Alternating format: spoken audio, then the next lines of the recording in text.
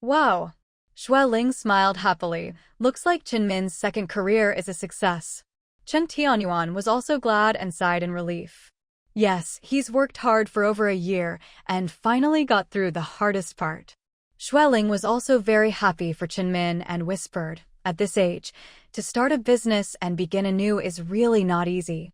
Min's situation was very different from Heng's and Huan's. Although he had some property, compared to the people in the imperial capital, it was insignificant. Originally, his assets weren't very abundant, but his wife kept taking from them until, at divorce, he was left with only one large supermarket and two small, unimpressive ones, plus a few old shops. After selling the small supermarkets, he had only a few million left. Besides the three-story building by the river, the rest was wasteland, and everything had to be started from scratch. Investing in a large duck farm was not like small investments. It required a lot of money up front to build modern incubation systems and duck-raising equipment. He thought a few million would last a while, but it barely covered the equipment, and the money quickly ran out. Min bit the bullet and sold two shops, continuing with his eldest son. But halfway through, the cash flow broke again. Who kept in touch and, upon hearing this, scolded him harshly for not asking for help from him and Yuan. Then he sent 5 million, urging Min to hold on. Tianyuan also quickly sent 3 million. With 8 million in total, Min could buy better ducklings, rent a larger riverside area, and hire over a dozen workers to cut fresh grass for the ducklings. His ducks had river water to swim in, grass to eat, plus some feed, making their meat very fresh and tasty. Many merchants liked the riverside environment and came to buy ducks, gradually opening sales channels and gathering funds, barely getting through the toughest times. Now the second batch of ducks was being sold, and sales were secured. Min's duck farm was expected to improve steadily. Ling sighed deeply. Heng and Huan have enough funds and wide connections. One is good at business, the other at medicine. Brothers united, they started a nursing home. They never intended to make much money, but invested their lifetime savings as a long-term project. Whether it profits or not doesn't matter, they're not short of money. But Min is different. He can't afford to fail. What about his children? How will they live? The pressure on him is understandable. Tianyuan sighed. Yes, Hu said he video-called Min recently and saw he was dark and thin. Fortunately, the labor keeps his spirits up, but it's heartbreaking to see. Ling patted his chest. Luckily, the hardest part is over. Tianyuan smiled and explained. Min said the happiest thing is that after all this, his relationship with his children has improved. When on vacation, they help at the duck farm, don't mind the dirt or smell, and do chores obediently. Min had worried the divorce would hurt the children deeply but underestimated their resilience. The kids were sad for a while but recovered quickly. Perhaps seeing their father's hard work, they suddenly became more mature, returning home during holidays to help, living and eating with their father and eldest brother, strengthening their bond. Tianyuan explained. Min also said the eldest still takes medicine, but is probably fine now. He's much more cheerful and helps everywhere. Recently, he started making promotional videos for the duck farm, uploading short clips daily, popular with young people. That's great. Ling sincerely rejoiced for Min. Divorce isn't always bad. Sometimes, when all seems lost, a new path appears. This is a fresh start. Tianyuan said gently, everything has good and bad sides. We have to look at the bright side. Ling knew he was comforting himself and smiled bitterly. We can't afford to lose hope. Our mindset must stay strong to care for the elders. Even if recovery seems impossible, we can care well to slow deterioration, make their lives comfortable, and let them leave peacefully. There's no other choice. Wife, you've worked hard. Tianyuan held her hand gratefully. You and Sister Chun have been taking care of Mom. I've been confused and lost. Ling nodded, comforting him. I know you had a hard time accepting it at first, but we have to face it. I've been hesitating lately. Tianyuan frowned. I'm thinking. Whether to sell the tissue company and retire to take care of mom, to share your burden. Exile Garden was full of people, and her business was bigger and more complex than his. Though semi-retired, she still had many decisions and tasks, especially at year-end. He worried she'd be too tired, and at his age, managing the tissue company was becoming difficult, especially recently. Over 20 years, his tissue company grew several times in scale. Though he earned less than Xueling, with savings and company sale money, he was a small fortune. If he didn't waste it, it was enough for their retirement. Xueling couldn't help but ask, "Do you really have to sell?" His business wasn't large, but growing from a small agent to today's scale was impressive. Qing Tianyuan shook his head. "Not that I have to, just hesitating, considering." "Don't sell," Xueling disagreed. "You're just tired and stressed lately, with poor rest and low energy. You feel exhausted and worry you won't have enough time with mom, or that I'll be overworked. But it's not that bad, really." Grandma still had self-care ability. The house had cleaners, a chef for meals, 2 professional nannies for the babies, many security guards and bodyguards, and Sister Chun to care for Grandma. There was no need to be overwhelmed. Xueling analyzed, "You're just emotionally and physically tired. Once you recover, you'll be fine." Your business grew from nothing, building connections bit by bit. It's not easy. You can't just give up now, you'd regret it. The couple, long married and always open with each other, had no secrets. Cheng Tianyuan didn't try to hide anything from Xueling. "I do feel reluctant," he admitted, "but I worry that the days I have left to be with mom aren't many. My father, he was gone in the blink of an eye, and I didn't even hear his last words. Mom raised me, but I never had the chance to take care of him. I don't want to leave too many regrets like that." Xueling held his hand gently and whispered, "You're wrong. Dad was with us for over 10 years, and you were filial every day. How can you say you never had the chance to care for him?" "It's different," Cheng Tianyuan said. "Back then, he could take care of himself and even helped us with the kids. It wasn't really caring for him, it was more like he was caring for us." Xueling shook her head. "It was mutual care. You're disturbed by what happened back then, so you worry about not having enough time with mom and don't want to leave regrets. But dad and mom have been with us from the county to the capital, from Dongfang Garden to Ronghua Mall, and then to Exile Garden. That's many years. I don't think the real care is only when they can't take care of themselves. The days and nights we spend with them count too." "They do," Cheng Tianyuan sighed. "But I fear mom's days are few, and I don't want her to disappear suddenly like dad." Xueling lowered her eyes and whispered, "The ancients said, 70 years is rare. Now life is better and elders live longer. Whether it's your mom or my parents, they've all surpassed the average lifespan. To me, we're lucky children. We have more time with them, about 10 extra years. The life we provide isn't perfect, but in a big city like the capital, it's among the best."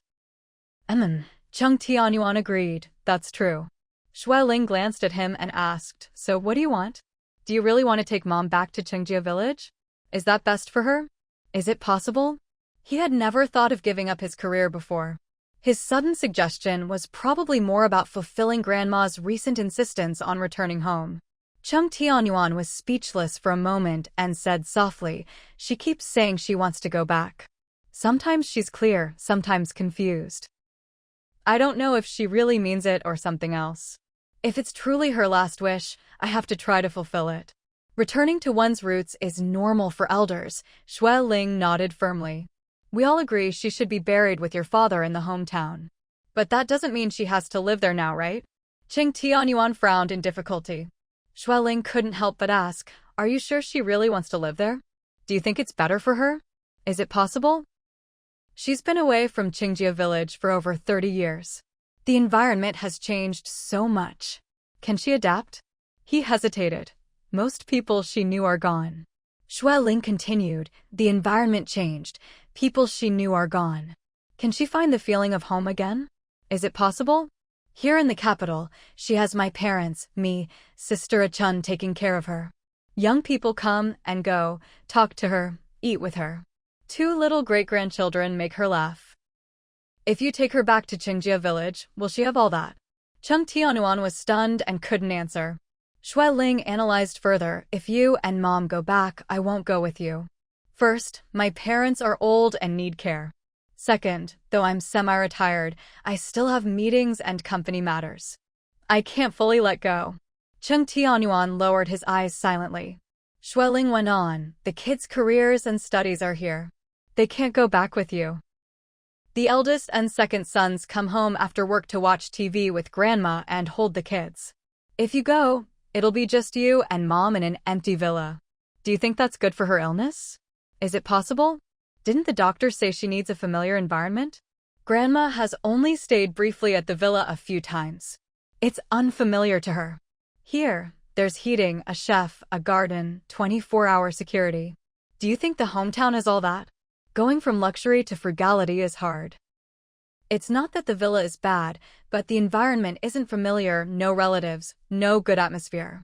From a warm, familiar place to a lonely, strange one, is that good for her? Have you thought it through? Chung Tianyuan saw her getting angrier and hesitated. Wife, don't be upset. I'm just discussing with you. I disagree, Shui Ling said bluntly. You can't treat Mom's confused words as a decree. She's old, and we arrange her meals and daily life. We should respect and care for her, but that doesn't mean losing our judgment and blindly following her. Listening to her isn't always filial, and not listening isn't unfilial. Chung Tianyuan impatiently said, but she still says she wants to go back. She said it again last night. Do you think you can listen to her? Shui Ling angrily retorted. I already explained. You have to use your judgment. Are you going senile just because Mom is? Chung Tianyuan's face darkened, and he fell silent again. Shui Ling's eyes reddened as she shouted, enough. I don't agree. Calm down and think about what I said. The kids are grown and have a say in family matters. You can't decide alone. You have to listen to them. She turned and left quickly. In the evening, Chung Huanran drove back to Xian Garden, parked in the garage, and got out carrying his briefcase. He glanced around and saw his father's car was there, his mother hadn't gone out, and the third brother had returned. Since Grandma fell ill, the third brother had been coming home more often. With his own dedicated art studio at home, he could handle both school assignments and online part-time jobs there, so he tried to spend more time with Grandma. At that moment, the second brother's car also pulled into the garage. Chung Huanran stepped aside and waited outside the garage door. Soon, Shui Yang rushed out hurriedly. Chung Huanran raised an eyebrow. You didn't pick up Xiao Xiao? Oh. Shui Yang replied. She had no afternoon classes and took the bus home at noon. Chung Huanran started to walk inside, but was grabbed by his brother, who winked at him. He asked curiously, what's up? Shui Yang lowered his voice dramatically. Bro, Mom and Dad had a fight. Huh? Chung Huanran shook his head. Who told you that? Nonsense, right? In his memory, his parents never fought. Even if they disagreed occasionally, it was always gentle, reasonable, and loving. Shui Yang glared. How could it not be? Xiaoxiao said so. She said. Mom and Dad suddenly started arguing loudly, especially Mom. Mom had red eyes and went back to her room. Chung Huanran, Shui Yang continued vividly. Mom was very angry and didn't come out for a long time. Dad stood there with a dark face for a while before leaving. Then, Grandma called him, Sister Chun phoned him, and he hurried back around 4 p.m. Mom and Dad are busy with their own things, ignoring each other. Chung Huanran swallowed nervously. What were they fighting about? Don't know. Shui Yang whispered. Our house is well soundproofed. We couldn't hear clearly. Xiaoxiao only said she's sure they fought, but didn't dare ask what about. She also said Mom and Dad look normal now, but their expressions are off. Chung Huanran cleared his throat. Let's go check. Shui Yang patted his back, grinning. Big bro. It's up to you. The two brothers went to the living room first and found only the third brother lying on the sofa reading comics. Chung Huanchong lazily called out, Big bro, second bro, you're back. Shui Yang looked around and asked, Why are you the only idiot here? The idiot glared and replied, They're all in the back garden. Grandpa suggested, since the weather is nice and the osmanthus flowers are blooming, We should eat early under the osmanthus tree. Shui Yang chuckled, so romantic. Cheng Huanran calmly put down his briefcase, unbuttoning his cuffs, and asked his brother on the sofa. When did you get back? Over an hour ago. Only 2 classes this afternoon. No class tomorrow morning, sculpture class in the afternoon. I'll eat and then rush back. Shui Yang and Cheng Huanran exchanged a knowing glance and sat down. Did you notice anything unusual when you came home? Cheng Huanchong put down the comic and looked suspiciously at his brothers. Yeah. Do you know why? I feel. Mom and Dad seem off. Their moods aren't good. Mom barely smiled. Surprisingly, both older brothers shook their heads. We don't know either. Shui Yang added. Heard they fought this afternoon. Mom even cried. Cheng Huanchong couldn't believe it. The eldest brother stood and whispered, let's play it by ear. If they make up, we pretend we don't know. If not, I'll ask Dad later. Okay, good. Soon, dinner began. Cheng Tianyuan and Shui Ling acted as usual, caring for the elders, chatting with Aunt Ju, and asking the sons and daughters-in-law questions. However, the 3 sons noticed the couple barely spoke to each other, their brows showing anger and sadness. After dinner, Cheng Huanran saw Mom and Aunt Ju taking Grandma to bathe, Dad accompanying Grandpa and Grandma to watch TV, and found no chance to slip away, so he went to his room to shower.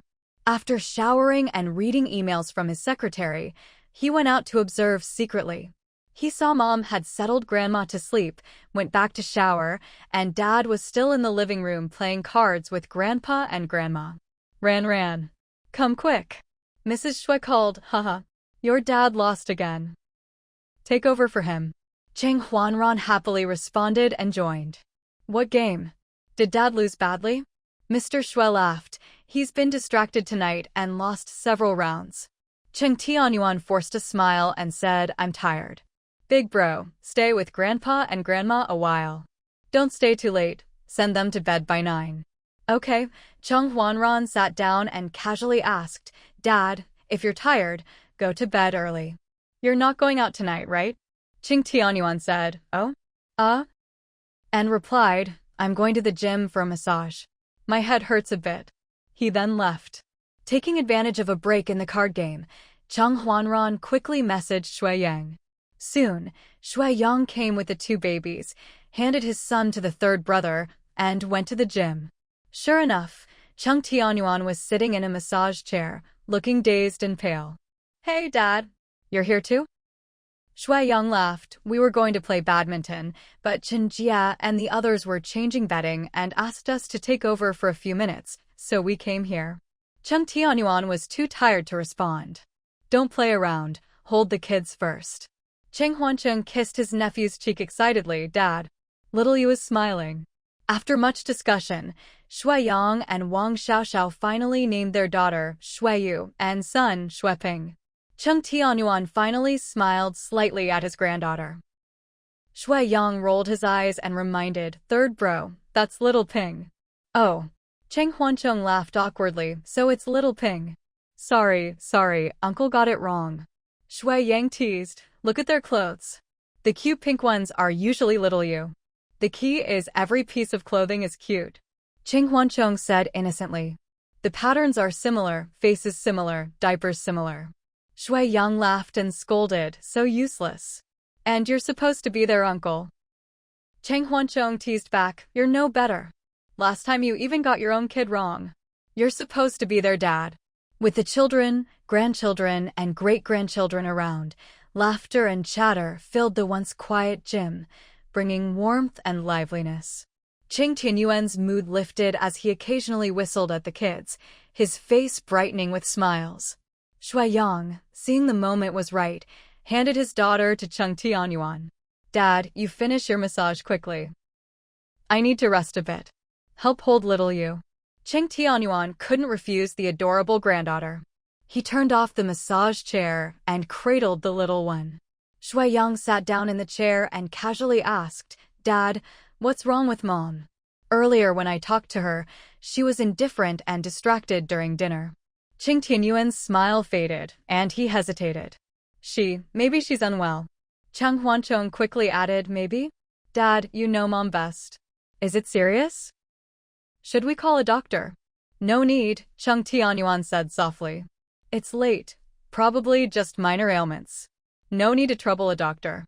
Shuai, enjoying the massage, suggested, should we call Mom here? She's been working hard taking care of Grandma. Maybe she's just tired. Let her get a massage and foot bath, then sleep early.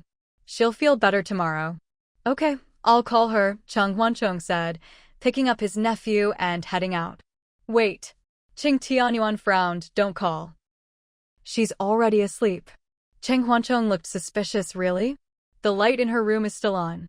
Cheng Tianyuan was speechless, avoiding their gaze and pretending to look at the baby. Dad? Dad? Shuai probed, what's wrong? Cheng Tianyuan didn't answer. Shuai and Cheng Huanchong exchanged looks, deciding it was time to press. Dad, are you upset with Mom? Mom had red eyes earlier. Did you make her angry? Cheng Tianyuan glared, none of your business. Shut up. Huh? Shuai ducked his head, muttering, Dad, are you embarrassed? Did you really have a fight? Cheng Huanchong hid behind the baby and whispered, Dad, what's going on? You and Mom are both upset. We all rely on you two as leaders. You can't lose your heads, or the family will fall apart. Cheng Tianyuan stayed silent, playing with the baby's tiny feet. Shuai and Cheng Huanchong gave up asking. Just then, Cheng Huanran hurried in. Dad, Mom told me to find you. She said you want to discuss something with us. What is it? Cheng Tianyuan looked awkward and coughed. She told you? Did she? Cheng Huanran shook his head, no. I was playing cards with Grandpa and Grandma. Mom came out and sent me to find you. She took Grandpa and Grandma back to rest. With two elders present, Shuai naturally didn't say much. Young people's big troubles should be kept from elders to avoid worrying them. The elders were already old and needed care, not more worries. Cheng Tianyuan explained quietly. The three sons frowned, their expressions darkening. Dad, you're wrong. You can't twist Grandma's words. She's confused now. How can you take her words seriously? You want to sell the company and take Grandma back to the hometown alone? Are you sure you can care for her alone? Grandma is used to the capital's environment and climate. Taking her back without proper medical care, living conditions, or family atmosphere is reckless. Why would you think that? Dad, are you tired and confused? The hometown can't compare to our home here. The hometown has no relatives. Our home is here. Cheng Tianyuan didn't dare get angry at Shuai, but his face darkened when facing his sons. You don't understand.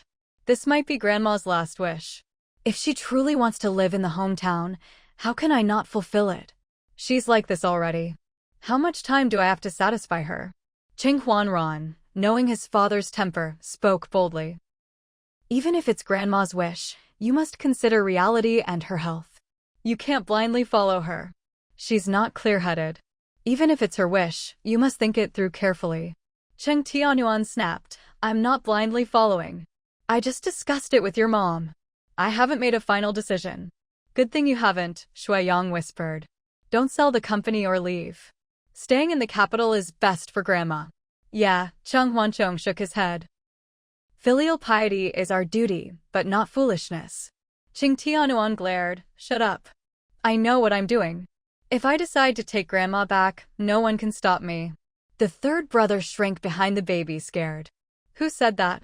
Cheng Huanran's tone hardened. Dad, this family belongs to all of us, not just you. Grandma is our grandmother, and we all have a say in caring for her and making decisions when she's not clear-headed. You can't take full responsibility alone. Cheng Tianyuan was speechless, turning his face away, looking very unhappy. Shuai, encouraged by his eldest brother's lead, said, Dad, Big Bro is right. This can't be your decision alone. We should vote. If most agree, then you can take Grandma back. Cheng Tianyuan got angry, you're all on Mom's side. Who would support me? Then you have to listen to us, Cheng Huanran said firmly. No one is always right. Mom can't guarantee staying here is best. But based on the situation, it's better than your plan, so we agree with Mom. Cheng Tianyuan's face darkened. Then what's there left to discuss? His sons and wife all spoke with one voice, making it clear he really couldn't take his elderly mother back to Qingjia village. His wife's disapproval was already hard for him to bear, but to find none of his children supported him, none understanding his inner torment, was even worse. It's still being discussed, Cheng Huanran snapped. Dad, you really shouldn't decide this alone. Grandma belongs to all of us. You have to consider everyone's opinions. Cheng Huanran, usually gentle and mild-mannered, was raising his voice at home for the first time since becoming an adult. Everyone, including the two little ones, was stunned. Cheng Tianyuan looked at his son's young face, so much like his own, and was momentarily speechless. Once, he too was full of vigor and ambition. Now he was old. Not only was society dominated by the young, but even at home, the young were in charge. His son was right.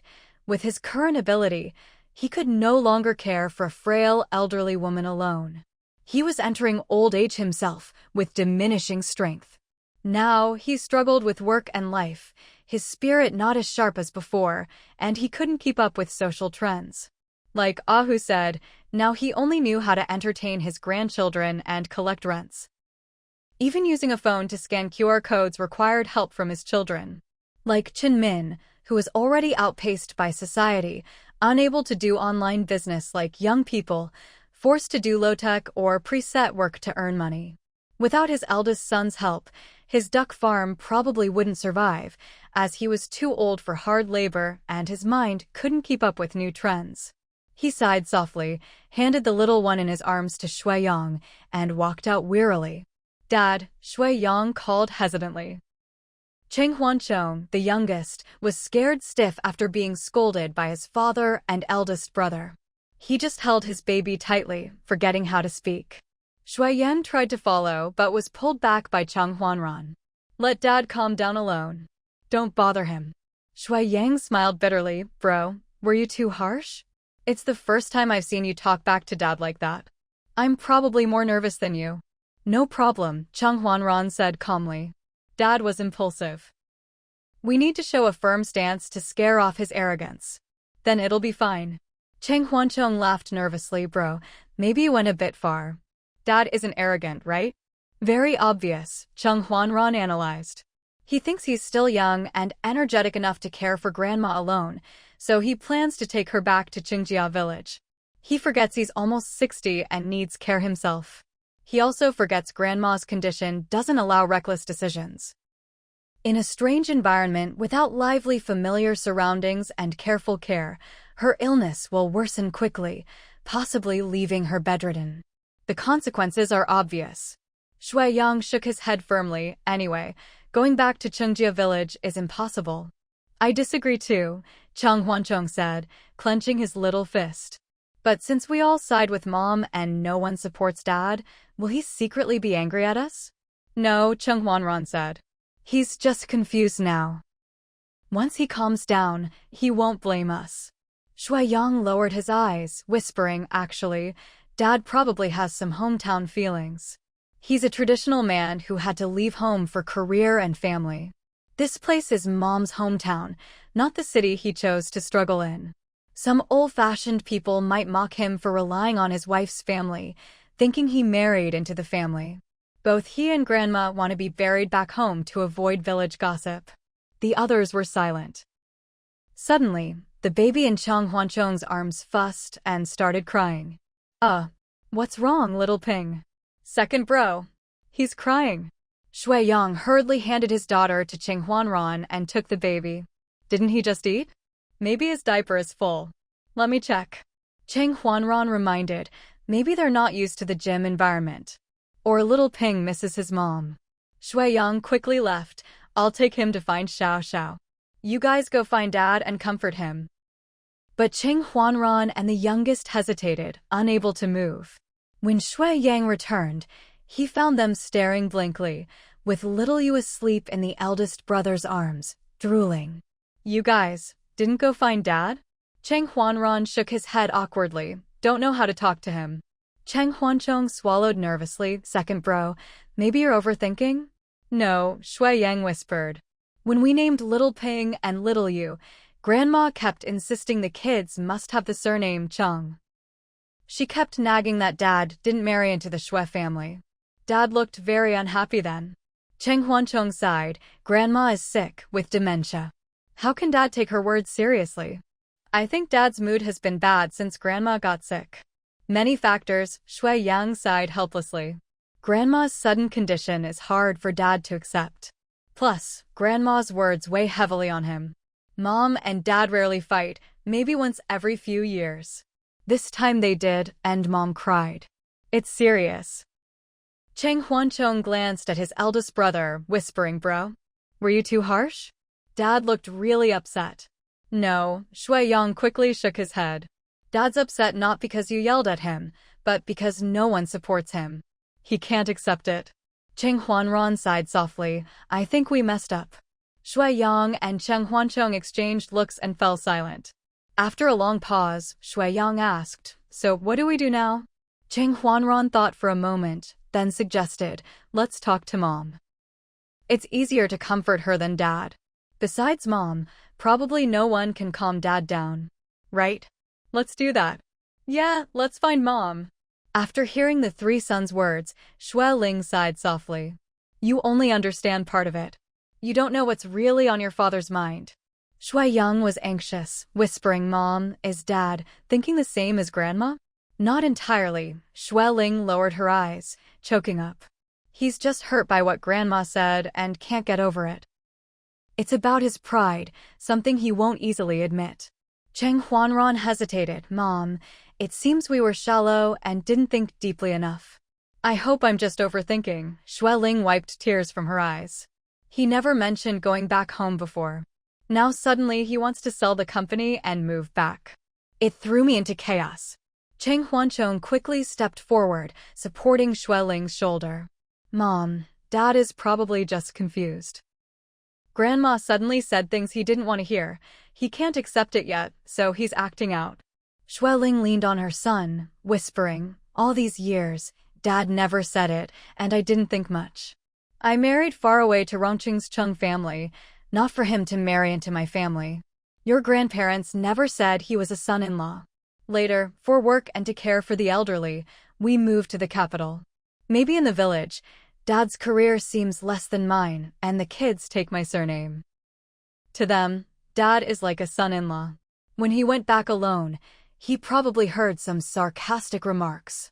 Grandma's words this time pierced his heart and made him explode. Mom, did Dad really think that? Shui Yang frowned. Did he say it? Shui Ling sighed. He didn't say, but I know. We've shared a bed for years. If I can't guess his thoughts, that would be a joke. Even if he didn't say it, she knew well. When she guarded Grandma in the hospital, she noticed the signs. Before falling ill, Grandma often scolded and hit him, with various insults and mockery. She heard and saw it clearly on the monitors. Lately, her husband often looked distracted. Besides Grandma's sudden illness, it was also because he wanted to fulfill her dream of returning home, so the village wouldn't gossip that he married into the capital and didn't return even when his mother was ill. Cheng Huanran scratched his head irritably, whispering, Dad is over 60. How can he still care about such empty, hypocritical things? I just don't get it. You can't understand, Shui Ling explained softly. We're a generation apart, with big differences in thinking. Dad is a traditional man. Remember when you were about to marry your ex-girlfriend, and her family wanted you to marry into their family? Dad's face was dark and stern, like no discussion was possible. I still shudder thinking about it. For older men, marrying into the wife's family isn't honorable, Shui Ling sighed. And Dad is the only son. In rural areas, that's almost like the family line ends. So the village surely spread many nasty rumors. Shui Yang muttered, if that's true, then Dad and Grandma mustn't go back. For some silly gossip and fragile male pride, ignoring Grandma's illness and giving up his career, that's crazy. Honestly, Dad was too impulsive this time. No choice, Cheng Huancheng murmured. Dad was triggered, especially by Grandma's invisible pressure. Cheng Huanran sighed deeply. Anyway, we have to calm down and firmly oppose Dad taking Grandma back alone. We don't have to live for others. We must live well for ourselves. What the village says is none of our business. We're far away in the capital, can't hear it and don't need to. Right? Shui Yang agreed. We live well here, and Grandma has been well cared for. No need to change our lives for irrelevant people or gossip. But Dad doesn't think so, Shui Ling smiled bitterly. He has everything but lacks that inner comfort. Cheng Huancheng thought for a moment and asked, Mom, do you have a plan? Can you persuade Dad? Shui Ling shook her head. My mind is a mess. This is his deep-rooted pain, accumulated over years. It can't be fixed with a few words. I don't know how to face him. He's sacrificed more time for the family than I have. Some people secretly say he relies on his wife and hurt his pride deeply. He's had a hard time. Who said that? Shui Yang cursed loudly. What a bastard. Nonsense. Dad has his own career and has done well. Who says a husband must be stronger than his wife? What century is this? Such old-fashioned nonsense. Cheng Huanran frowned. Mom, who said that? Old neighbors, Shui Ling said, stopping her hands. Years ago. They whispered behind Dad's back, never to his face. But Dad isn't deaf or blind. How could he not know? Cheng Huancheng grew anxious. Oh no. Dad's long-suppressed pain exploded after Grandma's outburst. No wonder his mood was so strange and scary. By the way, where did Dad go? He went out. Shui Yang asked in surprise. Did he really go out? Oh no. He drove out alone. He was so upset. Is he driving fast? Maybe he's drinking alone? Should we call? The three sons worried. Shui Ling, experienced and sharp, glanced at them. Think carefully. Don't panic. After I argued with him, I told the bodyguards on duty not to let Dad go out alone. Even if he drives alone, someone must follow. The three sons all sighed in relief one after another, but their worries soon returned. Mom, this is Dad's emotional knot. It won't be untied easily anytime soon. Shui Ling sighed softly. I told your father that when the weather gets better, I'll accompany Grandma back to Qingjia village for a visit. That's too troublesome, Cheng Huanran disagreed. The villa there hasn't been lived in for a long time. The appliances and living facilities can't compare to home. Hiring help would be difficult. It won't be comfortable. Shui Ling lowered her voice. There's another plan. During the new year, we all go together with Dad and Grandma. It's the time to pay respects to elders and ancestors back home. You all can make time, and we'll accompany them for the holiday. Everyone was stunned. Mom, is there no other way? Cheng Huanran hesitated. The company has team events and friends reunions during the new year. Going back home would take several days. Shui Yang was even more troubled. Mom, I have a family now. I have to take Xiao to her parents' home for the new year. Unless I split in two, I can't go with you. Cheng Huancheng also looked troubled, smiling bitterly. The holidays and spring festival are my busiest times, with updates and deadlines. I can't move my studio and computer to the village. The computer is portable, but what about the studio? Shui Ling sighed helplessly. Your father and Grandma don't understand. Our roots are deeply planted in the capital. We can't just move so easily. Or, Shui Yang boldly suggested, let Dad take Grandma back for a short visit. It'll be just the two of them, quiet and lonely. Grandma probably won't last 2 days without the kids and great-grandkids. She needs to see them every day to be happy. Cheng Huanran glared at him. How can you risk Grandma's health for some vague pride and nostalgia? Taking her back to suffer? What if something happens? The consequences would be terrible. Maybe not, Cheng Huancheng whispered. Grandma is only a bit confused, not that serious. You don't understand, Cheng Huanran, a professional, quickly analyzed. In a strange environment with strangers all around, Grandma's condition will worsen. She might get lost or wander off. Elderly people can't endure that. It's a risk we can't take. Shui Ling rubbed her tired brow. If Dad calms down and thinks carefully, he'll know this risk is too great. Maybe Big Bro should talk to Dad, Cheng Huancheng suggested. Use your medical expertise to convince him. There might be a breakthrough. Cheng Huanran recalled his father's earlier expression and hesitated.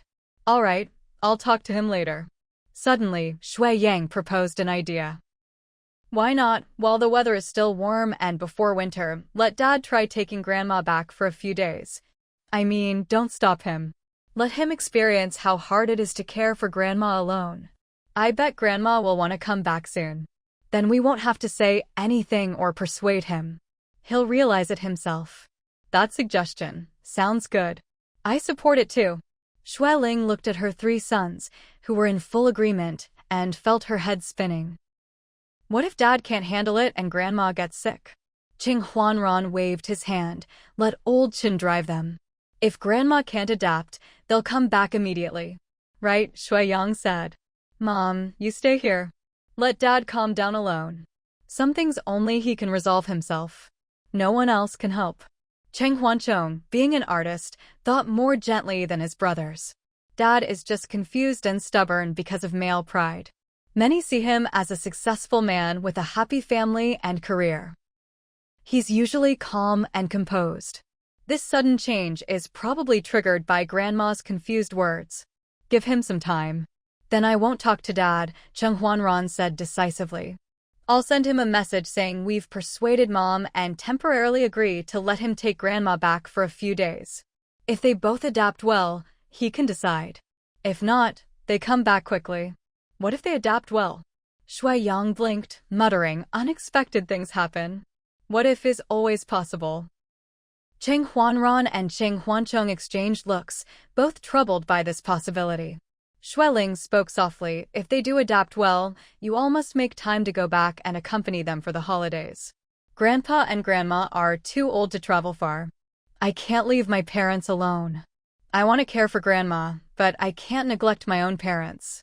If we can live together, I can manage both. If not, I can't split myself. All right, Cheng Huanran said quietly, we shouldn't resist or reject. If we have to go, we'll go. Shuiyang could only agree, fine, I'll have to keep Grandma and Dad happy, then run to my in-laws. Cheng Huanchong gritted his teeth, I'll update less and try not to miss posts. Losing a holiday won't cost me much. Xueling nodded, satisfied. All right, it's decided. Big bro, go find Dad and tell him I've been persuaded and temporarily agree to let him and Grandma go. The rest of you, get some sleep or take care of the kids. My head is spinning. I'm going to bed. I understand, Mom. Mom, you don't look well. Rest well. Mom, let me help you to your room. That night, while drinking quietly with Ahu, Cheng Tianyuan received a voice message from his eldest son. He listened once, then again in disbelief. Ahu's face was flushed from drinking, and he burped. What's up? Family pushing you to come back? Just tell them you're sleeping here tonight. It's rare you came to drink with me. Don't let your wife know. Just say we're chatting and we'll sleep here, then go back in the morning.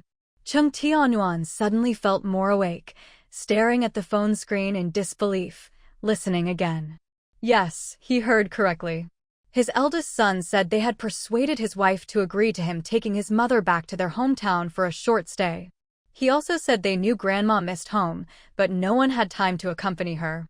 Since Dad wanted to take her back for a few days, he should go. Mom reminded him not to fly, but to have old Qin drive them, with all necessary equipment for the long trip. Cheng Tianyuan. So, Xueling really agreed. But only for a few days, not the permanent move he initially proposed. It seemed she hadn't told the children the full truth. Who handed him some roasted peanuts, smiling, these are specially bought online by Yu, delivered to our door. Very convenient. Cheng Tianyuan ate slowly and asked, have you been in touch with Qin Min recently? No, Ahu explained, he's very busy. Where would he find time to chat all day? I told him the salted duck eggs arrived and shared some with you.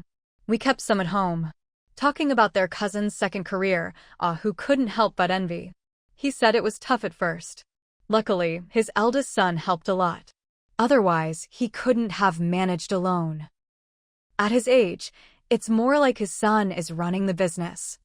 Ahu sighed, if only my son could start a business with me, I'd be so happy. Cheng Tianyuan frowned, are you sure you could handle it? No. Ahu laughed bitterly. First, my health is worse than Qin Min's and yours. Second, I don't understand what my son does. I couldn't run a business with him. Even if given a new phone, I might not use it right. My youngest just started kindergarten. My wife and I sometimes get bored, so we cook or pull weeds outside. Brother, honestly, I envy you most. Chung Tianyuan was surprised. Envy me for what? Hey. Who said, your company keeps running and making money. At our age, how many can still earn easily? I retired years ago. Luckily, I bought many properties on your wife's advice. Now I get rent. Otherwise, I'd have to rely on my son. Once you ask others for money, it's a different story. Ching Tianyuan thought deeply, eating peanuts silently. Who continued, we're happy Chenmin has a second career, but I feel sorry for him. At his age, working by the river, living in simple dorms, chasing ducks. It pains me. Yes, he's healthier now, but it's hard. He depends on his son to make money. You're different. Your company runs smoothly. You just collect money. Summer with air conditioning, winter with heating, a fancy office. We're only a few years apart, but you're still going strong. How can we not envy you? Ching Tianyuan cleared his throat. The company has been around for years. The foundation is solid, and the staff are experienced. It's easier to manage now. Who chuckled, enjoy it secretly. Chung Tianyuan hesitated, but didn't mention selling the company. Who lowered his voice, we're happy Chenmin is doing well, but I worry about him. You know, he's old, chasing ducks in the wind, living simply. I feel bad. But you're different. Ching Tianyuan looked down, whispering, I'm not like you. I have an elderly mother. She's been insisting on going back home. I plan to take her back for a while. What? Who blinked, your mother's confused words, how can you take them seriously? He had heard Grandma often say she wanted to return and be buried in the hometown. But being buried there, I understand, Who said softly. Your father is buried there, and they were close. It makes sense to be buried together. But living there? No way. Cheng Tianyuan sighed, I'll take her back for a while. Otherwise, I feel she might be angry with me. In our hometown, elders must return to die and be buried there to have a complete life. But, Who frowned, can you care for her alone? No way. Ching Tianyuan thought, if necessary, I'll hire a local caregiver. Who glared, that's not what I mean. Without your wife, your in-laws, grandchildren, how can she be happy? Elders want lively company. Loneliness worsens illness. Chen Tianyuan sighed helplessly, but she keeps saying she wants to go back. I think she's scared inside. Scared of what? Who asked. Ching Tianyuan replied, in our hometown, if an elder dies and wants a funeral and burial on the mountain, it must be someone who died in the village. If they died outside, especially women, they're not allowed a funeral there. The villagers believe it brings bad luck and harms the village's feng shui. Most know it's superstition, but it's passed down and no descendant dares to disobey. Who nodded in understanding, oh yes. Some rural areas really have such customs. Cheng Tianyuan explained, when Dad suddenly passed, we only brought his ashes back without a big funeral. He was a Chung family descendant, so no one objected. But Mom is different. She's a woman and doesn't have the Chung surname.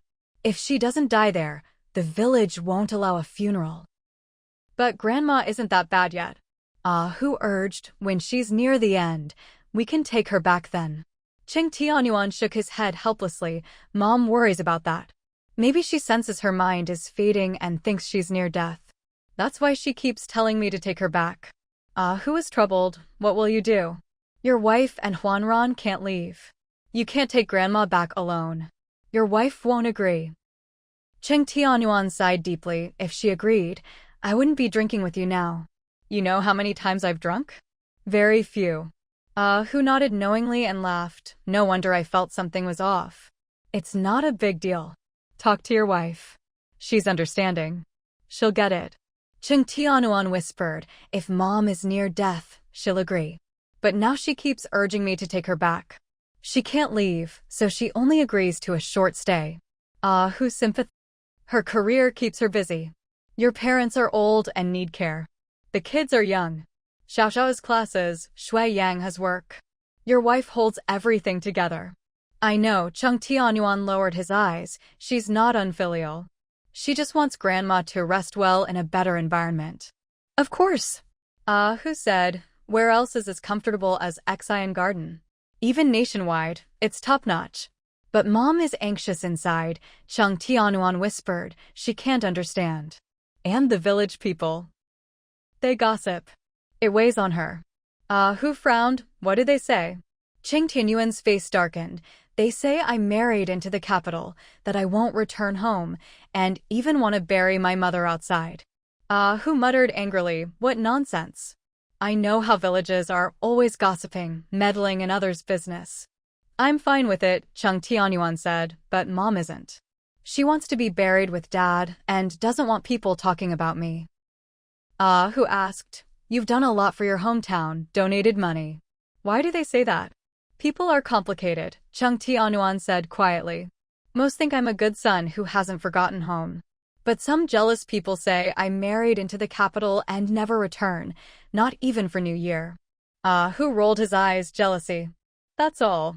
In rural areas, men who marry into the wife's family are looked down upon, Chung Tianyuan explained.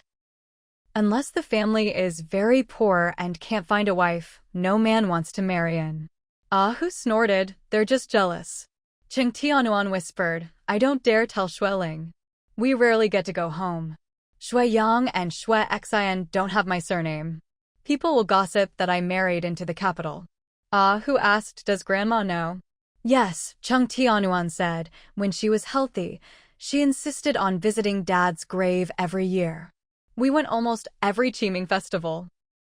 She must have heard the gossip. Later, when she got older and couldn't travel, he went alone. In recent years, with work and caring for 3 elders, he went less and less. He didn't like going back himself, so how could he encourage others? Who gave him a sympathetic look, it's not easy. Chung Tianyuan ran his fingers through his graying hair and smiled sadly. A lot of worries. Mom keeps saying she wants to go back, afraid she won't make it. She's traditional and young people don't understand. I think she shouldn't go now, but I can't refuse her pleas. Honestly, I don't think it's necessary. Our home is here. The old home is just memories. Who thought for a moment, then asked, so what will you do now? Chung Tianyuan rubbed his phone. Xueling agreed to let me take Grandma back for a few days to see if she can adapt. If not, I'll bring her back and promise to take her home when she's near death so she can be buried with Dad. Must it be like that? Yes.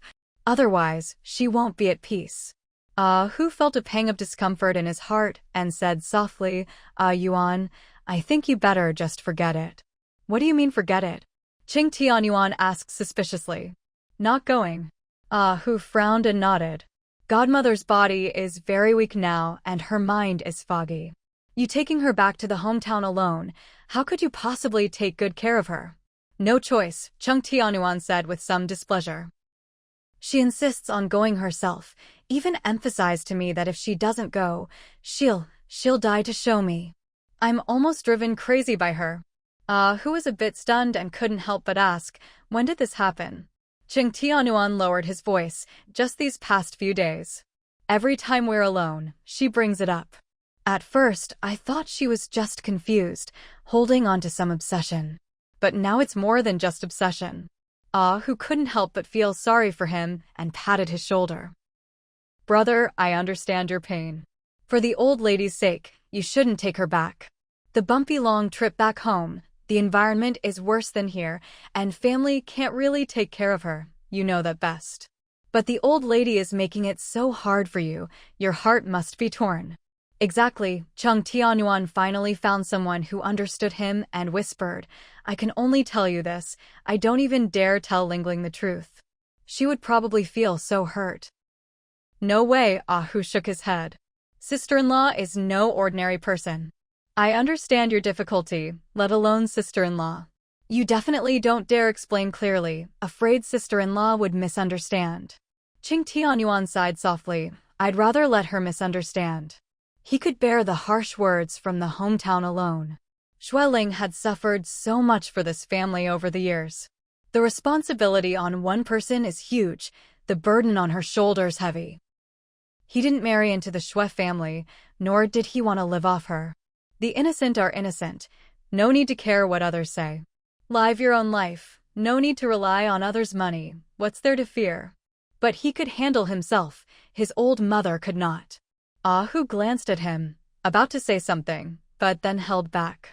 All right, you decide. Anyway, your relationship with her is great. Even if she misunderstands temporarily, sister-in-law will forgive you soon. Cheng Tianyuan was silent for a moment, then whispered, tomorrow I'll arrange things at the company, then help my mom pack. We'll leave south in a couple of days. I'll go with you, Ah Hu suddenly offered. You're not young anymore. How can you have the energy to take care of the old lady? With me along, I can help a bit. Cheng Tianyuan frowned. Are you physically up to it? In recent years, Ah Hu's health had improved somewhat, but he still had to take a lot of medicine daily for blood pressure and cholesterol, never stopping for half a day. Ah Hu pouted, I can't do heavy work or fiddle with computers and phones, but I can take care of the old lady. Better not, Cheng Tianyuan said bluntly. You have to take medicine every few days. I don't want to have to take care of you too. One confused old lady is already troublesome enough. Adding you would be too much.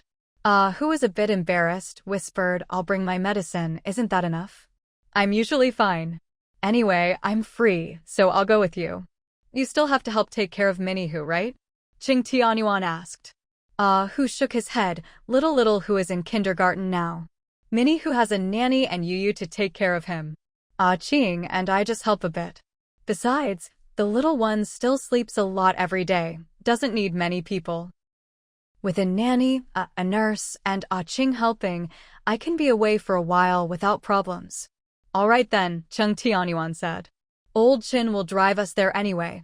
One more person won't matter. The old villa at home is so big, just buy some extra bedding and we can stay there. With you along, my mom will definitely be happy, and I can have someone to talk to. Otherwise, the villa feels too empty and cold. Ah Hu smiled happily, all right. It's settled then. Cheng Tianyuan reminded, pack a few more autumn and winter clothes. We don't know exactly how many days we'll stay. Better to bring more. We drive straight to the doorstep, so no problem carrying a lot. Okay, Ah Hu said cheerfully. When I have time, I can go see Amin. I don't even know what the riverside looks like now. I have to take a good look. Cheng Tianyuan nodded. I'll go with you. Ah Hu couldn't help but ask, will old Chin stay there too? Otherwise, we'll have to rent a car when we get there. Forget it. Cheng Tianyuan stopped him. Better let old Chin come back. There are more people at home, and 2 little ones. They need the car more than we do. Ah Hu agreed, then let's buy or rent a car. Rent, Cheng Tianyuan said. We might not stay long. If we buy, we can't drive it back. Better to rent. Ah Hu laughed, you hear that? You subconsciously think you can't stay there long. If you think so, how could you stay? Cheng Tianyuan was speechless and didn't argue. Ah Hu took a sip of red wine, smacking his lips. All right, it's settled. Tomorrow I'll tell Ah Ching to pack some clothes. Whenever you want to leave, just shout. Cheng Tianyuan put away his glass, reminded, you've already had half a bottle. Take it easy. If Wang Qing finds out tomorrow, she might blame me for dragging you to drink. Though he suggested drinking as usual, Ah Hu drank the most. Don't. Ah Hu pleaded pitifully. One more glass.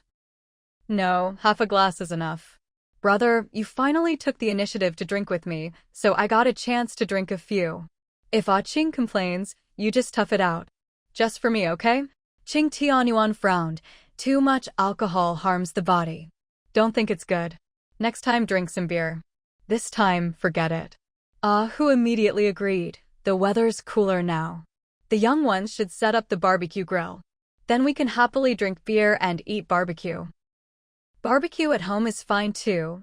Cheng Tianyuan seemed to reminisce, whispering, back when the 3 of us closed the shop, we'd open a few beers, bring some peanuts, sit on the riverside embankment, drink, chat, and enjoy the cool river breeze.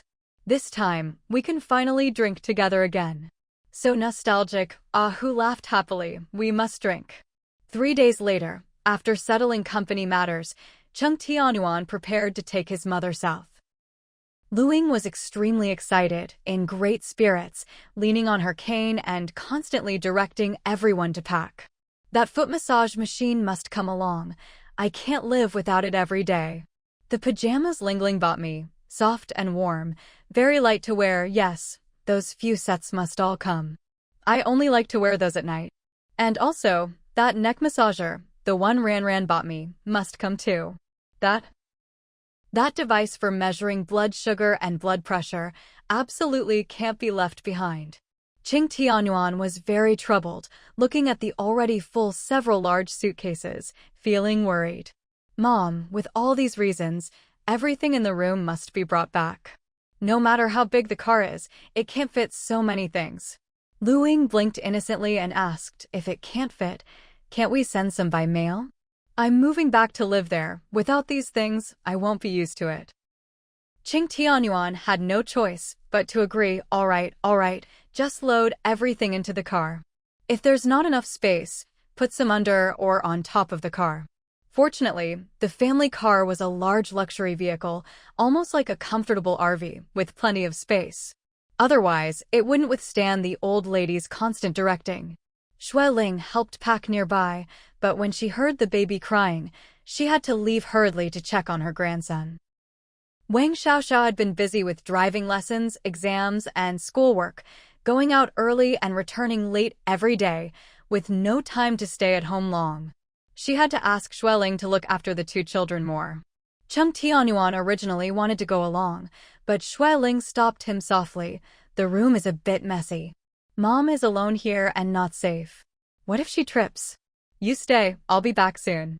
Qing Tianyuan nodded. No matter what conflicts or troubles, no matter how big or sad, the whole family, old and young, must be taken care of. No one can shirk their responsibilities. This is what it means to be an old married couple. Though Qing Tianyuan didn't apologize, his attitude and posture had already softened.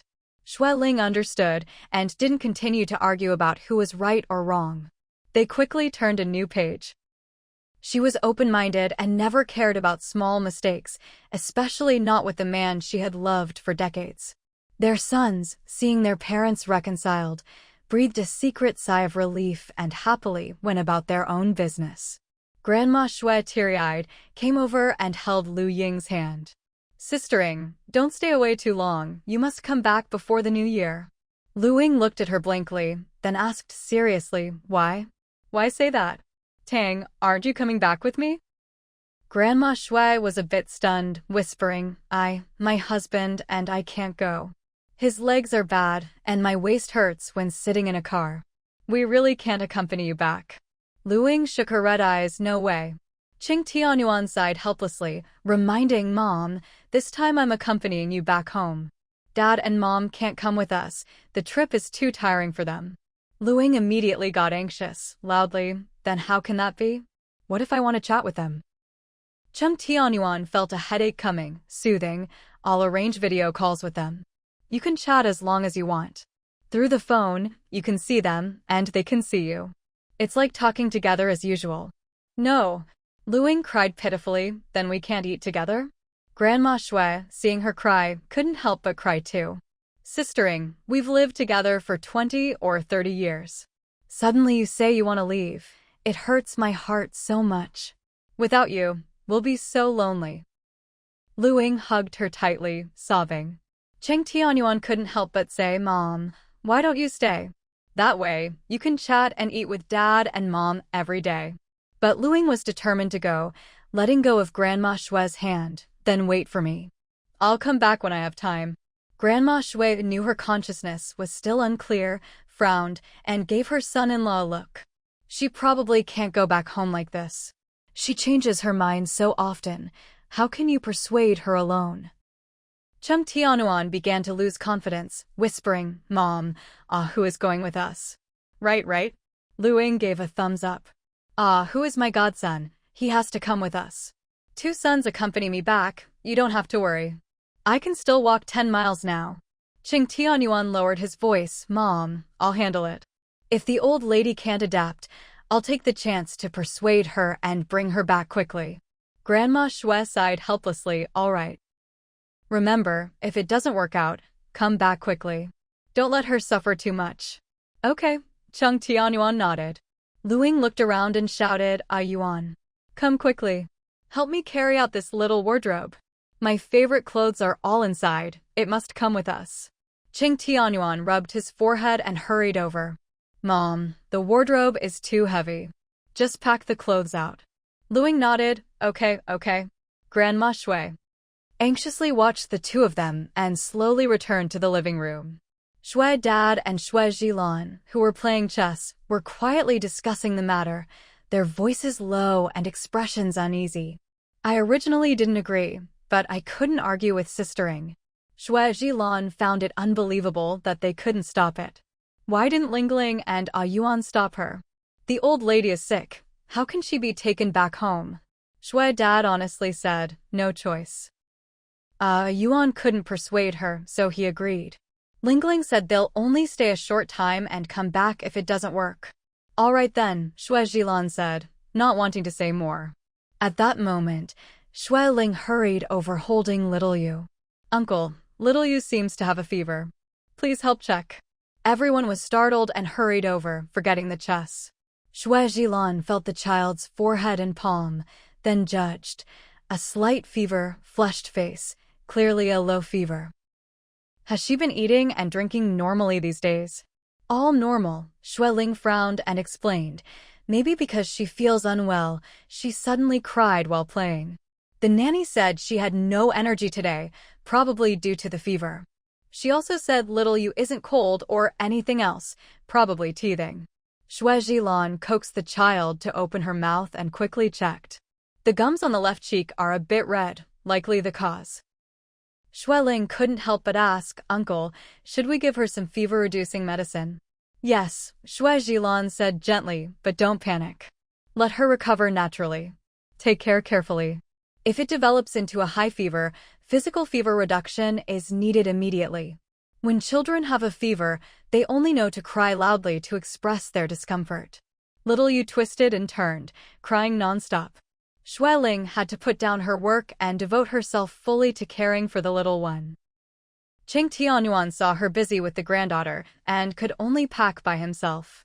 Jua Chun stayed with the elderly, not daring to let Luing out of sight.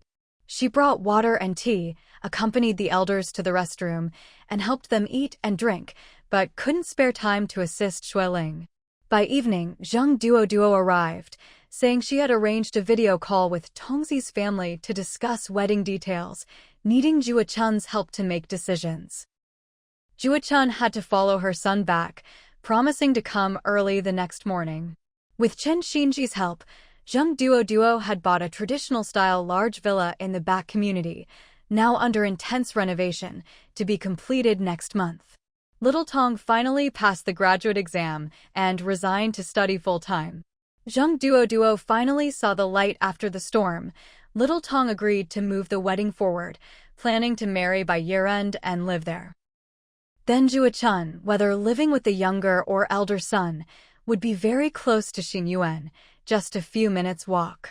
Recently, she helped care for the elderly at Xin Yuan and watched the younger son's house at night. She hadn't spent much time with the elder son and daughter-in-law lately and missed them a lot. Tonight, Zheng Duo planned to take her and Little Tong out for a big meal to celebrate. Shui Ling saw them off and turned back to hold the little one. Little Yu was drowsy and clung to her, lacking usual energy and spirit, occasionally crying in discomfort. Night fell, and Wang Xiao finally returned home. She hurriedly took the little one, anxiously feeling her all over. Mom, still no fever gone? What's going on? Is she sick? Still a low fever, about the same, Shui Ling explained. It's teething, gum inflammation causing the low fever. Uncle Jilan said it's nothing serious, just let her endure it. If it turns into a high fever, we must reduce it immediately. He also gave a prescription for high fever to boil a small bowl and feed her. I sent a KO to the pharmacy to get the medicine. It's already here. Wang Xiao, a first-time mother, was at a loss and very worried. Mom, what should we do now? She looks so uncomfortable. Shui Ling comforted her, don't worry. We'll soothe her and give her more water. I check her temperature every 10 minutes. It's still just a low fever. Should be fine. Let's stay alert. Little Yu lay on her mother's shoulder, drowsy, rubbing her neck repeatedly, her chubby body twisting, then crying again. Wang Xiaoxiao held the restless child, soothing her with pity. Shueling's hands were sore. She sat down and massaged her arms alternately. Xiaoxiao, have you eaten? Wang Xiaoxiao shook her head. No, I saw your message after class and rushed back. Yang Ang has to work overtime tonight. I contacted him on the way to come back early if possible. Mom, you must be tired. You eat first. I'll take care of the child. No, Shueling said softly. You've been out all day and must be exhausted. I had a snack this afternoon and I'm not hungry now. You eat first, then come back to help me. Wang Xiaoxiao asked, Mom, where's Sister Chen? Why isn't she here? Shueling explained helplessly. She had family matters and took leave this afternoon. Little Lu is with Xiaopeng in the room. Wang Xiaoxiao complained, why did Sister Chen take leave again? She's taken 3 leaves this month. Shueling smiled bitterly. She's in her 40s, with elderly and children to care for. Sometimes it's inconvenient. She's careful with the kids, and we can't find anyone else for now. We have to make do. Wang Xiaoxiao, still young, didn't understand the hardships of middle-aged life. When we hired her, we agreed she'd only rest 2 days a month, and they had to be weekends. Yang Ang also told her not to take frequent leave. Look, she's taken several days this month. Shueling nodded. She apologized a lot when she left today, saying an elder at home was ill and she had to go. Well, every family has difficulties. We'll give her some leeway for now. If it continues next month, we'll consider replacing her. Okay, Wang Xiaoxiao was kind-hearted and didn't press further. Let's wait and see. The 2 women took turns holding little Yu, eating and bathing her. When Shui Yang came home, the little patient finally fell into a drowsy sleep. Shui Yang patted his chest. Mom, leave the night to us. You go rest. Shueling was very tired, whispering, don't sleep too deeply, stay alert. Xiaoxiao has been busy all day. If anything happens, you hold on and don't let her stay up late. Shui Yang nodded quickly. Wang Xiaoxiao was deeply moved, softly, Mom, you've worked hard today. Go rest. Shueling returned to her room exhausted and fell asleep almost as soon as her head touched the pillow. Cheng Tianyuan settled the elders to sleep and only returned to his room late at night. He had packed, coaxed his mother, accompanied his parents-in-law, and was physically and mentally exhausted. Getting older, his legs and back were not as agile as before. Sitting on the bed, he had to support his waist and stiffly lift his aching calves. Shueling was awakened by the noise, turning over groggily. Are you asleep? Cheng Tianyuan whispered, it's okay, you keep sleeping. Shueling was uneasy and got up. I have to check on little Yu. Kids can get high fevers at night, we have to be careful. Cheng Tianyuan quickly stopped her, gently, I'll go. You keep sleeping. No, Shueling lowered her voice, little Lu is on duty tonight. It's inconvenient for you to go in and out of the nursery. Also, your loud voice might wake the child. Twins are like that. If one cries, the other follows. The little one was uncomfortable and sleeping lightly. If woken, she'd cry loudly, causing her brother to cry too. Cheng Tianyuan had no choice but to let her go, handing her a thin jacket. Shueling put on her shoes and hurried out. Cheng Tianyuan looked at her messy hair and tired back, feeling a mix of emotions. The family had old and young. The old were frail, the young still in swaddling clothes. The children were busy going out early and returning late. If he and his mother went south, only Shueling would be left to hold the fort. If he stayed home, he could help somewhat. If he went south to the hometown, everything would be left to Shueling. She was already in her 50s, past her energetic years. If overworked, she might fall ill. Cheng Tianyuan thought for a moment and made a new decision in his heart.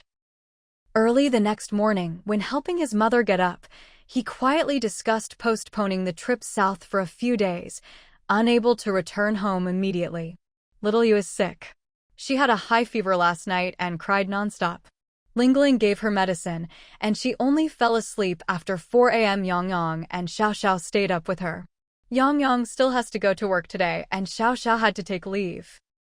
Lu Ying's mood dropped upon hearing they couldn't leave soon, but hearing the great-granddaughter was sick, her sadness turned to worry. What happened? Fever? How is she now? Cheng Tianyuan shook his head. We still need Uncle Jilan to check today. The little one is teething and gum inflammation caused the fever. It won't get better soon. Lu Ying hurried, then I'll go see her. Cheng Tianyuan stopped her. I'll pour you water and help you brush your teeth and wash your face. We have to stay and help care for the child. We can't just leave her alone and go. Of course. Lu Ying nodded firmly.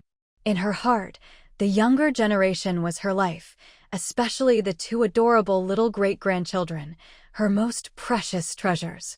Cheng Tianyuan breathed a little easier, took care of his mother, then went to find his parents-in-law. After feeding the 3 elders breakfast, he took them to see the little one. Wang Xiaoxiao looked pale, dozing while guarding the 2 little ones. Upon waking, she quickly got up and motioned for silence. Grandma, Grandpa, Dad, don't come in. Little Yu and Xiaopeng are still sleeping. Grandma Shui held her hand, worried. You're watching them? No one else. Wang Xiaoxiao explained. Sister Lu stayed up last night. Sister Chen will come at 9 to take over. Mom didn't sleep much either. I let her rest first. When Sister Chen arrives, I'll rest a bit. Cheng Tianyuan lowered his voice. You eat breakfast first, then come back. Don't worry, we'll watch here. Dad. Wang Xiaoxiao felt embarrassed. You have to take care of Grandma and the others. Let me do it. When Sister Chen comes, I'll eat. Cheng Tianyuan shook his head. No, we'll watch outside. If the child cries, we'll go in to hold her. You didn't sleep last night and must be hungry. Go eat. Okay. Be good. Seeing the elders insist, Wang Xiaoxiao nodded gratefully and hurried to the dining room. Cheng Tianyuan brought a stool and helped the elders sit. Lu Ying frowned. Wasn't she fine yesterday? How come she suddenly has a fever? I even held them yesterday.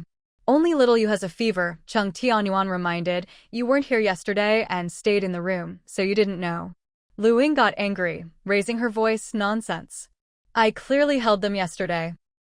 Grandma Shui and Grandpa exchanged glances and quickly smiled awkwardly. Yes, you did hold them yesterday. Yuan just forgot for a moment. Lu Ying glared at her son, then confusedly said, I went out yesterday and bought some ginseng to bring to relatives back home. By the way, Yuan, where's the ginseng? Cheng Tianyuan's eyes flickered slightly, whispering, Ginseng is valuable. I've already put it away. Oh. Lu Ying reminded, remember to bring it back home, okay? Cheng Tianyuan quickly agreed. Lu Ying stood up leaning on her cane, pointing toward her room. Yuan, we have to pack and go back home. Don't miss the train. Cheng Tianyuan felt a headache coming and hurried to stop her. Mom, don't you remember? The train tickets are for the day after tomorrow. No need to rush. Lu Ying nodded drowsily. Oh right, the day after tomorrow. No rush. Cheng Tianyuan lowered his voice. The luggage is packed. We just need to load it and leave. Don't worry, okay? All right? Lu Ying chuckled, wrinkles all over her face. Okay, then I'm not worried. Cheng Tianyuan finally calmed her down and peeked into the room. Little Ping twisted and turned, pulling off his little quilt. Cheng Tianyuan tiptoed in and pulled the quilt back up. At that moment, the sound of a cane tapping away came from outside. Cheng Tianyuan anxiously turned and walked out. He saw Grandma Shui supporting Lu Ying as they walked, quietly chatting. Grandpa Shui gave him a look, signaling him to follow quickly, then pointed to his nose and the room. Cheng Tianyuan understood and hurried after them. Grandma Shui turned her head and smiled awkwardly. Yuan, your mom said she wants to get some dendrobium from the storage room to take back home. I'm going with her, you come too. Cheng Tianyuan sighed and agreed. After a while, he finally found the dendrobium in the storage room and packed it. Lu Ying nodded in satisfaction, put it in the suitcase. Cheng Tianyuan dared not refuse and hurried to comply. Unexpectedly, just as he came out of his mother's room, he couldn't find the 2 mothers. Mom, At that moment, Wang Xiao hurried over. Dad, are you looking for Grandma and Auntie? They went to the backyard to sunbathe. Cheng Tianyuan breathed a sigh of relief and said softly, then I'll go keep them company. You take care of the kids. Okay, Wang Xiao continued forward. Cheng Tianyuan was about to turn the corridor. Not good. Not good. A KO ran over quickly, explaining while running. The two old ladies fell. What? Cheng Tianyuan and Wang Xiao were both shocked. A KO rushed into the backyard and saw Grandma Shui and Luing fallen into the flower bed. He quickly helped them up gently. Cheng Tianyuan and Wang Xiao also rushed over, helping on either side. Mom, are you okay? Did you get hurt?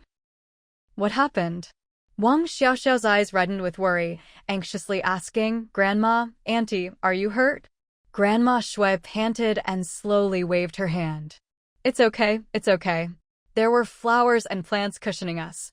I just can't get up. It's so hard. Luing felt dizzy and looked around confusedly. I feel so dizzy. Cheng Tianyuan didn't care about anything else, gently pressed the elder's limbs, anxiously asking if anything hurt. Luing shook her head blankly. A KO pointed to the severely crushed plants under the flower bed and explained, Sir, don't worry too much. I saw on the monitor that the two old ladies didn't sit steadily. One leaned and fell, and the other couldn't support her and fell too. Not a sudden fall, but a slow lean. There were plants cushioning them, so there should be no serious injury. The sudden accident gave everyone a real scare. Grandma Shui didn't dare tell the truth in front of Luing. Only when Luing went to the bathroom did she reveal the full story. Sister Ing didn't know what happened. She was sitting fine, then suddenly said she wanted to walk around the flower bed and even tried to climb onto it. I was afraid she'd fall, so I quickly went to support her, but she leaned and fell, and I fell with her. The elder lady patted her waist and smiled bitterly. We're old now. All our bones are stiff. When I tried to pull her up, I had no strength, and the harder I tried, the more I fell. Cheng Tianyuan was still shaken and worried, asking, Mom, is your waist okay? Do you want to go to the hospital for a check? Yes. Xueling anxiously asked, any other pain? You should walk around and see if you're really okay. Grandma Shui shook her head, no. My waist didn't get strained. I'm fine. I'll massage it for you, Grandpa Shui said nervously. That flower bed looks high and might have twisted some muscles. You're stiff all over. You might not know what hurts. Let me try. Go away. Grandma Shui laughed and scolded. How would I know if I'm hurt or not? I already said I'm fine. Wang Xiao hurried over holding little Ping, asking, where's Grandma? Xueling replied, Sister Chun came and helped the elders to the bathroom. Wang Xiao looked worried and whispered, I think Grandma has been a bit confused these days. Everyone sighed after hearing this. Xueling explained, Huan said the elder's condition is unstable, so we must be extra careful. Recently, she seemed fine and energetic, so we became careless. The elder was sick with an invisible, untreatable disease. The condition would only worsen. Because the elder seemed fine and ate well, everyone subconsciously thought she was about the same as before, or at least not much worse. Cheng Tianyuan felt guilty and whispered, it's all my fault for being careless and leaving Mom alone with my mother. Her emotions fluctuate too much and Mom can't watch her alone. It's all my fault. Don't blame yourself. Grandpa Shui shook his head. No one could have predicted this. Her mood was good before, and she was fine alone sometimes, especially with someone else around. Yes, Grandma Shui said gently, you can't watch Sister Ing 24/7. It's impossible to handle everything. We must take turns caring for her. It's my fault for not calling you all to help sooner. I'll remember next time. If anything abnormal happens, I'll call immediately. Cheng Tianyuan looked very worried and heavy-hearted. His mother was usually fine, and he could barely manage alone. But if she got like this, even with Ahu helping, it would be hard to cope. Besides, the elder needed help going to the bathroom and bathing. Both he and Ahu were rough men, probably not up to the task. Not to mention, it was very hard to find professional caregivers back home. Cooking, cleaning, and daily chores all needed doing. If timing was off, they'd be flustered, and accidents like today could happen. No, they really couldn't go back home. He hoped the elder would forget this incident in the next few days because he couldn't bear the consequences, and who wouldn't dare either. Xue Ling sighed softly. I think we need to hire a 24-hour caregiver for the elder, plus us, to ensure nothing goes wrong. Most family members had to work or study and were very busy. Those staying home long-term were either 3 very old elders or 2 infants. Both old and young needed plenty of care.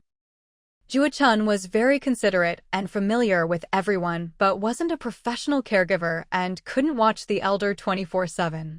Given the elder's condition, it was better to find 1 or 2 more helpers. Wang Xiaoxiao couldn't help but recall Sister Chen's late arrival today and whispered, Mom, it's not easy to find a good caregiver. Our 2 nannies are very professional but very expensive. Other issues aside, like yesterday, little Yu was sick, Sister Chen took leave, Sister Lu couldn't handle both kids, and we were all overwhelmed. Everyone exchanged glances, their faces troubled. Yes, money wasn't a problem, but the biggest worry was spending it and still not finding a suitable person. Xinyuan was a big place with many staff, but they hadn't had such worries before. If cleaning was bad, they'd switch housekeeping companies until satisfied. If the kitchen food was bad, they replaced chefs until they found good ones. Security guards and bodyguards were the same. Good ones stayed, bad ones were dismissed. But caregivers and nannies were different. They were hired to care for family members. If they were worth the money and cared well for elders and children, that was best, and the family could relax. But news of elder or child abuse was everywhere on TV and online, making them worry. Other staff problems were mostly about cleanliness or food quality, which could be fixed by replacement. But if elders or children were abused, the harm was real. Even if the abuser was punished, it wouldn't undo the damage. So they had to be very cautious. Xue Ling stopped. This risk can't be avoided, but don't worry too much. We must ensure elders and children aren't left entirely to others. First, find reliable, experienced staff from the best housekeeping companies, then stay alert and accompany the elder as much as possible, ensuring at least 1 person is always present to prevent accidents. Good, you handle this, Cheng Tianyuan agreed, nodding. Mom's condition is unstable. Sooner or later, we must hire 1 or 2 more. Arrange it early to reduce everyone's stress. Xue Ling hesitated. What about you and Mom going back home? Not going, Cheng Tianyuan shook his head firmly. We can't go like this. The elder's health comes first. Everything else is secondary. Xue Ling finally showed a faint smile. Fortunately, Cheng Tianyuan pulled back just in time, or he would have deeply regretted it. The elder might have fallen or been frightened by herself. Since that afternoon, she hid in her room, barely coming out, with very poor spirits, even unable to lift her eyelids. Everyone was anxious, some looking for doctors, others trying to comfort the elder, coming and going busily. Xue Huan arrived soon, examined her, and explained, this is unavoidable. The unstable mental state is one of the normal symptoms. Cheng Tianyuan anxiously asked, has her condition worsened? She was fine a few days ago, and even this morning she wasn't very confused. Her speech was clear. Brother-in-law, you need to stay calm, Xue Huan said softly. This disease only gets worse. It can't be changed. Fluctuating mental states are normal. Cheng Tianyuan sighed helplessly. Now she doesn't even want to leave her room. No matter what I ask, she shakes her head, and she doesn't want to talk to me. Xue Huan explained, many patients with this disease don't like going out and just want to hide in their rooms. The more this happens, the more you have to accompany her. Luckily, there are many people at Xinyuan, so everyone should talk to her as much as possible, whether she responds or not. Pretend she's normal, include her in everything, and never leave her alone in the room. The condition will worsen very quickly if left alone. Xue Ling nodded, okay, we'll try to accompany her more. Jua Chun wiped tears from her eyes and softly reminded, Xue Huan, the elder seems to be sleeping longer than before recently. Yes, Xue Ling agreed. Her naps are at least an hour longer. She sleeps earlier at night and wakes up later in the morning. Xue Huan. Cheng Tianyuan quickly nodded. Okay, I'll take her for walks morning and evening. Keep taking the medicine, Xue Huan said gently. On time, don't miss doses. She's old, and cold weather makes her limbs stiff and sore. We have to be extra careful not to let her get hurt. Then his expression turned serious, voice very low. The biggest fear now is falling or injury from a fall. The consequences are unimaginable. Everyone exchanged looks, eyes full of fear, nodding repeatedly. Fortunately, the morning scare was false alarm, but it was a warning to be cautious. Xue Huan, sorry to trouble you so much, Xue Ling apologized softly. Why don't you stay for dinner tonight? Xue Huan shook his head. No, I have to meet an old colleague for dinner. He wants to retire early and help me at the nursing home. I have to persuade him to stay. Jua Chun suggested, Madam, you stay with the elder. I'll see Xue Huan out. Okay, Xue Ling smiled lightly. A Chun, please. By the way, there are 2 plates of snacks on the living room table, made fresh this afternoon by Oldly. Pack them up for Xue Huan to take to the kids. Xue Huan perked up. We all miss the old chef's snacks. The kids were asking for them the other day. My dad said he'd bring them over this weekend to eat and drink. Always welcome, Xue Ling smiled. The house is missing liveliness. When it's lively, the elder is happier. Xue Huan agreed. Then we'll come over this weekend. Jua Chun escorted Xue Huan out, stopping near the garage, her eyes flickering as she looked at him.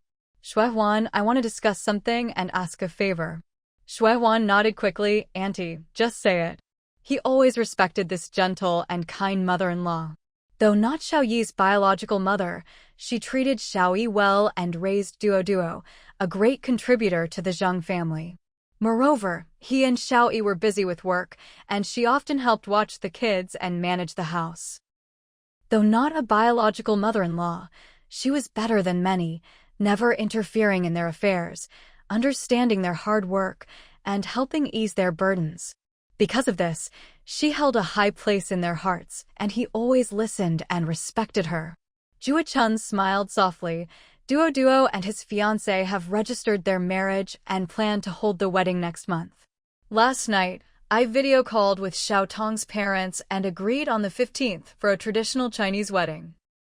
They're very traditional and want a simple, mostly Chinese-style ceremony. Really? Xue Huan smiled happily. That's great. Xiao Yi was complaining they were slow, saying Xiao Tong already got into graduate school, but Duo hadn't married her yet. Exactly. Jua Chun explained. I kept urging, but Xiao Tong said no rush. She's young and a few years younger than Duo. But Duo can't wait. If he waits longer, he'll be an old man. Xue Huan laughed heartily. No. Men bloom at 41. He's still in his prime. Jua Chun laughed softly. The date is set. Once the wedding is done, I can finally rest easy. By the way, how's the bridal house coming along? Xue Huan asked. Not ready yet, still under renovation. Duo told them to finish before the 15th. The place is spacious, with many windows and courtyards, using top-quality materials and good ventilation. He said no worries about renovation after effects, they can move in directly. That's great, Xue Huan smiled. Everything's ready except the wedding. Jua Chun's expression turned a bit awkward as she leaned closer. Xue Huan, I want you to tell Xiao Yi to persuade Duo to invite his eldest brother and other relatives to the wedding. Duo's biological mother had died years ago.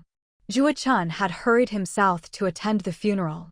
Many old relatives on his mother's side didn't recognize him. Duo felt indifferent and never contacted them. Xue Huan raised an eyebrow. Why? Duo refuses. Yes, Jua Chun said reluctantly. He said he doesn't need them at his wedding. If his eldest brother wants to come, fine. Others are optional, better if they don't come. Xue Huan listened and couldn't help but advise, Auntie, if he doesn't want them to come, just let him be. No, Jua Chun shook her head softly. Xue Huan, we can't just think about one person. Duo isn't my biological son. When I married old Zheng, he was already a teenager. To his mother's relatives, Duo is their nephew and family. They want to keep in touch, and Duo can't easily refuse. Duo had always harbored resentment toward his biological mother. Even though she was dead, he refused to forgive her or call her mom. If not for Chun dragging him south to the funeral, he wouldn't have gone at all. His eldest brother didn't dare force him, thinking Duo was raised by Chun. He only hoped his sister could bring him south, not daring to ask himself.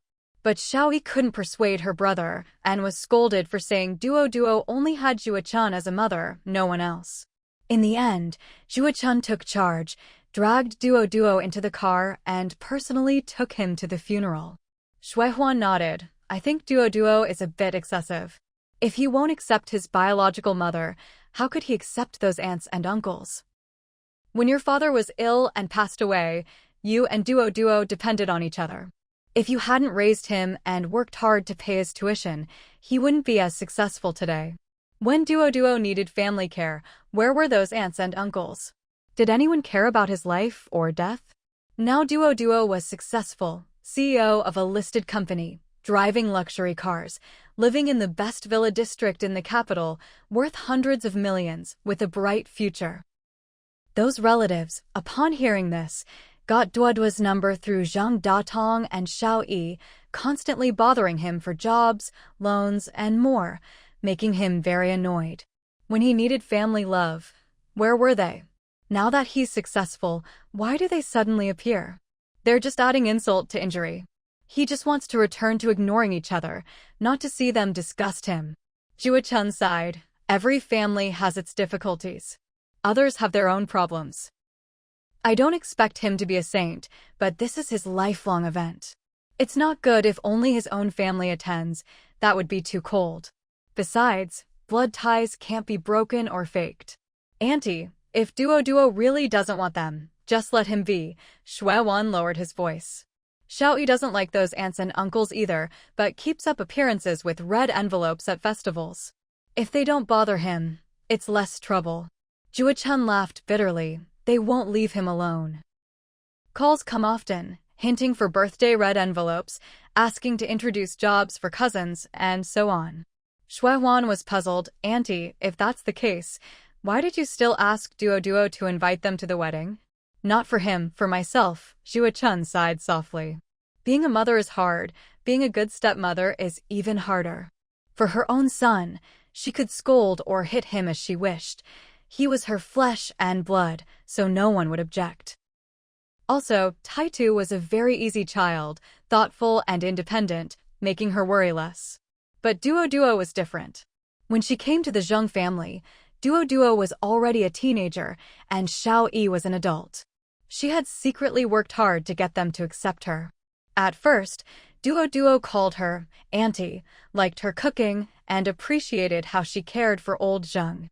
Maybe because he was the youngest and needed parental love, he relied on her more than Xiaoyi. Later, when Taitu ran away and old Zheng suddenly died, she almost lost hope. Luckily, Duo stayed with her. She couldn't bear to lose such a good child, leaving him alone. Mother and son depended on each other until today.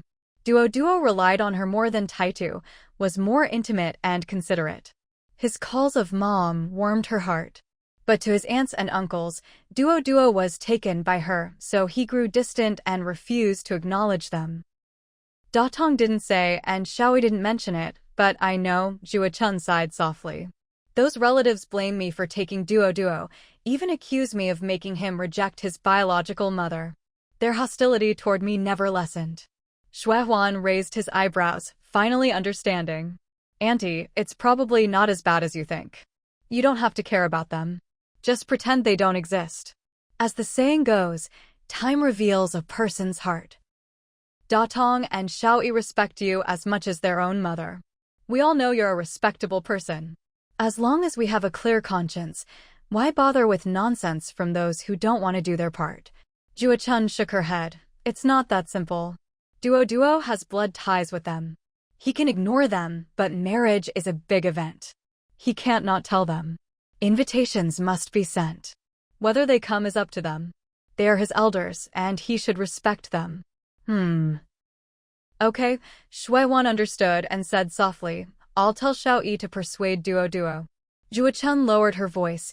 You must tell Xiao Yi to emphasize that I'm troubled by this and don't want to be caught in the middle. If he handles things well with them, I won't be misunderstood.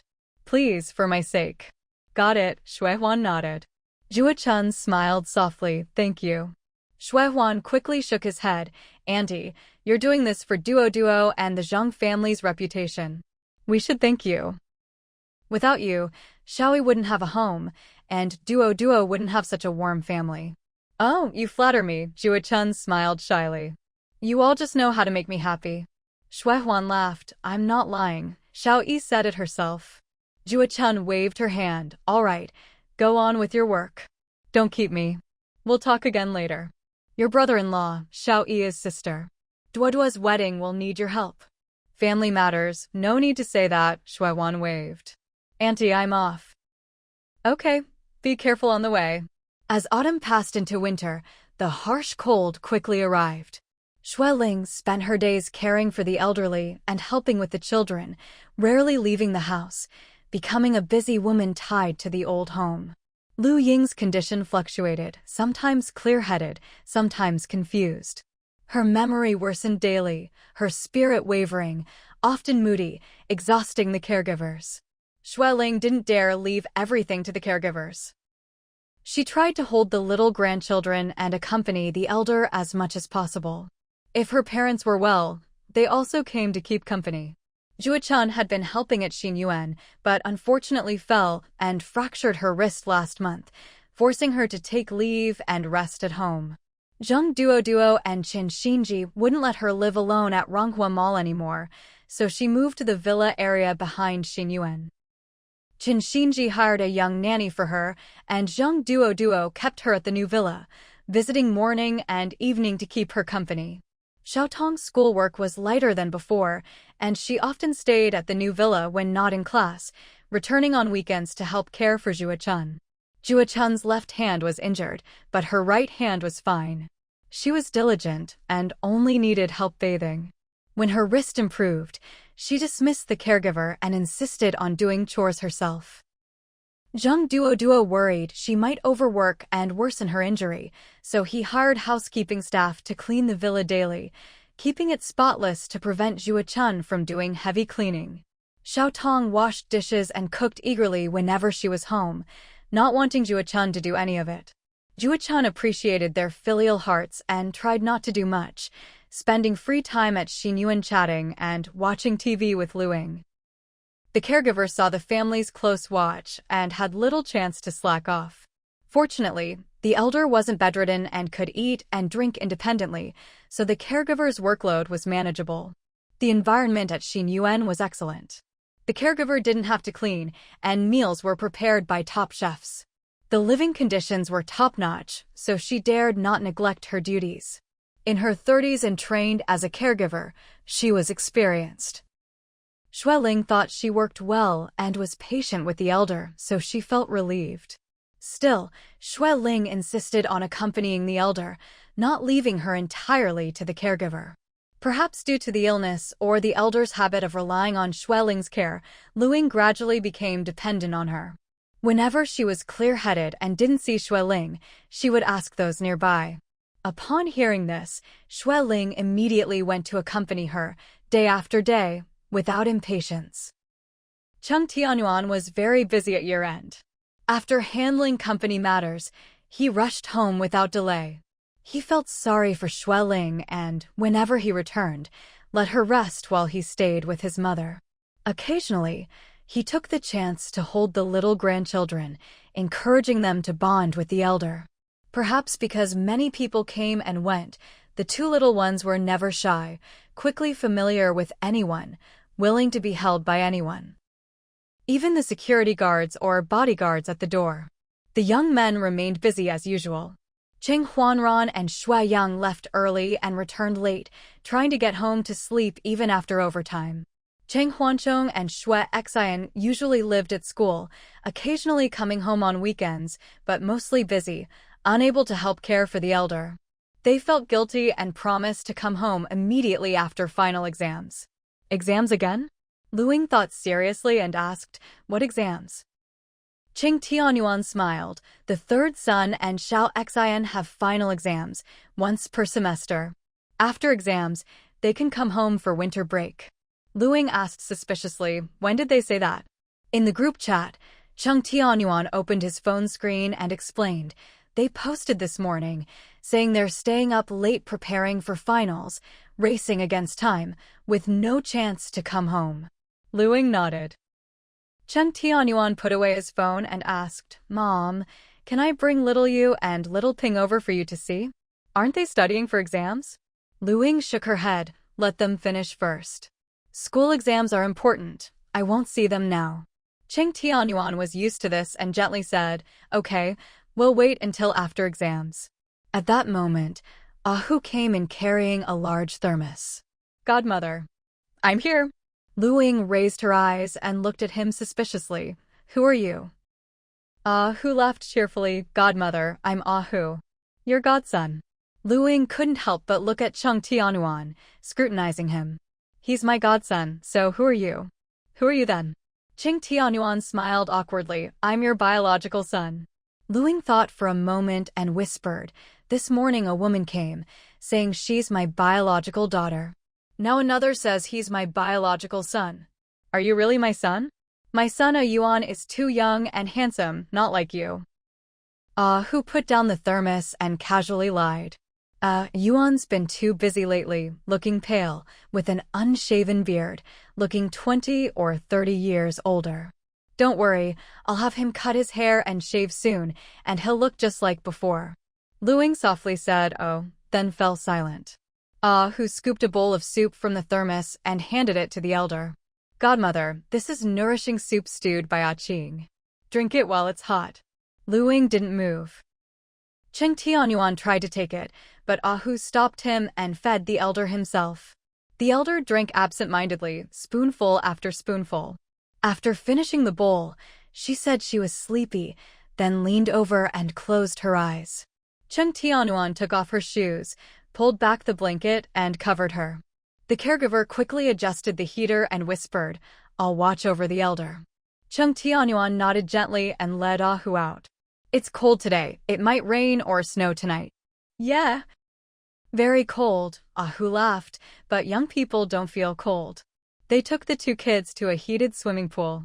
Qing worried they couldn't watch the kids well, so she went too. Cheng Tianyuan raised an eyebrow. "What about your little sister? Did she go too?" "Went a date." Ahu laughed heartily. "The nanny had half a day off, no one home, so I planned to stay here for dinner." Cheng Tianyuan not only let him stay for dinner, but also shared some fruit wine. Since winter, the elder has become more confused. She even forgets the hometown. Who frowned? "What's your plan then?" Cheng Tianyuan seemed to have already made up his mind and replied, "Not until the very last moment will we go back." Who raised an eyebrow and whispered, "That should be quite a long time from now. No need to rush." Cheng Tianyuan sighed deeply. "Anyway, I promised her that before she passes, I will take her back home and give her a grand funeral, burying her with my father so they can be together forever. But now is not the time to go back." "Can't go," Ahu agreed. "It's freezing cold. There's no heating in Rong City. The outside is cold, and the inside is cold too.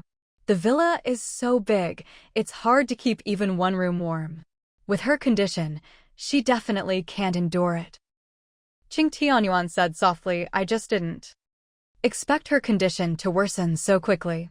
If she still ate and slept well, I might have had to go back to prepare." "No worries," Ahu comforted him. "Godmother is just mentally confused. She can still walk around with her cane. Her complexion is good, and her body is about the same as before." Cheng Tianyuan lowered his voice. Lingling said Mom has lost a little weight recently. Xue Ling and the caregiver helped bathe the elder and knew her physical condition well. Since autumn, she wore more clothes, so others couldn't see clearly, but Xue Ling was fully aware. Ahu frowned and whispered, "Probably because it's too cold, staying indoors all day, not going outside, and her appetite isn't as good as before." "Yeah," Cheng Tianyuan replied. "At her age, she can't handle the cold outside." We keep the heating on all day and don't dare let her go out. Ah, who couldn't help but complain, but the winter in the capital is really cold. It is, Chung Tianyuan said, already used to it. There's heating here, so it's not always cold. If we went back to Wrong City, I definitely couldn't keep the house warm all the time. Ah, who smiled bitterly. Min video called me a few days ago. The river hasn't frozen, but the temperature is really low. Once you put your hand in the water, it hurts to the bone. It's freezing.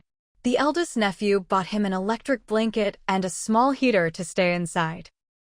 Luckily, the ducks are hardy, eating, drinking, and sleeping well without much trouble. Cheng Tianyuan asked with concern, "How's Min now? Does the eldest nephew still have to go to school?" "No," Ahu answered. He said he's happy making money now and doesn't need a formal diploma to prove his ability. His duck farming videos have become popular. Last month, major platforms paid him over 40,000 yuan. Min was thrilled and made roast duck to celebrate. Father and son both got drunk. I told Min that studying is for making money. Since the kid can earn now, no need to go back to school. Let it be. That makes sense, Chung Tianyuan smiled. The most important thing is good health, both body and mind. That's more important than anything else. Exactly. Who laughed. He's very optimistic and confident now. Min said he couldn't believe that a year ago, the kid was so depressed he tried to jump into the river. Now he's completely changed. Min said as long as the kid has a good character and health, diplomas don't matter. Ching Tianyuan said warmly, let them work hard. Hopefully, by next spring, they can pay off the loans. Already paid, Ahu explained. They sold a batch of ducks last quarter and cleared the debts. Min said they still owe us, hoping to pay us back next year or the year after. No rush, Chung Tianyuan smiled. We don't need it. Let them earn well first. Ahu lowered his voice. The equipment is all set. Usually, they just need to buy duck feed, which isn't costly. As long as they survive the early stage and break even, the rest is profit. Min hopes next year and the year after goes smoothly to repay you and me. I told him no rush, I don't have many expenses now. True, Chung Tianyuan reminded, if your little sister's romance works out, you'll have to prepare a dowry for her. Who laughed heartily, right? If it's a dowry, I'm happy to provide. Chung Tianyuan poured him another glass of fruit wine and whispered, second glass, and that's the last one. Don't be like that. Who grumbled. I only get to drink a few sips every few months. This stuff isn't strong, just to satisfy my craving. Ching Tianyuan said honestly, just to satisfy your craving. Do you really want to drink more? Aren't you afraid Wang Qing will scold you? Or a little nagging? Forget it. Hu smiled bitterly and carefully sipped a little. I have to drink this slowly. Cheng Tianyuan leaned back on the bar stool and whispered, these months, Xue Ling has been busy inside and outside the house. Without her, Mom's condition would be worse. Hu nodded repeatedly. Sister-in-law is very filial to godmother, no complaints. Didn't the doctor say? Luckily, the house is lively, and many people accompany the elder. Otherwise, godmother's condition would deteriorate faster. Chung Tianyuan cracked peanuts and explained, I talked with Lingling. Early next spring, I'll go south to clean the villa inside and out, convert the large room on the first floor into 2 rooms, and renovate the kitchen. The rooms will be for the elders, with 2 air conditioners installed for emergencies. Ahu frowned. Some things are unpleasant to talk about but must be prepared. When my father died, I was young and clueless. When my mother died, I had to arrange everything. I made many preparations in advance to avoid chaos. Cheng Tianyuan lowered his eyes. Lingling said the same. I have to go this time. Who reminded, I can go with you. If you're overwhelmed, I can call Min to help. No, Chung Tianyuan refused. You don't need to come. I'm just fixing the old villa. It might take half a month or a month. Who teased, what? You think I'm too old to work? I'm the same, Chung Tianyuan said honestly. We'll rely on workers. No saving money there. Don't come. Stay here with Mom and help Lingling. Mom gets anxious if she doesn't see her. Who nodded repeatedly, okay. Shue's parents nodded approvingly, that's right. Unless we're as old and unable to work as they are, we shouldn't be lazy. Qing Tianyuan chuckled lightly. I almost sold the company and retired completely before. It was Lingling who persuaded me, and I suddenly realized. Whose words were like a revelation to him.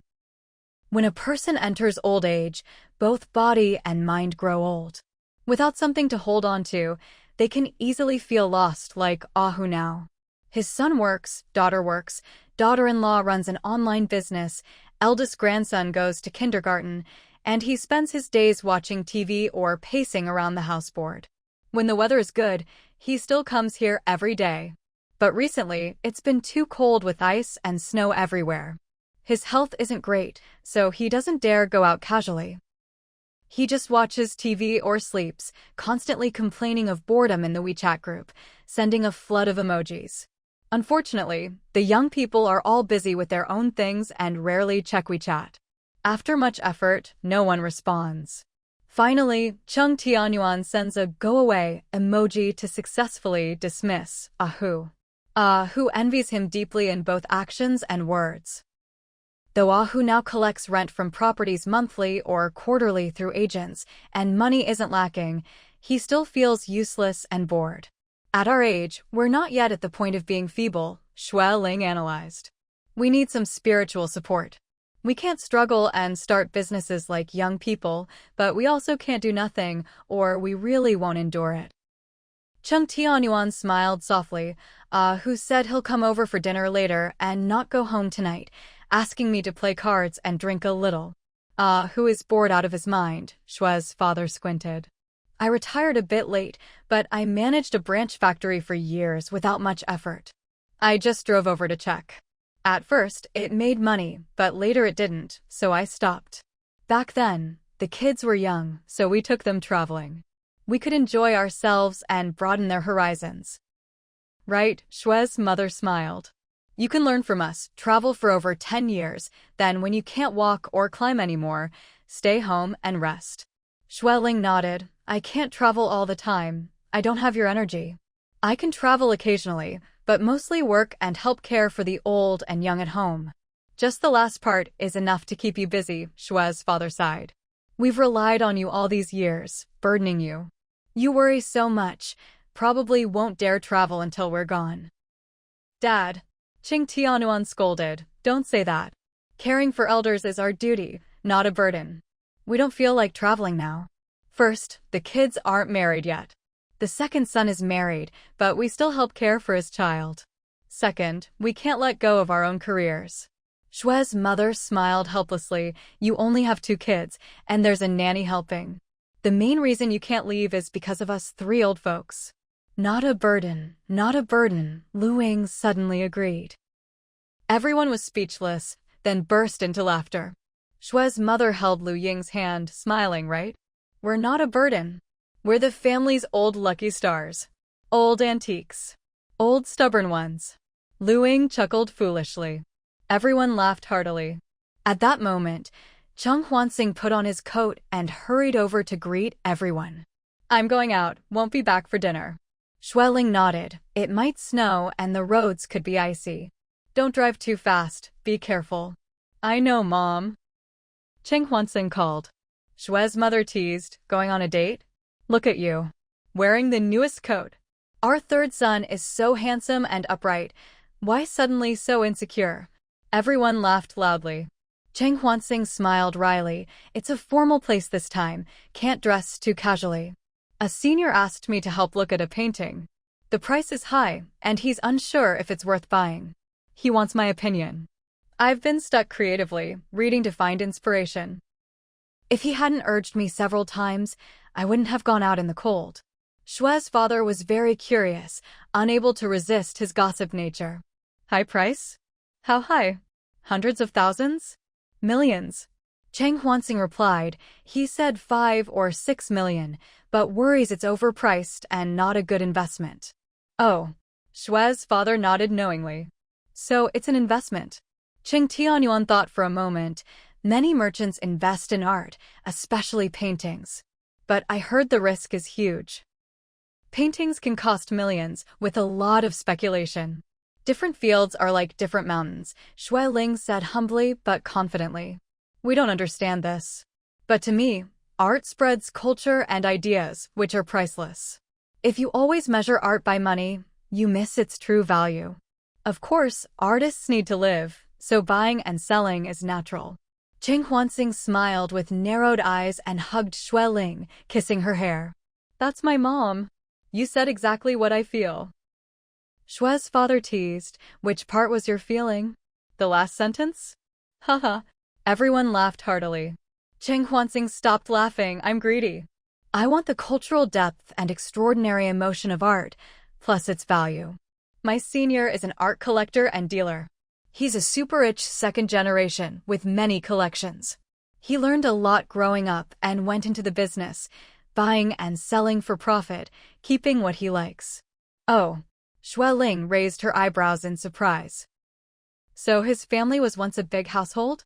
Cheng Huansong shook his head. He's from old capital families, probably. I've met him a few times. He's witty, elegant, and has the temperament of an antique dealer. Maybe this painting is from a comic series, so he asked me repeatedly. I'm embarrassed, but have to go. Go, Cheng Tianyuan reminded. If you're unsure, control your words well. If you can't help, just refuse. Don't feel bad. Got it. Cheng Huansing waved. I'm off. Everyone was stunned. There was such a thing?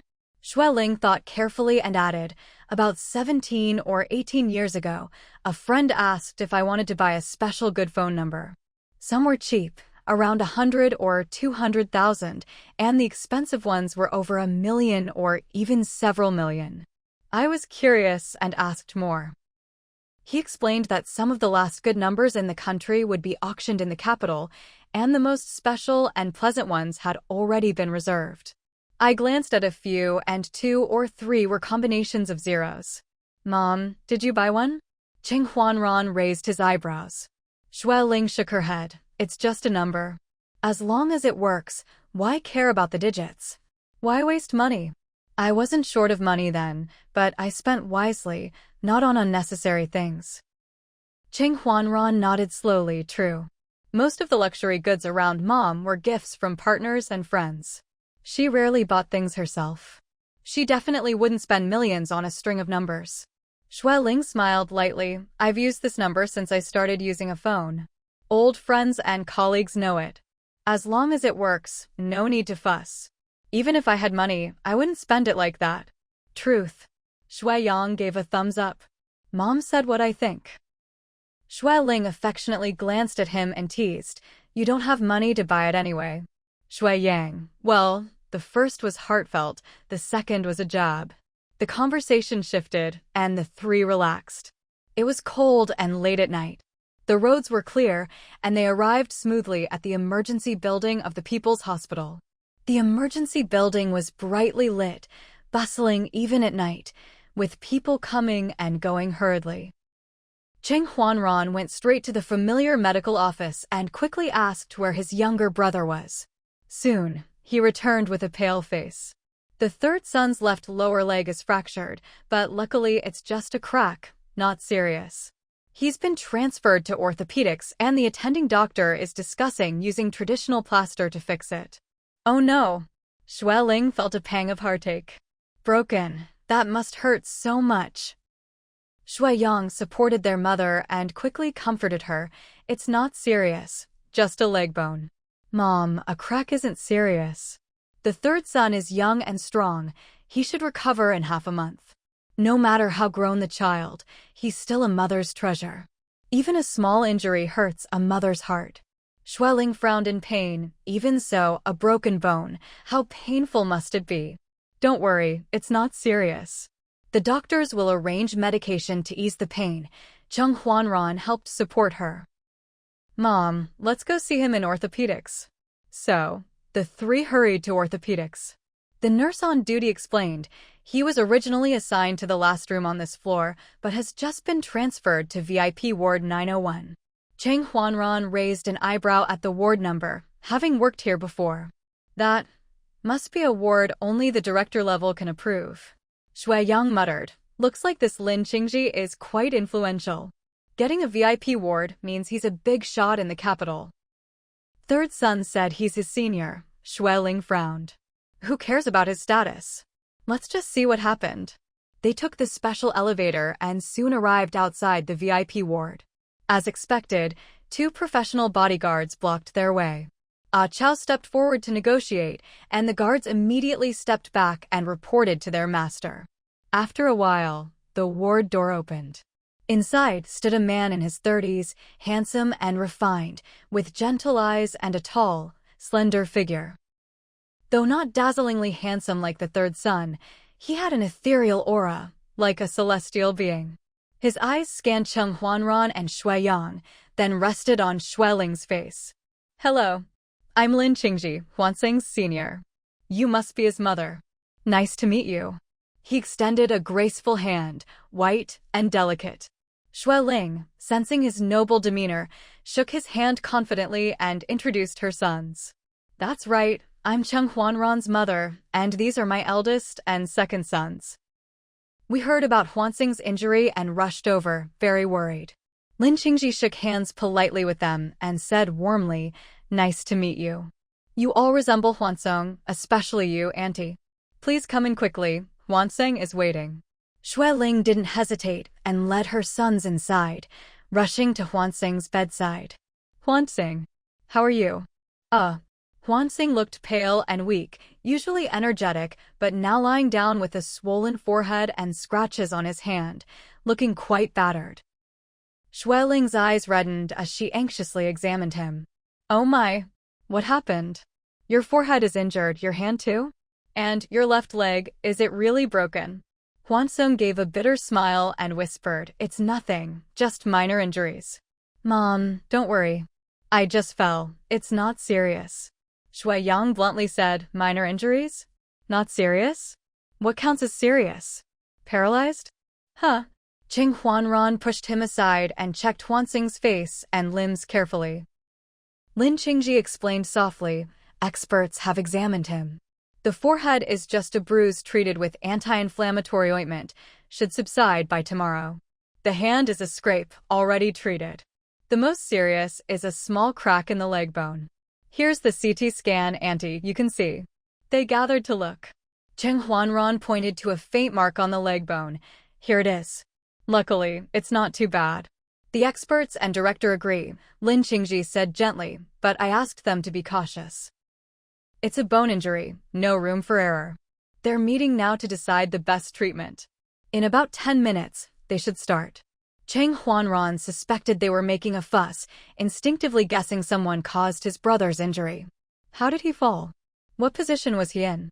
Unexpectedly, Lin Qingji remained calm, his gentle gaze on Huansong. Huansing blushed, stammering, I accidentally fell. Xueling glared at him, ordering, Tell the truth, no beating around the bush. You're this injured. Do you think you can hide it? Lin Qingji smiled softly, like a spring breeze. Auntie, don't be angry. Actually, the weather's been cold. Our lake froze, but the ice wasn't thick. Huansing and my cousin were skating for fun. The ice broke suddenly. They hurried ashore. My cousin almost fell, and Huansing tried to save her but accidentally fell into a dry swimming pool nearby.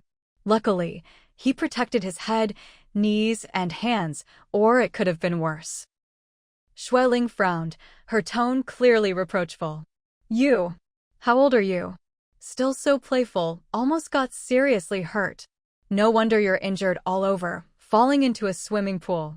Huansing was embarrassed, unable to argue, and obediently admitted fault. Mom, I know. I promise it won't happen again, really. Shui Yang scolded, Haven't I told you? Skating isn't hard, the hardest part is balance. Did you forget because you were nervous? Huh? Definitely. You little rascal. Cheng Huanran, usually gentle, couldn't help but scold his brother. You're over 20. How can your safety awareness be so weak? It's below zero. How thick can the ice be, especially on a big lake? If you fell in, could you swim out? We're scared just hearing it. Saving someone is right, but putting yourself in danger is the biggest mistake. Huansing was very contrite, nodding repeatedly. I'm wrong. I realize my mistake. No next time. Really won't dare. Lin Qingji seemed unable to bear it and became a mediator. Auntie, brothers, please don't blame him. Hwansung isn't reckless. My cousin is playful and likes to drag others along. She probably pulled him skating, causing the accident. He was trying to save her, so he got hurt. Ultimately, it's my cousin's fault. Hwansung shook his head quickly. No, she suggested playing, and I agreed. I was just nervous and lost balance. Didn't stand well after getting out, so I fell into the pool. Lin Qingji smiled indulgently enough. Don't take all the blame. My cousin said you pulled her up, so she didn't fall, but you slipped and fell in. Hwansung smiled bitterly. I overestimated my skills. If I hadn't gone, nothing would have happened. Mom and brother are right. Putting myself in danger was the biggest mistake. Actions speak louder, Lin Qingji said gently. Hwansung smiled softly. Shui Yang, loving gossip, asked bluntly, third son, are you dating? No. Hwansung jumped, hurriedly explaining, my senior's cousin is a schoolmate I met a few times. Just friends, not a couple. Shui Yang joked, then don't lose out. Take advantage of the hero saving the beauty chance. Maybe she'll fall for you. Lin Qingji frowned slightly. Hwansung laughed, second brother, not everyone's as lucky as you, winning a wife with one move. I can't copy you. Huh. Shui Yang laughed, no wonder you're still single. Qing Huanran pulled Shui Yang away, smiling helplessly. Enough jokes. Third son, any other pain? The pool was high, don't hurt other parts. Hwansung laughed bitterly, I don't know, many places hurt. Lin Qingji explained, he had a full-body CT earlier. Only the leg has a crack. The rest is fine. Qing Huanran was relieved, no big deal. A month's rest will fix the crack. Shui Ling sighed with concern, luckily, it's vacation. Otherwise, he'd fall behind in school. A long winter break, but he'll be stuck inside. Hwansung pitifully said, I'm the most miserable in the universe. Everyone laughed. Then several doctors came in, saying they had decided on a treatment plan and would start soon. Please wait in the lounge. Shui Ling gave her son an encouraging look and left with her two older sons. Lin Qingji frowned slightly, worried, and looked at Hwansung. I'll stay with him. The lead doctor reminded Qing, the patient won't be uncomfortable. You should go. If you stay, we might not work freely. Hwansung forced a reassuring smile, Senior, I'm fine. Stay and talk to Mom, so she won't worry. Lin Qingji looked at him with a mix of helplessness and concern, then left. After about 10 minutes, Hwansung's injured leg was wrapped with a wooden splint and many neat bandages, looking bulky and awkward. Shui Ling asked, third son, does it still hurt? Wasn't it painful just now? No, Hwansung looked pale but bravely said, not at all now. Lin Qingji poured water and handed it to him. Hwansung thanked him and drank in one gulp, glancing at the clock. Mom, it's past 1 a.m. You should go home and rest. Shui Ling couldn't relax, I can't sleep either. I'll stay tonight. Your second brother has 2 young kids, and Xiao Xiao caught a cold. He has to go home to care for them. Your eldest brother should go home and rest well, then come back tomorrow. No, Hwansung started. Lin Qingji interrupted, standing up. Auntie, I'll stay. Don't worry. I've hired 2 caregivers for Hwansung. They'll take good care of him until he recovers. You don't have to worry. It's almost New Year, and you'll be busy. You can focus on that. I'm free lately and can come often to keep him company. Shui Ling was slightly surprised by Lin Qingji's enthusiasm. Xiao Lin, thank you. But Hwansung shouldn't trouble you too much. Although he was injured at your home, it's not your responsibility or fault, so I feel bad making you spend so much and trouble yourself. Qing Huanran agreed, yes. How can we let you pay for caregivers and put in so much effort? It's too embarrassing. Shui Yang smiled, it's not your fault. You don't need to feel guilty. Lin Qingji smiled gently, his eyes full of calm confidence. No, I'm caring for Hwansung out of concern, not guilt. Besides, I'm free and have plenty of time to help. Shui Ling's eyes flickered, and she gently stopped pressing. Thank you, but it's still not good to trouble you too much. Everyone in the family is worried about Hwansung. We have to have family around, or I'd feel uneasy. I'll arrange people to take turns visiting and staying with him. During the day, I'll try to be there. Lin Qingji didn't insist further. But the caregivers will be on duty 24/7. Auntie, you don't need to worry too much. Xue Ling nodded. After some discussion, Cheng Huanran stayed to accompany the third son, while Xue Ling and the second son returned to Xinyuan to rest. The night was deep and extremely cold, with almost no cars on the road. In the warm and spacious car, Xue Yang was already drowsy, yawning repeatedly. Mom, who exactly is this Lin Qingji? He looks very elegant and confident. Having a lake at home, he must be from a wealthy family in the capital, right? Xue Ling was a bit distracted, replying with an "oh." Well, it's not hard to guess. He should be the only son of the Lin family. Xiao Xian might know him. Their families are close. Having mingled in wealthy circles for years and coming from a famous family in the capital, Xue Ling naturally recognized some of the top aristocratic families. Xue Yang's eyes widened, curious. Mom, the Lin family? The one that casually throws out antiques? Really? Xue Ling nodded firmly. The Lin family lives in a traditional garden-style mansion with several lakes. I heard. Their estate is in the north of the city, facing south, a priceless old aristocratic residence. The Lin family is low-key, with little industry but many properties. They mainly deal in antiques and art.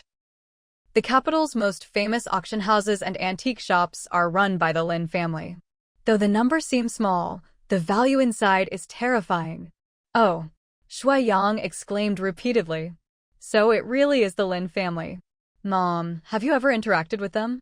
Xue Ling shook her head. I've heard countless stories and met Lin Qingji's parents at banquets, but only exchanged greetings, no deep talks.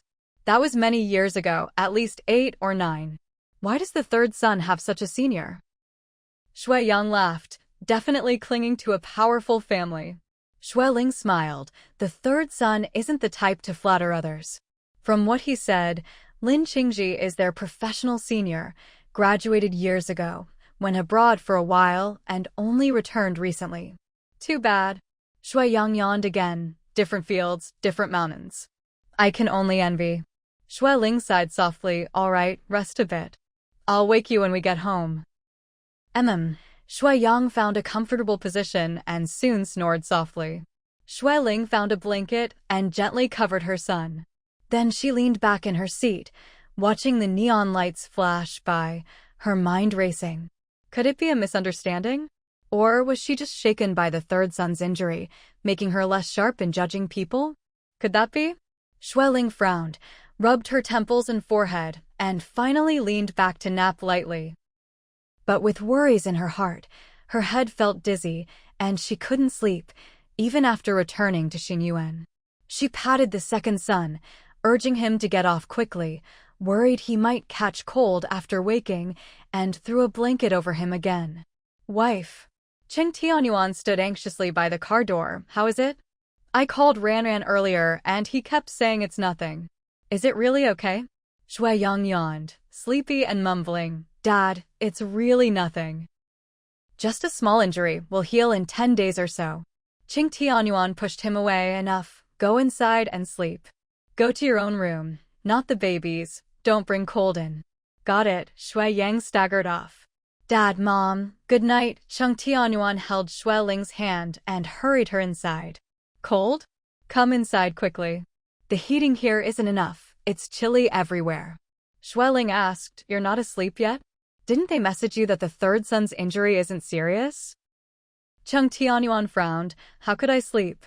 I wanted to go over, but worried the elders might wake up and get angry if they can't find me or you, so I stayed. They walked slowly toward the room, quietly chatting. Xue Ling asked with concern, Are the elders still asleep? Is Ahu in the guest room? No, Cheng Tianyuan explained. It's cold by the bar. We didn't stay long. He drank a little, is awake, and watching live football in the guest room. Xue Ling's eyes moistened, whispering, The third son's bone crack is minor.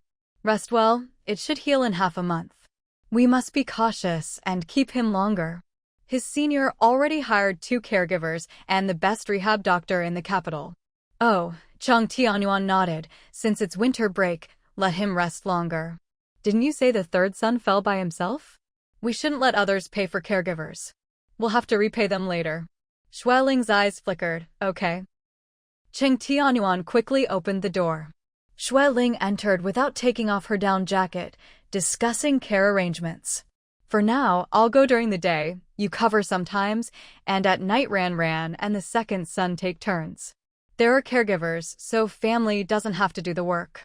Also, the third son doesn't need constant watching. There's a sofa for the brothers to rest on, so no need to stay up all night. Cheng Tianyuan agreed. Caregivers are one thing, but family still needs to go. Shui Ling was a bit surprised by Lin Qingji's enthusiasm. Shaolin, thank you. But Huansung shouldn't trouble you too much. Although he was injured at your home, it's not your responsibility or fault, so I feel bad making you spend so much and trouble yourself. Qing Huanran agreed, yes. How can we let you pay for caregivers and put in so much effort? It's too embarrassing. Shui Yang smiled. It's not your fault.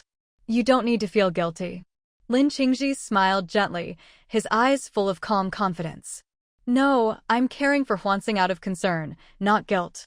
Besides, I'm free and have plenty of time to help. Shui Ling's eyes flickered, and she gently stopped pressing. Thank you, but it's still not good to trouble you too much. Everyone in the family is worried about Huansung. We have to have family around, or I'd feel uneasy. I'll arrange people to take turns visiting and staying with him. During the day, I'll try to be there. Lin Qingji didn't insist further. But the caregivers will be on duty 24/7. Auntie, you don't need to worry too much. Shui Ling nodded. After some discussion, Cheng Huanran stayed to accompany the third son, while Shui Ling and the second son returned to Xinyuan to rest. The night was deep and extremely cold, with almost no cars on the road.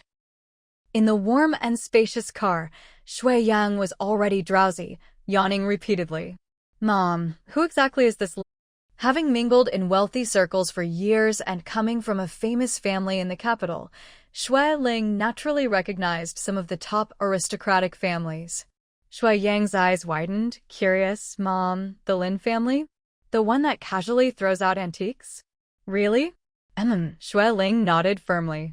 The Lin family lives in a traditional garden-style mansion with several lakes. I heard. Their estate is in the north of the city, facing south, a priceless old aristocratic residence. The Lin family is low-key, with little industry but many properties. They mainly deal in antiques and art.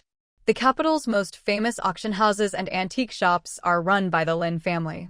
Though the number seems small, the value inside is terrifying. Oh, Shui Yang exclaimed repeatedly. So it really is the Lin family. Mom, have you ever interacted with them? Shui Ling shook her head. I've heard countless stories and met Lin Qingji's parents at banquets, but only exchanged greetings, no deep talks. That was many years ago, at least 8 or 9. Why does the third son have such a senior? Shui Yang laughed, definitely clinging to a powerful family. Shui Ling smiled. The third son isn't the type to flatter others. From what he said, Lin Qingji is their professional senior, graduated years ago, went abroad for a while, and only returned recently. Too bad. Shui Yang yawned again. Different fields, different mountains. I can only envy. Shui Ling sighed softly. All right, rest a bit. I'll wake you when we get home. Shui Yang found a comfortable position and soon snored softly. Shui Ling found a blanket and gently covered her son. Then she leaned back in her seat, watching the neon lights flash by, her mind racing. Could it be a misunderstanding? Or was she just shaken by the third son's injury, making her less sharp in judging people? Could that be? Shui Ling frowned, rubbed her temples and forehead, and finally leaned back to nap lightly. But with worries in her heart, her head felt dizzy, and she couldn't sleep, even after returning to Xinyuan. She patted the second son, urging him to get off quickly, worried he might catch cold after waking, and threw a blanket over him again. Wife. Cheng Tianyuan stood anxiously by the car door. How is it? I called Ran earlier, and he kept saying it's nothing. Is it really okay? Shui Yang yawned, sleepy and mumbling. Dad, it's really nothing. Just a small injury, will heal in 10 days or so. Qing Tianyuan pushed him away. Enough, go inside and sleep. Go to your own room, not the baby's, don't bring cold in. Got it, Shui Yang staggered off. Dad, Mom, good night. Cheng Tianyuan held Shui Ling's hand and hurried her inside. Cold? Come inside quickly. The heating here isn't enough, it's chilly everywhere. Shui Ling asked, You're not asleep yet? Didn't they message you that the third son's injury isn't serious? Cheng Tianyuan frowned. How could I sleep? I wanted to go over, but worried the elders might wake up and get angry if they can't find me or you, so I stayed. They walked slowly toward the room, quietly chatting. Shui Ling asked with concern, Are the elders still asleep? Is Ahu in the guest room? No, Cheng Tianyuan explained. It's cold by the bar, we didn't stay long. He drank a little, is awake, and watching live football in the guest room. Shui Ling's eyes moistened, whispering, The third son's bone crack is minor. Rest well, it should heal in half a month. We must be cautious and keep him longer. His senior already hired 2 caregivers and the best rehab doctor in the capital. Oh, Cheng Tianyuan nodded. Since it's winter break, let him rest longer. Didn't you say the third son fell by himself? We shouldn't let others pay for caregivers. We'll have to repay them later. Shui Ling's eyes flickered. Okay. Cheng Tianyuan quickly opened the door. Shui Ling entered without taking off her down jacket, discussing care arrangements. For now, I'll go during the day, you cover sometimes, and at night Ran and the second son take turns. There are caregivers, so family doesn't have to do the work. Also, the third son doesn't need constant watching. There's a sofa for the brothers to rest on, so no need to stay up all night. Cheng Tianyuan agreed, caregivers are one thing, but family still needs to go. Shui Ling thought for a moment and whispered, Huansing Sr. is the only son of the Lin family from the north of the city. Cheng Tianyuan, having spent many years in the capital, was naturally familiar with the old aristocrats of the city and had long heard of the legendary Lin family. Oh, no wonder he can work in the art trade. They must be very powerful. Shui Ling changed into her pajamas and rubbed her face, which had become stiff from the cold. Huansing probably didn't know his identity beforehand, only that he was a senior at their school.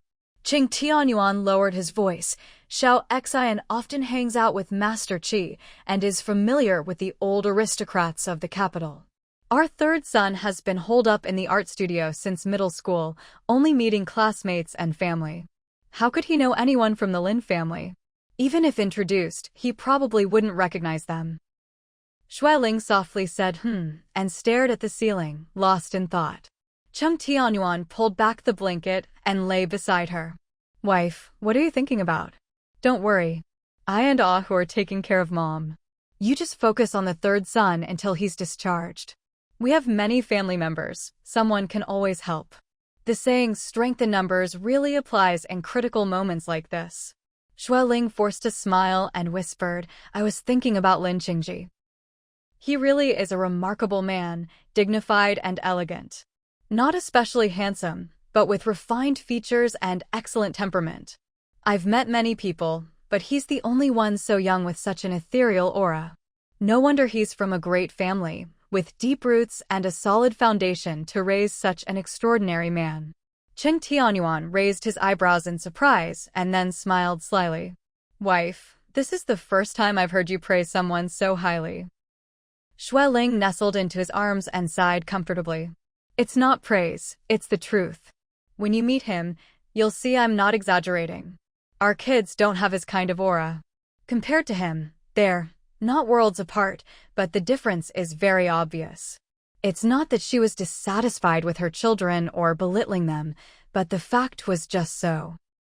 Cheng Tianyuan smiled wryly. We're ordinary people who worked hard for decades to provide a somewhat comfortable life for our kids, that's all. Their family is different. Their ancestors were famous royal aristocrats. His own ancestors were illiterate farmers for generations. He was the most educated in his family. Few families survive the storms of history, Shui Ling murmured with closed eyes. Our Shui family couldn't withstand it. The Lin family, high and mighty, managed to survive the turbulent changes. They're truly impressive. Chen Tianyuan wasn't very familiar with the old history of the capital, only occasionally hearing from his father-in-law, but not clearly. The Lin family has a very deep background and has always been low-key. They don't have much industry in the capital but run antique shops dealing in huge transactions worth tens or hundreds of millions, which ordinary people can't access or even touch. So the younger generation basically doesn't recognize them. Xueling thought for a moment and whispered, "My third uncle used to know people from the Lin family and had some dealings. After he passed away, the two cousins are ordinary honest men and probably didn't dare to seek connections, so contact was lost." Cheng Tianyuan was a bit sleepy and his mind wasn't working well. "Oh, then forget it." After a pause, he regained some clarity. "We're ordinary people." This time Huansing stumbled into it by accident. "In the future, we should keep a certain distance from them." Xueling laughed. "Too much distance? Or something else? Don't give me old-fashioned ideas. Young people nowadays, especially at Huansong's age, don't care about family status. Besides, this is modern society. The feudal ways are long gone." "No, but the gap is too big," Cheng Tianyuan smiled. "Don't get sold out and help count their money. Our third son is a typical good kid, not very shrewd. It's better to do practical things." Xueling couldn't help but recall Lin Qingji's gentle gaze at her youngest son tonight and felt uneasy. The gap is too big. Just be acquaintances, not close friends. Cheng Tianyuan patted her shoulder gently, whispering, "Tell the third son later. Sleep now, it's late."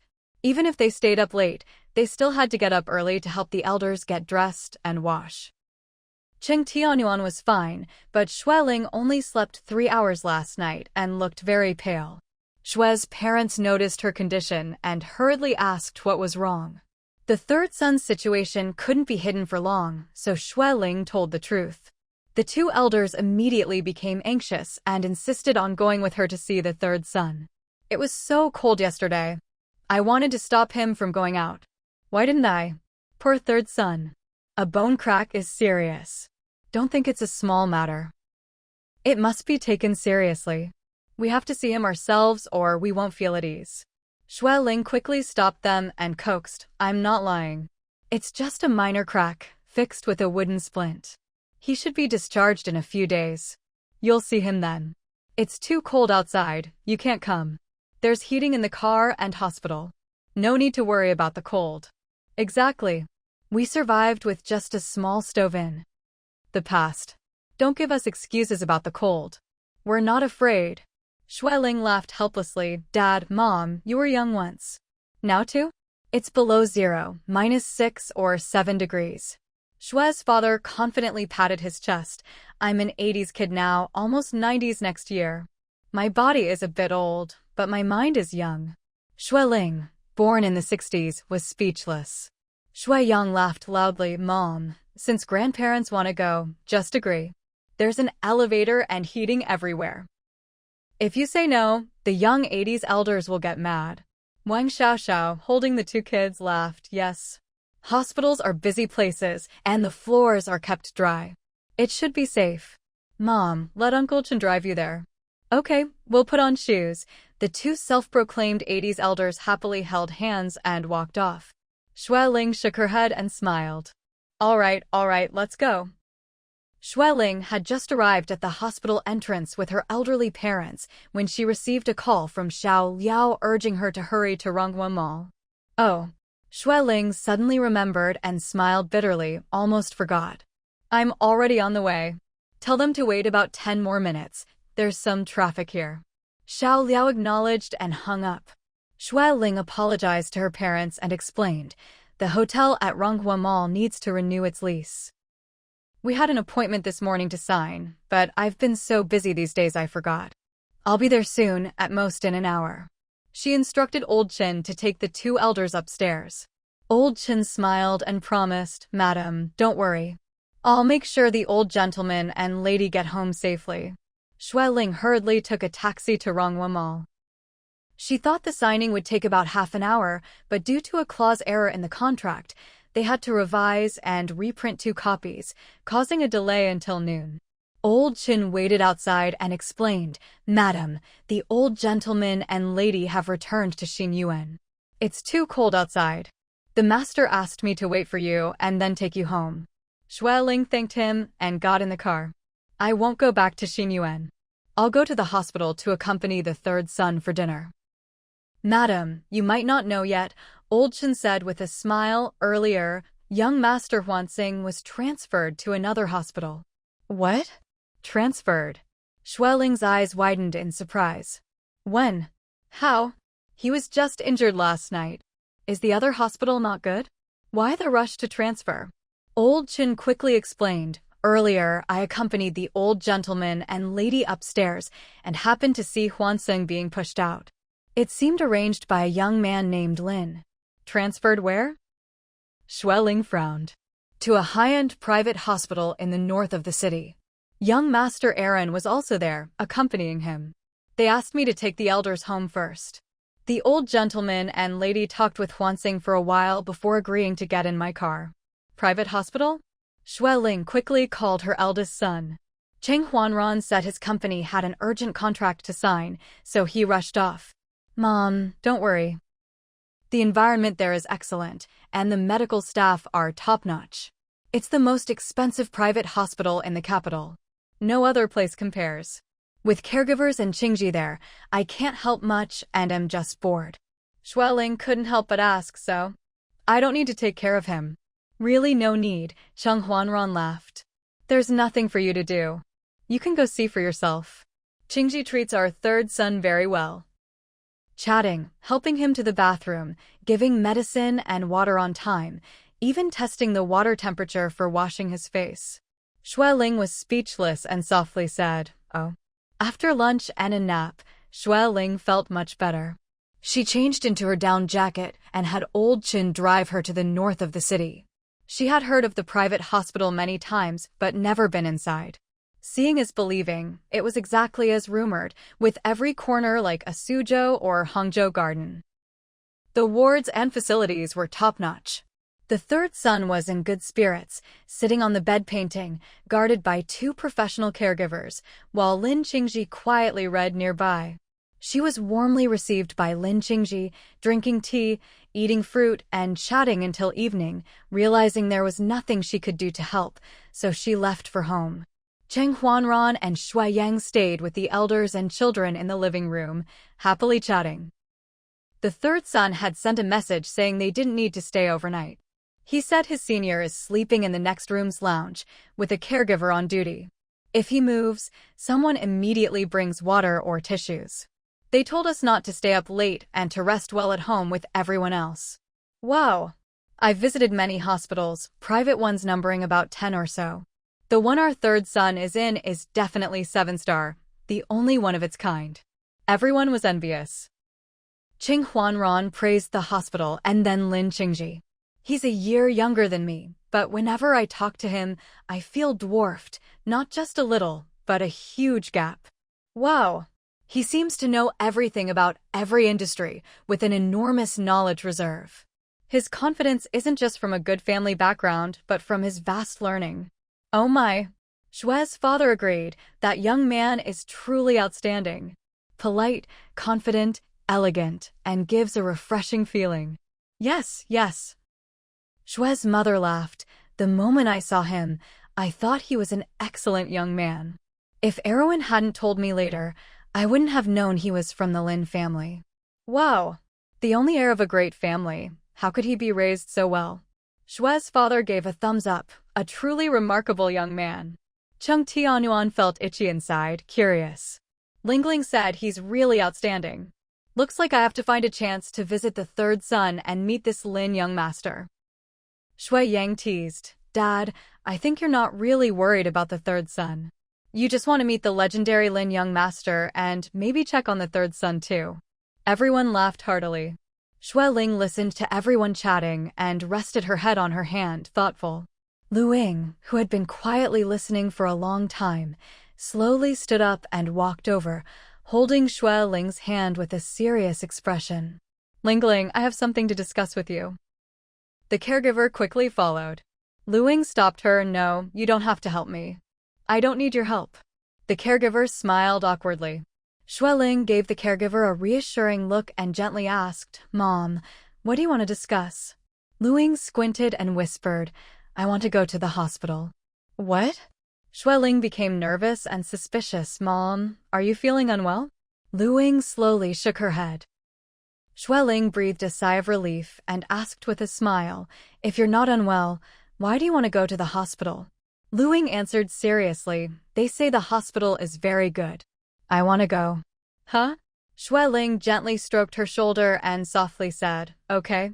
When the weather is warmer, I'll take you. Luing nodded indifferently, I remember. The caregiver looked at the clock and softly said, Grandma needs to take medicine and sleep now.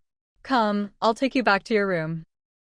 Luing shook her head. No, Shui Ling had to stand and personally help the elder back. The following week, everyone was busy with the year-end rush, handling both home and outside affairs, running around tirelessly. Luing had been mentally foggy these days, occasionally throwing small tantrums. Shui Ling and Cheng Tianyuan dared not leave her side, taking turns caring for and soothing her, sometimes even getting up in the middle of the night to accompany the sleepless elder. Cheng Huanran was now the head of the pharmaceutical group, with a mountain of year-end reports and documents to review and sign, often working overtime every night. Shui Yang's business was booming this year, with tens of thousands of online orders and demands from various malls and stores. He was constantly running between the factory and warehouse, often sleeping at the warehouse. Wang Xiaoxiao was on holiday, but had to stay home to care for the two children, unable to help. The fourth sibling and assistants had just returned from the south after several days. The southern winter lacked heating, and having grown up in the capital, she was unaccustomed to the damp cold, quickly catching a cold. After a few days of exhaustion, she fell ill at home and slept for 2 or 3 days before recovering. Chen Xinji was busy handling the year-end peak season, working almost around the clock, barely having time to care for her, only visiting briefly twice before rushing off again. Fortunately, Zhua Chun's bone injury had healed, and she was at Xinyuan all day caring for the fourth sibling. With the soon-to-be mother-in-law's care, Xiao Xian's illness gradually improved, and she began to regain energy. Chen Xinji seized every free moment to video call her, though he was too busy to care for her in person. Shui Xian only had a severe cold and didn't need help walking. Once better, she played chess with her grandfather, but was stopped from visiting the third son at the hospital. Your mom went for a while and came back, Shui's father explained. She said the third son was supposed to be discharged, but was kept by Lin Qingji, who said he should stay 3 more days for rehabilitation activities. Shui Xian muttered, I sent a voice message to third brother earlier, but he hasn't replied. Oh. Shui's mother said tenderly, he has to recover while painting and updating his work. It's not easy. Zhuachun brought several cups of chrysanthemum honey tea, warmly urging everyone to drink. The heating is too dry. Chrysanthemum tea helps soothe the liver. Shui Xian smiled and accepted. Thank you, Mom. Good girl. Zhuachun handed a cup to Shui's father and curiously asked, Where are Madam and Grandma? Shui's father took the cup and replied, Ying insisted on going out to see the snow with Lingling and Erwin driving. It snowed heavily all night, and the outside is all white. It's a perfect time to see the snow. Oh. Shui Xian pouted. I want to see the snow too, Zhuachun gently coaxed. Not yet. Your illness just got better. You can't go out yet. It's too cold outside. It's fine in the car with heating, but the temperature difference is big, easy to catch a cold again. Yeah. Shui's mother scolded. Think about how you got through these days. If not for Chun's help, you might still be bedridden. Shui Xian smiled pitifully and muttered, Okay, I'll wait for third brother to come back and take me out. Not yet, Zhuachun reminded gently, a bone crack isn't a simple scrape. Don't exert yourself yet. When Xinji finishes his work in a few days, he'll take you south. It's summer there all year round, and they still wear short sleeves now. You can have a good seaside vacation and play to your heart's content before coming back. That's good. Shwe Xian squinted and smiled. The seaside is no worse than snow. I can have fun without worrying about catching a cold. At that moment, Cheng Tianyuan and Xue Ling helped Luing in, all bundled up in down jackets, scarves, hats, and gloves, with only their eyes visible. Shwe Xian greeted them. Mom and Dad are back. Wow! Grandma's down jacket is so pretty. Cheng Tianyuan and Xue Ling hurried to take off their coats and help the elder remove her heavy gear. Shwe Xian tried to help but was stopped by her mother. Don't get too close to Grandma, Xue Ling warned carefully. Your illness just got better. Don't pass it on to Grandma. Cheng Tianyuan nodded. Yes, keep some distance for now. Feeling rejected, Shwe Xian stepped back a little and made a playful face at Grandma, giggling. Luing laughed foolishly. Yuan Lingling, who's this little girl? She looks so handsome. Shwe Xian, well, Grandma didn't recognize her again. Cheng Tianyuan took off the gloves and casually said, She's your granddaughter, Shwe Xian. Luing thought for a moment and said coldly, Don't recognize. Everyone laughed. Xue Ling comforted, Don't worry, you'll remember soon. Luing looked around and sat down. It's too hot at home. Why don't you turn on the fan or air conditioning? Xue Ling smiled helplessly. The air conditioning is on. It'll cool down soon. Luing nodded in relief. Jua Chun brought chrysanthemum honey water and coaxed her to drink more. After drinking, Luing licked her lips and asked curiously, Isn't plum juice for summer? What's this? Too sweet. Everyone laughed again. Plum juice is being made. Yes, we'll drink it later. For now, drink this. Grandma, this honey water is delicious too. Luing sat on the sofa, slowly rubbing her hands, and asked, My granddaughter is back. Where's my grandson? At work, Cheng Tianyuan replied. He'll be back later. Luing thought for a moment and got up to leave. The caregiver hurried after her, and Xue Ling quickly followed. After a while, the caregiver rushed back. Sir, please come quickly to persuade her. Grandma suddenly said she wants to pick up her grandson from school and insists on leaving immediately. Cheng Tianyuan sighed helplessly and hurried out. A short while later, Cheng Tianyuan hurried back, carrying his mother's scarf, hat, and gloves. Lingling and I couldn't persuade her. She insists on going out. We'll take her for a walk and wait until she forgets about picking up her grandson before coming back. All right, go ahead. Xue's father chuckled. If it doesn't work, find Aaron to help calm her down. Xue's mother reminded Yuan, Don't let sister and get out of the car. It's too cold outside. Right? It's minus 11 degrees. Xue Xian warned. Cheng Tianyuan ignored the calls and rushed out. Xue Xian watched her father's anxious and tired back and couldn't help but feel sorry. She didn't understand why the elder suddenly became so eager to go out, coming and going with strange reasons. If her wishes weren't met, she would throw tantrums, even cry. But the weather was freezing cold nationwide, with northern regions hitting minus 20 or 30 degrees, and the capital below minus 10. Snow and rain were frequent, with snow falling all night last night. In such weather, no one would go out unless necessary. Yet the elder couldn't control her urge to go out and insisted on leaving immediately once she thought of it. Xue's mother smiled softly. Filial piety is the most important virtue. It's what children should do. Xue Xian muttered, It's right to be filial. Jua Chun smiled gently. Being filial is a duty of children. No one says how much is enough. Doing your best is enough. Your parents are very filial, kind and generous, naturally more so than ordinary people. Xue Xian, still young, muttered, If you have to work and earn money, you can't always cater to the elders. With caregivers and 24-hour attendants, you can't always give in to grandma. Ordinary families couldn't afford a full-time caregiver costing 20,000 yuan a month. Nor could they have a luxury nanny car with a dedicated driver, heating, air conditioning, water, food, and immediate bathroom access, even in minus 10-degree weather, ready to go out whenever the elder wanted. Jua Chun didn't comment, partly because she was a relative, not family, and partly because of her kind nature. Shue's mother sighed. A mother's love is like thread in a needle, sewing clothes for her child. Worrying about their late return. Who can repay such love? Chun is right. Children should do their best, but within their limits. If you have to work and raise a family, you can't do everything for your parents. No one can blame you. Shue's father nodded, exactly. Filial piety has no measure. Just know your limits. Shue Xian thought deeply, so we must work hard while young, while parents aren't old yet, to prepare for the future, or your parents will suffer. Shue's mother laughed heartily. Shue Xian laughed and muttered, I have a few brothers to help. Even if I'm not good, I have brothers.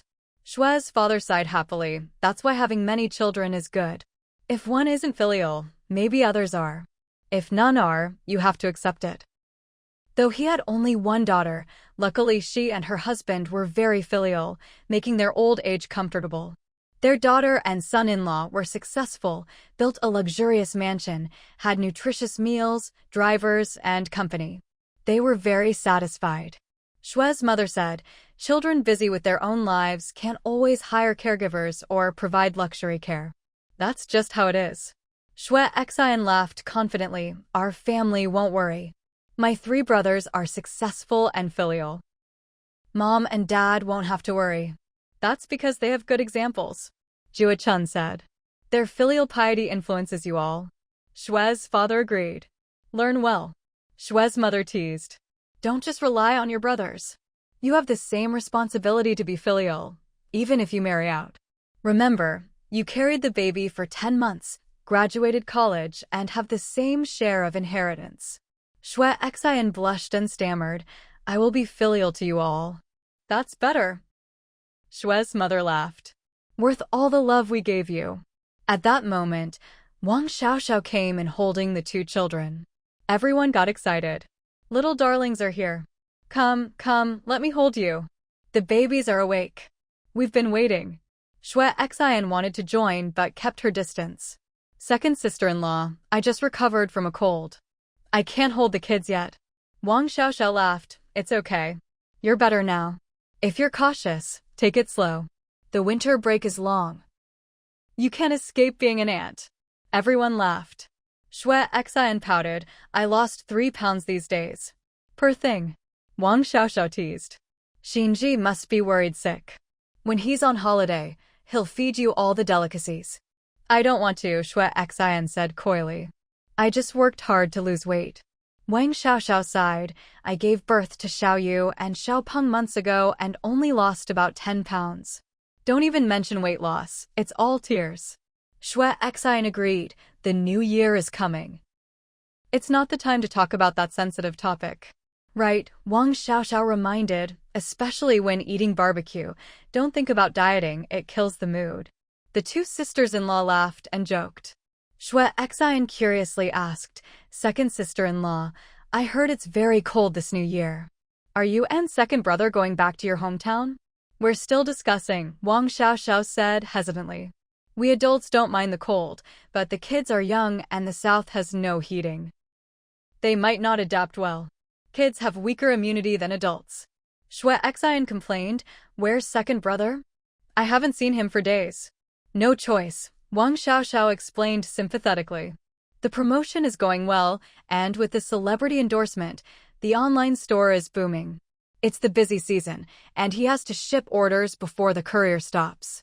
He's been working in the warehouse, sleeping only 3 or 4 hours a night. Yesterday, he fell asleep halfway through a meal. Imagine how tired he is. Shui Yang had many friends from his national team training days. After launching his sportswear line, many friends helped promote it for free, and the brand gained recognition. Early this year, he signed several young stars as brand ambassadors. Mid-year, some won awards, including 2 gold medals at world competitions, becoming household names with their ads everywhere. Shui Yang seized the opportunity to release short videos on major platforms. The advertising cost was low, but the effect was explosive, with orders flooding in. Within a month, the brand topped sales charts, becoming a success story. In the last quarter, business was booming, and the factory worked overtime, packing and shipping immediately after. Quality checks. Shui Yang was busy running between factory, sales, and warehouse, rarely seen at home. Wang Xiaoxiao smiled bitterly. He tries to video call the kids for a few minutes daily, worried they won't recognize him after so long. He looks like a tired panda, which is both pitiful and funny. Shui Xian felt sorry but stayed rational. Second brother said styles change quarterly. Missing the best sales time could mean losses. Having a few hits this year is great. He wants to make the most of it. He'll rest well during the New Year holiday. Wang Xiaoxiao nodded. He's working hard, so I support him. Considering the kids are young and he needs rest, I plan to return to my parents' home next year or after graduation, not always during New Year. Last year was hard with a big belly, visiting relatives. This year, staying home and relaxing is a good choice. As long as your parents agree, Shui Xian reminded, more gifts and red envelopes will keep them happy. Your brother must have earned well this season. Wang Xiaoxiao laughed. I'll remind him. My parents say the kids are young, and the cold isn't good for them. They'll come visit when the weather warms. Jua Chun poured chrysanthemum tea and handed it to Wang Xiaoxiao. Drink this to soothe your throat. Wang Xiaoxiao took a sip but suddenly choked. Shui Xian and Jua Chun panicked and patted her back. Second sister-in-law, are you okay? Choked. Don't you like chrysanthemum tea? Wang Xiaoxiao shook her head, whispering, no, I just drank too fast. Everyone relaxed and happily returned to playing with the kids. Wang Xiaoxiao secretly glanced around, nervously clutching her cup. 3 days later, Cheng Huanxing was discharged. Lin Qingji personally drove him home, carrying many bags inside. Cheng Huanxing had lost some weight but still looked tall and upright. He walked carefully, not putting too much weight on his leg, but it was hard to tell at a glance. Senior, you're both my driver and porter, thank you. You must stay for dinner, I'll treat you. Lin Qingji smiled gently, his eyes like spring breeze. No rush. When your leg is fully healed, you won't escape this meal. They had become very familiar during this time. Cheng Huansung quickly called the bodyguards to take Lin Qingji's bags and invited him to tour Xinyuan. It finally cleared up today. The sun is shining. Everyone must be in the backyard sunbathing. It's spacious there. Sometimes the wind is strong, so Mom built a big sunroom next to the dining hall. You can sunbathe without worrying about the cold wind. Lin Qingji smiled, seeing Huansing so happy at home. Your home is beautiful. Classic yet elegant and noble. Truly the capital's top mansion. Seeing is better than hearing. Cheng Huansing squinted happily. Senior, I'll take you to the backyard and introduce you to my other family members. You haven't met my twin sister Shui Xian yet. She's home too. Good. Lin Qingji paused, lowering his voice. I'll have my bodyguards bring my gift over. Cheng Huansing shook his head repeatedly. No need for gifts. You're too polite. My family is very easygoing. You've met my grandparents and parents, right? They're all kind and easy to get along with. Lin Qingji nodded with a smile. But as a junior visiting for the first time, I can't come empty-handed. A small gift, nothing expensive. He turned to take out his phone. Cheng Huansing anxiously grabbed his hand. Senior, really no need. Please don't be so polite. Lin Qingji's hand paused slightly as he reached for his phone, his gaze unconsciously dropping down, a faint smile playing on his lips as he stared at the pair of slender, fair hands on the back of his own. Cheng Huanchong realized it belatedly, as if shocked by electricity. He quickly withdrew his hand, his handsome face instantly flushing bright red. Sorry about that. Lin Qingji smiled gracefully, his voice as gentle as ever. It's nothing. Cheng Huanchong still looked embarrassed, stammering, our home actually isn't very big, can't compare to yours. Your home has a lake, a large garden, and traditional mansion architecture. That's a real grand estate. I'll take you to meet my family. Lin Qingji kept his eyes fixed on his slightly flushed handsome face, the corners of his mouth rising continuously, seeming in very good spirits. All right, but I'll have to bring a little gift. First visits require some courtesy. Cheng Huanchong felt even more embarrassed under his gaze, his face burning hot. No need to be so formal. My family doesn't care about those things. Lin Qingji leaned in slightly, his eyes full of warmth.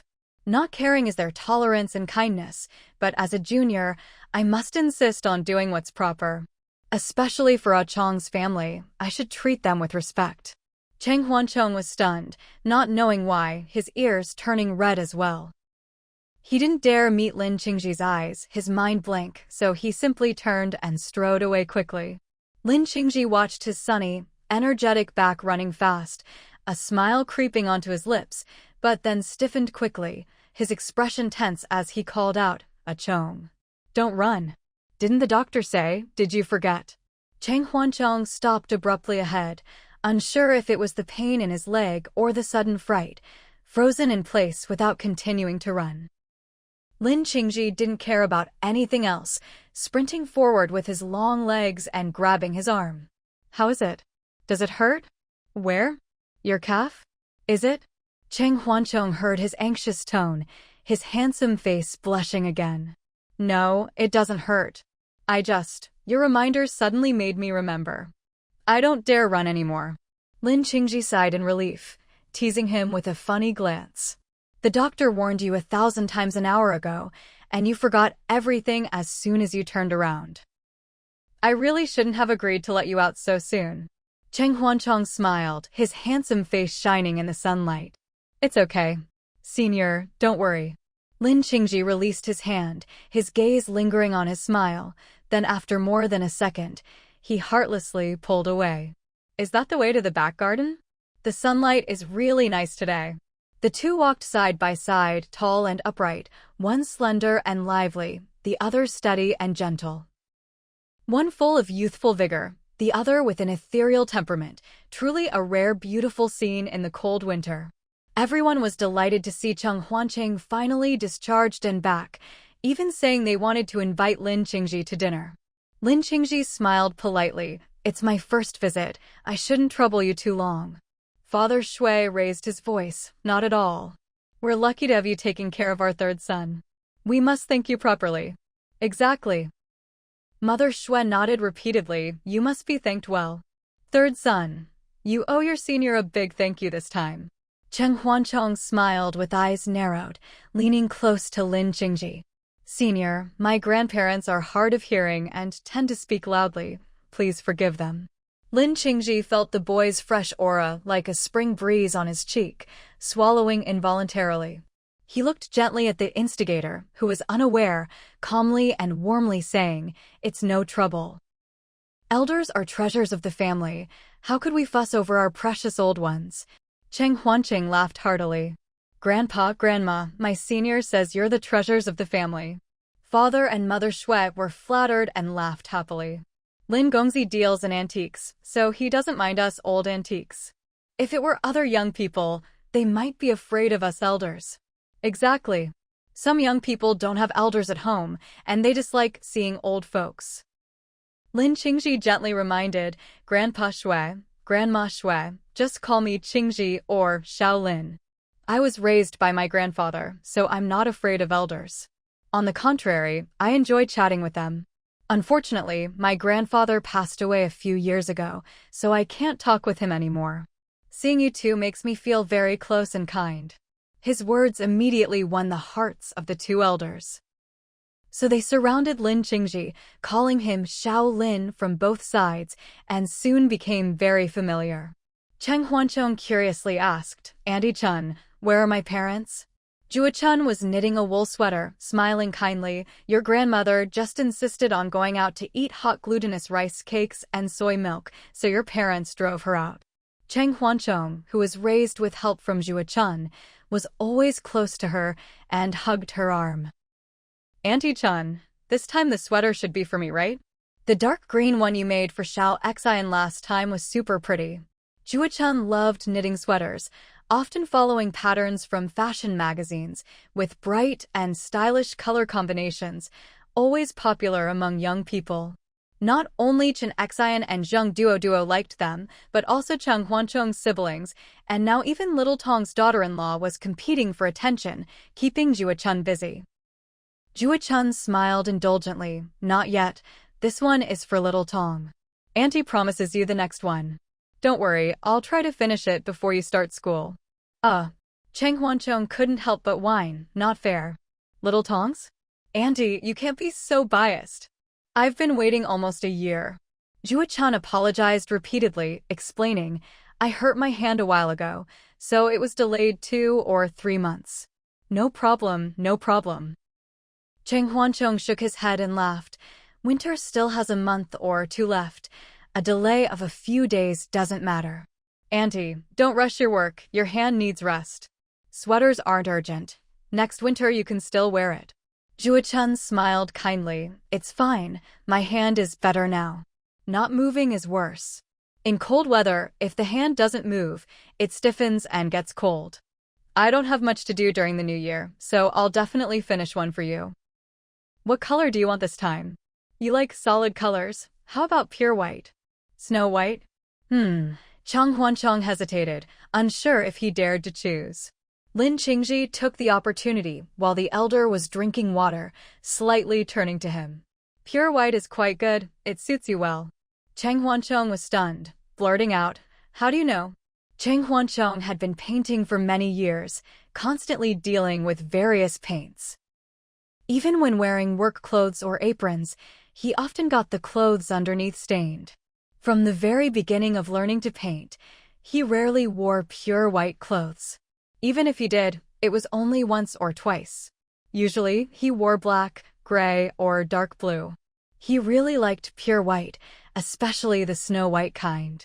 But reality was harsh, forcing him to wear dark, dirt-resistant clothes most of the time. Zhuo-chan had watched him grow up and knew he liked wearing pure white. But how did Lin Qingji know? Cheng Huancheng laughed and asked, I rarely wear pure white clothes. We just met recently. How do you know white suits me? Lin Qingji's eyes flickered slightly and replied, Your complexion is good, pure white suits you. Zhuo-chan smiled kindly in agreement.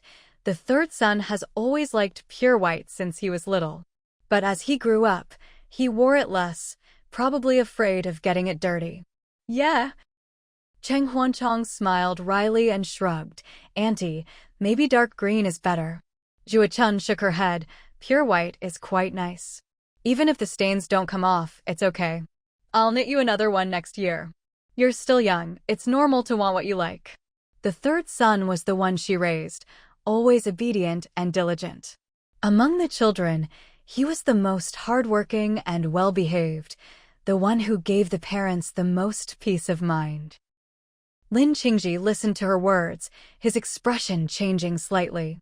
Cheng Huancheng felt a bit embarrassed, hesitating and whispering, Knitting sweaters is hard work. It's wasteful to wear one for just a season and then not use it. Let's go with dark green. Zhuo-chan looked at him with concern but finally nodded. All right, as you wish. Unexpectedly, the usually polite and gentle Lin Qingji interrupted again. Chong, if you like it, just take it. You'll have chances to wear it. Even if you wear it less, having your favorite in the wardrobe is a kind of satisfaction and happiness, isn't it? Cheng Huancheng was stunned for 2 seconds, then smiled brightly, his handsome face radiant. Okay, then I'll listen to Senior and Auntie this time, a pure white one it is. Zhuo-chan smiled warmly. All right, I'll make it for you in a few days. Lin Qingji smiled gently, turning to continue chatting with father and mother Shui. After a while, Cheng Huancheng pulled out his lazy sleeping twin sister to introduce Lin Qingji to her. This is my twin sister, Shui Xian. Senior, she's at the same school as me, in the history department. By the way, her fiancé came to visit me at the hospital the day before yesterday. You said the one you happened to see downstairs must be him. Shui Xian smiled brightly and bowed slightly. Hello, Senior Lin. Although we're not in the same major, we're schoolmates, so I'll just call you Senior, following my third brother. Hello. Lin Qingji smiled and greeted. Chong often mentions you. Today I finally have the chance to meet. Shui Xian nudged her brother and asked, Did Ironhead come to see you? When was that? He only came to see me once when I was sick. Cheng Huancheng chuckled, proudly raising his chin. No choice, he said I was in the hospital for many days, so he had to find time to visit me once. Shui Xian secretly rolled her eyes. Cheng Huancheng said, "Hey," and explained, "He came and left quickly, he's busy. I had a cold and was dizzy, so he only came once." Shui Xian muttered gloomily, "He's been sleeping at the company these days, said he might come back tonight or tomorrow, but it's not certain." Cheng Huancheng laughed, "Why complain to me? If you're capable, just go to the company like last year to help Ironhead. You can earn some extra money and spend time together, blurring the line between work and private life." Shui Xian laughed bitterly. If he agreed, I'd have jumped over already. Lin Qingji looked at Shui Xian with a hint of suspicion. "Xiao Xian, may I ask something? Have we met before?" "At Grandpa Chi's old residence." Shui Xian was stunned, then smiled shyly. "Sorry, probably yes. Grandpa Chi is my master.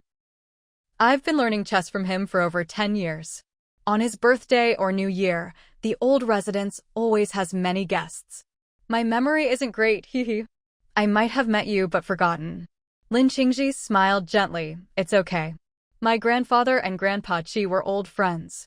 When he was alive, he occasionally took me to visit Grandpa Chi. We probably met, but there were many people, so no chance to introduce ourselves properly. That's why you don't remember me." Oh. Shui Xian nodded repeatedly, smiling. "No wonder I felt you looked familiar at first. I'm most impressed by handsome guys. You're so handsome, no wonder I had a sense of déjà vu." Lin Qingji was amused by her, smiling warmly. Xiao Xian really knows how to flatter. Everyone laughed heartily. She's got a mouth that's good at talking and is very good at acting cute. She's the only girl in the family, so everyone dotes on her. She speaks and acts without much restraint. Treat her like a big kid, don't take her seriously. Lin Qingji smiled and shook his head. No, Xiao Xian is very cute. She and Ah Chong look very alike. Shui Xian giggled and teased, "We're twins, so naturally we look alike. But this face is better as a girl. My brother's face is too fair and handsome, like a fresh young man." Lin Qingji chuckled softly and looked at Cheng Huancheng. "No, Ah Chong is very sunny and handsome." Cheng Huancheng blushed slightly and glared at his sister playfully. "What do you know? Did you hear that? I'm the sunny kind of handsome, not some fresh young meat or old dried meat." Shui Xian didn't care, shaking her head. "Whether you're fresh young meat or old dried meat, you're still older than me." "Yeah," Cheng Huancheng teased, "older by several minutes." Everyone laughed. Then Cheng Huancheng took Lin Qingji to visit his studio and room. "I usually stay in the studio, sometimes rushing drafts in the room. Once I hand in the drafts, I want to lie down immediately and sleep through." Lin Qingji looked at the neatly arranged bookshelves and curiously asked, "What are these?" "They're some comics I've published." Cheng Huancheng answered shyly. Lin Qingji reached out to take one, but was stopped by Cheng Huancheng, who looked at him with a flicker in his eyes. "What? You won't let me see your comics?"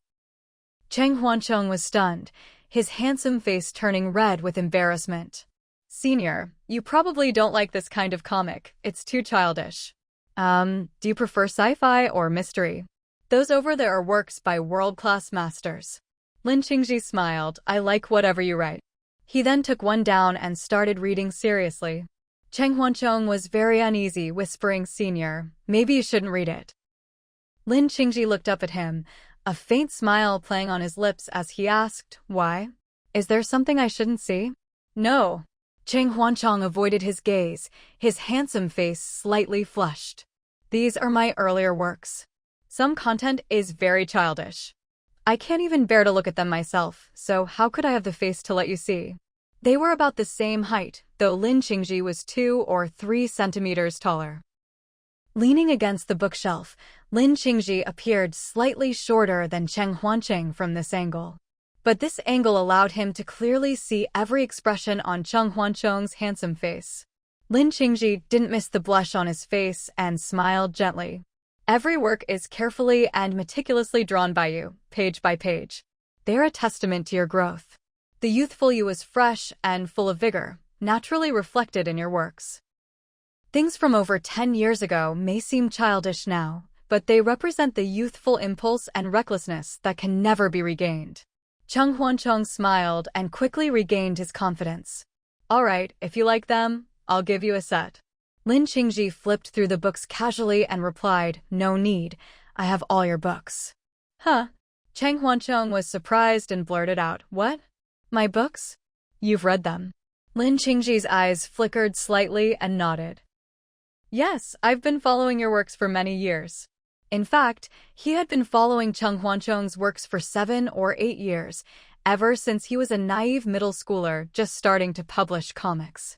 He had noticed this gifted young comic artist from the very beginning.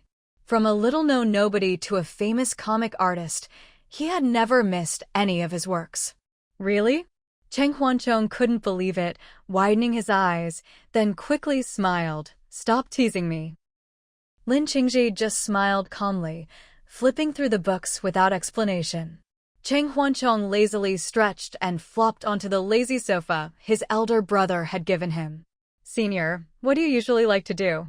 Lin Qingji answered, reading, occasionally playing chess and fiddling with antiques. Cheng Huancheng was not surprised and asked, what kind of books do you read? Classical literature and poetry. Lin Qingji smiled, everything.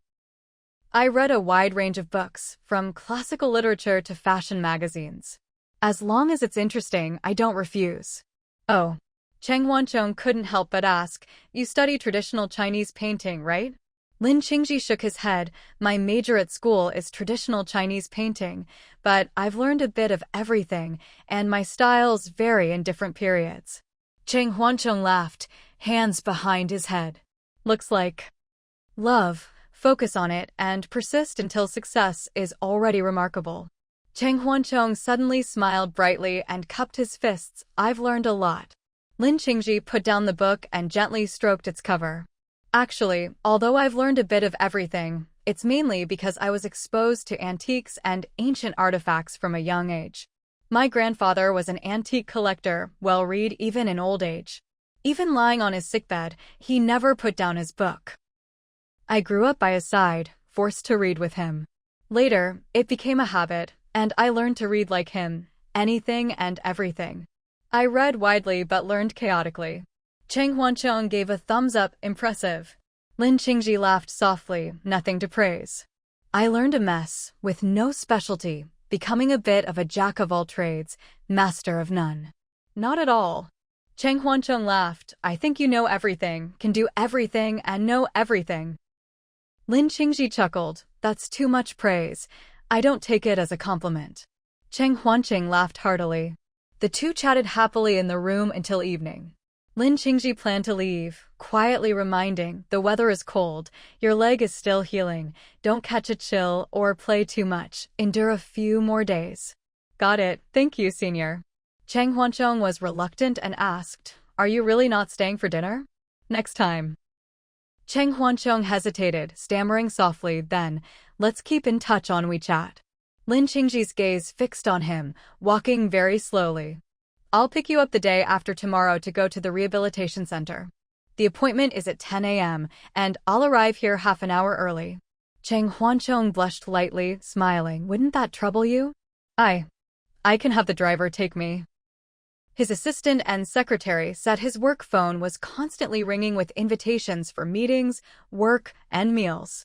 Recently, he had declined all and taken care of Cheng Huancheng until discharge. Lin Qingji gave him a half-smile and said warmly, don't be polite with me. Then he walked away elegantly, his long legs stepping into the car.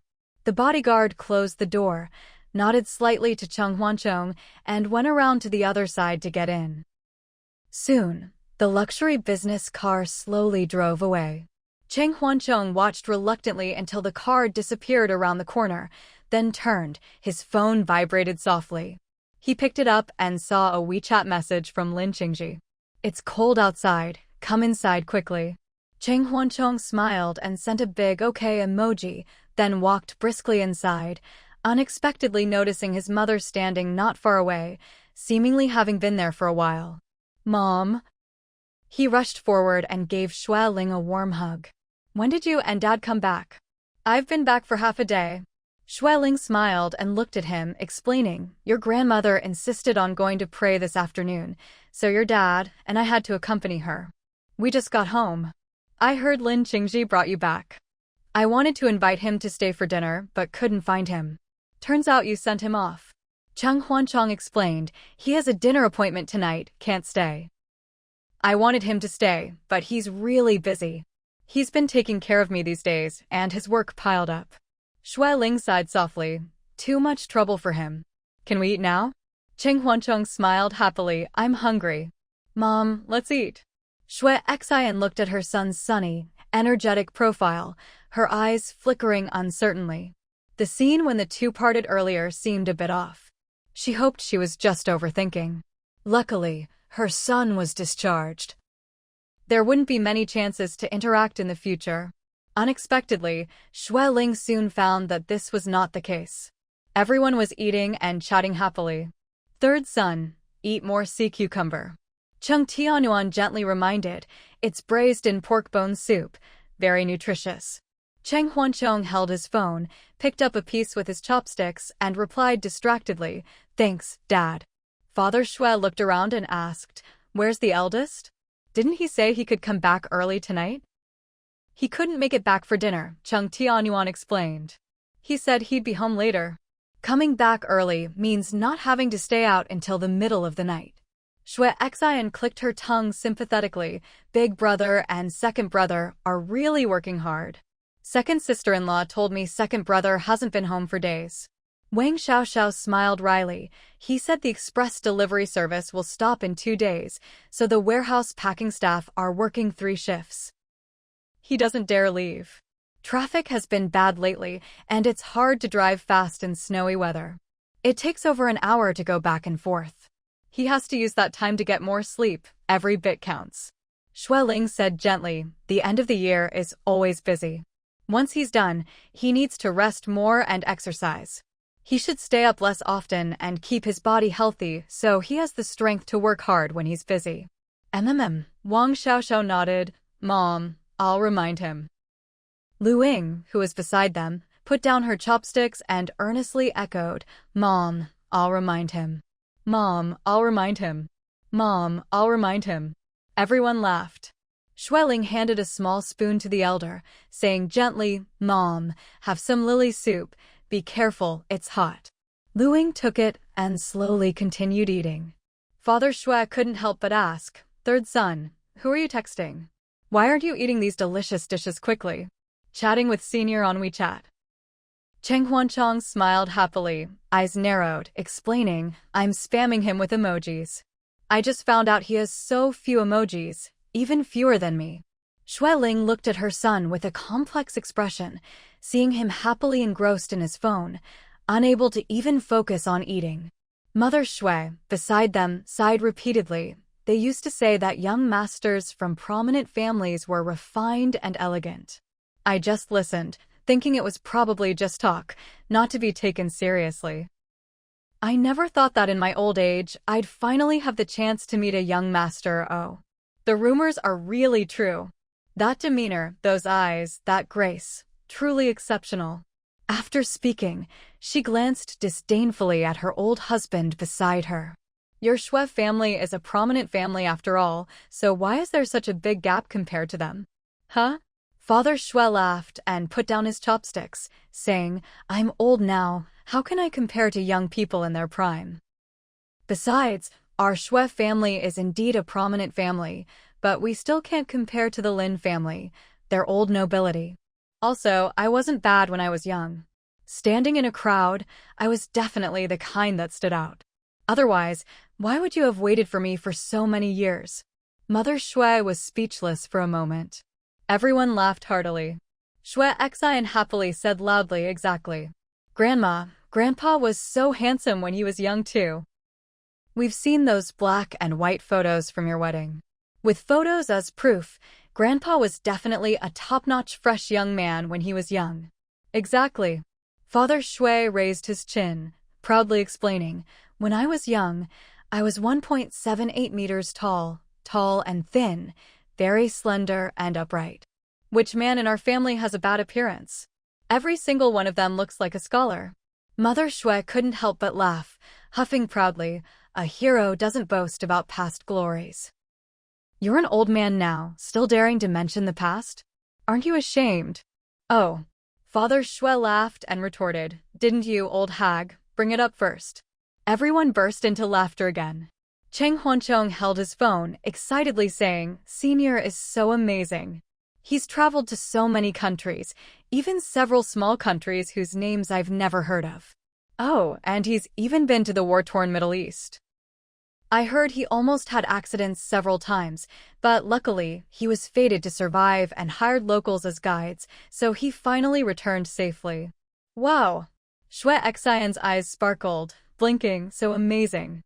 Cheng Huancheng continued, when he was little, he followed his grandfather to read classical texts and ancient poetry. He skipped 2 grades in elementary school and 1 in middle school. During winter and summer vacations, he accompanied his grandfather to visit famous historical sites. On weekends when school was off, he had to help his grandfather take care of his collections and memorize the introductions and explanations of artifacts at the museum. Oh, and when he was 10, he successfully found a hidden gem in the antique market, surprising his grandfather. When he traveled, he also bought many precious artifacts, many of which were also hidden gems. I quietly asked him, and it turns out he has thousands of personal collections. Oh my god, Wang Xiaoxiao's face was full of envy. The so-called cheat code life is nothing short of this. Cheng Huancheng's face was full of admiration, praising, he spent over 200 million to build a collection room, equipped with the most advanced security system plus the most sensitive temperature and humidity control system, finally settling his and his grandfather's collections. Shui Xian curiously asked, is his house really full of antiques? Really? I've only been there once. Cheng Huancheng explained, it looked ancient everywhere, like being in ancient times. However, the environment where Senior and his parents live is very good, and they even have a special greenhouse for growing flowers. Wow, Shui Xian praised, truly rich people who know how to enjoy life. Cheng Tianyuan thought for a moment and asked, he's an only child, right? No other siblings. Cheng Huancheng nodded. Senior said his mother gave birth to him at an older age, and he's their only son. His parents don't really like lively crowds, and their house is big, so it's usually quiet. Shueling's eyes flickered slightly, and she said softly, since that's the case, you shouldn't bother them. Their family background and living habits are completely different. It's not good to get too close. Cheng Huancheng misunderstood, laughing happily, no. When I went there before, his parents specifically came out to greet me. They are very cultivated and warm elders. They even told me to visit often. Later, when I was injured and hospitalized, they even specifically came to see me and gave me a very cute small jade Buddha, saying it would bless me to recover quickly. Oh, I'm still wearing this jade Buddha. With that, he pulled out a thumb-sized jade Buddha from his pocket. It looked translucent green, with exquisite carving and a smooth, polished finish. Father Shui, being a connoisseur, squinted at it, then grabbed his reading glasses for a closer look. Oh, this thing is probably worth a lot. Cheng Huancheng chuckled, explaining, I originally thought it was too valuable to accept, but then Senior told me to keep it. He said it was his first successful work when he was learning jade carving. He originally gave it to his mother, but she gave it to me. Wow. Beautiful. Looks good. I heard the greener the color, the more valuable it is.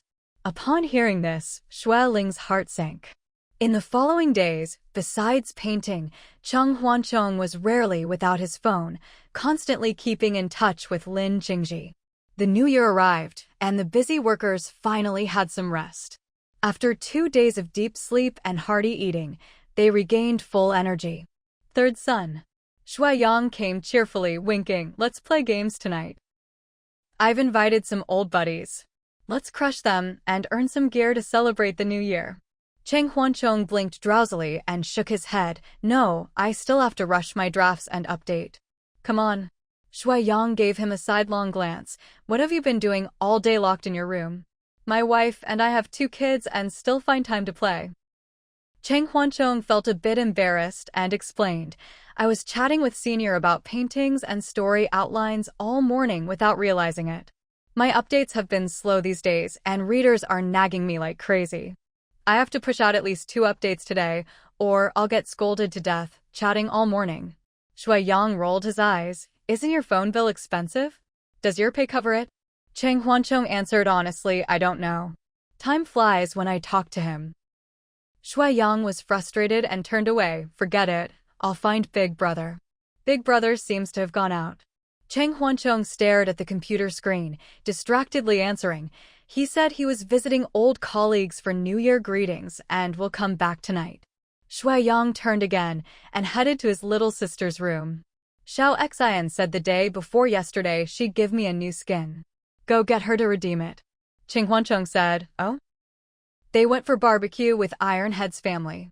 They said they'd come back early tonight and sleep early. Their flight abroad is at 9 tomorrow morning. Shui Yang whined, Mom, is there no one to play a game with me? I haven't touched the game for so long. Boo-hoo. At that moment, Luing hurried over with her cane. Second son, why are you crying? What happened? Shui Yang immediately straightened up, instantly switching to a cheerful, obedient smile. Grandma, I'm fine. Luing turned her head and loudly called, Yuan's wife. Come quickly. Second son is crying. Take him to drink milk. Shui Yang laughed helplessly and quickly hugged the elder. Grandma, I'm full now, not crying anymore. Luing looked at him suspiciously, then asked doubtfully, really? Full? Oh. Yang, you've lost weight recently. Grandma really worries. Shui Yang felt warm inside and gently patted her back. Grandma, I've been a bit busy lately, losing some weight on the side. Don't worry, after the new year, I'll get strong again. Luing chuckled and reminded, the new year is busy at home. You have to help your wife, okay? It's not easy for her to take care of 2 kids alone. The elder's condition fluctuated between clarity and confusion, and everyone was used to it. Shui Yang nodded obediently. Don't worry, the kids are full and napping. My wife is napping too. The 2 nannies were on holiday these days, so parents and grandparents helped take care of the children. Although Xiao was busy with family help, she still had some time for a nap and could sleep through the night because Shui Yang took over the night feeding and diaper changing. This year was especially cold, and the kids were still too young, so going south for the new year was too risky. Fortunately, the in-laws understood and let them take care of the kids, planning to visit when the weather warmed. Not only that, they sent many hometown specialties to Xiao to satisfy her cravings and soothe her homesickness. Luing smiled contentedly and said, all right, let's go swimming. Shui Yang. He laughed awkwardly and asked, Grandma, why do you suddenly want to swim? I want to learn swimming. Luing said seriously, you're the best swimmer, no one swims faster than you. Teach Grandma, okay? Shui Yang rolled his eyes and put on a patient teacher expression. Grandma, it's winter now, very cold outside. The pool is frozen. We can't swim now. When it's warmer, we'll go. How about that? Luing was stunned for a moment and asked, then why did I just see people swimming on TV? They looked so happy. Shui Yang quickly explained, that was filmed in summer, just airing now. Swimming is fun in hot weather. No one dares to swim in the cold. Oh. Luing understood. Shui Yang coaxed, Grandma, I'll watch TV with you in the living room, okay? No, Luing thought for a moment and said quietly, what did I want just now? Shui Yang blurted out, you said you were hungry and wanted me to take you to the living room for snacks. Uncle Lee made crab roe cake this afternoon. It's delicious. Really? Luing smiled happily. Then I have to try it. Shui Yang laughed heartily. Let's go. The Empress Dowager is coming to the living room. Just as the old and young arrived in the large living room, they saw bodyguard A Chao carrying a huge thermos. Shui Yang raised his eyebrows in surprise. Whoa. What's this? A Chao smiled and explained, this was sent by a man named Lin Qingji for the 3rd young master, just arrived at the gatehouse. I scanned it carefully before bringing it in. Wow. Shui Yang was still impressed by Lin Qingji, calling out, 3rd son. 3rd son. Come quickly. Cheng Huanchong thought something was up, quickly dropped his computer and ran out. A Chow explained again and handed him the thermos. Senior said he made it himself and just finished it before sending. Cheng Huanchong smiled happily, eyes narrowed. He said at noon he'd give me a little surprise. This must be it. Big surprise, huh? Shui Yang excitedly came over. Wow. This is the biggest thermos I've ever seen. I wonder if it's in the Guinness World Records. Cheng Huanchong quickly opened it and found 3 large layers of exquisite food. Shui Yang exclaimed several times, no way? Really made by hand? You're kidding, right? It looks so delicious. Cheng Huanchong proudly said, Senior studied culinary arts. He said he learned from a 5-star chef for 2 or 3 years. A famous teacher produces excellent students, and he's so smart. How could his food be bad? Shui Yang, always quick to act, already picked up a fried meatball and was munching happily. Wow, not bad. Really good skills. Then he quickly picked another and stuffed it into Grandma's mouth. Luing chewed slowly, mumbling, delicious. Cheng Huanchong slapped his brother's hand away, laughing and scolding, dirty, dirty. Did you wash your hands? Go wash and eat together. Shui Yang pulled out a wet wipe, grinning. There's so much, you can't finish it alone. Grandma and I are happy to help. Gladly, gladly. Luing looked on, swallowing. Cheng Huanchong quickly invited, come on, come on. Sharing is better than enjoying alone. By the way, Shui Yang's mouth was full, and he asked incredulously, your senior is way too good to you, huh? Cooking for you personally and sending it over specially. Cheng Huanchong ate heartily, mumbling, he's a very, very good person. Maybe he heard I had to work overtime today and specially sent me extra food to make up for it. He had just mentioned it casually, but unexpectedly, Senior remembered and went to great lengths to have it delivered. Shui Yang couldn't help but ask, is he that nice to everyone? No way. You have a nurse taking care of you, so why does he stay with you day and night? I heard he even slept on the hospital sofa several nights, right? Cheng Huanchong casually gave his grandmother a shrimp dumpling and replied, maybe because I got injured at his place. He feels responsible since he invited me. Oh, that makes sense. Shui Yang brushed crumbs off his hands. But you're already better. Why is he still so considerate and caring? Calling you all the time, sending afternoon snacks, too attentive, right? Wait, could he be after something from you? Cheng Huanchong blushed slightly and asked back, what could I possibly have that he wants? He's richer than me, much richer. He has everything: status, money, connections. I'm just a student who can draw, nothing else. Besides, he can draw too, and much better than me. Shui Yang looked puzzled. That's strange. Then what exactly does he want from you? Cheng Huanchong's face reddened as he glared at his brother. Can you speak nicely? Don't always think the worst of people. Senior is really a very good person and my fan. Why would he want something from me just because he's nice? Second brother, don't be so calculating, okay? Shui Yang shrugged. I'm not being calculating. I'm being realistic. Little brother, you haven't really entered society yet. You don't know how treacherous people can be. There's nothing truly good in this world, no perfect people. Everyone's out for profit. That's reality. There's no true fairness, no pure kindness, except from family and loved ones. Oh. Cheng Huanchong was distracted. Shui Yang poked him, curious. Is he trying to get you to sell the rights to your next work? Is that it? Huh? Cheng Huanchong shook his head, a trace of sadness in his eyes. I don't think so. I don't know. Shui Yang thought hard and analyzed seriously. As far as I know, many big businessmen investing in the arts like to recruit talented young artists, flatter them into joining their companies, making them work for them and monopolize their works. Then they quietly inflate the prices of these artists' works to increase their value and profit. Cheng Huanchong said, recalling all the care Lin Qingji had shown him, a strange, indescribable feeling welled up inside, making him uncomfortable. I've heard of such things. A senior sister once told me her company's boss wanted to recruit me, but I refused outright. She said it's hard to recruit me, but the offer was a 10 million annual salary guaranteed for 3 years, and I could call her anytime if I changed my mind. An elder nearby dropped a tissue. Cheng Huanchong, distracted, lazily picked one up and handed it to her. Exactly. Shui Yang suddenly enlightened. It must be that.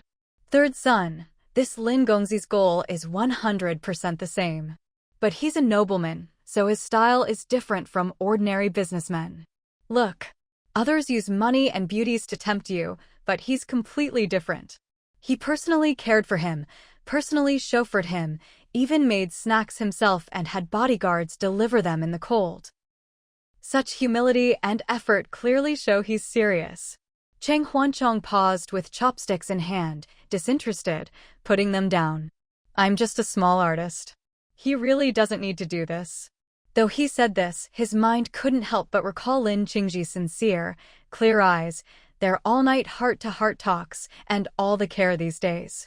Cheng Huanchong fell silent, lowering his head. Shui Yang was still excited, babbling on. You don't know. One signed photo of yours can sell for hundreds.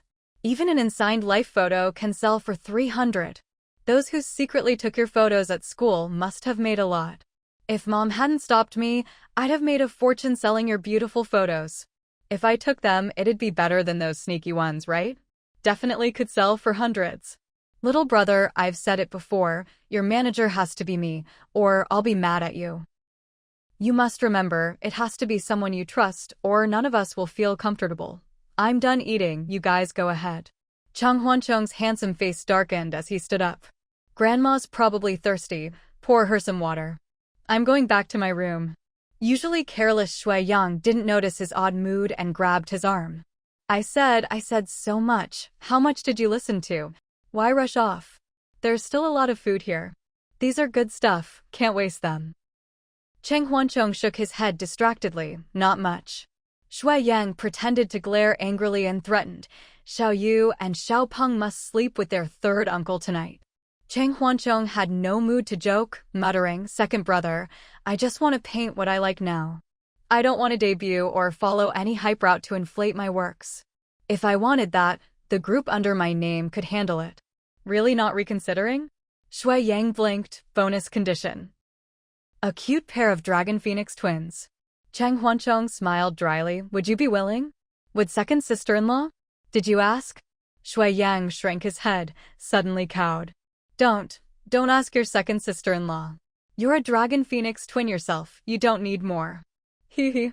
Cheng Huanchong ignored him, reminded him to take care of grandma, and returned to his room. Closing the door, he focused on the computer, but couldn't concentrate. His mind was a mess, as if thinking of nothing but unable to calm down.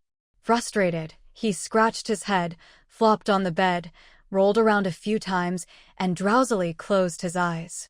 But he couldn't fall asleep, which annoyed him greatly. He got up, rubbed his face angrily, and returned to the computer. After a long while, his mind was blank. He couldn't remember the plot outline or character traits. Ugh. He kicked the bed in frustration, collapsed on the quilt, unwilling to move. At dusk, Shui Ling held Xiao Yu in one arm and pulled her mother-in-law with the other, intending to go to the main dining hall for dinner. Qing Tianyuan was inspecting the warehouse and, upon entering, saw the scene and hurriedly took the little one. Wife, I'll hold him.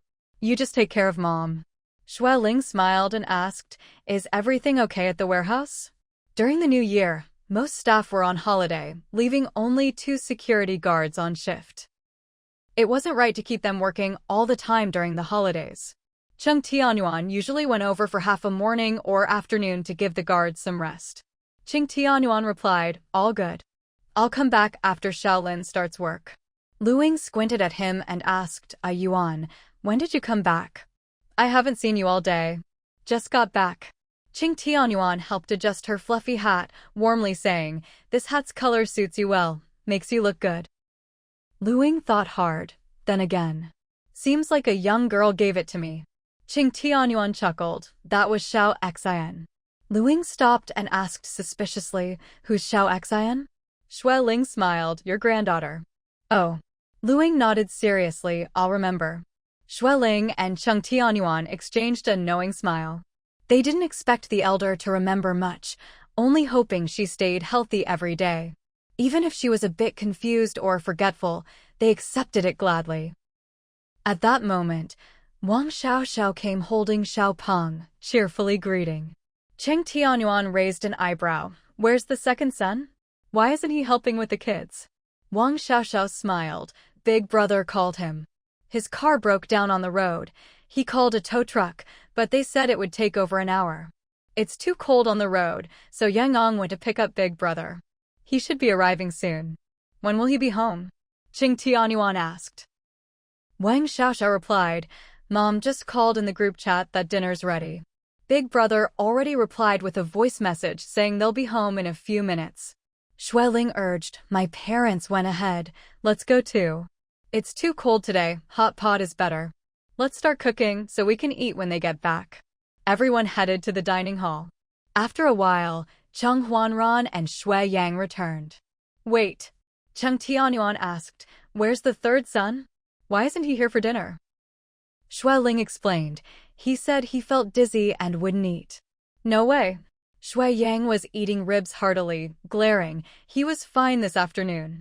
Then he told everyone about the snacks Lin Qingji sent. Father Shui was surprised. Oh, no wonder it tastes different from what Uncle Li made. The flavor is really good. Master-level skills. Mother Shui nodded repeatedly. It's really delicious. I ate several dishes, and each one was great. Cheng Tianyuan smiled. Lin Gongzi really cares about our third son. On such a cold day, he specially sent snacks. Ran, eat up, and then check on the third son. See if his dizziness is from staying up late or a cold. Okay. Cheng Huanran agreed. Cheng Tianyuan suddenly remembered and reminded, right, have him pick something to return to Lin Gongzi. It's not good to let others always spend. It's New Year, exchanging gifts is proper. Xueling hesitated, but finally kept quiet. After dinner, everyone returned to their rooms. Cheng Tianyuan took care of the three elders, and Xueling went to bathe and dress the little twins. After the busy work, the couple returned to their room after 8 o'clock. Cheng Tianyuan changed into home clothes and asked, Wife, has Xiao Xian come back? Yes. Xueling explained. She's excited about going abroad with Xian tomorrow. Cheng Tianyuan thought for a moment and stood up. I'll go check on the third son. You rest first.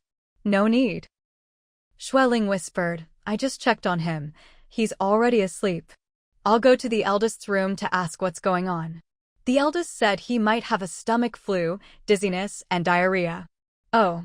Cheng Tianyuan frowned. Has he taken medicine? What did the eldest say? Xueling nodded. The eldest made him take it and forced him to drink a packet of cold medicine. Forced? Cheng Tianyuan laughed. He's not a 3-year-old. Why wouldn't he drink medicine? Is he sulking with his brother? Xueling smiled. Ranran said he hated the taste and only drank half a cup. He pretended to be angry, so Ranran forced him to finish the rest. That kid. Cheng Tianyuan laughed. The weather was cold, and both were busy during the day, so they went to bed early. But in the middle of the night, Xueling turned on the light. Cheng Tianyuan groggily frowned and asked softly, Wife, what's wrong? Something seems off. Xueling hurriedly got up, putting on a robe. I think I heard someone vomiting. Cheng Tianyuan immediately woke up, quickly putting on his coat. Could it be Mom or Dad? Or Grandma? Xueling opened the door and seemed to see something, exclaiming, It's the third son. She rushed over. Cheng Tianyuan followed and saw at the end of the corridor the third son bent over the sink vomiting, his pajamas loose, his tall, thin body bent over, looking very uncomfortable. The couple hurried over, handing him tissues and warm water, then helped him back to his room. Cheng Huanchong apologized repeatedly, whispering, I was sleeping and suddenly felt very bad. I wanted to get a glass of water, but the cold wind blew, and I couldn't help but vomit. There's no heating there, so it's naturally cold. Cheng Tianyuan scolded, Why didn't you fill the thermos with water? Cheng Huanchong lowered his head, whispering, I forgot. All right, I filled it for you. Xueling asked with concern, Still feeling bad? Need the family doctor to come. Cheng Huanchong shook his head. It's late. I don't want to trouble anyone. I feel better, just a bit dizzy. I'll have Big Brother check on me in the morning. It's nothing. Okay. Qing Tianyuan stood, then get some good rest. Call your big brother if anything. Xueling agreed. He's still on holiday, so even if he sleeps less, he can catch up in the morning. No need to trouble others.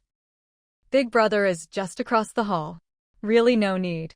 Cheng Huanchong weakly shook his head. Dad, Mom, I'm fine. You go back and rest. Cheng Tianyuan and Xueling returned to their rooms. Early the next morning, they got up, washed, and took care of the elders separately. Xueling finished with the elders, but worried about the third son. Seeing his door still closed, she guessed he was still sleeping and didn't want to disturb him, so she turned to the nursery. Suddenly, the intercom on the wall rang. Madam, a young man named Lin Qingji wants to see third young master Chong, accompanied by 2 assistants.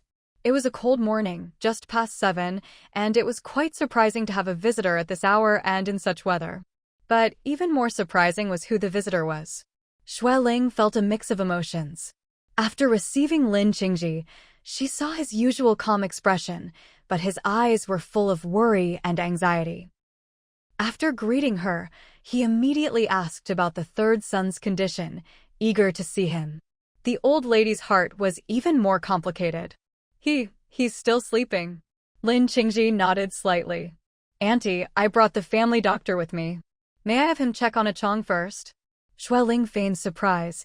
How did you know Chong wasn't feeling well? Lin Qingji's eyes flickered, answering calmly. Last night we chatted on WeChat.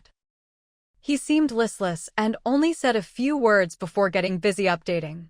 This morning, I saw he posted on Moments around 3 a.m. about having a stomach flu and vomiting. I was very worried, so I brought the family doctor to see him.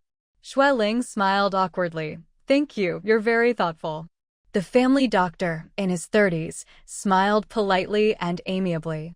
Madam, sorry to disturb you so early. Xueling thanked him and led them to her son's room. Cheng Huanchong had not slept much last night and was still sound asleep, unaware as the door opened. He was curled up under the covers, sleeping peacefully. Lin Qingji saw his slightly pale face and furrowed his beautiful brows, softly calling, Chong. The sleeping boy didn't move. Xueling cleared her throat, about to call him, but Lin Qingji stopped her politely. Auntie, let him continue sleeping, it's okay. The doctor only needs to take his pulse. Then he gently sat on the edge of the bed, carefully and steadily lifting the blanket to reveal a foot the patient's fair, slender hand rested casually. Lin Qingji exchanged a glance with the doctor behind him. The doctor immediately bent forward, about to reach out, but was stopped by Lin Qingji, who whispered, Your hands are cold. Xueling, the doctor didn't dare speak, rubbing his hands vigorously several times before slowly placing them on Cheng Huanchong's wrist. After a moment, he withdrew his hand. Lin Qingji silently covered the blanket back and lowered his voice. How is it? The doctor murmured, gastrointestinal flu. He needs to eat light food and take medicine for 3 days. He's a handsome young man with good physical fitness and immunity, so no need to worry. Lin Qingji nodded gently and instructed, Thank you. Please arrange the medicine quickly. The doctor bowed slightly and left. Lin Qingji stepped out and instructed his assistant. You accompany him back. Bring some light porridge and side dishes from the kitchen, along with the medicine. The assistant acknowledged and quickly left with the doctor. Lin Qingji walked back elegantly, smiling warmly. Auntie, I'm free today. If you don't mind, I'll help take care of Chong. Xueling realized she had no room to intervene and felt like an outsider. Ignoring her complex feelings, she half-closed the door. Qingxiao, Chong has troubled you enough recently.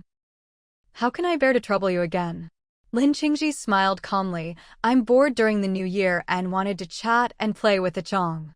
I've studied basic medical care and can look after ordinary patients. Please rest assured, Auntie. With that said, Xueling found no reason to refuse.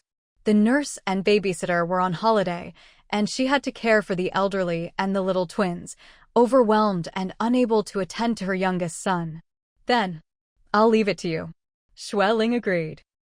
Lin Qingji watched her leave, but was surprised when she turned back and invited him to breakfast. Thank you, Auntie. Lin Qingji explained, I've already eaten. My family eats early, around 6:30 a.m. Shui Ling was slightly surprised and smiled. That's quite early. Lin Qingji's voice was gentle. My family insists on early to bed and early to rise. We get up at 6, exercise, read, and practice calligraphy. Breakfast is at 6:30, and by 7, everyone is busy with their own things. Indeed, the reason children from excellent families excel is often due to such disciplined habits. Half an hour later, the family finally got up and gathered in the dining hall for breakfast. Shui Ling explained Lin Qingji's arrival and warned the elders and Wang Xiaoxiao not to go near the third son. The doctor said it's a viral gastrointestinal flu. Elders and children should avoid contact to prevent infection. Cheng Huanran nodded, yes, there's a risk of infection. Reminder. Don't visit the third son.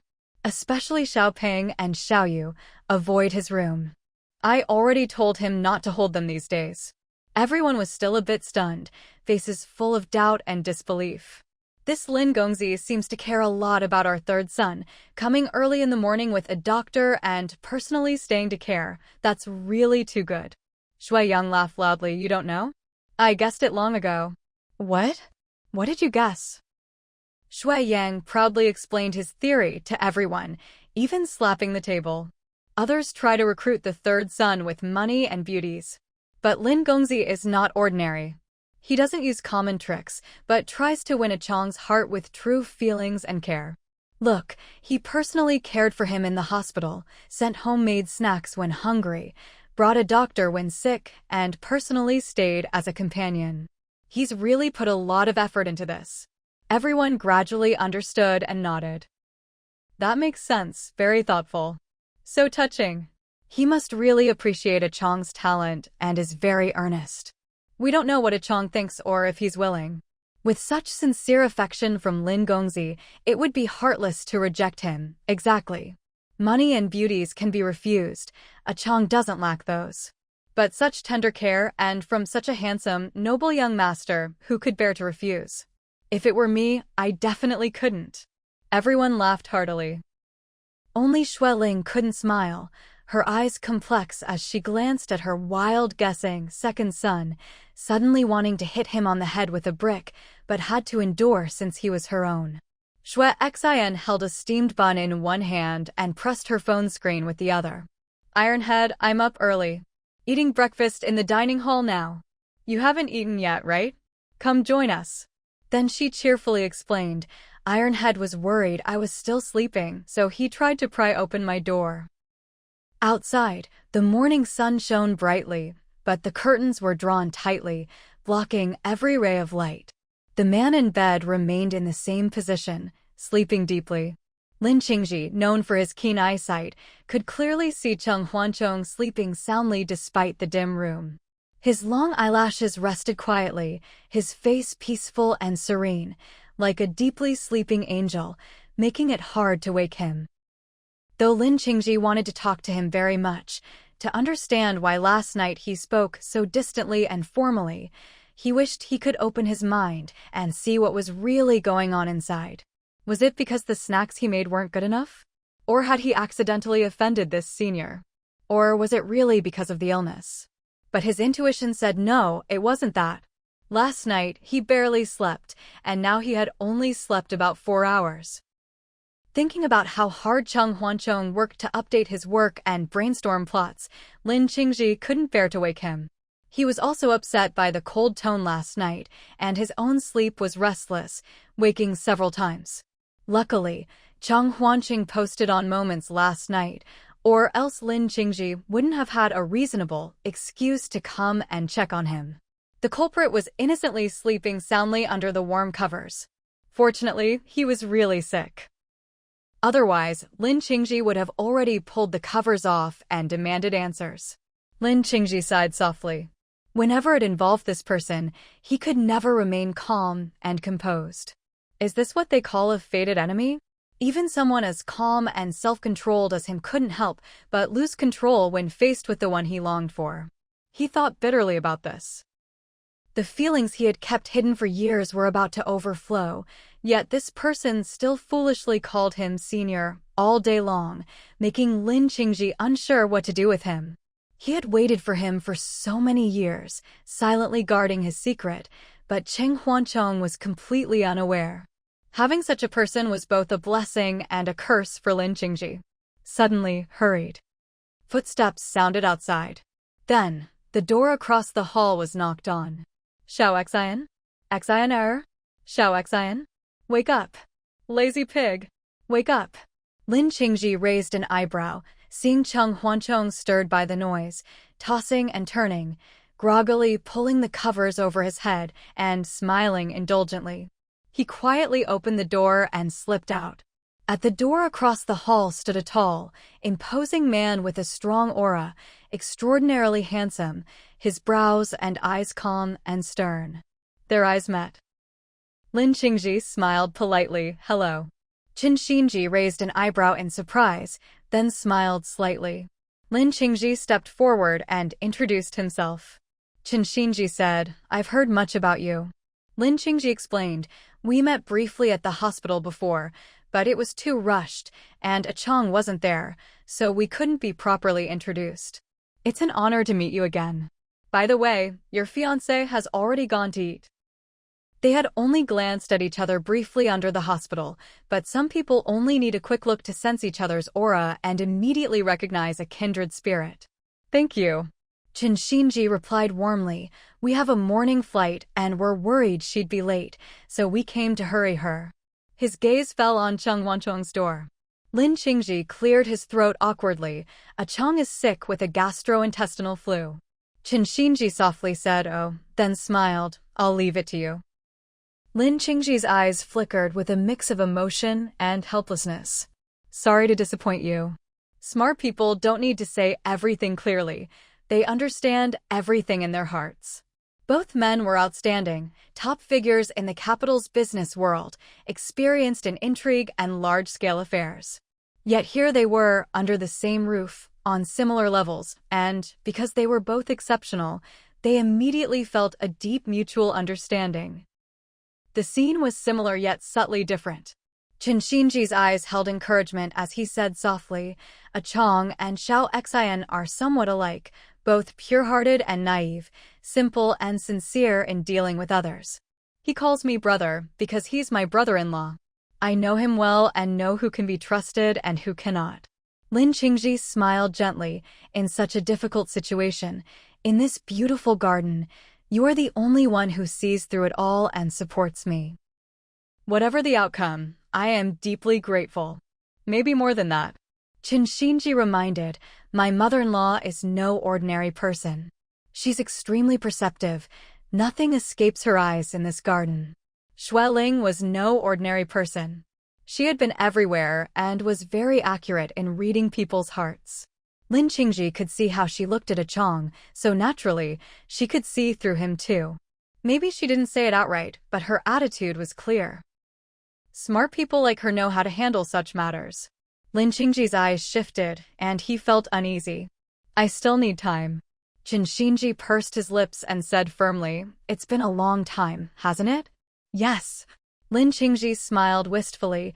People like us tend to be attracted to kind and pure-hearted people and don't fall in love easily. Qin Xinji smiled and added, once we fall, we can't change. It's for life, even for many lifetimes. Lin Qingji whispered, you're lucky. You married your beauty early. I'm different. Chang's feelings for me are still unclear, and he probably doesn't realize it himself. I noticed him back in high school, admiring his talent. Some feelings come suddenly and naturally. You're confident. Qin Xinji smiled slightly. Your anxiety is because he hasn't given you a clear answer, right? Chang and Xiao Xian are twins, similar in looks and temperament. If they don't like someone, they keep their distance and avoid contact. Maybe I was too impatient. Lin Qingji smiled softly.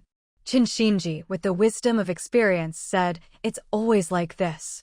Fated people, whether enemies or soulmates, no matter how proud you are of your emotional control, it means nothing in front of them. Lin Qingji looked at the outstanding man before him, feeling an even stronger sense of kinship deep in his heart. Indeed. But the obstacles between a Chong and me are more complicated. I've taken the first step, but I'm already anxious before taking the next. Chen Xinji nodded. I understand, and I wish you good luck. After a pause, he smiled slightly. I have great confidence in you. In fact, Chen Xinji was very suitable for a Chong, and he believed a Chong liked him very much. Otherwise, a Chong wouldn't be so clingy. Chen Xinji grew up lacking family warmth, so he was indifferent to worldly affairs. Only Shui Xian could melt his heart and make him more tender. Perhaps because of this polarization, he was more sensitive and perceptive about emotions than others. Some people's compatibility and deep love truly transcend status and gender. He and Lin Qingji were such people, so he understood and was willing to offer support. Lin Qingji smiled gently. Thank you for your kindness. I will repay you someday. Chen Xinji turned elegantly and left. Lin Qingji returned to Cheng Huancheng's room. Most likely hearing the door handle, Cheng Huancheng, who was hiding under the covers, stirred awake, pulled back the blanket, frowned, blinked, and looked at the visitor. The room was dim, and the newcomer was tall and slender. Iron Head. Cheng Huancheng recalled hearing Chen Xinji's voice earlier and instinctively called out, yawning, "Why so early?" The other did not answer, standing with hands in pockets, seemingly staring at him. Cheng Huancheng blinked suspiciously and finally recognized Lin Qingji. But his head was still in sleep mode, slow to react and incredulous. Senior? Lin Qingji, always observant, carefully noted every micro-expression after he woke, not missing a detail, confirming his intuition was correct.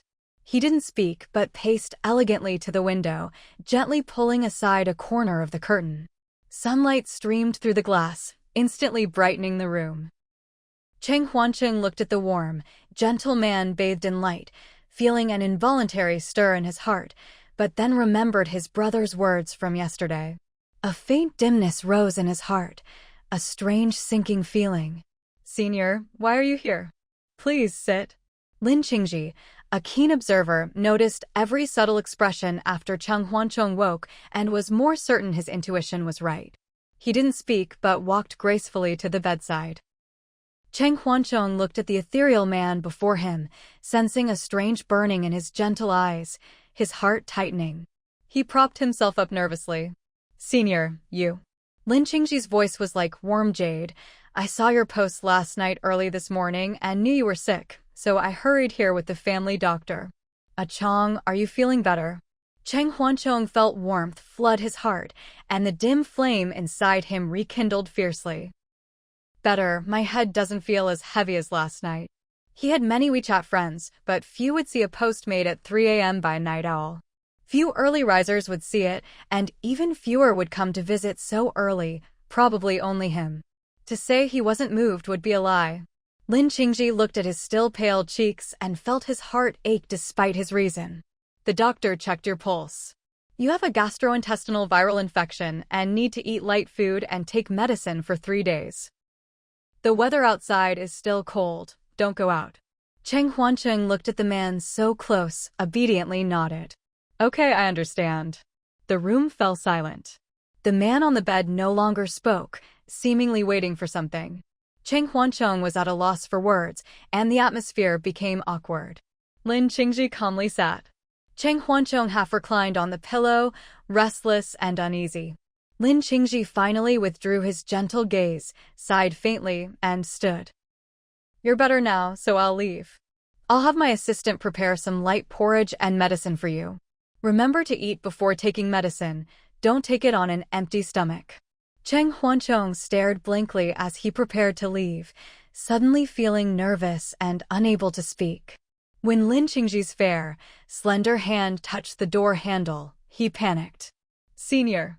I have something to ask you. Lin Qingji withdrew his hand, turned slightly, and looked at him with a gentle, teasing smile. What is it that you want to ask me?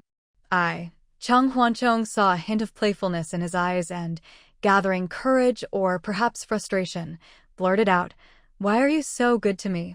I have nothing you want. Lin Qingji laughed softly, his voice like a flowing stream, very pleasant. Why do you think? Cheng Huancheng was dazed by the question, his head spinning with unclear anger. You ask me why? That's your business. I should be asking you. Unlike the sulking one, Lin Qingji was calm and composed, his eyes full of fondness. You think you have nothing I want, but I think you do. I just want to be good to you and only you, Cheng Huancheng. Cheng Huancheng's head buzzed loudly, his heart instantly collapsing, his mind blank, still dizzy and unable to think clearly. Seeing him stunned, Lin Qingji simply twisted the door handle, locked the door, and stepped closer to the bed. Cheng Huancheng was dumbfounded, staring at him. Lin Qingji leaned slightly over him. Cheng Huancheng seemed startled, but then realized what was happening, instinctively dodging back, his clear, wide eyes staring at Lin Qingji. Lin Qingji sighed helplessly. Did you hear me clearly? Do you understand? Cheng Huancheng, I admit I have wanted you from the start. I've been your loyal fan for many years, from when you were a young, inexperienced artist to now, famous worldwide. I love your work and, through it, I love you. Cheng Huancheng. Cheng Huancheng was completely stunned, frozen in place. Lin Qingji looked steadily at him and said softly, I remember every one of your works, every plot, moved by them and by your talent and genius. I rarely follow serialized comics, but I have followed all your works. I don't know why, I just really like reading them. Every character you draw is interesting, some are even based on your family or friends. Your male leads are sunny, positive, and overcome all difficulties to achieve extraordinary success. Reading your works makes me happy and more optimistic. As I read, I became curious about the author. I wanted to know what kind of person could create such warm and interesting characters, what experiences and education they had to arrange such intricate plots. I imagined you as a college student, shy and reserved, like most artists with eccentric temperaments. I even guessed you might be a quirky girl. I kept reading until I couldn't help but have my assistant check your personal information. Cheng Huancheng was dumbfounded, swallowing hard in disbelief. When did this happen? Lin Qingji answered, back when you were still in high school, I had people check on you. I was captivated by your youthful energy, like a warm ray of winter sunshine that suddenly lit up my chest. I once lingered near your school's entrance, saw you joking happily with some boys carrying your backpack, saw you eating ice cream without wiping your mouth, and even saw your shy and awkward fan meeting. Cheng Huancheng blushed, feeling embarrassed. Lin Qingji lowered his eyes and continued, I quietly observed you for a long time, especially your college entrance exam results. I knew you got into the Imperial Capital University, even chose the art department and became my junior. I was secretly happy but didn't know why. I'm busy, but whenever your work updates, I click to read quietly, never commenting or leaving messages, sometimes tipping a little. Cheng Huancheng couldn't help but interrupt, why, didn't you tell me?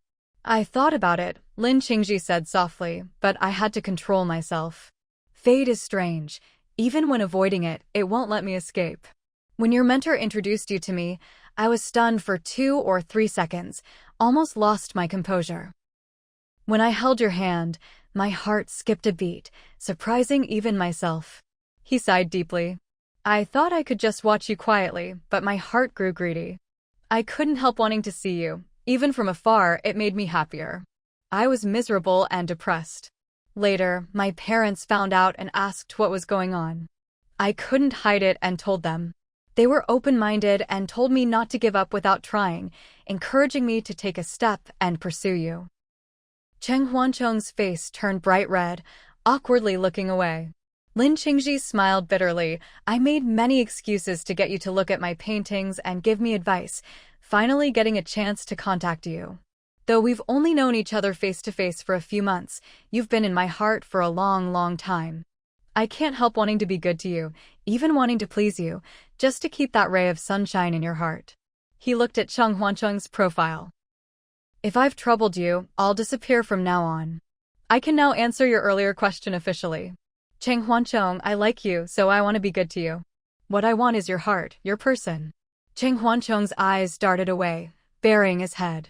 Whether from shyness, embarrassment, or fear, he hid under the blanket, wrapping his head tightly, not daring to move. Lin Qingji smiled at his ostrich-like behavior.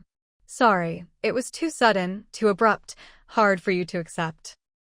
I'm 30 now, but this is my first confession. I don't know how to express my feelings, so I just say whatever comes to mind.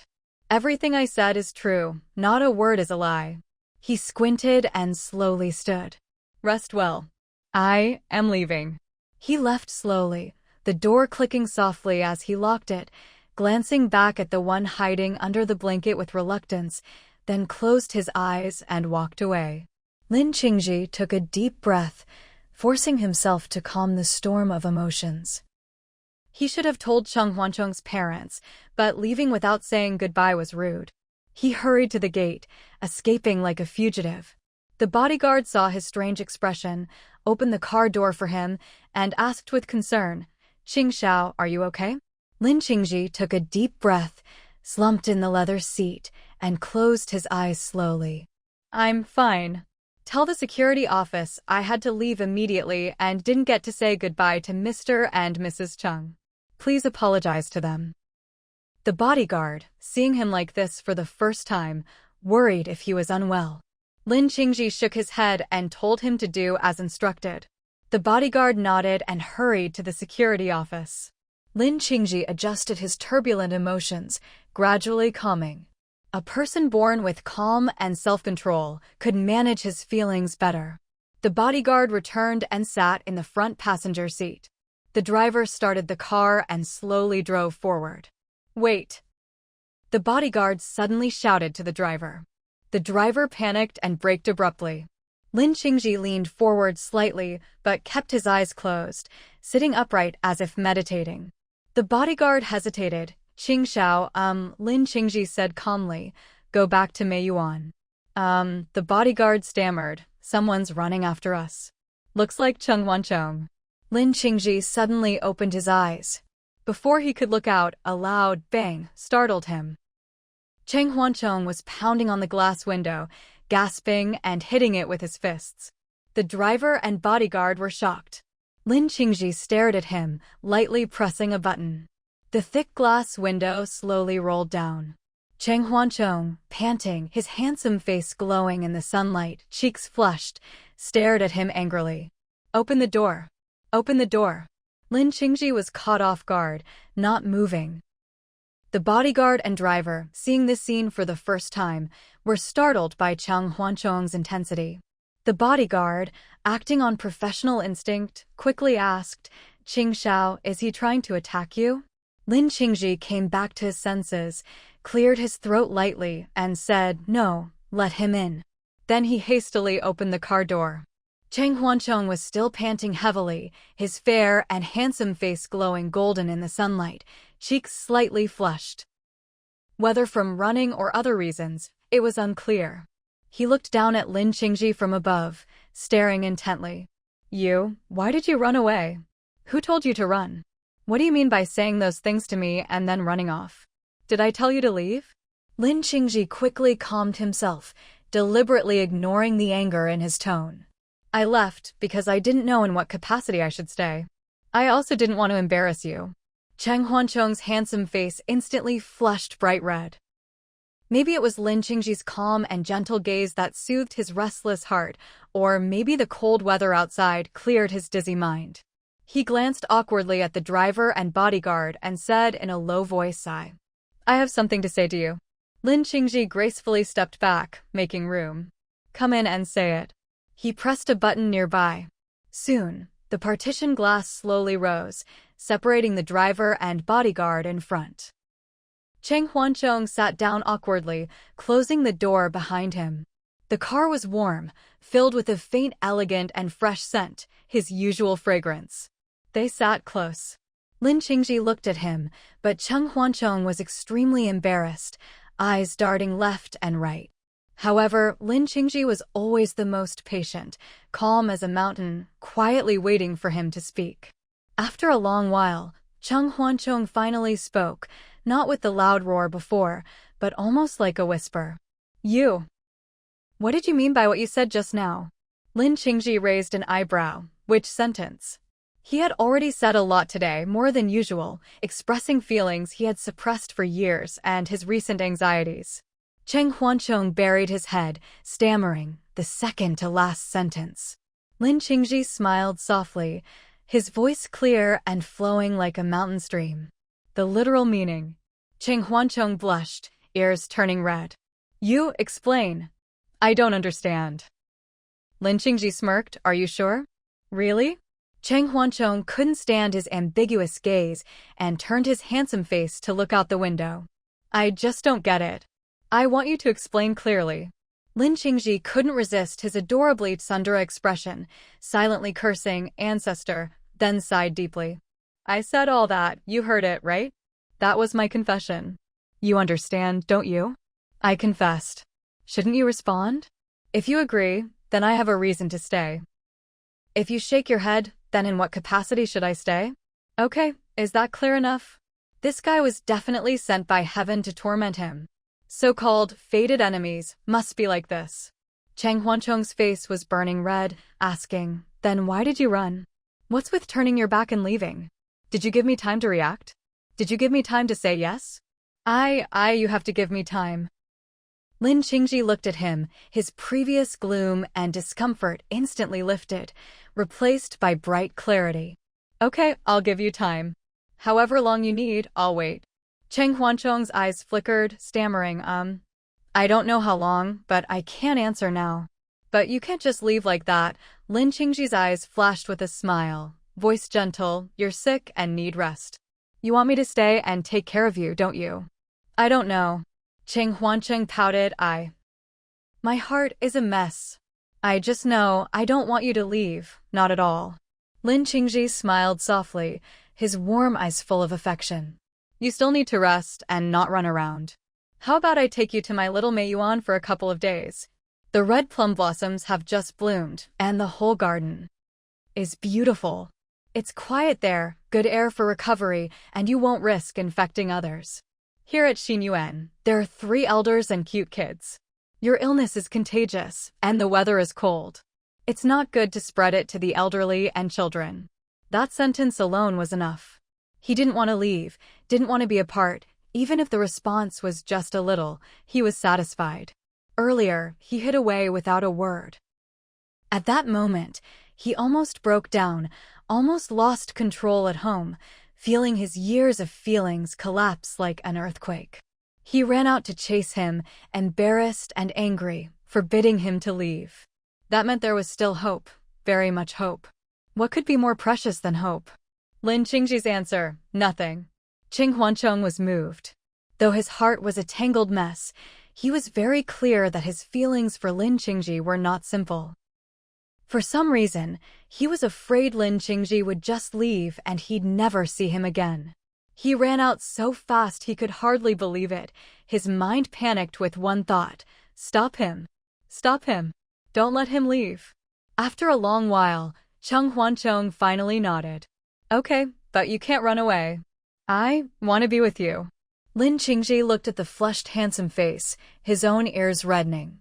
Silently suppressing the fluttering joy in his heart, he nervously twisted his long, fair hands. Don't worry, I won't run. I'll stay with you. He didn't say much now, afraid to scare the tsundere in front of him. For him, he had endless patience. As long as there was hope, even a little, he would cherish it. Cheng Huancheng was extremely embarrassed, pretending to be calm and clearing his throat. All right, I'll go pack some clothes. Wait for me here. Lin Qingji smiled indulgently, reminding, it's cold outside. Zip up your coat. Tell your uncle and aunt not to worry. Tell them I'm going to Meiyuan to enjoy the plum blossoms, and you're going there to paint and recover, keeping some distance from the family. We'll be back in 2 or 3 days, not long. His tone and manner were as usual, which relaxed Cheng Huancheng a lot. Okay, I got it. During the New Year holiday, the busy family finally had some rare leisure time to rest and enjoy the moment. Old Chen sent Chen Xinji and Shui Xian to the airport, while the others stayed in the living room after breakfast. Some played on their phones, some watched TV, some played with the kids, each enjoying their own way of relaxing. Cheng Tianyuan finally remembered their sick third son and asked, "Wife, did you have Chef Li prepare some porridge for the third son?" "No." Shui Ling, lost in thought, suddenly came back to herself and whispered. Lin Gongzi told his assistant to bring medicine and porridge together. Yes, he said it was already arranged. Cheng Tianyuan was a bit embarrassed, but mostly surprised. That's very thorough. Doctor, porridge, and medicine all arranged. Shui Ling smiled faintly. I invited him to breakfast, but he said he already ate. Cheng Tianyuan said warmly, have the kitchen prepare a good lunch. We must properly thank him. Okay. Shui Ling thought for a moment. If there's time this afternoon, I want to talk to him a bit. Cheng Tianyuan noticed her unusual expression and asked, Wife, what's wrong? You look troubled. Maybe just tired. Shui Ling replied vaguely. Cheng Tianyuan felt sorry for her and softly said, during the holiday, the babysitter and nurse are off. You have to take care of my mom and help the second son's family with the kids. You're working too hard. It's okay. Shui Ling glanced at the calendar. The babysitter will be back in 2 days, so it will be easier. The nurse will return from the countryside next week, and things will get back to normal. I'll be able to relax a bit. Cheng Tianyuan gently stroked her hand when no one was looking. You were woken up by the third son last night. Remember to rest this afternoon. Don't worry, we have enough help today. You can slack off a bit. Shui Ling smiled and nodded. At that moment, Cheng Huanran came over holding Xiaoyu and his phone. The third son should be awake now, right? I'll check on him later. Lu Ying, watching TV, turned and curiously asked, Watching what? Watching what? Cheng Huanran smiled, watching Xiaoyu. Great-grandma, look. She's smiling. The little one was happily giggling, waving her chubby hands and feet, utterly adorable. Everyone laughed. Lu Ying's eyes squinted, her toothless mouth soft. My grandchild is so beautiful. She won't have trouble finding a good girl to marry. Everyone laughed again. Cheng Huanran quickly explained, Grandma, this is Xiaoyu. She's a girl. She'll get married when she grows up. Oh. Get married. Shui Yang clutched his chest, laughing and scolding, Big brother. Can't you stop teasing me? She's not even 1 year old yet. What marriage talk? You're stabbing my heart. Why? Don't want to let go. Cheng Huanran teased. Shui Yang rolled his eyes. Of course I don't want to. Xiao Xian is already 20. Didn't Dad still not want to let her go? All fathers-in-law are the same, you know. Cheng Tianyuan pretended not to hear and handed water to his mother.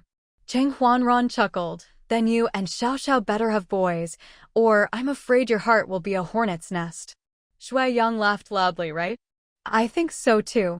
Wang Xiao, drinking tea in the corner, frowned and awkwardly coughed. Shui Yang held Xiao Peng and nervously asked, Wife, what's wrong? Wang Xiao pouted, my chest felt a bit nauseous just now. It's nothing, maybe I ate too much this morning. Shui Yang suspiciously asked, no way? You usually eat moderately. Our breakfasts are mostly light, not greasy. Are you feeling stomach discomfort?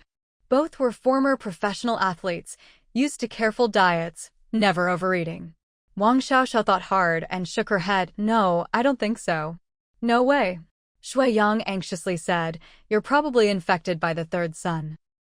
He said his stomach flu is highly contagious. Don't hold Xiaoping and the others for now. He quickly waved to Cheng Huanran. Big brother, come check on Xiao. She might be infected by the third son. Cheng Huanran turned his head. At that moment, Cheng Huancheng's voice came from outside. Dad, Mom, my illness is contagious. Senior is taking me to his plum garden to recover. I heard the red plums bloomed last night. I'm going there to paint. I've packed my clothes. I'm leaving. I'll post photos in the group later. We'll keep in touch on WeChat. Bye everyone. Everyone was stunned. When they heard his footsteps running away, Shui Ling suddenly stood up, a bit flustered, shouting, Achong. Where are you going? Cheng Tianyuan pulled her back and explained. He said he's going to the plum garden to recover. It's Lin Gongzi's family's plum garden. Oh. Father Shui thought hard and added, that place is in the suburbs, quite historic. It used to be a palace, later rebuilt into 2 gardens, one called Red Plum Garden, that's Lin's family's.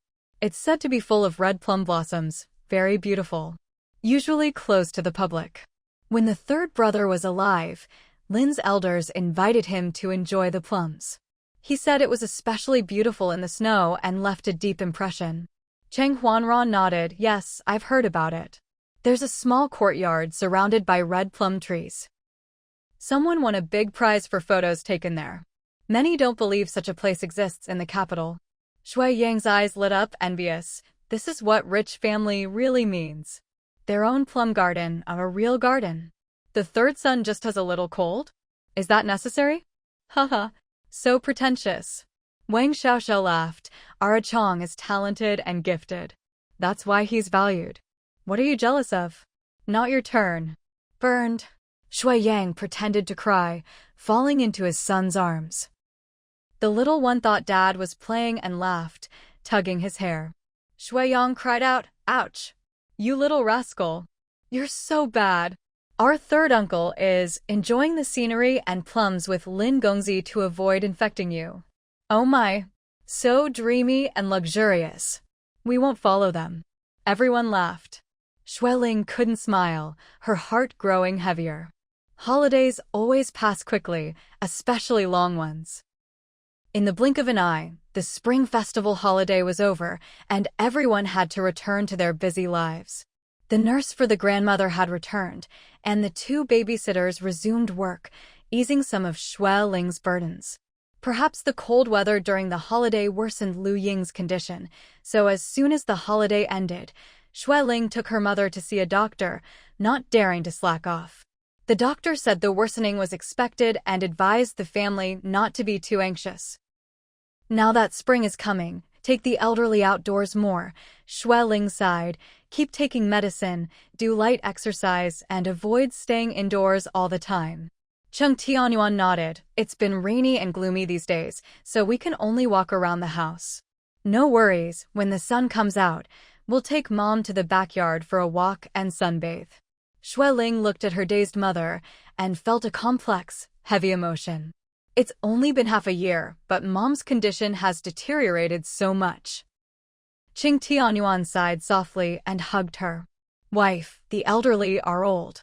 Some things are inevitable. A Chong told us from the start that this kind of illness requires acceptance and a long-term battle, and the family must have strong psychological resilience. Seeing the old mother like this, he felt very sad. But old age, sickness, and death are natural, beyond anyone's control. At that moment, Lu Ying turned her head and asked vaguely, Where's a Fong? She hasn't come home from school yet? Ching Tian Fong usually came over for a few hours daily to accompany her mother, but before the new year, her old back problem flared up, making it hard to walk. She stayed home to recover, not wanting to upset her mother by coming to Xinyuan. Cheng Tianyuan smiled. She's busy preparing for exams and has no time to come. Oh. Lu Ying, though forgetting much, still remembered she was a mother and reminded, tell her to eat more and not stay up late. Take care of her health. Shui Ling nodded. Don't worry, I'll remind her soon. After speaking, Lu Ying stared blankly out the window. Shui Ling thought of their old home and asked, Is the villa renovation arranged? Left to Amin's friend, Cheng Tianyuan smiled bitterly. I don't have time to supervise, so that's the best we can do. They sent a plan, and I had Ranran help choose one. After agreeing on the price, they started work. They took a break for the holiday and will resume after Lantern Festival, aiming to finish by mid-February. Shui Ling knew such matters couldn't be fully managed. We can pay generously, but quality must be strictly controlled. No other demands, but this must be guaranteed. Ching Tianyuan nodded. I said the same. Amin said the person is an old friend, known for 20 to 30 years, trustworthy. We trust the person he recommended, Shui Ling said softly. When the weather warms, you can go oversee the handover. Ching Tianyuan agreed. Okay, I'll go with Ahu then. Ling suddenly remembered Ahu's family was still on the southern island and asked, "They haven't returned?" "Kindergarten started long ago." "No choice." Chung Tianyuan lowered his voice. "Ahu's mother-in-law is unwell and was hospitalized before the new year. Ahu can't leave for long, so he might bring the little one back early for school and work, while Shanyu stays on the island to care for her mother." During the spring festival, Ahu's family was not in the capital. Shanyu took her husband and sons back to her parents' home on the island, while Wang Qing took Ahu and daughter to Rongqing to visit relatives. Ahu's family didn't stay long in Rongqing and flew back after a few days, but Shanyu's family hadn't returned yet due to this. Ling was busy, especially with her mother's care, leaving little energy for other matters. She sent some money to Shanyu to buy supplements for her mother, saying it was a token of her care, then got busy. Night fell, but Yang and his wife hadn't returned. Everyone waited for them to come for dinner, but saw no sign. "That's odd." Mrs. Shui said suspiciously. Xiao said she's graduating soon and only has 6 classes this semester. Today's Thursday, right? She had no classes all day. Shui Yang's company had started work, but it was still the off-season, so he had little to do and had been napping in the afternoons, helping with the kids. "Oh." Mr. Shui laughed.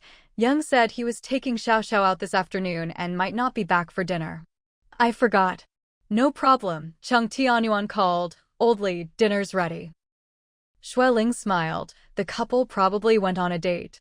Tomorrow's Friday, and the third son and Xiao Xin should be back by then. "Oh," Mr. Shui reminded, "remember to have the kitchen prepare extra dishes to nourish them." Ching Tianyuan served his mother a small bowl of soup and smiled. "Maybe only Xiao Xin will come back." The third son said last week he couldn't come back because he went out to paint. Ling's eyes flickered, whispering, "I'll send him a voice message to remind him to come back this weekend. It's changing seasons. He needs spring clothes at the dorm." Also, Duo and Xiao Tong bought him 2 spring outfits he hasn't worn yet. "Okay," Chung Tianyuan said. "I'll message him after dinner." After dinner, Ling and the nurse helped the grandmother bathe and put her to bed early. The babysitters went to eat, and Chung Tianyuan sat on the sofa, holding 2 babies on either side, whistling and playing with them.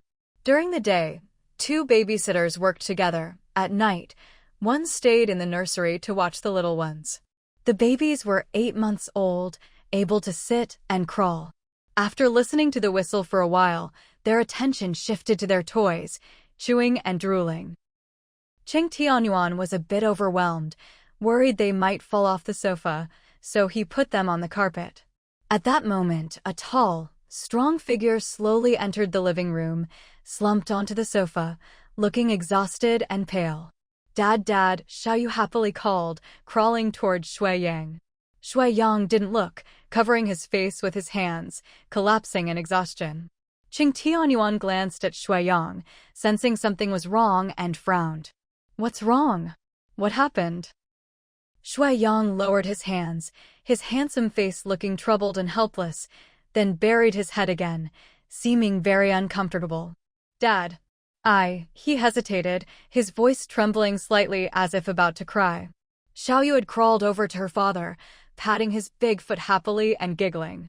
Shui Yang picked her up, his eyes red as he kissed her, then held her tightly. Ching Tianyuan immediately sensed something serious and quickly picked up Xiao Peng, sitting beside his son. "What's wrong? What happened? Where's Xiao? Why didn't she come back with you?" Shui Yang didn't dare to speak, avoiding his father's concerned gaze. Chung Tianyuan guessed, "Did you and Xiao have a fight?"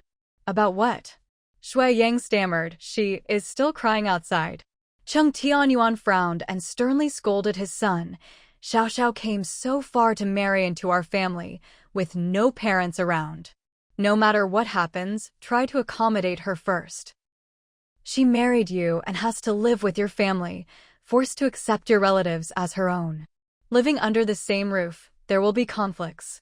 We've known you since you were born, but she only joined the family 2 years ago. She has it much harder. Be more considerate and caring, understand?" Ling, holding the baby, spoke softly. Xiao Xiao is a mother, but only just over 20. Pamper her more. Pay attention to her feelings. Qing Tianyuan nodded and ordered, "Go quickly and bring her in." "Hurry." "No." Shui Yang looked distressed. "You all don't get the point. I'm saying she's pregnant again." "What?" Cheng Tianyuan and Shui Ling exchanged shocked looks, frozen. Shui Yang's eyes glistened with tears. "Since she gave birth, we've known our financial and practical situation can't support a second child so soon. We've been using contraception. But once she forgot to take the pill, and she got pregnant. She's been feeling nauseous these past mornings, like before. We secretly went to the hospital this afternoon, and it's true. She's already 1.5 months pregnant." 1.5 months? Shui Ling whispered, "Is the baby okay?" Shui Yang nodded. "The baby is fine, but if it's fine, then why are you acting like this?" Cheng Tianyuan couldn't believe it, glaring at him and patting the baby's back. "You scared me to death." Shui Ling also breathed a sigh of relief. "As long as the baby is fine. By the way, where's Xiao Xiao? Go bring her in." "No." Shui Yang stood up anxiously, frowning and raising his voice. "Dad." "Mom, you've been missing the point. I'm saying our financial and practical situation really isn't suitable for a second child now. My company just started making some money last year, and we still have loans to pay off. Xiao Xiao hasn't graduated yet and needs to find a job. We can barely manage 2 kids. Without family help, we couldn't afford even one. We're just starting our careers and don't have the energy for more kids. Without family support, their current finances couldn't even afford a small apartment, let alone raise children. He had to work, Xiao Xiao had to study, and the 2 kids were mostly cared for by family and babysitters, with the mother paying all expenses. Otherwise, they couldn't afford the kids. They were already overwhelmed with 2, how could they have more? I know you all love Xiao Xiao and the grandchildren, but I can't let her keep having kids like Asao. Because of training and competitions, her college courses have been interrupted for years. She's about to graduate and needs to pursue her career. If she has another child, we can't hire another babysitter. Besides the cost, she can't neglect 3 kids. Life is beautiful and youthful. She can't just stay home having kids." Tears welled up as he spoke. I love the kids too. Everyone loves the kids. Xiao Xiao doesn't want to lose the baby, but I can't ask her to keep it. If I did, how could I say I love and care for her? I can't be selfish." Cheng Tianyuan frowned and looked at Shui Ling. "Wife, go get Xiao Xiao." He said she's crying outside. Shui Ling turned to leave but stopped. "Wait. Why is Xiao Xiao crying? Last time when she was pregnant with twins, she didn't want to abort. She's kind and loves children. She must be reluctant." Shui Yang's mouth moved, whispering. She didn't say much, just kept crying. "I know she's very conflicted. Mom, this time is very different from last. Then, she had no kids yet, so it was understandable. But now, she's about to graduate and find a job. We can't even manage the 2 kids we have. We don't have the time or energy for another. There are only 24 hours in a day, and we're not superhuman." He realized how hard it was to raise kids. The costs were huge, and time was even more precious. When the kids were awake, you couldn't leave them for a moment or they might get hurt or worse. They didn't want to lose the baby, but they really couldn't afford it. "Don't rush." Shui Ling, tired, stopped her hands. "There's always a solution. Xiao Xiao is pregnant now. Don't let her keep crying. Go bring her in and tell her we know. Let's discuss it together. If we didn't know, you could decide yourselves. But since you told us, we can't ignore it." Wang Xiaoxiao hid in the car, crying with tears streaming down her face, sobbing uncontrollably, likely from crying too long. Shui Ling quickly asked the babysitter to take Xiaoyu back to the room to soothe her to sleep, freeing her hands to comfort her daughter-in-law and led her to the living room. After a while, Cheng Tianyuan sat at the head of the table, with Shui Ling beside him. Cheng Huanran was called over, holding Xiao Peng and standing nearby. Shui Yang sat with Wang Xiaoxiao, both with red eyes, looking confused and helpless, their faces full of difficulty and sadness. After hearing the whole story, Chung Huanran looked at the adorable little nephew in his arms, hesitant to speak, glancing at his parents, waiting for their decision. Xue Ling cleared her throat, breaking the silence. Xiao, we are your elders. If you hadn't told us, we might have been kept in the dark. But since you respected us enough to tell, we cannot just sit by. First, let me state the attitude we elders should have. As grandparents who love family and cherish kinship, we could never despise having more grandchildren. Yes, Wang Xiaoxiao choked up. Mom, I know you think that way. It's just that I'm very troubled now. Xue Ling exchanged a glance with her husband and continued, I know you're troubled, but I don't know what exactly troubles you. When you were pregnant with your first child, I scolded Xue Yang because you weren't married yet and he needed to take responsibility. Also, you loved children and wanted to keep the baby. He shouldn't have stopped you. Wang Xiaoxiao looked at the baby in Cheng Huanran's arms, perhaps thinking of the little one in her belly growing up to be just as cute, and tears welled up again. Xue Yang felt distressed and pulled her into his arms. Cheng Tianyuan looked down at the tea table, not at them. Xiao, don't be sad. Don't cry yourself sick. Think carefully about whether you want to keep this child. You are the parents. We can only offer advice and support, not force you. Yes, Xue Ling sighed, this situation is different from last time. You should talk about what you think and what troubles you. Xue Yang swallowed and said softly, we really can't afford another child now. Xiao is about to graduate and needs to find a job and start a career. She can't lose her job before she even starts. If that's the problem. It's actually not a problem, Cheng Tianyuan frowned. There are countless graduates every year, and not everyone finds their ideal job right away. Some take over 10 years to find a decent job. Besides, our family doesn't need Xiaoxiao's salary to raise the kids. If you're a responsible man, you shouldn't let your wife worry about this. How many full-time moms are there in the capital? Countless. My career is just starting, Xue Yang stammered. The financial pressure is heavy. Cheng Tianyuan glared and retorted, why do you have so much pressure? Do you lack a house? Money? Your mom told you to start a business, not to kill yourself. How many billions in assets do you have? When stressed, just think about how much you can earn. Even if Xiao is a full-time mom, there won't be financial problems. Of course, when the kids grow up, if she wants to work, that's her choice. No one will stop her or force her to stay home. Xue Ling gently tugged her husband's sleeve and softened her tone. Nowadays, many families have moms stay home to care for kids until kindergarten, then return to work. I know it's harsh on women because they sacrifice more. If you want more kids later, better have them all now, raise 3 kids together, and when they're in kindergarten, Xiao can consider working. Otherwise, if you wait years, she might have to start over. She added, if you don't want more kids, we won't force you. You're the parents and have the right to decide. We only offer advice and support. If you keep the child, we'll help financially and otherwise. If not, you should go to a proper hospital for the procedure, prioritizing Xiaoxiao's health. Have the nurse care for her for a few days until she recovers. Cheng Huanran quickly added, don't underestimate such minor surgeries, they can harm the body. If you choose not to keep the baby, go to the hospital early and don't delay. Also, rest carefully for about 10 days after. Wang Xiaoxiao sobbed at their words. Xue Yang's heart broke hearing her cry, choking, wife, don't cry. I'll listen to you. No matter what, I'll work hard to give you and the baby a better life. Dad is right. I'll bear it no matter how hard. If I fail in business, we can still rely on family. I'm a rich second generation. I won't let you or the baby suffer. If you want to work, I support you. You've sacrificed so much for the kids. I don't dare ask for more, really. Cheng Huanran saw the baby getting sleepy and quickly held him horizontally, rocking gently.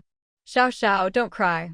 If you really can't bear to lose the baby and are willing to sacrifice 2 or 3 years, then keep the child. We have many hands in the family to help. If you have another child, the grandparents' bonuses alone can pay for several years of babysitters. If it's financial, don't worry. Right, Xue Ling agreed. If you have other plans, that's different. Xiao, don't feel guilty. If the elders knew, they'd advise you to keep the baby. Luckily, they're asleep now, so let's discuss this rationally. Qing Tianyuan's eyes flickered, and he said softly, getting pregnant requires the right timing. It's not always possible. Sometimes you have to think long-term, not act impulsively. If you plan to have more kids, better keep this one. Sometimes, if you miss the chance, there's no other. Shui Yang and Wang Xiaoxiao hadn't made a final decision, but calmed down a lot after the discussion. Wife, rest early, Shui Yang whispered. Don't worry, I'm here. Wang Xiaoxiao suddenly remembered something and took out her phone. Mom said we should ask my parents' opinion. No matter what we decide, we shouldn't do it without telling them. Cheng Tianyuan and Shui Ling always respected Wang's parents, knowing how much effort they put into raising their daughter and how precious the marriage bond was. Though Wang Xiaoxiao married far away and her parents couldn't help much, Shui Ling taught her to communicate with her in-laws and keep them informed as a basic respect. Because of this, Wang Xiaoxiao respected and loved her mother-in-law deeply. Shui Yang stopped her hand, reminding, it's almost 10 p.m. Won't your parents be asleep? Tomorrow's weekend. They're probably still watching TV. Wang Xiaoxiao nervously glanced at him. Are you afraid my parents will blame you? You go check on the kids. I'll talk to them. She hadn't graduated before marrying and having kids. Her parents were initially disappointed, worried about her studies. Luckily, she didn't have to raise the kids alone and could continue her studies, so her parents had no complaints. Also, Shui Yang's family was wealthy, so no worries about her living conditions despite the high cost of living in the capital. Shui Yang was embarrassed, but calmed down hearing this. The kids are ours. I can't let you face this alone. I'm not that kind of man. Wang Xiaoxiao smiled sweetly. Okay, you talk to them. Shui Yang cleared his throat and awkwardly said, I'll tell your parents, we all hope you keep the baby. I hope so too. Wang Xiaoxiao raised her eyebrows in surprise, pouted, and asked, You didn't want to at first. No, Shui Yang quickly explained, I was worried about you. I was afraid you wouldn't want to be a full-time mom. I can't be selfish. I work hard, but you'd have to stay home raising kids. That's too cruel. My mom thinks the same. Wang Xiaoxiao smiled softly, I know you care. I don't mind being a full-time mom for a few years, raising the kids happily. When they're older, I'll consider working. And then, after the video call connected, Wang Xiaoxiao first asked about her parents' health and work, then shyly explained she was pregnant again. Pregnant again? But Xiaoyu and Xiaopeng are only 8 or 9 months old. How long? How many months? Wang Xiaoxiao shyly said, a little over a month, just recently. Seeing Wang's parents' awkward expressions, Shui Yang hurriedly told them about the family meeting earlier. We worry about the surgery's harm to Xiaoxiao's body, so we thought since we want more kids, better keep this one. Xiaoxiao is about to graduate, so it won't affect her. Wang's mother said the kids can't be raised only by babysitters. If they have another, Xiaoxiao might not be able to work. Wang's father was concerned that if she didn't work after graduation, she might miss the best job opportunities. Shui Yang explained his mother's words. Years ago, she divided the family assets among them, managed by professionals. She helps oversee it. She wants Xiaoxiao to help care for the kids and learn to manage the family assets. It's better to have family members watch over the property. Wang's parents exchanged surprised looks. They only knew their daughter was dating Shui Yang, who seemed responsible, handsome, polite, and had saved their daughter's life once. A boy who risked his life for their daughter must be good. When their daughter and Shui Yang moved in together, they respected their choice.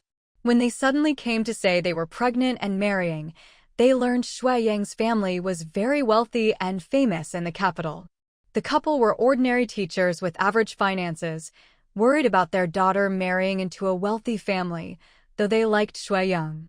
They had never met wealthy families and feared the usual power struggles seen on TV.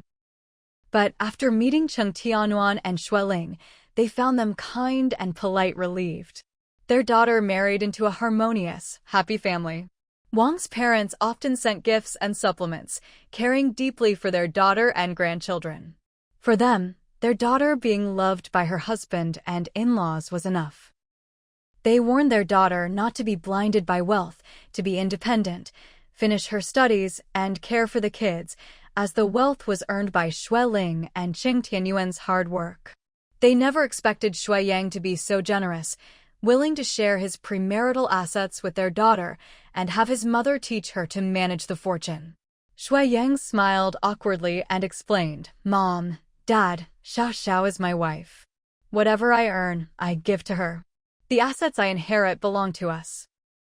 She's given birth to my children, cared for my elders, and sacrificed her studies. I'm very grateful. She will manage our household and finances. When she has time, she can help with my company." Wang's mother was amazed and asked, Yang, do you really have that much property? Do you have someone to manage it? Shui Yang was a bit stunned and asked back, "Mom, didn't I already tell you and Dad when we first got engaged?" Wang's mother thought hard and whispered, "I think you said something about over $1 billion, but that's not all your family's money, right? You have brothers and a sister. They can't give you that much. Also, that money was earned by your parents. Shouldn't some be saved for their retirement?" Shui Yang couldn't help but laugh and explained, "No, that amount is mine personally. Now that Xiao Xiao and I are married, it's our shared wealth." Wang's parents were extremely surprised. For ordinary families, a few million is a fortune. Tens or hundreds of millions or billions are astronomical. What surprised them even more was that their son-in-law was willing to share all that wealth with their daughter. It was so different from the wealthy family dramas on TV. Shui Yang continued, "Many of the properties under my name were given by my mom. They are currently rented out, with contracts, rents, deposits, and all sorts of paperwork. Just from that, the monthly income is several million. I also have shares in a group company and a pharmaceutical group. Even if Xiao Xiao doesn't work, she can work at the group. My mom's many companies offer her plenty of job options. Also, my company is gradually stabilizing. Xiao Xiao can help me later." Wang's parents exchanged looks, relieved and less worried than before. Raising one child is expensive and time-consuming. Without solid preparation, having more children isn't easy. Both families have twins, so having 2 kids close in age is tiring. Unless confident, you can't just decide to have more. Wang Xiaoxiao said softly, "My mother-in-law means the family has a financial foundation to support us, so we don't have to worry too much. She also said aborting is harmful to the body and doesn't want me to have such surgery." "That's right," Wang's mother nodded. "Some girls don't cherish their bodies, relying on youth and not taking care. When they get older, they regret it. No one loves their children more than their mother, and Wang's mother was no exception. But hearing how much her daughter-in-law's mother-in-law cared for her was comforting. Having such a caring mother-in-law, even if she rarely visits, made her feel at ease. Shui Yang shyly explained, "Xiao Xiao and I plan to have a second child. My parents said if we want more kids, better have them while young, so we don't regret it later. Since she's pregnant, we'll keep it." Wang's father finally smiled and nodded. "Yes, if you want more kids, keep it. Though Xiao Yu and Xiao Peng are young and close in age, raising them is tiring. But which parent isn't tired? Luckily, your in-laws care for you and provide a good foundation.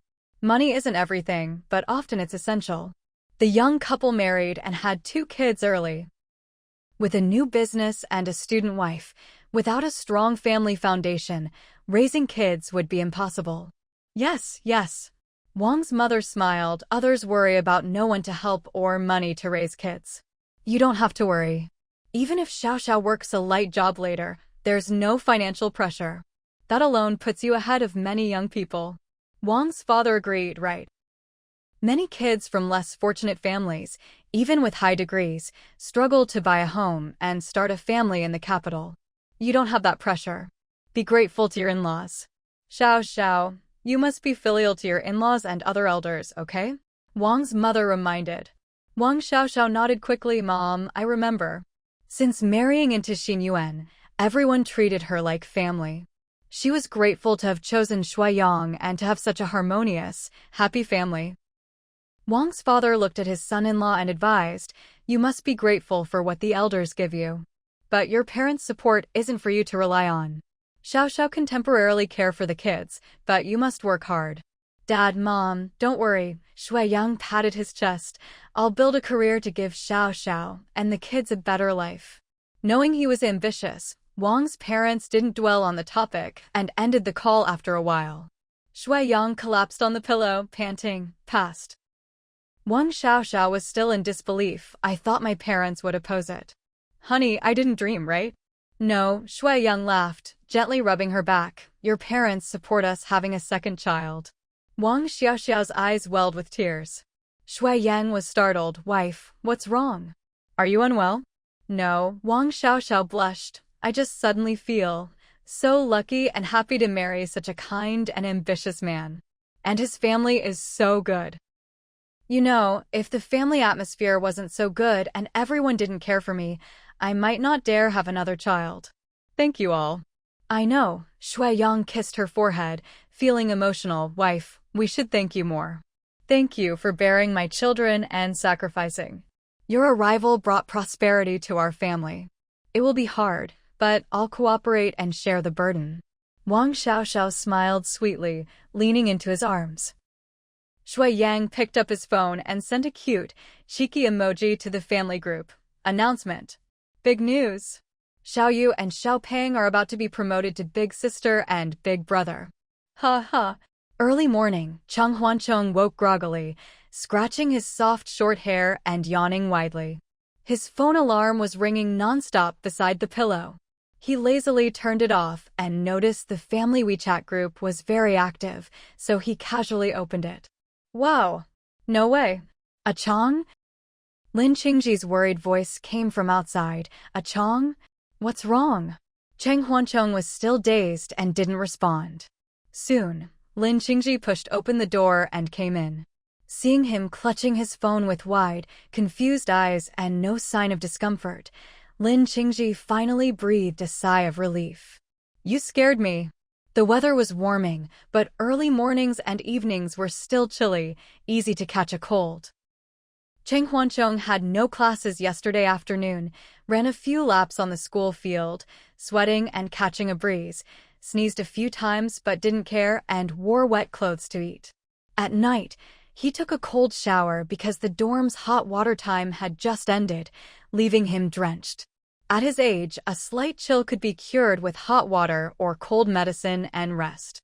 But catching cold repeatedly, he developed a fever overnight. He took medicine but still felt bad. Checking his temperature, it was 41 degrees Celsius. Though not a medical student, he had a doctor brother and knew some basics. Such a high fever required hospital care, so he hurriedly dressed and went downstairs. The dorm supervisor saw his pale face and fever and let him out quickly. Cheng Huancheng called a ride to the hospital, not wanting to wake his family late at night. He called Lin Qingji, who rushed to the emergency room as he arrived. After cooling and treatment, the fever subsided around 3 a.m.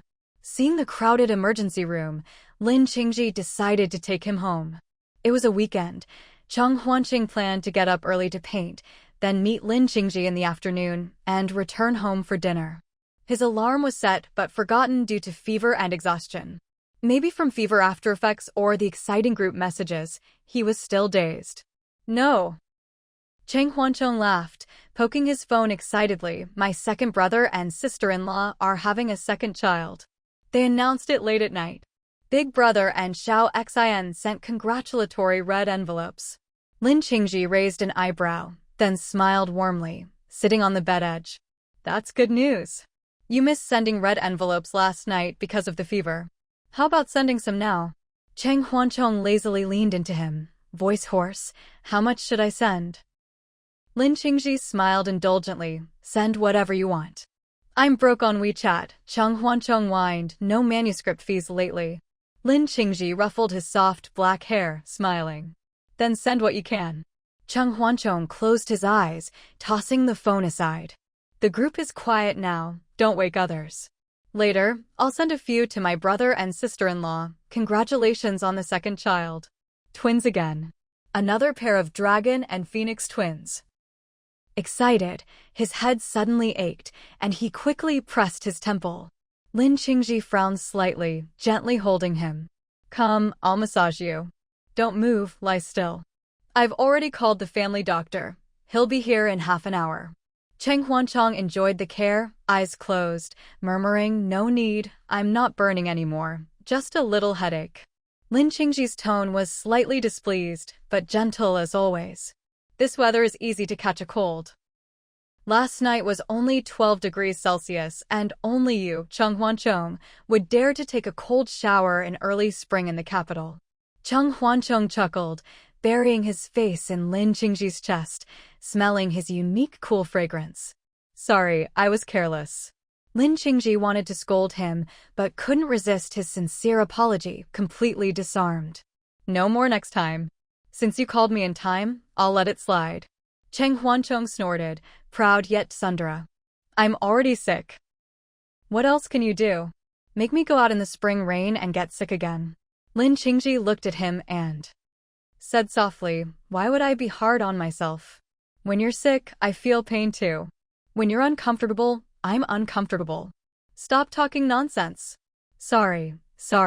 Cheng Huanchong closed his eyes, enjoying the care, feeling sleepy, my brain's foggy, I'm not thinking straight. Lin Qingji looked at his slightly thinner handsome face and pale complexion, feeling secretly worried. Cheng Huanchong mumbled drowsily, by the way, how many days have we not seen each other? He used to come home almost every weekend, keeping visits short to avoid family gossip. Last Sunday he had a business trip, so they spent Saturday together painting and reading until he left for the airport. Lin Qingji returned Thursday evening, planning to meet him, but Cheng Huanchong had classes until Friday afternoon. Their schedules didn't match, so they planned to meet Saturday morning. But fate intervened with his illness, and they met earlier.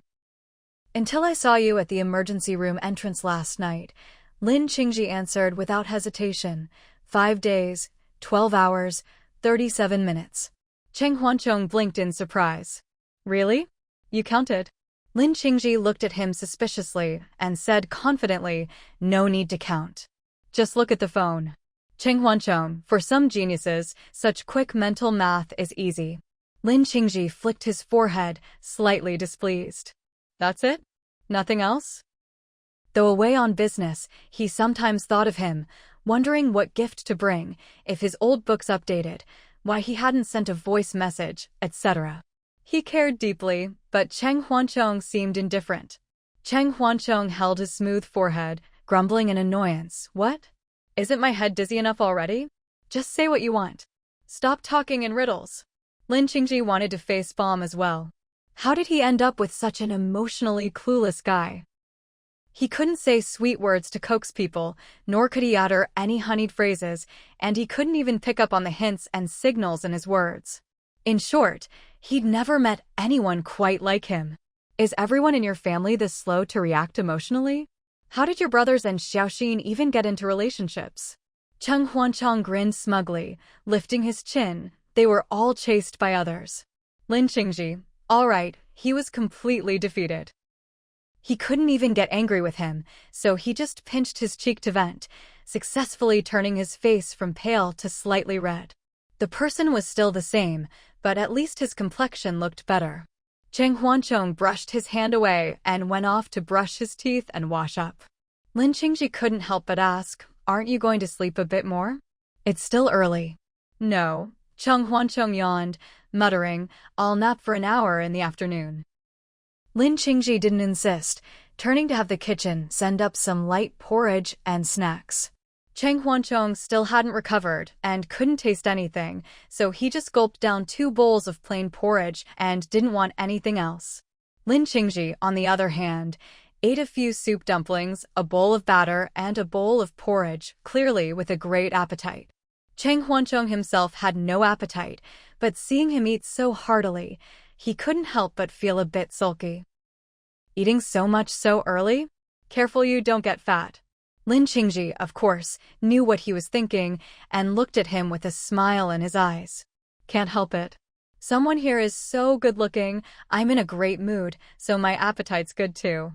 Cheng Huanchong's handsome face flushed red, and he shot him a glare before slipping away. Lin Qingji chuckled indulgently and continued eating with elegant movements.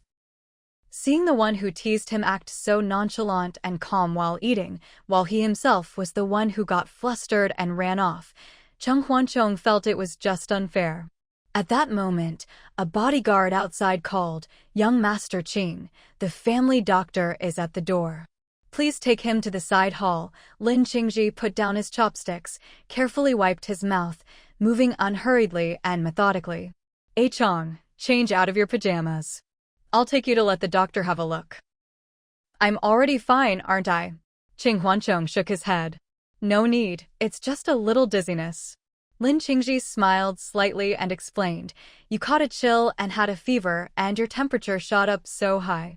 The four only brought the fever down temporarily, but it doesn't address why you had such a high fever in the first place. Let's see what the Chinese medicine doctor says. Maybe it's lung heat or something else, and he can prescribe some medicine." Cheng Huancheng pretended not to hear, pulling out his phone. "I'll just drink more water these days. It's just a little cold, no need to make a fuss. Don't try to brush me off." Lin Qingji stepped forward and grabbed his wrist. "If you don't want to change into loungewear, then just go like this. There's no one else at home anyway." This guy didn't like drinking Chinese medicine and would rather drink a bunch of ineffective granules than down half a bowl of herbal decoction. Cheng Huancheng couldn't shake him off, so he tried to change the subject. I need to quickly send red envelopes to my second brother and sister-in-law. I'm going to be an uncle again, such a big event, I have to celebrate, right?" Lin Qingji just smiled and sat down beside him. Cheng Huancheng, like a snail, took forever to send a few red envelopes. Lin Qingji was never short on patience and calmly waited by his side. "It's still early in the year, so the baby will be born by the end of the year. Your family will be even livelier then." Cheng Huancheng beamed, his fair and handsome face bright and sunny. "Hopefully it's twins.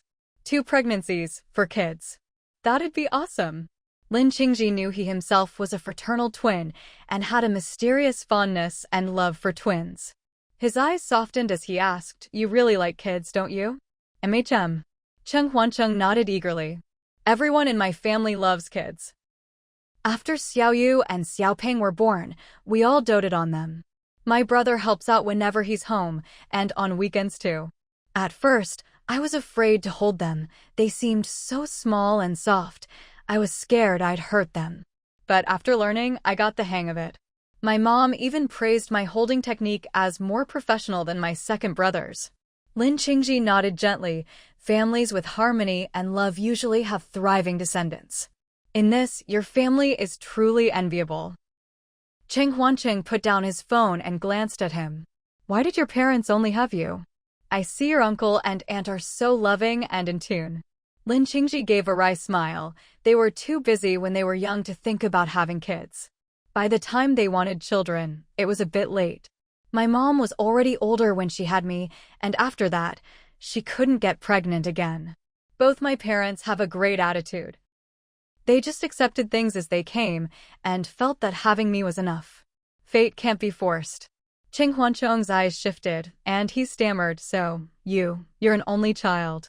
Your parents must hope you have lots of kids, right?" Lin Qingji was secretly delighted that he was willing to talk about such things. Even though his confession hadn't gotten a direct response, the fact that someone clung to his sleeve and followed him was already a reassurance. After that, neither of them said anything more, just letting things develop naturally. It seemed they'd silently reached some kind of agreement. They already had similar interests, and after spending more time together, they naturally became closer. But there were no overly intimate gestures, because both understood each other and didn't want to force anything, just letting things happen as they would. Just now, his question clearly showed he cared about their relationship and was making plans and preparing mentally for the future.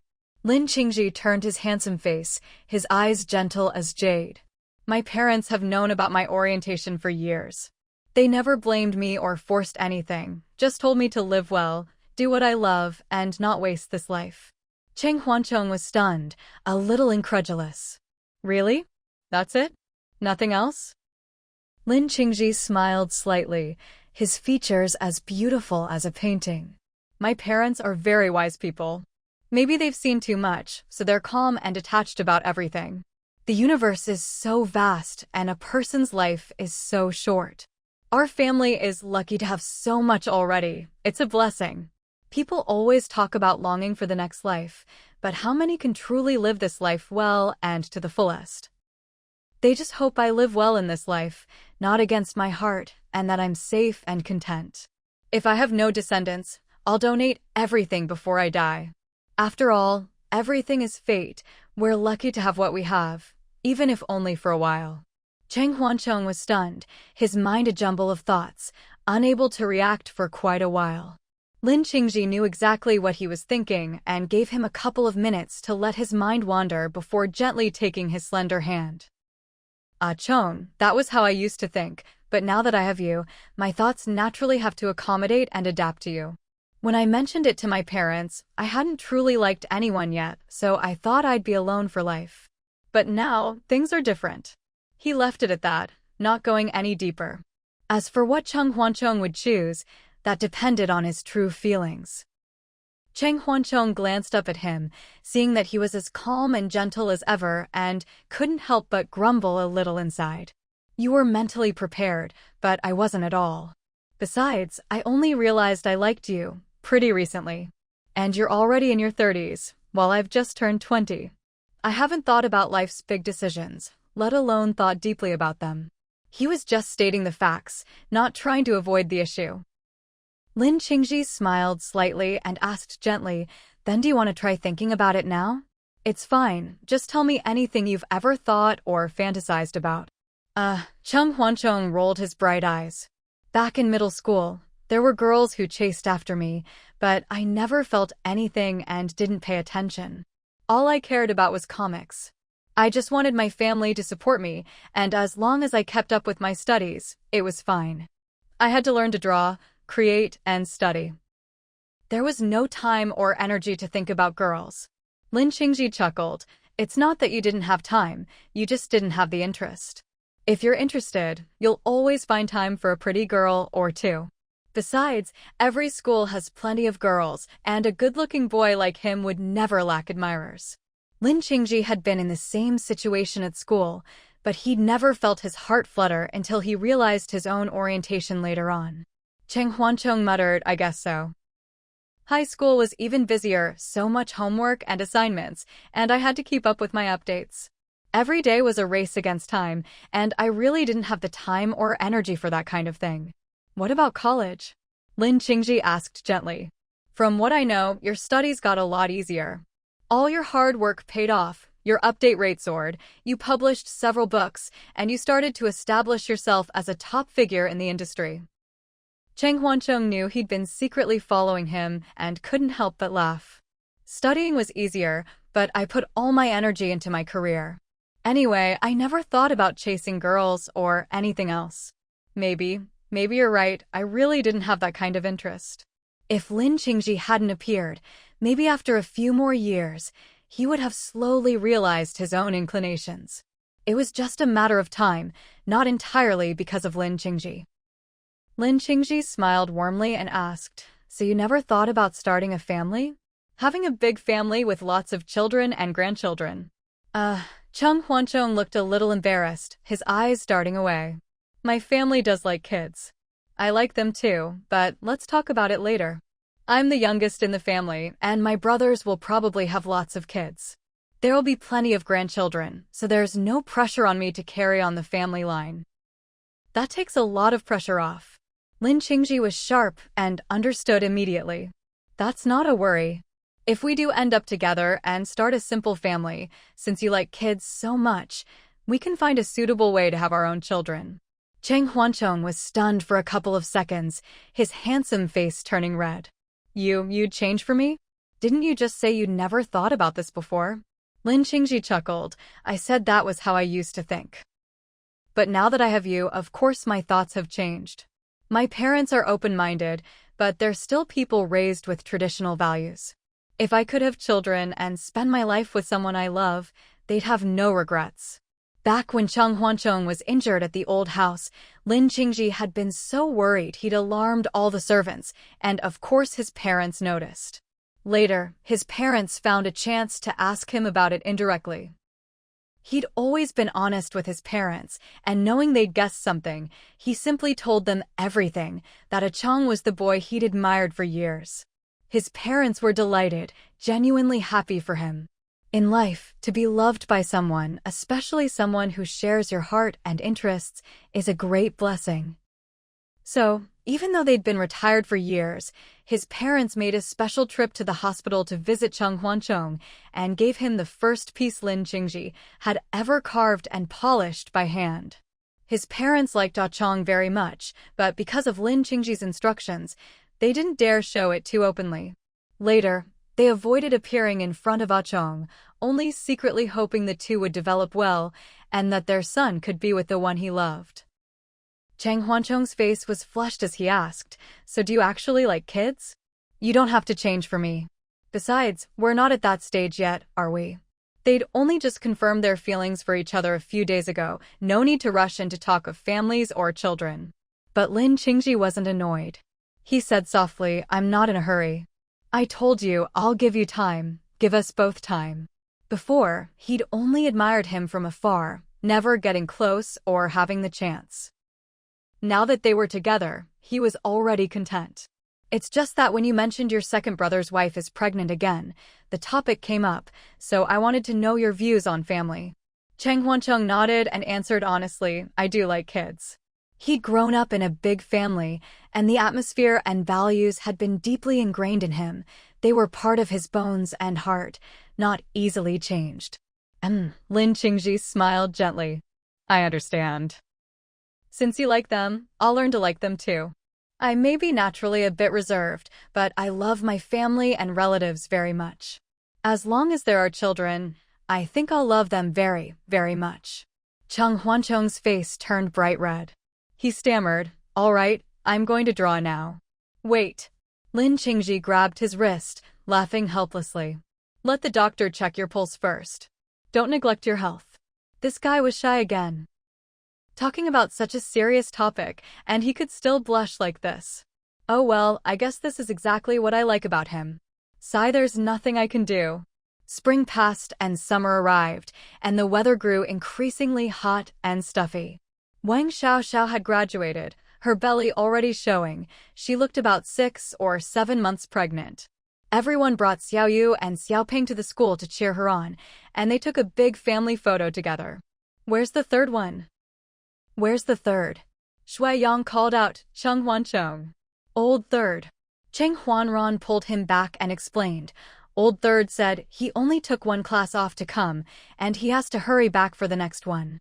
Shui Yang quickly pulled out his phone, grumbling, "That kid is so busy, we barely see him even on weekends. We're having lunch at the Ronghua Grand Hotel at noon. I have to let him know. It's not often I treat everyone, he can't miss out." Today was his wife's graduation day, and everyone was in high spirits. He wanted to take the chance to treat everyone to a big meal and celebrate properly. Cheng Tianyuan, holding Xiaoyu, reminded him, "You need to send him the name of the private room. The meal starts at 12:30, he should be able to make it after class." Shui Yang nodded quickly, "Got it. I've sent it to him. He has a car, so it should only take him half an hour to get there after class." Second brother. Shui Xian ran over, out of breath, and handed Xiao Peng back to him. "I can't. I'm all sweaty. I need to go back to the dorm and change." Shui Yang gave her a doting look and teased, "Look at you. Tired after holding him for just a little while, so useless. You'd better practice, or how will you be a mom in the future? Get lost." Shui Xian laughed and scolded, "I won't graduate until next year. What's the rush?" Shui Yang laughed. "Arnhead's been waiting so long his neck's grown a few inches. Can you really let him turn into a giraffe? Giraffes are cute." Shui Xian giggled, "I like giraffes." Xiaoping was at the age of mimicking words, and he mumbled, "Lulu. Lulu. Giraffe." Shui Yang's eyes crinkled with laughter as he kissed his son and reminded his sister, "Don't forget to send Ironhead the info for our private room. Lunch starts at 12:30, don't be late." Got it, got it. Shui Xian turned to leave. Wait. Qing Tianyuan called after his daughter. Xian, you don't have a car, so just come with us to Ronghua Mall. You don't have class this afternoon, right? Just ride with us. Shui Xian pouted. Dad, but I need to go back and change my t-shirt. Xiaopeng got this one dirty. There's nothing you can't buy at Ronghua Mall. Shui Yang said generously. All the fanciest shops in the capital are there. You'll have no trouble finding some nice clothes. Come on, second brother will buy you a few. Wow. Shui Xian stared in disbelief. Second brother, did you strike it rich? Shui Yang laughed. Today your second sister-in-law graduates. I'm in a great mood. Don't worry. My wallet is yours today. Hehe. Shui Xian grinned. Don't worry, I won't go easy on you. Zheng Huanran, holding Xiaopeng, smiled and explained, you can really go for it. His company's quarterly report just came out. He made quite a bit. Shui Yang made a shushing gesture. Keep it low-key, low-key.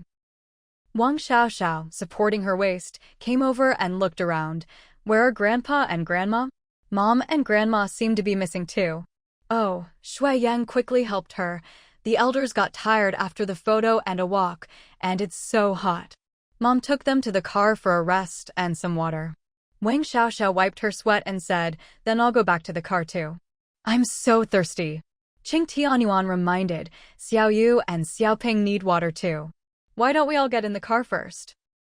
Good idea. It's so hot standing in the sun. Let's go. I'm about to melt. Everyone made their way out of the school gate, walked along the road for a bit, and finally got back to the van. Shui Ling picked up the big water bottle and called out, take a cup. I'll pour you all some water. Thanks, Mom. Mom's the best. Air conditioning and warm water, what a combo. In this heat, air conditioning is life-saving. Wang Xiaoxiao sat down, holding her big belly, and after 2 cups of water finally felt better. Who would have thought the summer would be so hot? Just a little movement, and I'm drenched in sweat. Shui Ling turned and smiled. The weather's about the same as usual. It's just that you're pregnant, so you're more sensitive to heat and cold. Yeah. Xian glanced at her big belly. Just looking at it seems exhausting. Wang Xiaoxiao smiled wryly. Luckily, everyone helped with the 2 little ones today, or I wouldn't have dared bring them. Xiaopeng and Xiao Yu were both over a year old and could walk. As soon as their little legs could run, they loved to dash around, stumbling everywhere and never sitting still. Mom Shui looked at her big belly, feeling sorry for her. It's hard enough carrying one, let alone 2. After the couple decided to keep the second pregnancy, they focused on taking care of her. A month later, at a checkup, the doctor said it might be twins again and told them to be mentally prepared. Everyone was overjoyed and celebrated. But behind the joy, everyone felt for Wang Xiaoxiao and tried to help with Xiaopeng and Xiao Yu, so she wouldn't get too tired. Another month passed quickly, and the doctor confirmed it was twins, though didn't say if they were boys or girls. Everyone at Xinyuan was delighted and started preparing a new nursery for the babies. This semester, Wang Xiaoxiao didn't have to attend classes. After passing her thesis, she graduated smoothly. Today, she came to collect her diploma, with everyone accompanying her to celebrate and take photos. Wang Xiaoxiao's parents had to work and couldn't take too many days off, so they video called to witness the happy moment. Mom and Dad saw us all come with you to get your diploma, and they were smiling so much their eyes turned into slits, Shui Yang said, tapping his phone. They even sent you a red envelope. Since Wang Xiaoxiao was pregnant, she didn't carry her phone much. Shui Yang usually helped with her phone and thermos. Great. Wang Xiaoxiao smiled happily. Tell Mom and Dad thank you, and send them our group photos later so they can share in the joy. Shui Yang replied, yes, ma'am. Wife. Qing Tianyuan, wiping sweat from Xiao Yu, asked, Xian, can Aunt Chun come eat with us? Did you invite her? I did, but she can't make it, Shui Xian giggled. Sister Tong is about to give birth, and the weather's so stuffy she's been complaining all day. Auntie has to stay at the villa to take care of her and can't go out. Dad Shui couldn't help but sigh so fast. She got pregnant after mid-autumn, and now she's about to give birth. Duoduo's going to be a dad so quick. Xueling couldn't stop smiling as she explained, Duo isn't young anymore. He's been hoping to get married and have kids for years. Now his wish is finally coming true. Duo hopes it's a girl. Xue Xian giggled. He's already picked out a name and calls out daughter to Sister Xiaotong's belly every day. But Andy says Sister Xiaotong's belly is pointy, so it's probably a boy. Cheng Huanran lifted little Yu high in his arms. He's just jealous of how cute our little Yu is, so he wants a daughter too. Exactly. Xue Yang said proudly. A while back, I messaged him to say we're having twins again this time, and he was so jealous. Even a lemon tree isn't as sour as he was. Everyone burst out laughing. Mama Xue gave a big thumbs up. That's right. Having twins the first time was already great. If this time it's a boy and a girl, that would be perfect. 2 at once, then you and Xiao Xiao would have 2 boys and 2 girls. Other people would have to give birth 4 times for that. The efficiency, the numbers, amazing. Wow. Grandma, you even know how to say amazing now. Impressive. Must be all that time on doing. Ha ha. Cheng Tianuan noticed little Ping in his arms was getting sleepy, so he quickly took him to sit in the back. Keep your voices down. Don't be so loud. Yang Ong, make a bottle and after he drinks it, change his diaper so he can sleep comfortably. Xue Yang hurried off to do it. Luing yawned and looked at Xueling Lingling. Can I go back to sleep now? Xueling quickly came over and helped her adjust the seat to lie down. Mom, if you're tired, just close your eyes and rest for a bit. She thought about how her mother's spirits had been good lately, and since the caregiver hadn't had a day off in over a month, she gave her a day off and brought her mom out for a change. Xue Huan had reminded her not to let the elderly stay alone in a quiet room, as too little conversation and company would only make her condition worse. A Chun was busy taking care of her pregnant daughter-in-law, so the caregiver and Xue Ling took over looking after the elderly. Walking, chatting, eating, helping with baths, dressing, and coaxing her to sleep. The caregiver got 2 days off a month, but Xue Ling never really rested. Luing nodded, but just as she closed her eyes, she opened them again. Lingling, where's the third one? Why isn't he here? Xue Ling smiled. He went back to class. He'll meet us at the hotel later. Oh. Luing thought for a moment, then seemed confused. Did he go abroad to study? When will he be back? Xue Ling gently explained. He's still at Imperial Capital University, not going abroad. He has another year before graduation, so he still has classes. He'll be on summer break at the start of next month. Up front, Cheng Huanran turned his head and chuckled. Grandma probably remembered what the third one said last weekend and got mixed up. Xue Ling raised an eyebrow. What did he say? She'd been busy looking after her mother-in-law and helping her daughter-in-law with the pregnancy, so she hadn't had time or energy for much else. Cheng Huanran, playing with little Yu, replied, the third one said his advisor wants to recommend him for graduate studies abroad. With his credentials and work, as long as he fills out the application and his language skills are good, he should get approved quickly. Oh. Xue Ling's eyes flickered, and she couldn't help but think of Lin Qingji. So, what did the third one say? Cheng Huanran shook his head. He didn't say much, just told us about it. We were having breakfast at the time, and Yang Ong was there too. Right? Xue Yang said, shaking a bottle. That kid hasn't made up his mind. I told him, if you don't take the chance to study while you're young, you'll regret it when you're old. He said he'd think about it. That brat. Anyone else would be fighting for the chance, but he still has to think about it. He doesn't know how lucky he is. Xue Ling thought for a moment. So it's after graduation, right? Yes, Cheng Huanran replied. But he needs to start preparing now. I told him to get ready, so if he gets accepted, he'll have another option. It's a great opportunity. Wang Xiaoxiao nodded in agreement. It's rare for a professor to personally recommend a student. Since he's willing to vouch for him, the third one has a good chance to study abroad. He should try. It's a once-in-a-lifetime opportunity. Xue Xian, lazily sipping her milk tea, looked up from her phone. Hey, what's good isn't always what suits him. With his current fame and fans, even if he doesn't go abroad, he can still make a lot of money. If he goes to study, his comics might have to pause, then it wouldn't be worth it. No need to pause, Chung Hwanran explained. As long as he has a computer and internet, he can upload his work from anywhere, anytime. His advisor said it won't affect his career. The workload is lighter and the study environment is more relaxed over there. Shui Yang snorted, then what's he hesitating for? He should just go. He's hemming and hawing, Chung Hwanran laughed. He probably has other plans or concerns. By the window, Shui Dad's eyes lit up. Could it be the third one's in love and can't bear to leave his sweetheart? Everyone burst out laughing except for Shui Ling, who smiled awkwardly. Shui Xian jumped up, shaking her head. No way. Since middle school, third brother never paid attention to the girls who gave him gifts or love letters. In high school, he was busy with studies and drawing and never cared about anything else. Even here, I've never seen him get close to any girl. Last time my roommate wanted his WeChat, he wouldn't give it. Your roommate must not be pretty. Wang Xiaoxiao teased. Shui Xian giggled. No, she's actually really cute, a kawaii type of beauty. We don't even know what kind of girl the third one likes. Shui Yang rolled his eyes. His fans have asked me so many times, and I've asked him too. You know what he said? Don't know.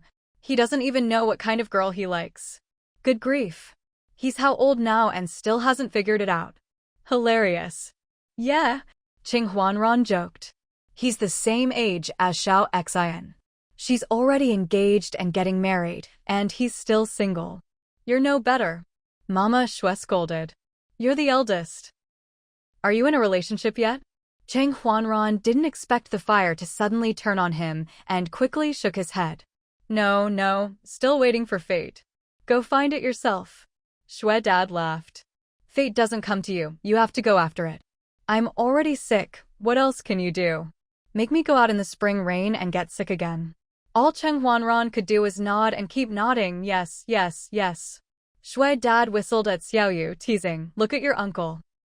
Your second uncle's family is about to have 4 kids, and he's still single? Does he even deserve to be an uncle? Does he? Xiaoyu burst out laughing.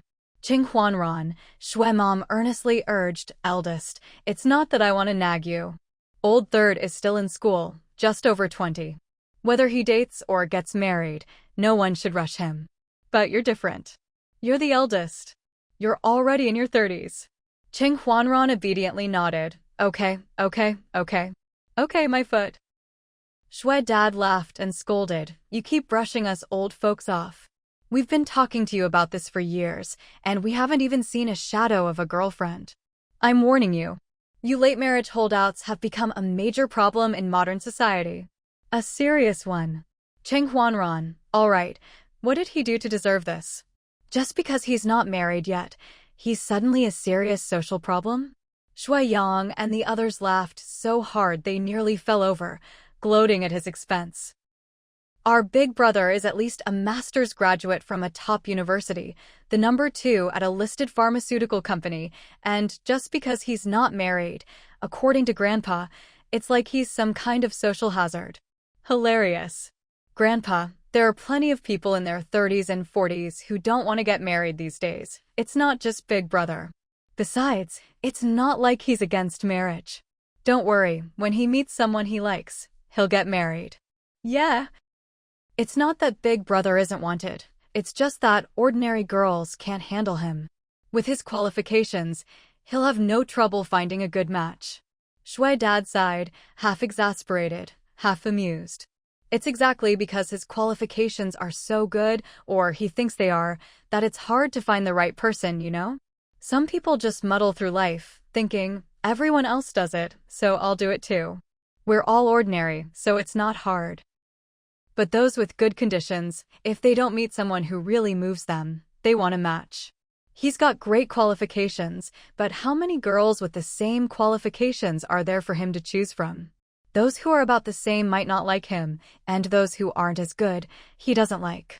So it just drags on with no result. That's kind of true, Shui Yang chuckled. Big Brother, you'd better hurry up and find someone who makes your heart race. Before Cheng Huanran could answer, Grandpa jumped in again. How old is he now? Still expecting to fall in love? If he were 17 or 18 or just over 20, it'd be easy. Young people at that age are full of hormones, energetic and impulsive. That's when you fall in love. If you're impulsive then, you get married, like your second brother and Xiao Xiao. But for Ranran now, it's impossible. He gets steadier every year, and after years in society, he's got that social air about him, and his thoughts get heavier. For an old hand like him to fall in love, it's harder than making an iron tree bloom. Cheng Huanran let out an and wanted to argue, but realized it was kind of true. So he had no comeback and could only clasp his hands in a mock martial salute, begging Grandpa to show mercy. But before Grandpa could press further, Grandma jumped in. When we ask you to go on a blind date, you say it's too forced and you can't develop feelings. You say you're either working or helping at home with the kids and elders, so when do you have a chance to meet someone who makes your heart race? Cheng Huanran had no answer and could only smile awkwardly. Shui Mom continued, we told you to find a like-minded colleague at work, but you say, don't eat the grass by the rabbit hole. What's that about? Rabbits avoid eating grass at home because of wolves and foxes. What are you afraid of? Everyone tried hard not to laugh, but couldn't help snickering. Cheng Huanran was exasperated. Grandma, colleagues are just colleagues. I really don't feel anything beyond work. Then how did Duo manage it? Shui Mom countered. Weren't they colleagues before? Duo saw how beautiful Xiaotong was and snatched her up. Now they're about to have a baby. Cheng Huanran couldn't find an excuse and silently raised the white flag. Shui Dad chuckled, and when his wife wasn't looking, he sneakily took several big sips of her milk tea. When she turned around, he quickly dodged and pretended to play with his great-granddaughter. Shui Mom noticed her milk tea was much lighter and shot a suspicious look at her husband. Shui Dad turned his head seriously. What's wrong? Shui Mom, seeing his expression, waved it off. Nothing. Then she turned to keep nagging her eldest grandson, only to find Cheng Huanran had already slipped away, so she could only pout and give up. Mom, Shui Yang couldn't help teasing. Why are you so quiet today? We talked about Old Third, and you didn't say a word. We talked about Big Brother, and you stayed silent too. Shui Ling, sitting beside her mother-in-law, had been resting with her eyes closed. Now she smiled gently. Your grandpa said it all so well. What else do you need your mom to say? Your feelings and marriages are your own business. I'm getting older, and I don't have the energy to worry about everything. When you were little, your dad and I had to work hard to raise you and put you through school. Now you're all grown up. How can you expect your mom to worry about everything? If you bring it up, we'll help you think of solutions. If you don't, we won't ask too much. After all, you're adults now. Grandma had worked hard all her life, but in old age had an incurable illness and could only watch herself grow more confused and frail by the day. She and her husband were both getting old, and now even caring for the elders was exhausting. They weren't young anymore and didn't have the energy they once did. Being able to take good care of the elders was already enough. They really couldn't spare the energy for anything else. In the back, Cheng Tianyuan held his little grandson and said quietly, your lives are in your own hands. Mom and Dad will help if we can, but if we can't, that's just how it is. Your life is long and we can only give advice. We can't walk the road for you. As for the future, as long as you have a clear conscience and no regrets, that's enough. Dad, you're already a senior citizen. Shui Yang lay on his seat, grinning. Tell us, do you have any regrets about your own life? Anything you wish you'd done differently? Cheng Tianyuan glanced at his son and laughed. No. With a wife as good as your mom, what more could I want? What? Haha. Suddenly force that dog food. Wow. Dad can be romantic too. The young people all whooped and laughed, and the car was filled with joy. All Cheng Huanran could do was nod and keep nodding. Yes, yes, yes. Shui Dad whistled at Xiaoyu, teasing. Look at your uncle. Your second uncle's family is about to have 4 kids, and he's still single? Does he even deserve to be an uncle? Does he? Xiaoyu burst out laughing. Cheng Huanran, Shui Mom earnestly urged, eldest, it's not that I want to nag you. Old Third is still in school, just over 20. Whether he dates or gets married, no one should rush him. But you're different. You're the eldest. You're already in your 30s. Cheng Huanran obediently nodded. Okay, okay, okay. Okay, my foot. Shui Dad laughed and scolded. You keep brushing us old folks off. We've been talking to you about this for years, and we haven't even seen a shadow of a girlfriend. I'm warning you. You late marriage holdouts have become a major problem in modern society. A serious one. Cheng Huanran, all right, what did he do to deserve this? Just because he's not married yet, he's suddenly a serious social problem? Shui Yang and the others laughed so hard they nearly fell over, gloating at his expense. Our big brother is at least a master's graduate from a top university, the number 2 at a listed pharmaceutical company, and just because he's not married, according to Grandpa, it's like he's some kind of social hazard. Hilarious. Grandpa, there are plenty of people in their 30s and 40s who don't want to get married these days. It's not just Big Brother. Besides, it's not like he's against marriage. Don't worry, when he meets someone he likes, he'll get married. Yeah. It's not that Big Brother isn't wanted. It's just that ordinary girls can't handle him. With his qualifications, he'll have no trouble finding a good match. Shui Dad sighed, half exasperated, half amused. It's exactly because his qualifications are so good, or he thinks they are, that it's hard to find the right person, you know? Some people just muddle through life, thinking, everyone else does it, so I'll do it too. We're all ordinary, so it's not hard. But those with good conditions, if they don't meet someone who really moves them, they want a match. He's got great qualifications, but how many girls with the same qualifications are there for him to choose from? Those who are about the same might not like him, and those who aren't as good, he doesn't like. So it just drags on with no result. That's kind of true, Shui Yang chuckled. Big Brother, you'd better hurry up and find someone who makes your heart race. Before Cheng Huanran could answer, Grandpa jumped in again. How old is he now? Still expecting to fall in love? If he were 17 or 18 or just over 20, it'd be easy. Young people at that age are full of hormones, energetic and impulsive. That's when you fall in love. If you're impulsive then, you get married, like your second brother and Xiao Xiao. But for Ranran now, it's impossible. He gets steadier every year, and after years in society, he's got that social air about him, and his thoughts get heavier. For an old hand like him to fall in love, it's harder than making an iron tree bloom. Cheng Huanran let out an and wanted to argue, but realized it was kind of true. So he had no comeback and could only clasp his hands in a mock martial salute, begging Grandpa to show mercy. But before Grandpa could press further, Grandma jumped in. When we ask you to go on a blind date, you say it's too forced and you can't develop feelings. You say you're either working or helping at home with the kids and elders, so when do you have a chance to meet someone who makes your heart race? Cheng Huanran had no answer and could only smile awkwardly. Shui Mom continued, we told you to find a like-minded colleague at work, but you say, don't eat the grass by the rabbit hole. What's that about?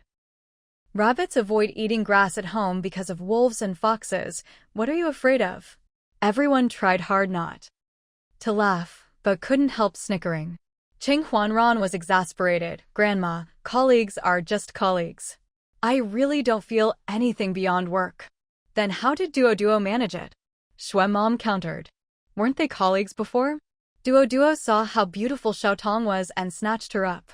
Now they're about to have a baby. Cheng Huanran couldn't find an excuse and silently raised the white flag. Shui Dad chuckled, and when his wife wasn't looking, he sneakily took several big sips of her milk tea. When she turned around, he quickly dodged and pretended to play with his great-granddaughter. Shui Mom noticed her milk tea was much lighter and shot a suspicious look at her husband.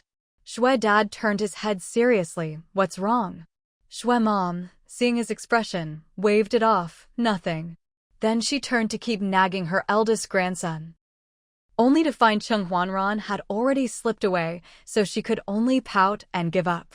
Mom, Shui Yang couldn't help teasing. Why are you so quiet today? We talked about Old Third and you didn't say a word. We talked about Big Brother and you stayed silent too. Shui Ling, sitting beside her mother-in-law, had been resting with her eyes closed. Now she smiled gently. Your grandpa said it all so well. What else do you need your mom to say? Your feelings and marriages are your own business. I'm getting older, and I don't have the energy to worry about everything. When you were little, your dad and I had to work hard to raise you and put you through school.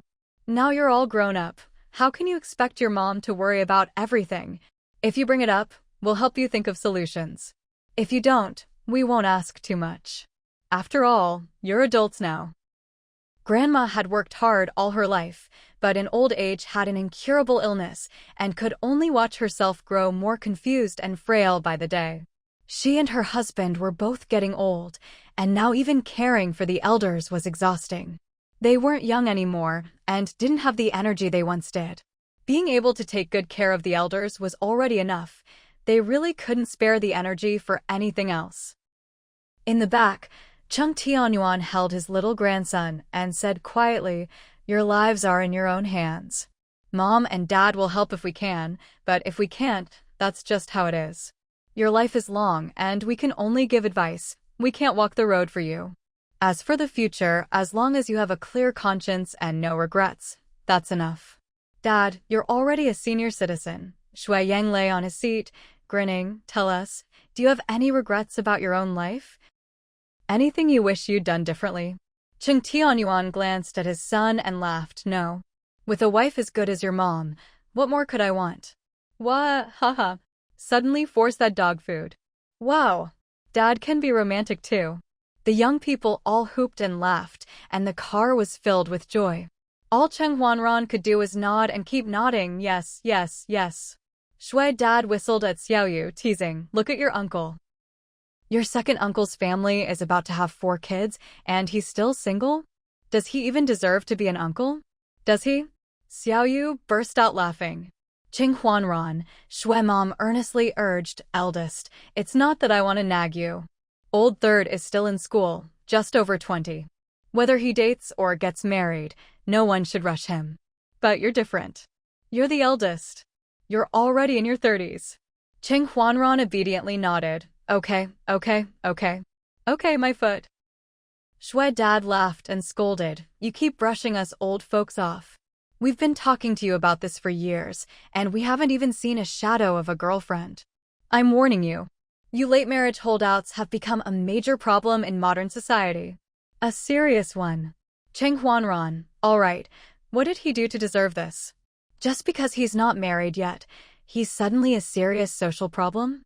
Shui Yang and the others laughed so hard they nearly fell over, gloating at his expense. "Our big brother is at least a master's graduate from a top university, the number 2 at a listed pharmaceutical company, and just because he's not married, according to Grandpa, it's like he's some kind of social hazard." Hilarious. "Grandpa, there are plenty of people in their 30s and 40s who don't want to get married these days. It's not just Big Brother. Besides, it's not like he's against marriage. Don't worry, when he meets someone he likes, he'll get married." "Yeah. It's not that Big Brother isn't wanted. It's just that ordinary girls can't handle him. With his qualifications, he'll have no trouble finding a good match." Shui Dad sighed, half exasperated, half amused. "It's exactly because his qualifications are so good, or he thinks they are, that it's hard to find the right person, you know? Some people just muddle through life, thinking, everyone else does it, so I'll do it too. We're all ordinary, so it's not hard. But those with good conditions, if they don't meet someone who really moves them, they want a match. He's got great qualifications, but how many girls with the same qualifications are there for him to choose from? Those who are about the same might not like him, and those who aren't as good, he doesn't like. So it just drags on with no result." "That's kind of true," Shui Yang chuckled. "Big Brother, you'd better hurry up and find someone who makes your heart race." Before Cheng Huanran could answer, Grandpa jumped in again. "How old is he now? Still expecting to fall in love? If he were 17 or 18 or just over 20, it'd be easy. Young people at that age are full of hormones, energetic and impulsive. That's when you fall in love. If you're impulsive then, you get married, like your second brother and Xiao Xiao. But for Ranran now, it's impossible. He gets steadier every year, and after years in society, he's got that social air about him, and his thoughts get heavier. For an old hand like him to fall in love, it's harder than making an iron tree bloom. Cheng Huanran let out an and wanted to argue, but realized it was kind of true. So he had no comeback and could only clasp his hands in a mock martial salute, begging Grandpa to show mercy. But before Grandpa could press further, Grandma jumped in. When we ask you to go on a blind date, you say it's too forced and you can't develop feelings. You say you're either working or helping at home with the kids and elders, so when do you have a chance to meet someone who makes your heart race? Cheng Huanran had no answer and could only smile awkwardly. Shui Mom continued, we told you to find a like-minded colleague at work, but you say, don't eat the grass by the rabbit hole. What's that about? Rabbits avoid eating grass at home because of wolves and foxes. What are you afraid of? Everyone tried hard not to laugh, but couldn't help snickering. Cheng Huanran was exasperated. Grandma, colleagues are just colleagues. I really don't feel anything beyond work. Then how did Duo manage it? Shui Mom countered. Weren't they colleagues before? Duo saw how beautiful Xiaotong was and snatched her up. Now they're about to have a baby. Cheng Huanran couldn't find an excuse and silently raised the white flag. Shui Dad chuckled, and when his wife wasn't looking, he sneakily took several big sips of her milk tea. When she turned around, he quickly dodged and pretended to play with. Then she turned to keep nagging her eldest grandson, only to find Cheng Huanran had already slipped away, so she could only pout and give up. Mom, Shui Yang couldn't help teasing, why are you so quiet today? We talked about Old Third and you didn't say a word. We talked about Big Brother and you stayed silent too. Shui Ling, sitting beside her mother-in-law, had been resting with her eyes closed. Now she smiled gently. Your grandpa said it all so well. What else do you need your mom to say? Your feelings and marriages are your own business. I'm getting older and I don't have the energy to worry about everything. When you were little, your dad and I had to work hard to raise you and put you through school. Now you're all grown up. How can you expect your mom to worry about everything? If you bring it up, we'll help you think of solutions. If you don't, we won't ask too much. After all, you're adults now. Grandma had worked hard all her life, but in old age had an incurable illness and could only watch herself grow more confused and frail by the day. She and her husband were both getting old, and now even caring for the elders was exhausting.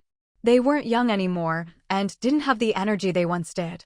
Being able to take good care of the elders was already enough. They really couldn't spare the energy for anything else. In the back, Cheng Tianyuan held his little grandson and said quietly, your lives are in your own hands.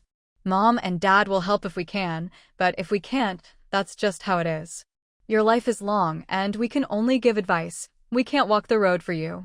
As for the future, as long as you have a clear conscience and no regrets, that's enough. Dad, you're already a senior citizen. Shui Yang lay on his seat, grinning. Tell us, do you have any regrets about your own life? Anything you wish you'd done differently? Cheng Tianyuan glanced at his son and laughed. No.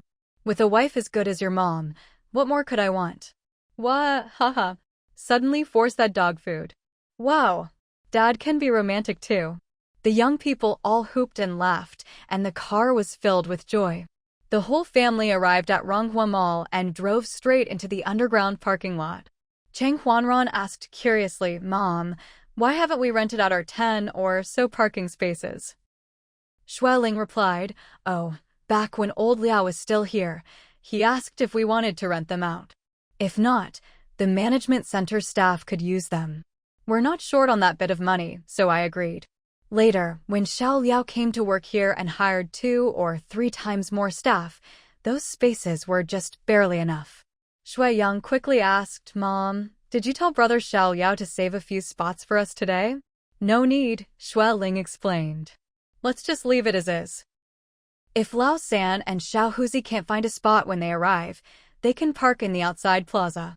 We only come here for a meal once in a while, no need to trouble others. Got it, Mom. Shui Yang pulled out his phone. I'll remind Lao San and Xiao Huzi. Luckily, it's not rush hour at noon, or there'd be no spots in the plaza. Wang Xiaoxiao, holding his arm, reminded, if they can't find a spot, they can use the hotel's reserved parking. Right. Shui Yang typed quickly. Xiao Huzi sent me a selfie earlier. Their family left about 10 minutes ago. Qing Tianyuan helped the elderly out of the car, smiling wryly. I called and rushed them several times over half an hour ago. Shui Ling helped her mother-in-law out and whispered, Xiao Huzi often stays up late, so he usually eats breakfast and lunch together. Recently, Shanyu has been staying in Nandao, so Xiao Huzi has to juggle work and taking his son to and from school. It's not easy for him. Lu Ying listened carefully, then suddenly remembered something. Where's Ahu? Where did that rascal go? Shui Ling smiled and explained, he's already on his way. In the eyes of the elderly, even 60-something Ahu is always just the young guy. Lu Ying thought for a moment, confused. Where did he go? I haven't seen him in years. Huh? Cheng Tianyuan chuckled. It's only been a few days, not years. Ahu's health hasn't been great lately. His blood pressure's been unstable, cholesterol shot up, so he had to get 4 drips at the hospital for a few days. He's fine now, but sometimes still gets dizzy, so Wang Qing wouldn't let him go out. He's better now, you'll see him soon. He's better? Really? Lu Ying asked worriedly. Cheng Tianyuan nodded. You'll see him in a bit, I wouldn't lie to you. Lu Ying tried to remember, tilting her head in a daze. I feel like I haven't seen a Fong in a long time either. Cheng Tianyuan and Shui Ling exchanged a glance and answered in unison, she's on a business trip. Lu Ying thought for a moment and finally stopped asking. Shui Ling secretly breathed a sigh of relief. Last month, Cheng Tianfang's cervical spine was acting up badly, so she had to stay at Shuiheng and Shuihuan's rehab center for treatment. Although she's improved, she still can't help take care of the elderly. Shui Ling and Cheng Tianyuan both told her to focus on getting better. There would be plenty of chances to help with the elderly later, so she shouldn't feel guilty or anxious. She could come to Xinyuan after her neck healed. If the old lady knew her daughter was sick, she'd definitely worry. Since her mind is sometimes clear and sometimes muddled, it's best not to let her know, to avoid tears and fuss. Cheng Tianyuan gave the kids a look, signaling them to keep their story straight. Shui Yang nodded quickly. Business trips are a must for TV work. Exactly. Cheng Tianyuan agreed. Auntie goes on business trips all the time, it's tough work. Shui Xian, helping Wang Xiaoxiao walk ahead, smiled. Don't worry, Auntie will be back soon. When she does, she'll definitely bring you some local specialties. Lu Ying was dazed for a couple of seconds, then slowly smiled. Right, she promised to bring me a gift. I remember now. Grandma, what kind of gift do you want? I can buy it for you too. Yeah, we'll take you shopping in the mall later. Everyone successfully shifted the old lady's attention and took the elevator upstairs. Ronghua Hotel still had the same old owner, but most of the staff had changed over the years, now all unfamiliar faces. Shui Yang gave the reservation number, and soon a young, pretty waitress led them to a large private room. A dozen minutes later, Xiao Huzi arrived in a rush with his parents and eldest son. Who wiped his sweat, frowning. Goodness, why is it so hot? Just walking a few steps after getting out of the car, I'm drenched and my head's spinning from the heat. Qing Tianyuan laughed. It's summer, of course it's hot. If summer isn't hot, what season is? Wang Qing glared at Ahu, warning, don't go stand under the air conditioner after sweating, or you'll catch a cold again.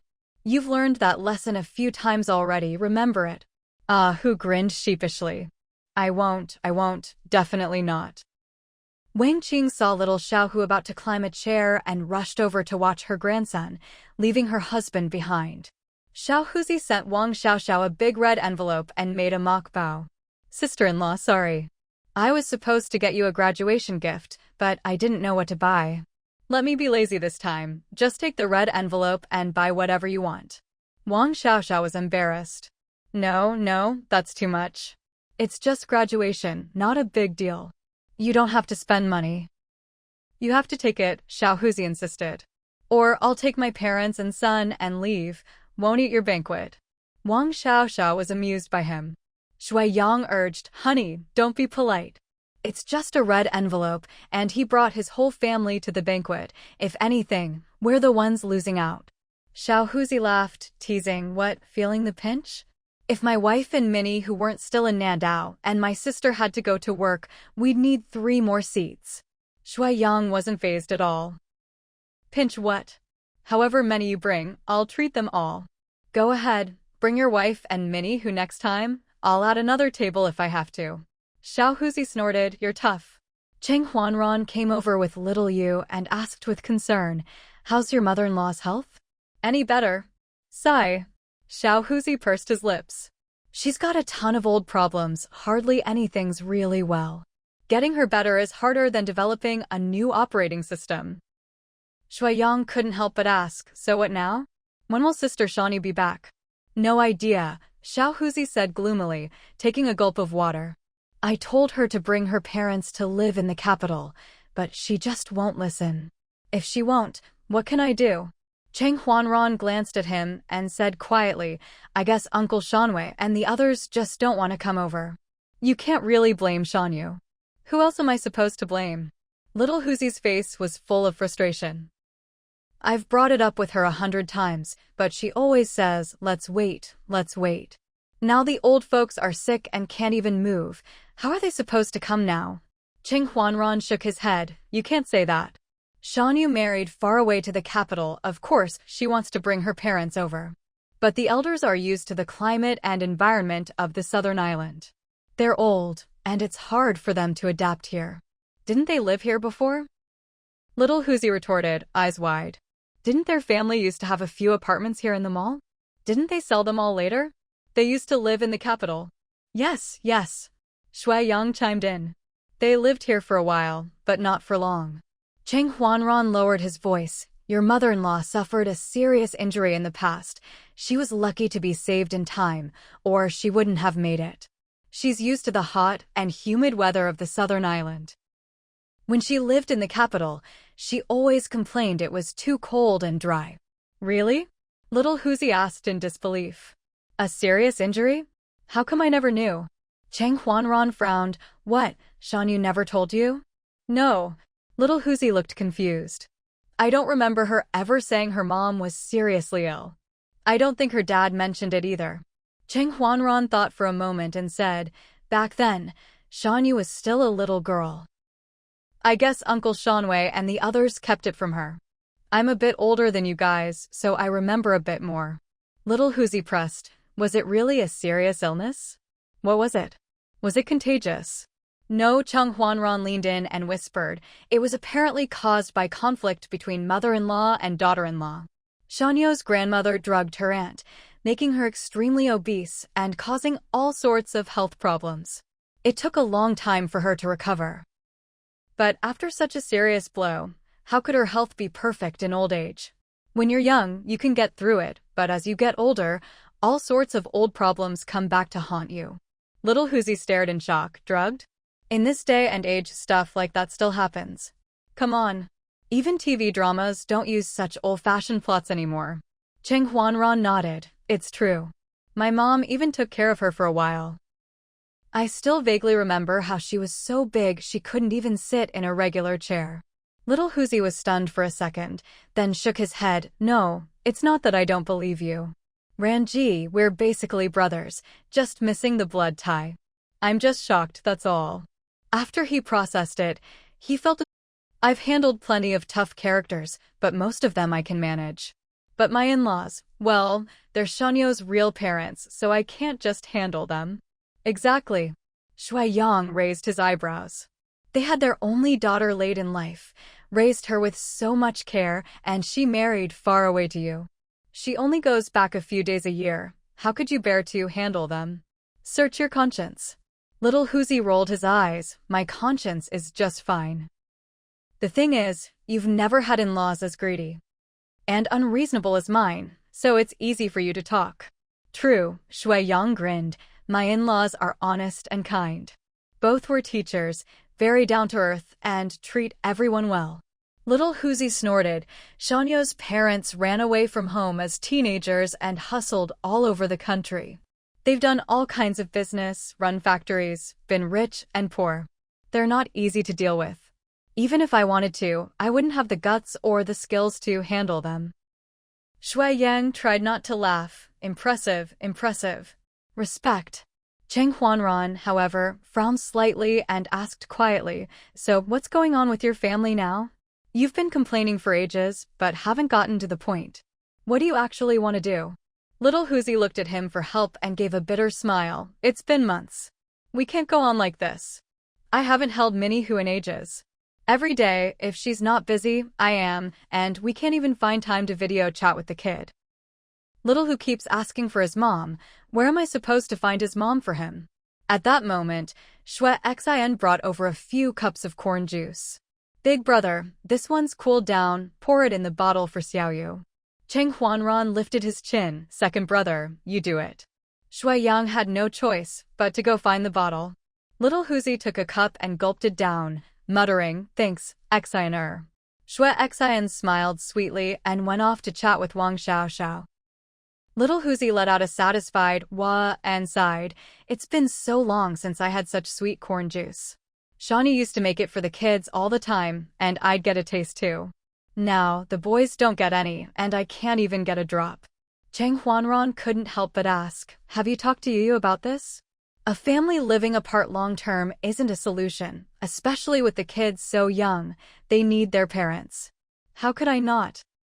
Little Huzi said angrily, "But it's impossible to talk to her.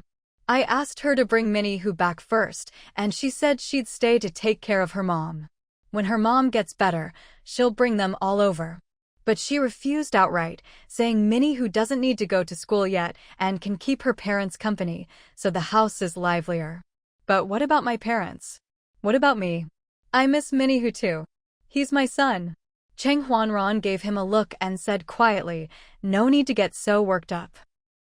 It's a family matter, just talk it out slowly." "She's always been indecisive." Little Huzi sighed helplessly.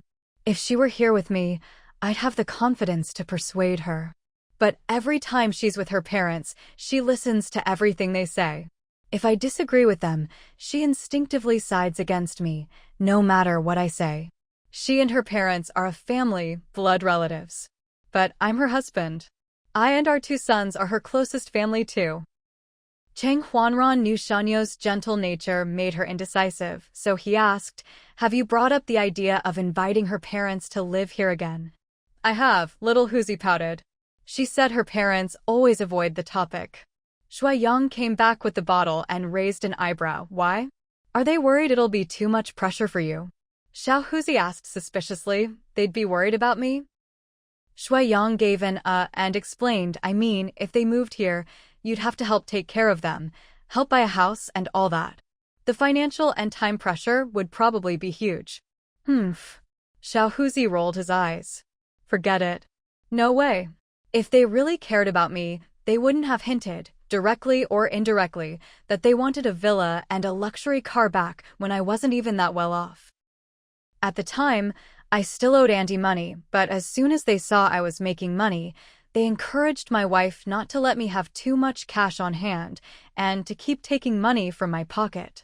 I was so fed up, I just bought them the villa and the car and finally got some peace for a while." Cheng Huanran, having seen how tough Shanyo's parents could be, lowered his voice. "You're not short on money now, right? If money can solve it, it's not the hardest problem." In the past 2 years, Xiao Huzi's club hadn't made as much as it did at its peak, but annual profits still exceeded 10 million. After paying off some of the mortgage and daily expenses, he still had about 10 million left. "I am short." Xiao Huzi gave a bitter smile. "Last year I spent several million to recruit 2 or 3 top talents, which was a huge outlay. So far, aside from a little over 10 million in ad revenue, the rest is still up in the air." Cheng Huanran was a bit incredulous. "Really? Your club's ads are everywhere. Hasn't it made money these past 2 years?" "It's a cycle of earning and investing," Xiao Huzi sighed. "Isn't that how business works? I just want to train more good people to make money for me, but investing in talent is a gamble. If something goes wrong or if someone's luck is bad, I, as the investor, suffer too. There's been profit, but also plenty of losses. Cheng Huanran and Shui Yang exchanged glances and probed. You must have at least a few million in savings, right? Nope, Xiao Huzi answered honestly. We're old friends, no need to lie. At the start of the year, I signed a few more rookies, even recruited 2 from abroad. All the club's available funds, plus my own, have been poured in. I've only kept about $1 million on hand to make sure the elders and kids at home don't go hungry. The mortgage doesn't have much left. I've set aside a year's worth of payments, and in 2 more years it'll be paid off. Shui Yang couldn't help but ask, so if Shanyo's parents move here, they'd have to live with you? Of course. Xiao Huzi shrugged. The courtyard house is big, there's a large room downstairs that's empty, why not live together? Shui Yang chuckled awkwardly and lowered his voice. Even if your parents can handle it, would your mother-in-law agree? She doesn't seem like someone who'd settle easily. That's the only way, Xiao Huzi snorted. Where would I get the money to buy another house? Housing prices in the capital have skyrocketed these past years. Unless they pay for it themselves, I can't afford it. His own parents could support themselves, since they still had plenty of properties and shops in the provincial capital, with rental income more than enough for a comfortable life. They never needed to take money from him. Not only that, they had plenty of savings. If he ever really couldn't manage, they'd definitely step in to help, giving him a solid safety net and peace of mind.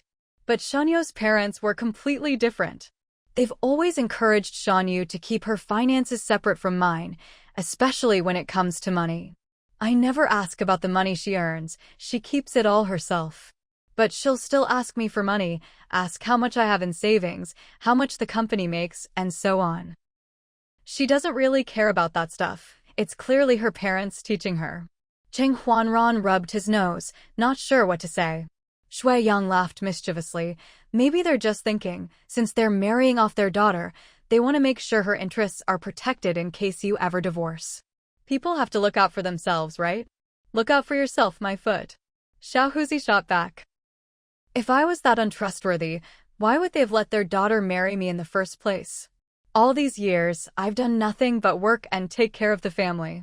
If a guy like me still has to be guarded against, there are no good husbands left in the world. Shui Yang glared at him, teasing, you're really not modest. Sure, we admit you've been a model husband since you got married, but don't forget how wild you were before. The facts are all there, in our memories, and your wife's too. A prodigal son who turns over a new leaf is priceless. Xiao Huzi snorted. I've been married to their daughter for years now, haven't I proved myself enough? Do I have to prove it for a lifetime? Then just do it for a lifetime. Shui Yang grinned. You've already got 2 kids, there's no untangling this. If it takes a lifetime to prove it, then just keep proving it. Get lost. Xiao Huzi said, a bit annoyed. If I have to keep proving myself, I'll be done for. What's the point? Cheng Huanran handed Little Yu to Shui Yang and shooed him away. Huzi, have Shanyo's parents outright refused to move in? Did they say so clearly? Xiao Huzi shook his head. I didn't ask them directly, just had Shanyu bring it up. She said her parents didn't say much, but probably wouldn't agree. Actually, living together would make it easier to look after each other, right? Shanyu wouldn't have to run back and forth every day, especially with 2 sons to care for. With a housekeeper at home, we could even save on help. Cheng Huanran thought for a moment and suggested, you should talk to Shanyu about your finances, so she understands your difficulties. You know what she's like, Xiao Huzi said with a helpless smile. Whenever there's trouble, she gets super anxious, even cries. I'm already overwhelmed, where do I find the energy to comfort her too? Cheng Huanran probed, then what about talking to your in-laws directly? Xiao Huzi looked troubled. I don't like talking to them.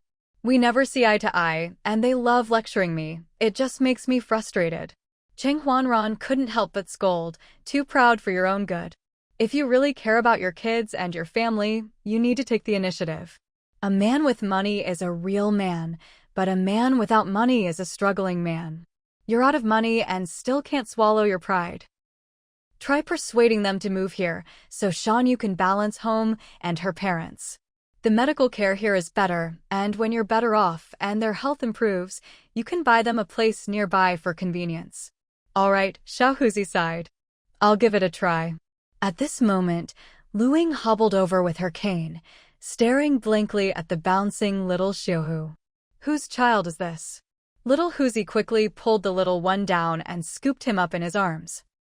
Grandma, this is my eldest son, little Xiaohu. Luing studied him and little Huzi carefully, looking troubled for a long while. Then you. Who are you? Little Huzi burst out laughing. I'm Ahu's son, little Huzi. Luing fell into deep thought, her hands trembling. Cheng Huanran hurried to support the old lady, coaxing her to sit down. Grandma, are you all right? Are you feeling unwell? Luing shook her head. I just feel like you all look so familiar.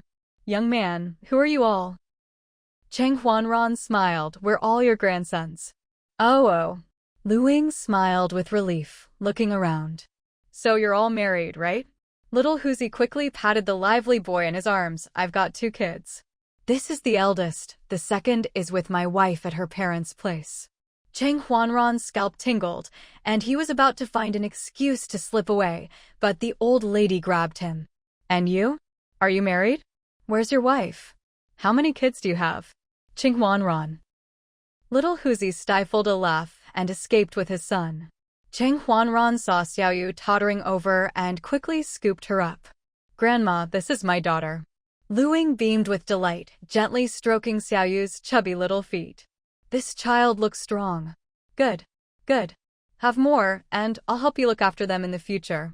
Cheng Huanran quietly breathed a sigh of relief, but hearing her last words, he felt his nose sting with emotion. All right.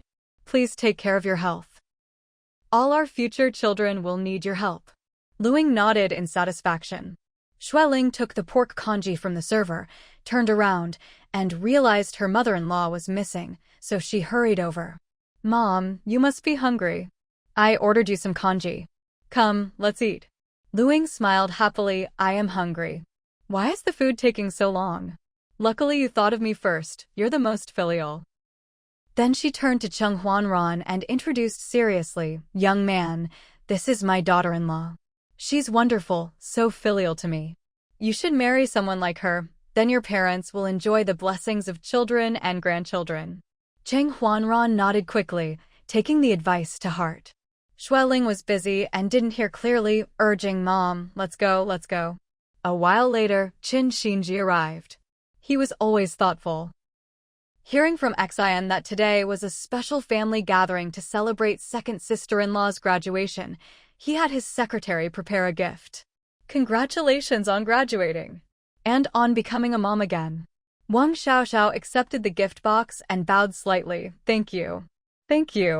Shui Yang sidled over, laughing. Tai Tu, you're too polite. Just being here is enough. No need for gifts. It's just a family meal. No need to go to any trouble. Of course, Qin Xinji smiled. Graduation is a big deal, worth celebrating. When Xian and Chang graduate next year, we should throw a big party. Absolutely. Shui Yang raised both hands in agreement. 2 people graduating at once, definitely worth a big celebration. Maybe Old Third will go abroad, so we can combine graduation and farewell. Qin Xinji raised an eyebrow. Going abroad? Old Third. It's not decided yet. Shui Xian explained, but it's such a rare opportunity. Third brother will probably apply. Qin Xinji's eyes flickered, and he smiled. I'm not so sure. Huh? Shui Xian blinked her big eyes. Why? Isn't that school really famous? One of the world's top 100. Qin Xinji replied calmly, it's great, but let Chang decide for himself. Then he smoothly changed the subject. Duo was supposed to come too, but had urgent work. He and Xiao Tong sent a gift for Xiao Xiao. It's already at Xinyuan. Wow. So thoughtful. I'll be sure to call and thank them later. Wow. The gift arrived even if they couldn't. At 12:30, Cheng Huanchong finally arrived by car, and everyone started the meal in high spirits. Considering the elders, children, and the young people who had to drive, no one drank alcohol, just several big bottles of freshly squeezed orange juice from the hotel. Ahu ate heartily, praising the food nonstop. Wang Qing secretly pinched his thigh and scolded in a low voice. Look at you eating so much. What did the doctor say, huh? Are you out of your mind again? Ahu grinned sheepishly, not daring to answer. Wang Qing ignored him, and seeing her grandson guzzling orange juice, quickly stopped him. No matter how tasty, you can't drink too much. Eat some food first, then have a braised chicken leg, and then you can have a little more. Little Xiaohu didn't listen at all, hugging his cup and gulping away. Wang Qing was alarmed and rushed to snatch the cup, glaring at little Huzi on the other side. Stop looking at your phone and take care of your son. Little Huzi, startled, looked up in confusion. Huh? What? What's wrong now? You brat. Listen to Grandma, no fooling around. The little guy wasn't scared at all, making a cheeky face and turning his chubby body away to keep drinking. Wang Qing, helpless and annoyed, simply took away his cup. When you finish your chicken leg, Grandma will give your cup back. Little Xiaohu immediately burst into tears. Grandma bad. Grandma bad? Wang Qing had to put down her chopsticks and cup to comfort him. Behind her, Ahu took advantage of her distraction to quickly reach for the braised pork with preserved vegetables, stuffing a piece in his mouth, then grabbed a piece of braised pig's trotter, devouring it in no time. He sneaked another glance, seeing Wang Qing still busy with little Xiaohu. He secretly rejoiced and reached for the braised intestines, only to have Cheng Tianyuan stop him. Ahu shot him a pleading, aggrieved look. Cheng Tianyuan, wary, glanced at Wang Qing, then lowered his voice. There are only 3 fatty dishes on the table, and you insist on sneaking those. Haven't you finished your bird's nest? Haven't you tried the sea conch? The other dishes are all good, why not eat those? Don't you know about your 3 highs? Ahu pleaded miserably, just a little intestine. This is the restaurant's signature dish. I haven't tasted that amazing flavor in ages. 1 piece, Cheng Tianyuan relented, or I'll tell Wang Qing. Ahu immediately caved, picked the biggest piece, and quickly buried his head to eat. Xueling saw Lu Ying wasn't eating much, so she fed her a few more spoonfuls of bird's nest. No more, Lu Ying pushed the bowl away, looking toward the door. It's hot in here, I want to go out for a walk. Xueling was worried and shook her head, refusing. Mom, no. We're in a private room, and there are too many people eating out in the main hall. It's not good for you to go out. The elderly lady walked slowly and was often confused. It wasn't safe for her to go where it was crowded and noisy. Lu Ying stood up anyway. I'm just going out for a bit, I'll be right back. You eat, you eat. You're so busy feeding me, you haven't eaten yourself. It's fine, Xueling said gently. I'll just eat a little, there's always food at home. Mom, you can't go out. If you're feeling hot, I'll take you somewhere with more breeze, okay? The air conditioning blows in that direction, let's go sit by the sofa. No. Lu Ying raised her voice. I want to go out. I want to walk around. This building looks so big, but it feels so familiar to me. Everyone's attention was drawn to her, their eyes focusing on her. Grandma, you remember this building? This is Ronghua Mall. We used to live here. Wow. Grandma still remembers this place. Mama Shui took her hand and smiled, explaining, we used to live on the 18th floor, just our families on the whole floor. Look. Taito is here too, he and a Chun lived next door. Qin Xinji smiled slightly. Grandma, it's too hot outside right now, not a good time to walk around. Lu Ying shook her head. I'll just walk nearby. Oh right, I want to buy a new shirt for a Yuan. He's working in the county now, can't dress too sloppily. Navy uniforms used to be popular, but not anymore. Young people like white shirts now. I can't make one, so I'll just spend a little money to buy one. We should save where we can. Everyone laughed and nodded in agreement. White shirts are great. My dad looks so refined in a white shirt. Godmother. Get one for me too. Grandma. I like white shirts too, remember to buy me one later. Cheng Tianyuan quickly put down his chopsticks and came over. Wife, you haven't eaten much, sit and eat. If Mom wants to go out, I'll take her for a walk on the 1st floor of the mall.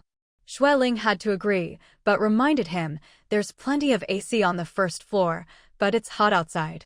Try not to go in and out too much, or Mom might catch a cold from the temperature change. Okay. Cheng Tianyuan helped the elderly lady out. Who was eating heartily, muttering, "I'll come find you on the first floor in a bit. Just a bit." Wang Qing, holding little Xiaohu, frowned and lowered her voice. "You're still eating. Do you know how much you've eaten? No more meat for you. Your cholesterol is high, you know that." Hu grinned sheepishly. "Then I'll eat more veggies. Stop eating." Wang Qing handed him their grandson and ordered, "Take him out to play, and don't let him drink too many sugary drinks. He already had 2 bottles of yogurt and a lot of orange juice. He'll get an upset stomach." Hu quickly grabbed another piece of fatty intestine and stuffed it in his mouth. Wang Qing glared, about to scold him. Hu hurriedly scooped up his grandson and dashed out. "Honestly," Wang Qing said, exasperated, "I really can't with him. Why can't he control his mouth? He's already half a foot in the grave." Xueling gave her a look and said quietly, "That's enough. That's enough. You're just mad, right? How can you say such harsh things?" Wang Qing rubbed her forehead helplessly. "He's going to drive me crazy. The kids are a handful, but that old man is even more trouble. His blood pressure was up again recently. I was so worried. But he's always cheerful and never watches what he eats." All right, Xueling soothed. "You haven't eaten much either. Eat while it's hot. Don't get upset. The kids are all here. Give Hu some face." The younger generation all laughed. Wang Qing, a bit embarrassed, managed a helpless smile. "Sorry to spoil the mood. Come on, everyone, eat up." As they ate, Xueling asked Xinji, "Did your mom decide about hiring a maternity nanny, or is she going to a postpartum center?" Xinji's brows moved slightly, then he smiled apologetically. "I was on a business trip last week, not in the capital. I haven't been to Duoduo's place these days, so I'm not sure."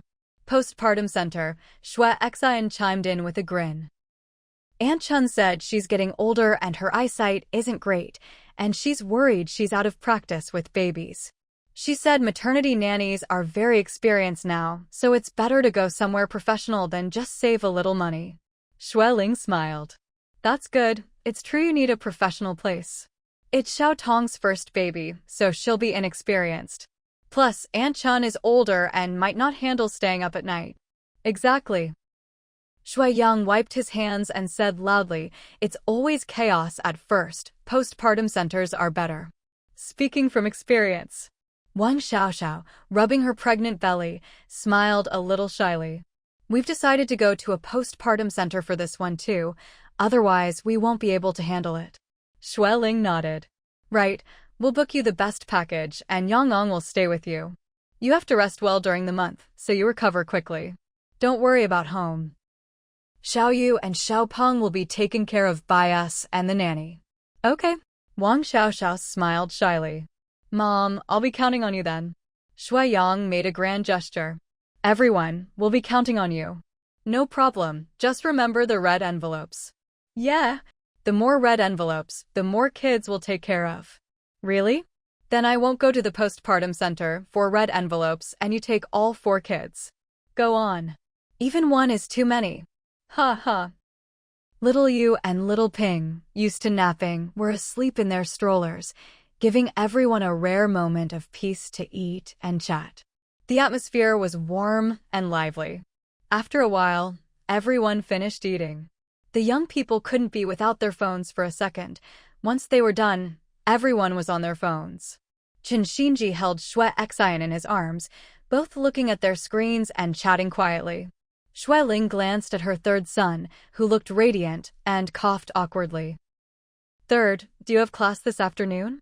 Cheng Huanchong, smiling as he chatted, didn't even realize his mom was calling him until his big brother tapped him on the head. He looked up confused. "Big brother, what's up?" Cheng Huanran laughed. "Mom was calling you." "Huh?" Cheng Huanchong quickly looked at Xueling, grinning sheepishly. "Mom, what did you say?"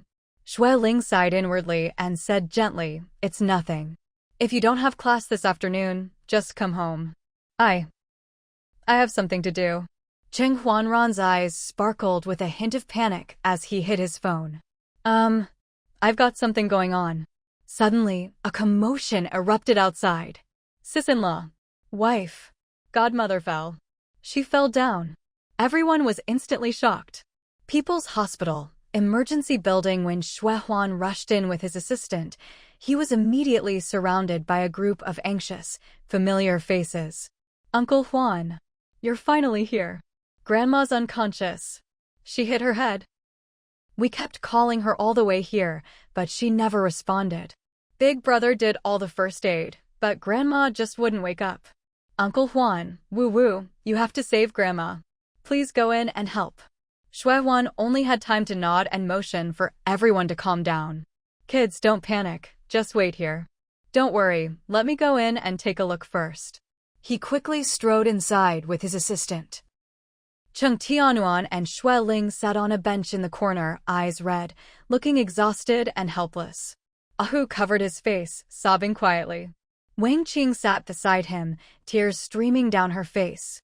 Cheng Huanran brought over some disposable cups, handing one to each of them. Uncle Huan is inside now. I'm sure we'll have good news soon. Dad, Mom, have some water.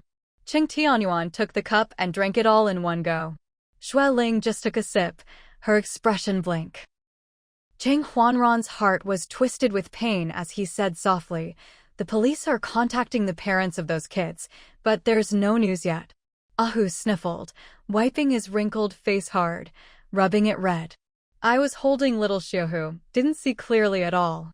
I just remember a few kids laughing and running over, then Ayuan shouted, and Godmother fell to the ground, hitting her head on the steps. Wang Qing couldn't help but complain, "Why did you take the kids so far away? If you'd been closer, maybe you could have caught her." Ahu was at a loss for words, stammering, "I just didn't expect it." Cheng Tianyuan held his forehead, his voice hoarse and low. "No one expected it.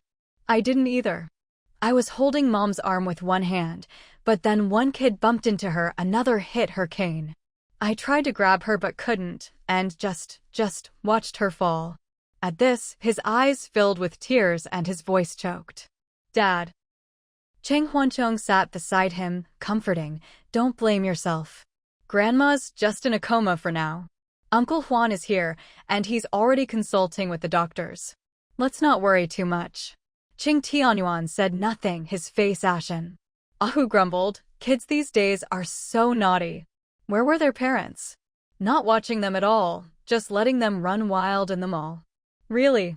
Wang Qing, exhausted, leaned her head on his shoulder. Enough, stop shouting, okay? Every time you yell, my head hurts even more."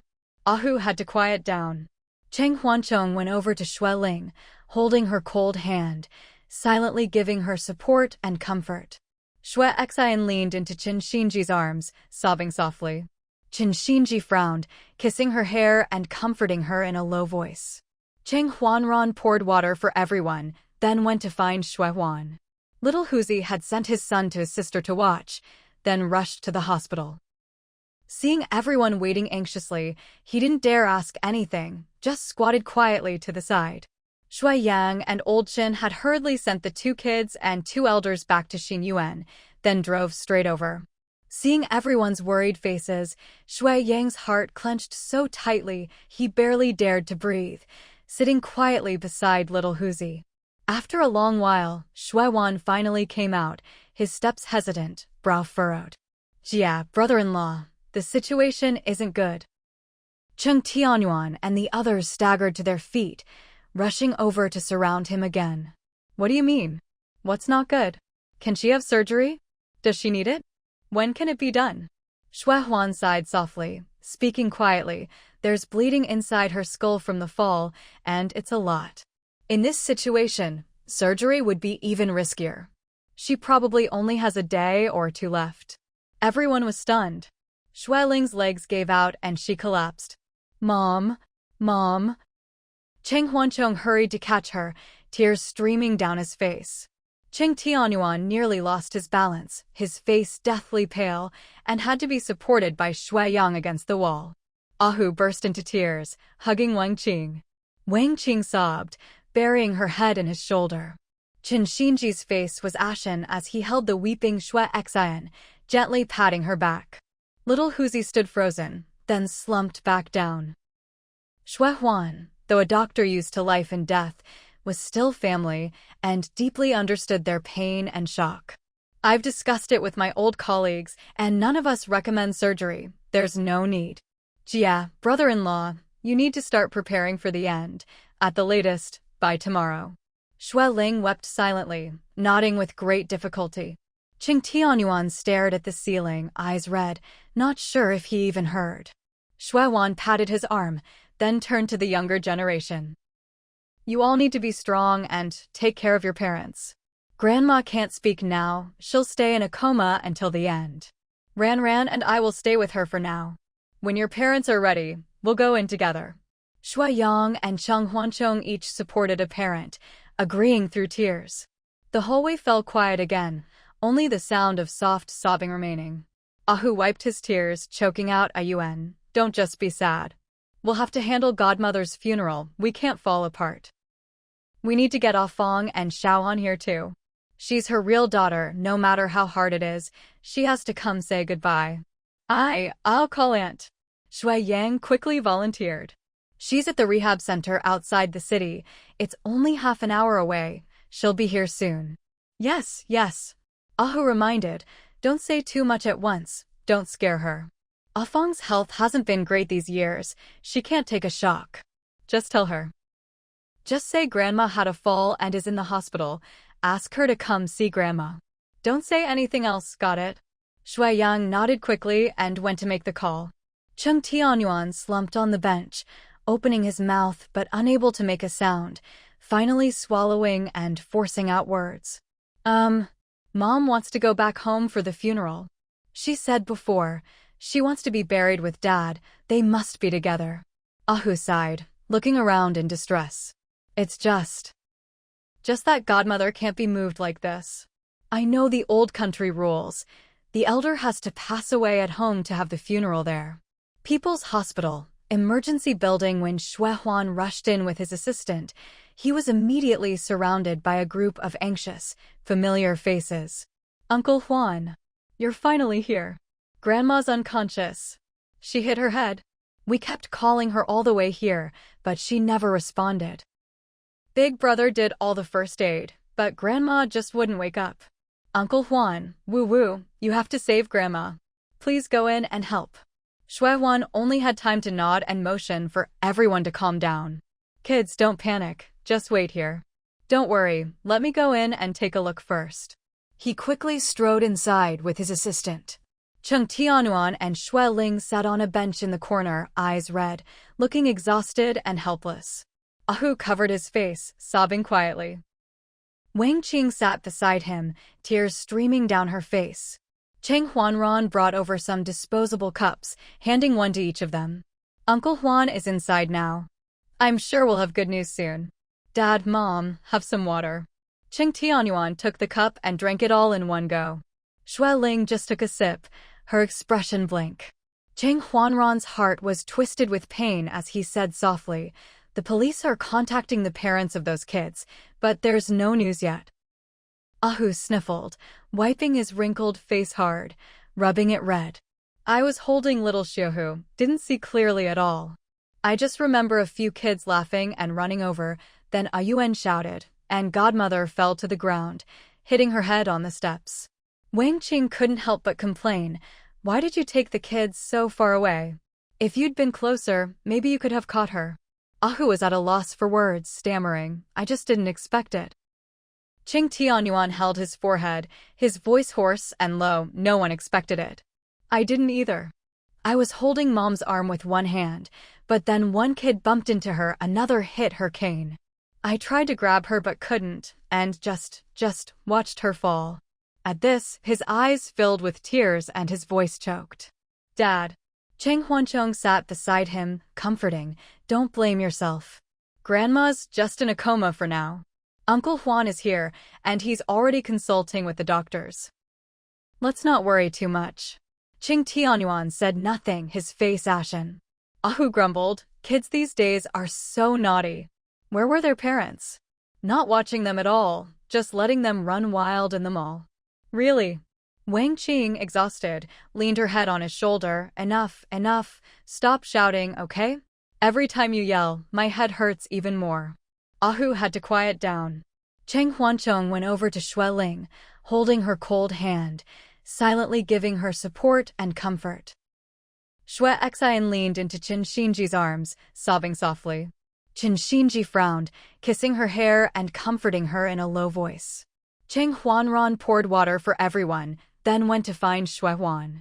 Little Huzi had sent his son to his sister to watch, then rushed to the hospital. Seeing everyone waiting anxiously, he didn't dare ask anything, just squatted quietly to the side. Shui Yang and Old Qin had hurriedly sent the 2 kids and 2 elders back to Xinyuan, then drove straight over. Seeing everyone's worried faces, Shui Yang's heart clenched so tightly he barely dared to breathe, sitting quietly beside little Huzi. After a long while, Xue Wan finally came out, his steps hesitant, brow furrowed. Jia, brother-in-law, the situation isn't good. Cheng Tianyuan and the others staggered to their feet, rushing over to surround him again. What do you mean? What's not good? Can she have surgery? Does she need it? When can it be done? Xue Huan sighed softly, speaking quietly. There's bleeding inside her skull from the fall, and it's a lot. In this situation, surgery would be even riskier. She probably only has a day or 2 left. Everyone was stunned. Xue Ling's legs gave out and she collapsed. Mom! Mom! Cheng Huancheng hurried to catch her, tears streaming down his face. Cheng Tianyuan nearly lost his balance, his face deathly pale, and had to be supported by Xue Yang against the wall. Ahu burst into tears, hugging Wang Qing. Wang Qing sobbed, burying her head in his shoulder. Qin Xinji's face was ashen as he held the weeping Xue Xian, gently patting her back. Little Huzi stood frozen, then slumped back down. Xue Huan, though a doctor used to life and death, was still family and deeply understood their pain and shock. I've discussed it with my old colleagues, and none of us recommend surgery. There's no need. Jia, brother-in-law, you need to start preparing for the end. At the latest, by tomorrow. Xue Ling wept silently, nodding with great difficulty. Cheng Tianyuan stared at the ceiling, eyes red, not sure if he even heard. Xue Wan patted his arm, then turned to the younger generation. You all need to be strong and take care of your parents. Grandma can't speak now, she'll stay in a coma until the end. Ran and I will stay with her for now. When your parents are ready, we'll go in together. Xue Yang and Cheng Huancheng each supported a parent, agreeing through tears. The hallway fell quiet again, only the sound of soft sobbing remaining. Ahu wiped his tears, choking out a Yuan. Don't just be sad. We'll have to handle Godmother's funeral, we can't fall apart. We need to get Ah Fong and Xiaoan here too.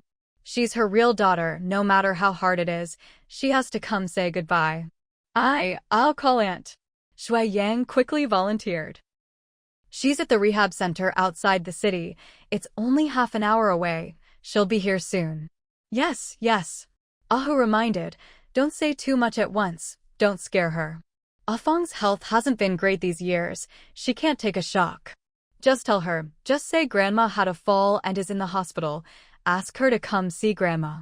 Don't say anything else, got it? Xue Yang nodded quickly and went to make the call.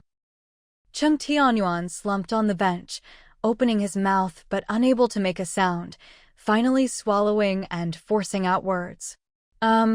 Mom wants to go back home for the funeral. She said before, she wants to be buried with Dad, they must be together. Ahu sighed, looking around in distress. It's just that Godmother can't be moved like this. I know the old country rules. The elder has to pass away at home to have the funeral there. Cheng Tianyuan really couldn't take it anymore and collapsed onto a bench. Let's wait for Ah Fong to arrive. Once everyone's here, we'll discuss it together. Who choked up? Yeah, we definitely need to talk it over. Soon, Xue Heng and Qing Tianfang arrived. How's Mom? Qing Tianfang rushed over, panicked. Brother, sister-in-law, where's Mom? How is she? Xue Ling and Qing Tianyuan, eyes red, couldn't say a word. Qing Tianfang froze, swayed a few times, and then collapsed. Xue Heng hurried to catch her, looking in disbelief at Xue Ling, then at Ahu and the others, noticing everyone's red eyes. Xiao Xian was still sobbing in Qin Xinji's arms, and his heart sank. Mom, Mom. Qing Tianfang suddenly went mad, screaming Mom, Mom, Shui Heng panicked and could only hold her tightly, trying to restrain her. Cheng Tianfang wailed and sobbed, her voice sharp and full of grief, nearly losing her mind. Shui Heng, tears streaming down, could only desperately hold her back.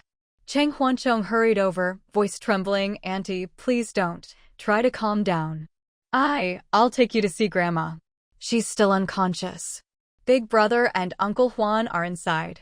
Who wiped his tears and murmured, go on, go see Godmother. When you come out, we still need to discuss the funeral arrangements. No. Qing Tianfang clutched her head, sobbing, I just haven't seen her for a few days. She could still walk on her own last week. When she used her cane, she walked faster than me. No, it can't be true. How could my mom be gone? She just had memory problems. Everything else was fine. She was fine. Who choked? She was knocked down by a few kids, hit her head right on the stone steps. Severe brain hemorrhage. Qing Tianfang's vision went black and she collapsed into Shui Heng's arms. Everyone rushed over, pinching her philtrum and patting her cheeks. After a while, Cheng Tianfang weakly opened her eyes, tears streaming down her face. Can't they operate? We can't just give up, right? Mom's body is still strong. Hurry and arrange surgery. Shui Ling sniffled and said softly, Juan and several specialists have discussed it. In her condition, she can't survive surgery. The bleeding is too severe at most. She'll stay in a coma until tomorrow. Hearing this, Cheng Tianfang broke down and cried again. No one knew how to comfort her, so they could only silently shed tears with her. Everyone was devastated by the bad news, hearts heavy with grief, barely able to cope. By evening, after crying themselves out, everyone finally calmed down a bit and gathered to discuss the funeral arrangements.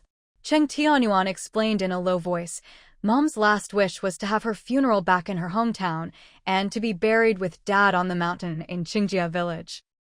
We have to hurry back to Qingjia village before she passes. The villa there has already been renovated, so we can settle her in right away.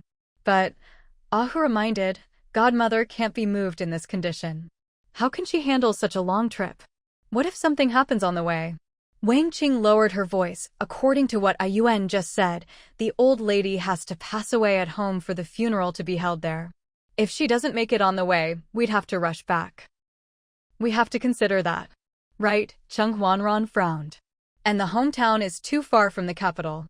Even by highway, it's more than a day's drive. We might not make it in time. Instead of running back and forth, it might be better to hold the funeral here in the capital, then take her ashes home to be buried with Grandpa. Qing Tianfang hesitated. It really is a tough choice. If we want a lively funeral, it should be held here. There aren't many relatives left back home. Yeah.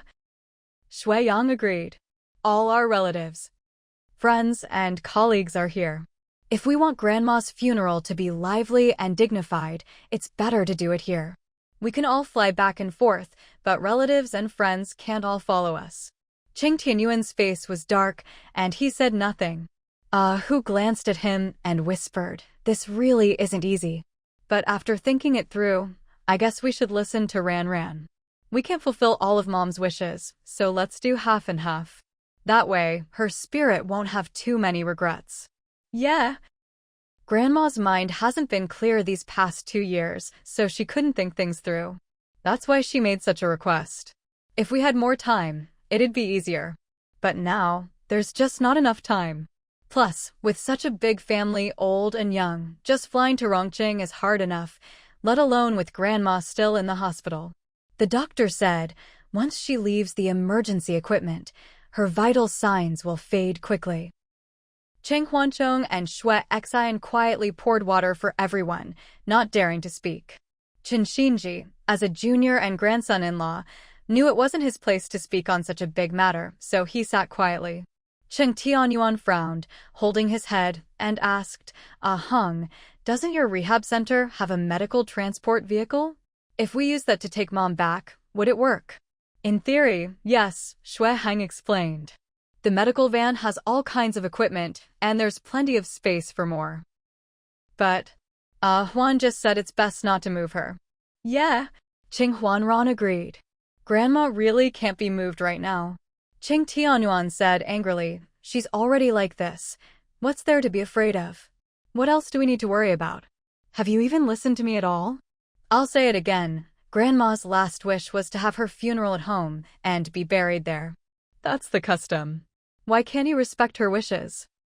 If she doesn't make it on the way, then we'll just do a simple ceremony at Rongqing and cremate her for burial. She couldn't even say a last word. Can't we at least fulfill this one wish? Everyone was startled by his outburst and instantly fell silent. Qin Xinji, always quick-witted, glanced awkwardly around and finally looked at Xue Ling, who hadn't spoken the whole time. She seemed to be listening, but hadn't said a word. Qin Xinji cleared his throat, deliberately breaking the silence. Xiao Xian, maybe Mom's throat is uncomfortable. Bring her a glass of water. Xue Xian snapped out of it and quickly brought a cup forward. Cheng Huanran, catching his brother-in-law's hint, looked at Xue Ling and asked, Mom, what do you think? How should we arrange things? Xue Ling took her daughter's water cup and sipped it gently. Everyone's eyes focused on her, waiting, hoping, troubled, or seeking help, silently waiting for her to speak. Xue Ling looked exhausted, still immersed in grief. I heard every word you just said. Cheng Tianyuan turned his head and slowly reached out a gentle hand. Xue Ling put down the cup and took his hand. I agree with your father's view. Since this is Mom's last wish, we should do as she asked. As her children, daughters-in-law, and grandchildren, we shouldn't go against her wishes at the end of her life. Tears shimmered in Qing Tianyuan's eyes as he gripped Xue Ling's hand tightly, his arm trembling. Xue Ling hugged his shaking arm, leaning against him, giving him silent, solid support. Everyone was stunned, not expecting Xue Ling to agree with the one person who insisted, Cheng Tianyuan. Sister-in-law. Qing Tianfang was the first to speak. This isn't really a good idea.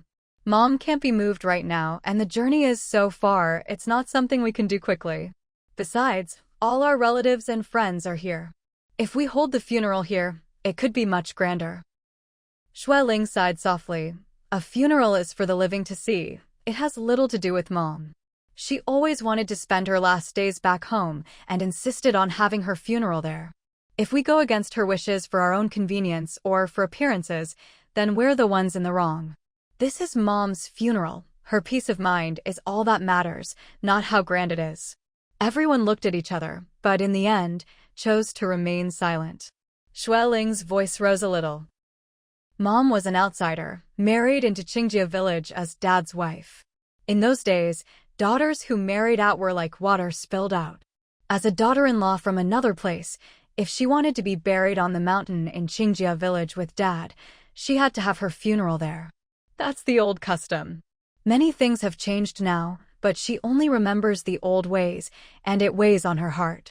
Even though her mind isn't clear, she's always been concerned about this. So, for her sake, we have to do it. Tears slid down Cheng Tianyuan's face as he turned away. Xue Ling continued, Mom and Dad left their hometown for our careers, to help care for the grandchildren, and to look after each other. They came to the capital and lived here for over 30 years. They may not have liked the freezing winters or the food here, but they endured it all for us. If they could make such sacrifices for decades, why can't you all take a few days off and make a trip to Rongqing? If they could do it for so long, why is it so hard for us to do it for a few days? Everyone lowered their heads, embarrassed and awkward. It was true. Once everyone calmed down after the initial grief, their first thought was to make the funeral as convenient as possible, without considering what the person at the center of it would have wanted. No matter how grand or lively the funeral, the person it's for doesn't care or enjoy it, it's all for others. Even if going to Qingjia village is inconvenient or unfamiliar, it's only for a few days. Everyone here is financially secure. It's not like a few days off will ruin them. Why be so dramatic about not being able to take a few days to go to the countryside? Xue Ling waved her hand, changing her tone. That's enough, it's decided. Ah Hung, contact the medical transport and coordinate with Ah Huan and the hospital. Make sure we get all the necessary equipment, no matter the rental cost. Mom's body can't hold out much longer. I'll contact an old friend to borrow a plane. We'll pack up tonight and leave for the south first thing in the morning. It's only a 2-hour flight to the new airport in Rongqing. Cheng Tianyuan coughed lightly and added, the younger generation can buy their own tickets and fly south tomorrow. Just make sure you arrive by evening. I'll go with Mom and Dad, Ahu, Wang Qing, Aheng, and Ah Fong on the private plane. Okay. Yes. Shui Yang hesitated, asking quietly, Dad, Mom, what about our 2 little ones? Qing Tianyuan thought for a moment. Xiao Yu and Xiao Peng are Grandma's great-grandchildren. By tradition, they should attend the funeral. But Xiao Xiao is heavily pregnant. It might not be convenient. Yeah, Shui Yang explained. The 2 little ones are so young, there's no way they'll sit still on a plane. How about this? Shui Ling suggested. Old Chin can drive your family of 4 south and bring both nannies along. Pay them overtime. Settle it with their salary at the end of the month. The car is big enough for everything. There's a bed and space for strollers, so Xiao Xiao can rest and move around. With the nannies, the kids will be well cared for. Old Chin will drive you right to the villa in Qingjia village. Very convenient. Great. Shui Yang nodded quickly. I'll contact Xiao Xiao right away. But driving might be slow. You all have to wait for us. Qing Tianyuan sighed. Don't worry, Grandma will wait for you. Little Huzi scratched his head awkwardly. What about me and little Xiuhu? I'm Godmother's grandson, and he's her great-grandson, so we have to go too. But that kid is a handful. My parents will be busy with the funeral, Yu and Minnie, who are still on the southern island. He's so naughty, and I've hardly looked after him. I'm not sure I can handle him alone. We'll help you, Shui Xian said, her voice thick with emotion. Little Xiuhu is in kindergarten now. He can use the bathroom by himself. Just keep an eye on him and feed him 3 meals. Cheng Huanran nodded. There are so many adults, we can take turns. The villa is big, plenty of rooms, everyone can stay there. Just remember to bring a stroller so he can sit or sleep whenever. In crowded places like the airport, just put him in the stroller, it'll be easy. Little Huzi's eyes lit up. Great. Please help me out. I have a stroller at home, I'll toss it in the trunk. Qin Xinji pulled out his phone. The elders will take the private plane, we'll book our own tickets. I'm a gold member with the airline. Send me your ID numbers and names. I'll book tomorrow morning's flight to Rongqing. Are there flights in the morning? Ahu asked. I heard there's only 1 round-trip flight a day. Can you get tickets on such short notice? Qin Xinji nodded. Don't worry, I'll contact the manager directly. Everyone took out their phones and sent their ID numbers and names to Qin Xinji. Shui Ling waved her hand, tiredly instructing, all right, everyone go pack up. We leave first thing in the morning. Late at night, outside the hospital entrance. Everyone left in small groups, their faces heavy and their steps slow. Cheng Tianyuan helped Shui Ling into the car, then turned to look behind him. Third, you didn't drive your car over, did you? Come get in with us. Qing Huanchong shook his head. Dad, my car is still at the mall. I won't be in the capital for the next few days, so I can't just leave it parked on the street. I'll take a ride over now, drive it back to Xinyuan's garage, and then pack my things. All right. Qing Tianyuan reminded him, go and come back quickly. Qin Xinji held Shui Xian and said quietly, Dad, Xiao Xian and I will go together. Once we've packed, we'll contact you right away. I'll help escort Grandma to the airport, then join everyone on the flight later. Okay. Qing Tianyuan frowned tiredly. Ranran's the only one here, so we're still worried. We'll pack up and head over as soon as we can. After a few more words, Qin Xinji led Shui Xian to the parking lot. Shui Heng drove off with Cheng Tianfang, saying he'd follow the medical van to the hospital and keep in touch by phone. Cheng Tianyuan agreed and slowly climbed into the business van. Xiao Huzi explained that parking at the hospital was too difficult, so he'd left his car on the street outside, probably already ticketed. Dad, Mom, you two take Auntie's big car home first. I need to stop by the club and go over the next few days' work plans with the manager and coaches. I'll be gone at least 4 or 5 days, so I can't just disappear without a word. Go on, Ahu waved. Your sister will help keep an eye on the club. Just explain things to your colleagues anyone would understand. With that, he helped Wang Qing into the car and followed after. Xiao Huzi chased after Cheng Huanchong, calling, "Third. You're going to get your car, right? Mine's parked by the main gate. I'll give you a lift." Cheng Huanchong paused, his gaze a little evasive. No, it's out of your way, too much trouble. Xiao Huzi slung an arm around his shoulder, grinning. It's not out of the way if I cut through Zhongshan Road. It's about the same distance. Cheng Huanchong looked a bit awkward, not sure how to explain. Third, did you get taller again? Xiao Huzi stared at him. You must be 1.85 by now. Looks like you're a few centimeters taller than me. Cheng Huanchong shook his head. Probably won't get any taller. No worries, Xiao Huzi chuckled. That's tall enough. And you're a guy, there's still a chance to grow before 25. Lots of guys shoot up a bit in their early 20s. Cheng Huanchong seemed distracted, pulling out his phone as he looked toward the main entrance. Huzi ji, I have a friend nearby who wants to talk, and he'll give me a ride to the mall. Xiao Huzi raised his eyebrows in surprise. Really? This late? Not a student, right? The dorms are locked by now. No, Cheng Huanchong's eyes flickered. It's a Qing. Xiao Huzi thought for a moment. Who? A Qing? Do I know him? Cheng Huanchong cleared his throat. Lin Qingji. Oh. Xiao Huzi suddenly got excited. So it's him. I've heard Yang Ong talk about him. He's a famous young master in the capital.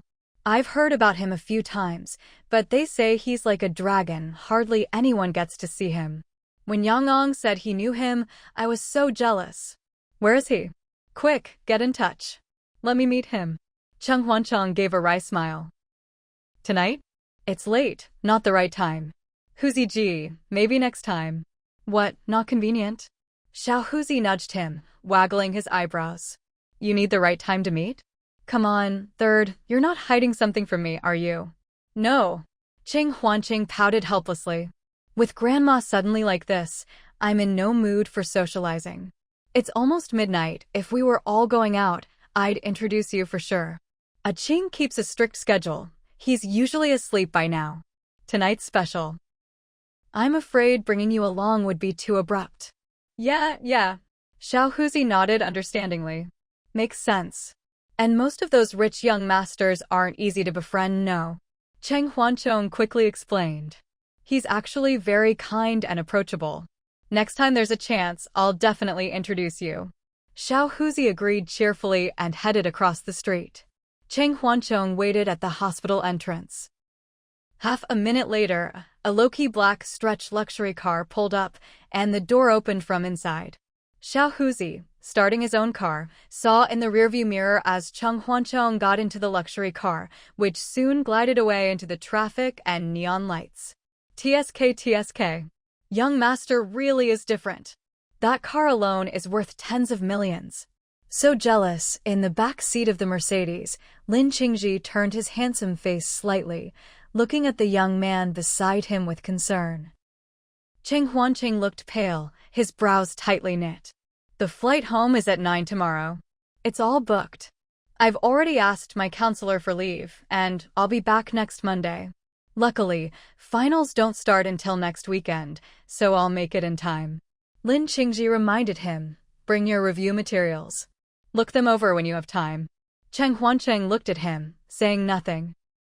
Lin Qingji immediately understood, and gently pulled him into his arms, his fair, slender hand softly patting his straight back. Birth, aging, illness, and death are part of life, but for those who lose a loved one, it's a pain like being cut to the bone. Telling you not to be sad or upset is just empty talk. I only hope you can be strong. Your grandparents are old and can't bear too much grief. They'll need you to take care of them. Your parents are getting older too. If they're overwhelmed by sadness, they might not feel well, so you younger ones have to support them. Besides sharing their grief, you also have responsibilities.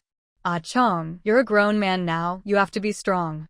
Cheng Huanchong let out a long sigh, closed his eyes, breathing in Lin Qingji's clean scent and listening to his gentle, low voice. The tearing pain in his heart eased a little. I understand. Lin Qingji lowered his chin, resting it gently on Cheng Huancheng's fair forehead. Remember, no matter how upset or troubled you feel, you can always talk to me. My private number is on 24 hours for you these days. Cheng Huancheng murmured an unconsciously nuzzling into Lin Qingji's neck and collar. Lin Qingji's back stiffened slightly, his hand pausing. What's wrong? Are you feeling unwell anywhere? Cheng Huancheng still had his eyes closed, his voice muffled. My heart hurts. Smelling your scent, it feels like I can calm down a little. Lin Qingji smiled gently and patted his shoulder. Close your eyes and rest for a bit. Get some energy back. Listening to his lover's soft, low voice, Cheng Huancheng felt tears welling up at the corners of his eyes. I didn't even get the chance to introduce you to Grandma, and now she's gone. Grandma loved us so much, especially me and Xiaoxin. Her Mandarin was never perfect, and she'd always rely on us to help her correct it. She'd always squint her eyes and smile, happily accepting our help. I haven't even graduated yet, haven't started making real money, haven't had the chance to really be filial to her. She just left so suddenly. At lunch, she complained that I was late, that she was already full. She kept putting food in my bowl, telling me to eat more, saying I was too skinny. Lin Qingji sighed softly, continuing to pat his shoulder. To Grandma, seeing you all living well was her greatest comfort. Your parents have always been very filial, and her later years were happy and peaceful. That was her blessing. Your whole family is so good to your elders, so caring, and everyone gets along so well. Even though I only met her once, she left a deep impression on me. She was simple and kind, with the honesty and straightforwardness of a rural elder. You already introduced me to her, remember? Cheng Huancheng sniffled and murmured, it's not the same. Before was before, now is now. Lin Qingji understood, and his heart ached too. Don't worry. When we visit her grave at Qiming Festival, we'll tell her together. Hearing this, Cheng Huancheng couldn't help but choke up. She's on a ventilator now. Uncle Huan said she'll only last until tomorrow afternoon at most. If it weren't for all the medical equipment, Grandma wouldn't have made it through tonight. Lin Qingji frowned gently, his voice warm. Cry for a while, then close your eyes and rest. Cheng Huancheng, a little embarrassed, pushed away from his embrace and wiped his tears roughly. I'm fine, I won't sleep. I still have to drive to Ronghua Mall. Are we almost there? Lin Qingji handed him a wet tissue and suggested, give the car keys to Ah Zhang, let him drive your car home. I'll take you back to Xinyuan first, okay? No, Cheng Huancheng shook his head. I can drive myself, just drop me off. Lin Qingji looked at his reddened eyes, guessing he was feeling awkward and embarrassed, and couldn't help but grab his hand. You've been staying up late studying and working on updates these days, and you haven't rested enough. Plus, you're not in a good state right now. I don't feel safe letting you drive alone. People in the arts are often more sensitive and expressive with their emotions than most. When alone, their feelings can be even more intense and overwhelming. Right now, Cheng Huancheng was in a bad state, his eyes swollen from crying, his face pale. Who knew how much worse he'd feel alone? Lin Qingji couldn't help but worry. Cheng Huancheng shook his head. Don't worry, I can go by myself. Lin Qingji had to compromise. How about this? Let Ah Zhang drive. I'll take you to the road outside Xinyuan, and you can drive in yourself, okay? Cheng Huancheng had been busy with studying and updates for days, barely sleeping. After the scare with Grandma, helping his parents, and not having a chance to cry until late at night, he was truly exhausted. After crying, his head was spinning. All right. He handed the car keys to Lin Qingji. Lin Qingji opened the partition, gave the keys to his assistant, and explained everything carefully. Then he poured a bowl of clear soup from a thermos and handed it to Cheng Huancheng. I had the chef make this. It's good for calming the nerves. Cheng Huancheng took a few sips, then finished it all in one go. Ah Cheng, is there more? Give me a bit more. Lin Qingji nodded and poured him another half bowl. Drink it, then close your eyes for a bit. It'll take at least 40 minutes to get from here to the mall and then to Xinyuan. Cheng. Huanqing finished the soup and leaned back in the leather seat, zoning out. Lin Qingji didn't say anything, just held his hand, giving him silent support and comfort. Classical music played softly in the car, and the person beside him gave him a deep sense of peace. Before he knew it, Cheng Huancheng had fallen into a deep sleep. Lin Qingji looked at his handsome, fair profile, quietly turned up the temperature in the car, and turned off the lights. Over half an hour later, the luxury car stopped by the main road outside Xinyuan. Lin Qingji opened his eyes and turned the lights back on. But Cheng Huancheng was sleeping so soundly, he didn't stir at all. Knowing how busy he'd be in the coming days, and that he wouldn't get much rest, Lin Qingji couldn't bear to wake him, so he just sat quietly by his side. Summer nights in the capital are hot during the day, but at night, a cool breeze sometimes blows away the lingering heat. It was already late at night. The cool wind rustled the shadows of the trees by the road.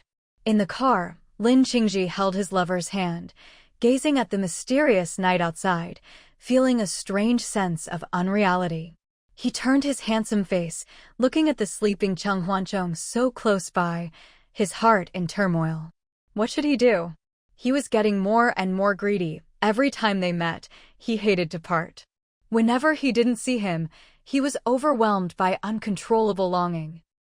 When Xue Xian was sad, Qin Xinji could openly hold her and comfort her, accompany her to the funeral in her southern hometown, go together, return together, always a pair. But what about him? He couldn't do anything. Even sending him home late at night, he could only stop at the gate. When Cheng Huancheng said he regretted not introducing him to Grandma, Lin Qingji was deeply moved, but could only give him time and comfort him in return. How much longer could he keep living like this? Lin Qingji took a deep breath, forcefully suppressing the wild thoughts in his heart. Just then, Cheng Huancheng's phone lit up. The screen flashed with the word "Dad," and the urgent vibration broke the warm, quiet atmosphere in the car. Cheng Huancheng woke up, instinctively reaching for his phone. "Don't worry," Lin Qingji said gently. "It's probably Uncle, worried you're not home yet, calling to check on you." Cheng Huancheng snapped awake, then tensed up. "Oh no, my car's outside? I'll get out right now." "You should go," Lin Qingji said warmly. "Answer the call first. Tell Uncle you're at the gate. If you don't answer for a long time, especially this late, of course he'll worry. Your car's right behind mine, just drive in." Oh. Cheng Huancheng quickly answered, said a few words, then hurried to get out, but couldn't help glancing back deeply. Lin Qingji smiled. "Go on, call me if you need anything." Cheng Huancheng nodded and rushed off. Lin Qingji watched his car turn into the driveway, then sighed softly. Back to the old house. "Yes, sir." That night, the lights at Xinyuan stayed on all night. Xue's father and mother weren't in great spirits, but insisted on going to Chengjia village together. Cheng Tianyuan knew he couldn't stop them and held their hands. "Dad, Mom, Lingling is already packing your clothes for you. Don't worry, we wouldn't sneak off south without telling you. There are seats for you on the private plane. It's all arranged." Xue's father was still a little doubtful. "Really? You're not leaving the two of us behind." "We're not sleeping anyway," Xue's mother sobbed. "Sister Ing and I were the closest. How could I not go see her off? Don't think you can trick us into going to bed and then sneak off to the airport." "No way," Cheng Tianyuan promised, nodding. "Dad, Mom, Lingling's friend has already arranged the plane. It's waiting for us at the capital airport. With a private plane, it's much easier. Of course you're coming with us, otherwise, if we're gone for days, we'd be worried about you." Xue's father finally relaxed. "That's good. Dear, what a Yuan says must be true. Let's just wait." Just then, Cheng Huancheng hurried out with a small suitcase. "Grandpa, Grandma. Dad. Mom says we have to bring the wheelchair. She told me to get it from the storage room." "Dad, do you know where it is?" Cheng Tianyuan asked. "Why do we need a wheelchair?" "Your grandma, she can't sit up, she'll have to be moved on the hospital bed." "No." Cheng Huancheng glanced at his grandparents and lowered his voice. "Mom said for the funeral, there might be a lot of moving around, and they might not be able to sit for long. Grandpa and Grandma are getting old, they can't stand or walk far." Right. Chung Tianyuan quickly agreed. Good thing your mom thought of that. Go to the far right side of the storage room. I remember it's there. Years ago, Aunt Xiao sold some imported goods, and your mom bought 2 or 3 wheelchairs. They should all be in there. Find 2 that work and bring them. Cheng Huancheng answered and ran off. Shue's father sat down, letting out a weak sigh. I don't know why, after being so scared by Anding, my legs are still weak. Shue's mother wiped her tears and pointed to an old suitcase in the corner. Ah Yuan, remember to bring that one. Cheng Tianyuan picked it up and found it heavy. Mom, what's in here? Your mom bought her own burial clothes and shoes, Shue's mother choked out. About 3 or 4 years ago, when Jillian's parents took us out, we happened to see a shop selling funeral clothes. We all thought, since we'd need them sooner or later, we might as well pick out what we liked. Your mom was still healthy then, picked everything herself, from head to toe, all the patterns she liked. Lingling's dad and I each picked a set, and Jillian's parents did too. They said, life is unpredictable, who knows if you'll wake up tomorrow. Better to be prepared, so the kids aren't scrambling to buy things while grieving. Cheng Tianyuan was stunned, his eyes turning red. I never thought. You'd all prepared already. It's true, this afternoon we were so sad and flustered, we didn't even think about these things for Mom. Shue's father gave a bitter smile. We've been ready for a long time.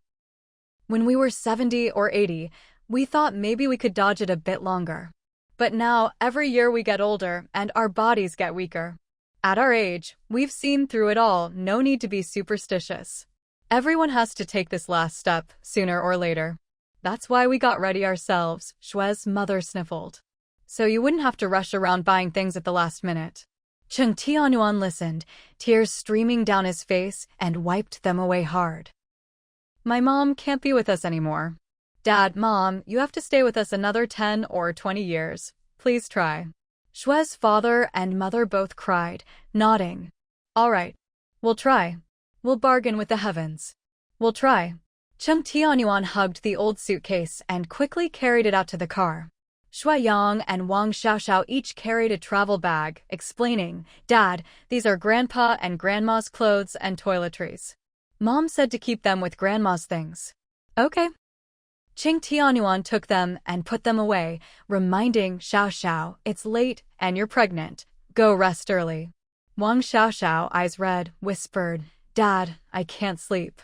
We've packed everything for Xiaoyu and Xiaopeng, and the nanny's luggage too. We'll leave first thing in the morning. Be careful on the road, Cheng Tianyuan said. You're in a special situation, so don't rush. We'll wait for you. Wang Xiaoxiao nodded. Shui Yang said gently, Honey, go lie down and rest your back. I'll help Mom and Dad finish packing and take them to the airport, then come back for breakfast with you. Okay, Wang Xiaoxiao murmured. Be careful on the road. Shui Yang turned to Cheng Tianyuan. Dad, what about security? Mom already told them no days off these days, they'll have to work overtime.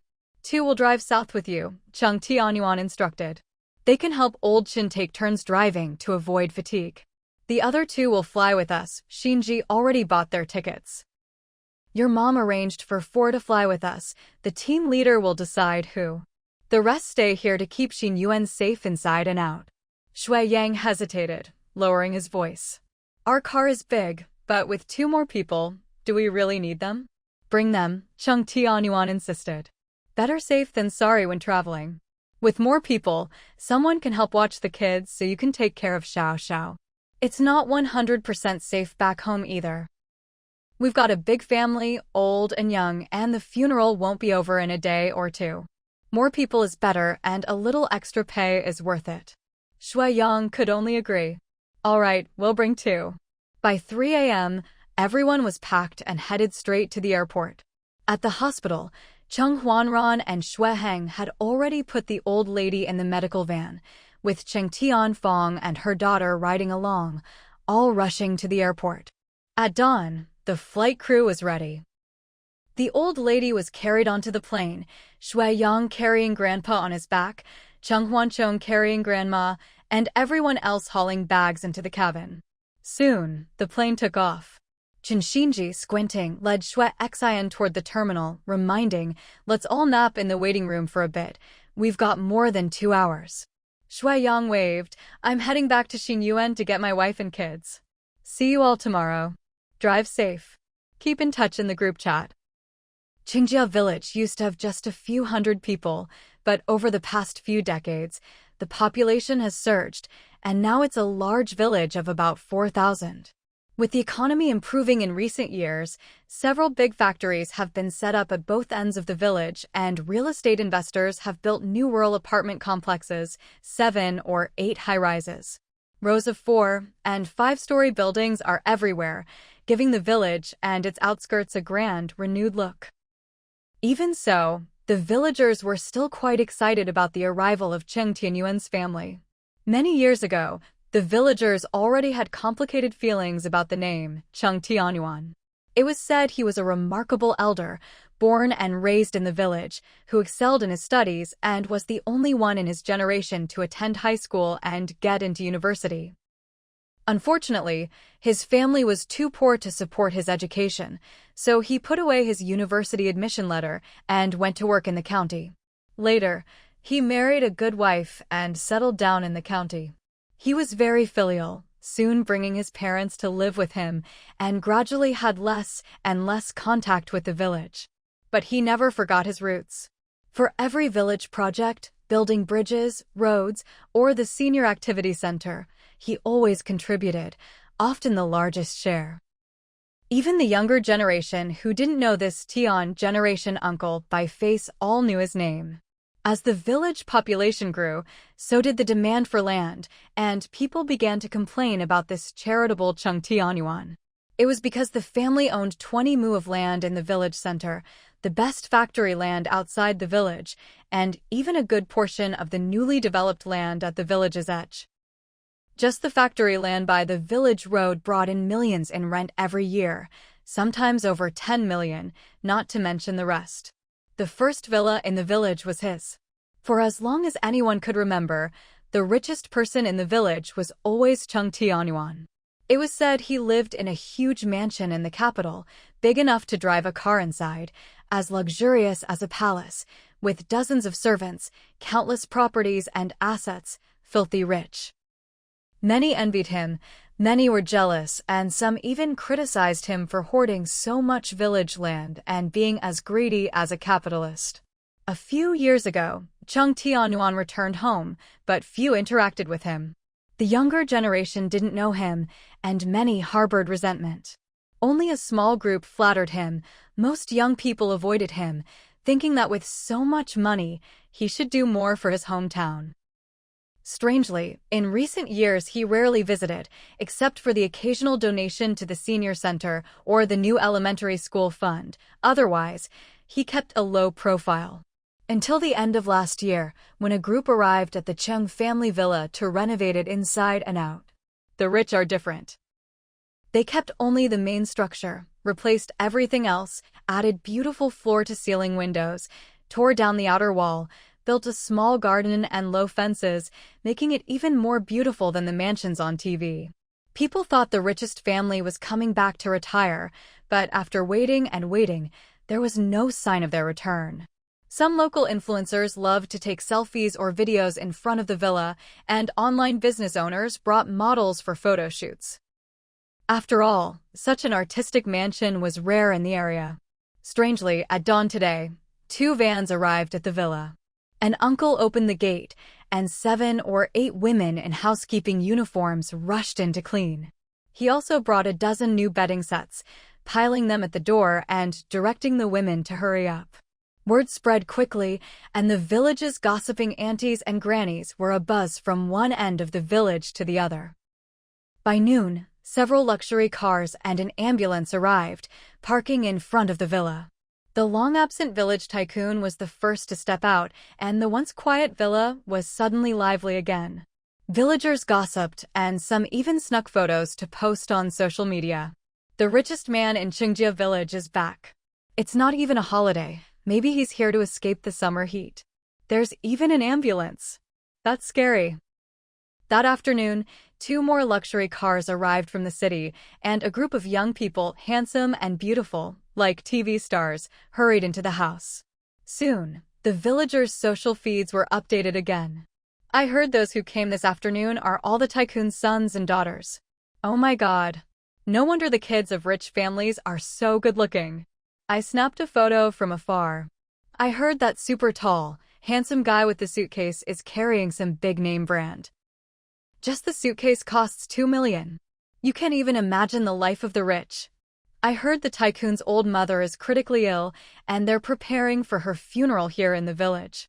As soon as he arrived, he met with the village committee and elders, and apparently hired a professional funeral team. They'll be here tomorrow. Look, I got a shot of the tycoon and his wife. Even at their age, they look so elegant.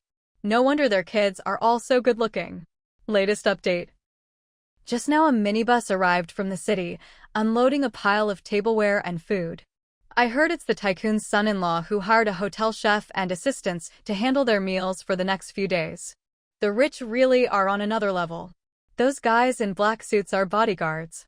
All tall and strong, with high-tech gear. Even coming home, they need bodyguards, don't they trust the village's safety? Look, a handsome guy. This evening, a super good-looking young man came out to the garden to make a call. I snapped a pic. That figure, those long legs, that fair, handsome face, just like a manga hero. He's in his 20s, a total heartthrob. Ladies, I heard he's the tycoon's youngest son. Rich, good-looking, and tall. What are you waiting for? Go for it. In the brightly lit first-floor living room, Chung Huanran was holding the sleeping little Xiaohu in one arm and checking his work email on his phone with the other. Across from him, Chung Huanchong noticed a few strangers outside the garden fence, still taking photos with their phones, and couldn't help but laugh. It's already night. Why are there still people out there? Why are people here so strange? What's so interesting about us? Chung Huanran glanced up, then gave a helpless, wry smile. Didn't Dad already say? The villagers are really curious about our family. If they want to look, let them look. If they want to take pictures, let them. Dad already told the bodyguards not to stop them. Once they can't get any more photos or get bored, they'll leave on their own. Cheng Huanchong frowned and lowered his voice. Don't they know about portrait rights and privacy? We might not care, but what about others? It can't always be like this, right? Let it go. Xiao Huzi poked his head out from behind the computer. They're all villagers, not much legal awareness. Didn't Uncle Yuan say? Back in the day, if anything happened at either end of the village, word would spread instantly. There was basically no such thing as personal privacy. Cheng Huanchong gave a bitter smile. Good thing we don't live here, or it'd be a nightmare. What if one day someone secretly snapped a photo of my half-finished artwork and leaked it early? That'd be a real mess. It's just a few days, Chung Huanran reminded. Just be careful yourself. We really can't control what outsiders do, nor should we. They'd grown up in big cities, first living in upscale neighborhoods where they barely knew the neighbors. Later, they lived on the 18th floor of Ronghua Mall, where the whole floor was their families and the neighbors were all close relatives. There was little contact with other residents. As adults, they moved to Xinyuan, where there weren't even any neighbors in the usual sense. So, they really couldn't relate to the atmosphere in Qingjia village, where everyone you met might be a relative or clan member. Chung Huanchong nodded helplessly and pulled out his phone to check WeChat. Behind him, Xiao Huzi came over and flopped down beside him, startling him so much he jumped up. Xiao Huzi was startled in turn and asked suspiciously, "What's with you? Why so jumpy?" Cheng Huanchong's handsome face flushed, his eyes starting away as he stammered, "Nothing.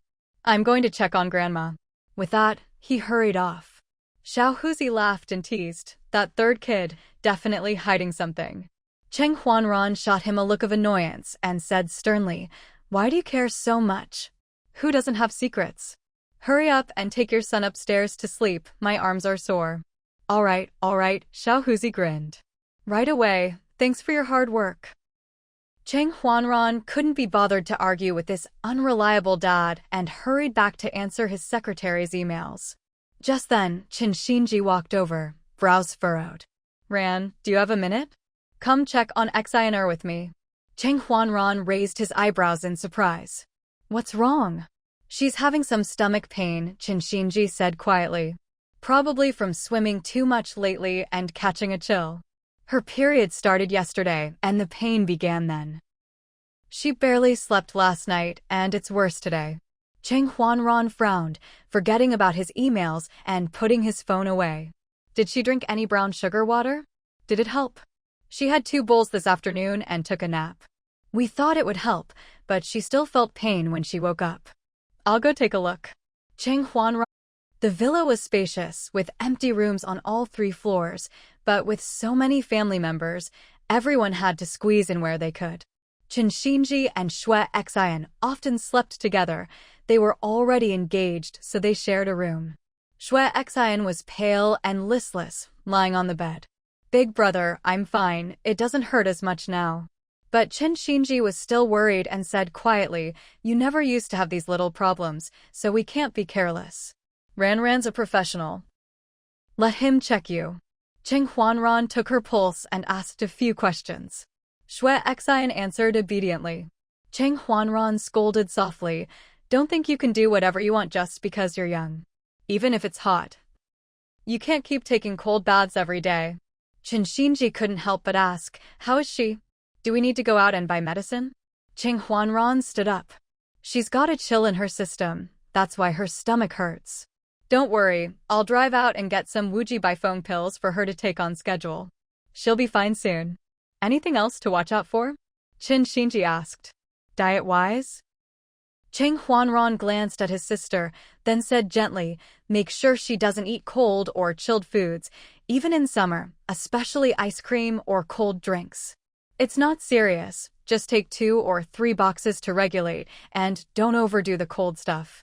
Okay, Qin Shinji agreed. Xue Xian pouted, I haven't really eaten much ice cream, no more milk tea or junk food either, Qin Shinji said gently. And don't set the AC so low, 26 degrees minimum. Xue Xian flopped onto her pillow, defeated. Other people set it to 16. Other people are other people, Cheng Huanran said, not as gentle as Qin Shinji, and snorted. Just because others do it, you want to follow? They might have stronger bodies, do you? If others are reckless, should you be too? It's your body, not theirs. When you're suffering, it's you who feels it.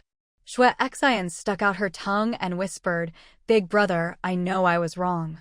You're not a little kid anymore. Cheng Huanran scolded. Little Xiuhu is only a few years old. We have to coax him not to eat the wrong things. You're almost 22. Can you still use being a kid as an excuse? I'm embarrassed for you. Mom and Dad always told us to take care of our health, but you never listen. Of the 4 of us, you're the most willful. The house is already busy and chaotic, and you're still causing trouble. Xue Xian shrank back, her eyes turning red. Qin Shinji coughed lightly and gave Cheng Huanran a look. She knows she was wrong. She's the one in pain, and she's already been punished enough. Cheng Huanran's face was still a bit dark, but his tone softened. All right, keep warm, and don't run around. I'll go buy the medicine, take it as directed, and you'll be fine by tomorrow. With that, he hurried downstairs. Qin Shinji closed the door. Xue Xian pouted and whispered, It's just that I get hot in summer and want to cool off a little. I'm not even hurting anymore. Why'd you have to get Big Brother? He's just like Dad. He's so harsh when he scolds me. There's no hospital here, or I'd have taken you to see a doctor, Qin Shinji replied. Do you know how bad you look? He's the only professional doctor here. Who else could I ask? Even if you're not hurting now, the root cause isn't fixed. We have to find it and correct it. Xue Xian was so frustrated, she pulled the blanket over her head. Fine, I accept your reason. I have no choice. Qin Shinji looked at her helpless, adorable expression and couldn't help but smile dotingly. All right, don't be upset. Grandma's situation is still uncertain, and everyone's in a heavy mood. Ranran's tone is a bit harsh, but let's all try to understand each other. As soon as Xue Xian heard the word grandma, her eyes instantly turned red. I don't even dare go downstairs to see Grandma. I'm so afraid she's stopped breathing. When Luing was brought to Qingjia village, she kept hearing her son and daughter-in-law telling her she was finally home. Whether it was her wish fulfilled or a final burst of clarity, she was able to open her eyes from time to time, much better than the day before. Cheng Tianyuan and Xue Ling stayed by her side without leaving for a moment. The grandchildren came and went. With so many people and poor air in the room, they couldn't all stay inside for long, so they took turns going in. Qin Xinji sighed softly, holding her soft, boneless hand. Grandma's still here. She can't bear to leave us yet. Xue Xian wept, choking up. Yesterday she could still go out with us using her cane, but since last night, all we can do is wait helplessly for bad news. This kind of torment, it's really hard. Don't cry, Qin Xinji coaxed gently. You barely slept last night and your mood's been bad, which is making your stomach hurt more. Right now, the most important thing is to take care of yourself and help look after Grandpa, Grandma, and your parents. They're all getting old. If they're overwhelmed with grief, their bodies won't be able to take it. We can't just be sad, we have to look after the elders too. And then, Xue Xian nodded obediently, tucking the blanket around herself. I'll drink some more hot water and go down to see Grandma later. Qin Xinji kissed her forehead and said warmly, when your big brother gets back with the medicine, I'll bring it up for you. Where's my second brother? Xue Xian took out her phone. They should be almost here, right? Qin Xinji replied, they said the earliest they'll arrive is around 4 or 5 in the morning. They're all sleeping in the car tonight, so don't worry. Xue Xian typed on her phone, explaining, I asked second brother to bring me something, he shouldn't have forgotten. Third brother's review materials are really complete, I need him to send me a copy. Public required courses? Qin Xinji asked. Your major courses should be quite different, right? Xue Xian nodded, the public required courses are the same for our year. I don't know where third brother found such complete review materials. Everything's organized, with all the key points and exam tips, really great. Qin Xinji said, just ask him. I did, but he won't say. Xue Xian pouted. He's not like before. He used to tell me everything, never dared hide anything. Now he's grown up and that's all gone. Qin Xinji smiled, that's how it is, growing up means things change. Not just that. Xue Xian blinked. He's got little secrets in his heart. I can tell. Qin Xinji's eyes flickered. What did you find out? Twin telepathy, Xue Xian said confidently. He doesn't say, and I don't need to ask, but I just know. Qin Xinji laughed. So what do you think it is? Probably something about feelings, Xue Xian muttered. Qin Xinji didn't press further, just said, everyone, no matter their age or gender, keeps a few secrets once they start to understand the world. It's normal. I didn't ask. That's good. A little after 4 a.m., Xue Yang's family finally arrived at Qingjia village, with bodyguards, nannies, and drivers in tow, all streaming into the villa. The villa was brightly lit all night, and the old lady's bedside was surrounded by people. At dawn, the sound of grief and crying came from the villa. A little after 6 a.m., the old lady passed away. Qing Tianyuan pulled himself together and, with his sons, went to the ancestral house to arrange the funeral. Around 8 a.m., cars from the professional funeral company arrived one after another, and more than 20 staff members got out and began working in an orderly fashion. Inside the villa, everyone was busy, their eyes red from crying. Xue dad and mom were in poor spirits and were helped back to their room by Xue Yang and Cheng Huanchong. One lay down, the other sat, neither saying a word. Qing Tianfang had cried herself unconscious and was helped back to her room by Xue Heng and her daughter. Xue Ling hadn't slept for 2 nights, and after crying so much, she was so exhausted she nearly fainted. Cheng Huanran, worried, went to the grandparents' medicine box, found 2 pills, and brought them over.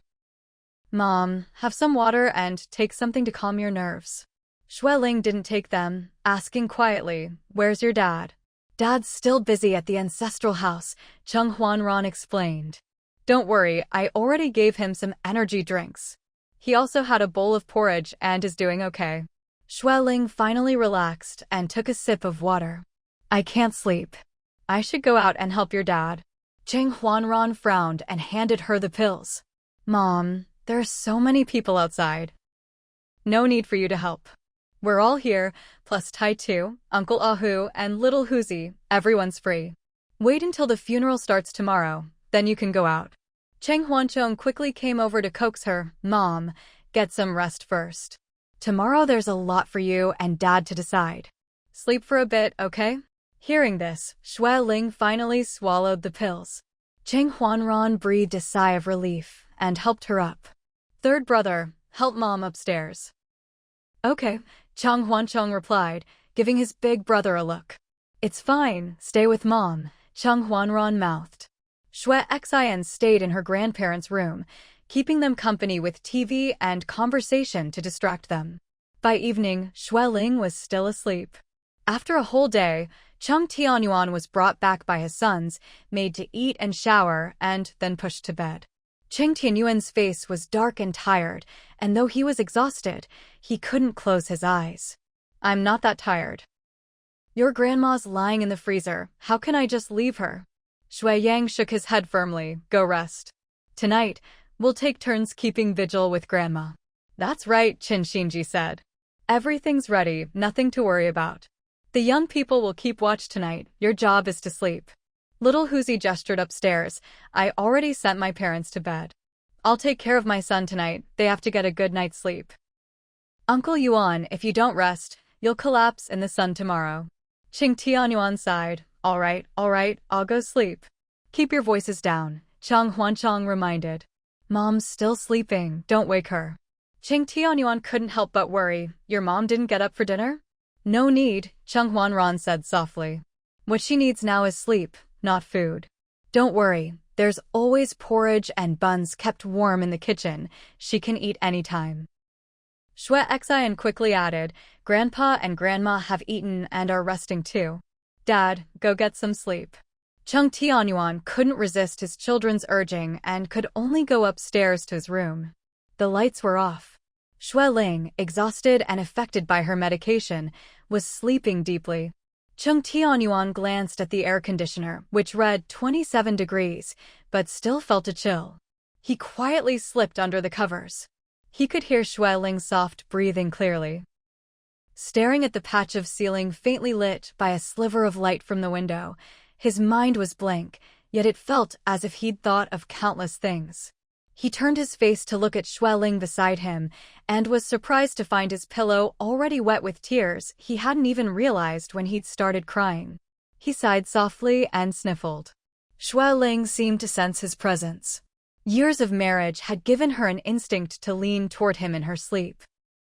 Cheng Tianyuan held her, finally feeling a bit of warmth return to his body. She didn't wake, and he didn't sleep. Their bodies leaned together, their hearts quietly comforting each other. The next morning, the two of them didn't wake until after 7. Though they still looked tired, their spirits were much better than the day before, and their faces had regained some color. Xue Xian brought them white porridge, fried dough sticks, and a few small dishes, speaking softly. Last night the brothers took turns keeping vigil. Second brother just went to sleep, third brother isn't up yet, and big brother is at the morning hall with Tai Tu. All right. Cheng Tianyuan smiled gently. What about Grandpa and Grandma? Xue Xian replied, Sister-in-law and I had breakfast with them, then took them to the morning hall. I had 2 bodyguards go with them, and brought the wheelchairs so they wouldn't have to walk too far on the way back. Good. Xue Ling ate a few bites of porridge and reminded, the weather here in the south is more humid and hot than in the capital. Don't be careless, everyone needs to drink plenty of water. Boil extra water on the first floor and keep it ready for everyone to drink as they come and go. Xue Xian nodded quickly. It's already done. Dad, Mom, take your time eating. I'll go help with Xiaoyu and Xiaopeng. Cheng Tianyuan watched his daughter leave, then smiled with relief. Wife, it's a blessing that our children are grown and can help out now. In the past, he and his wife had always been the ones to make arrangements. Now, when something big happened, the children could all pitch in and share the burden. Amichem, Xue Ling smiled.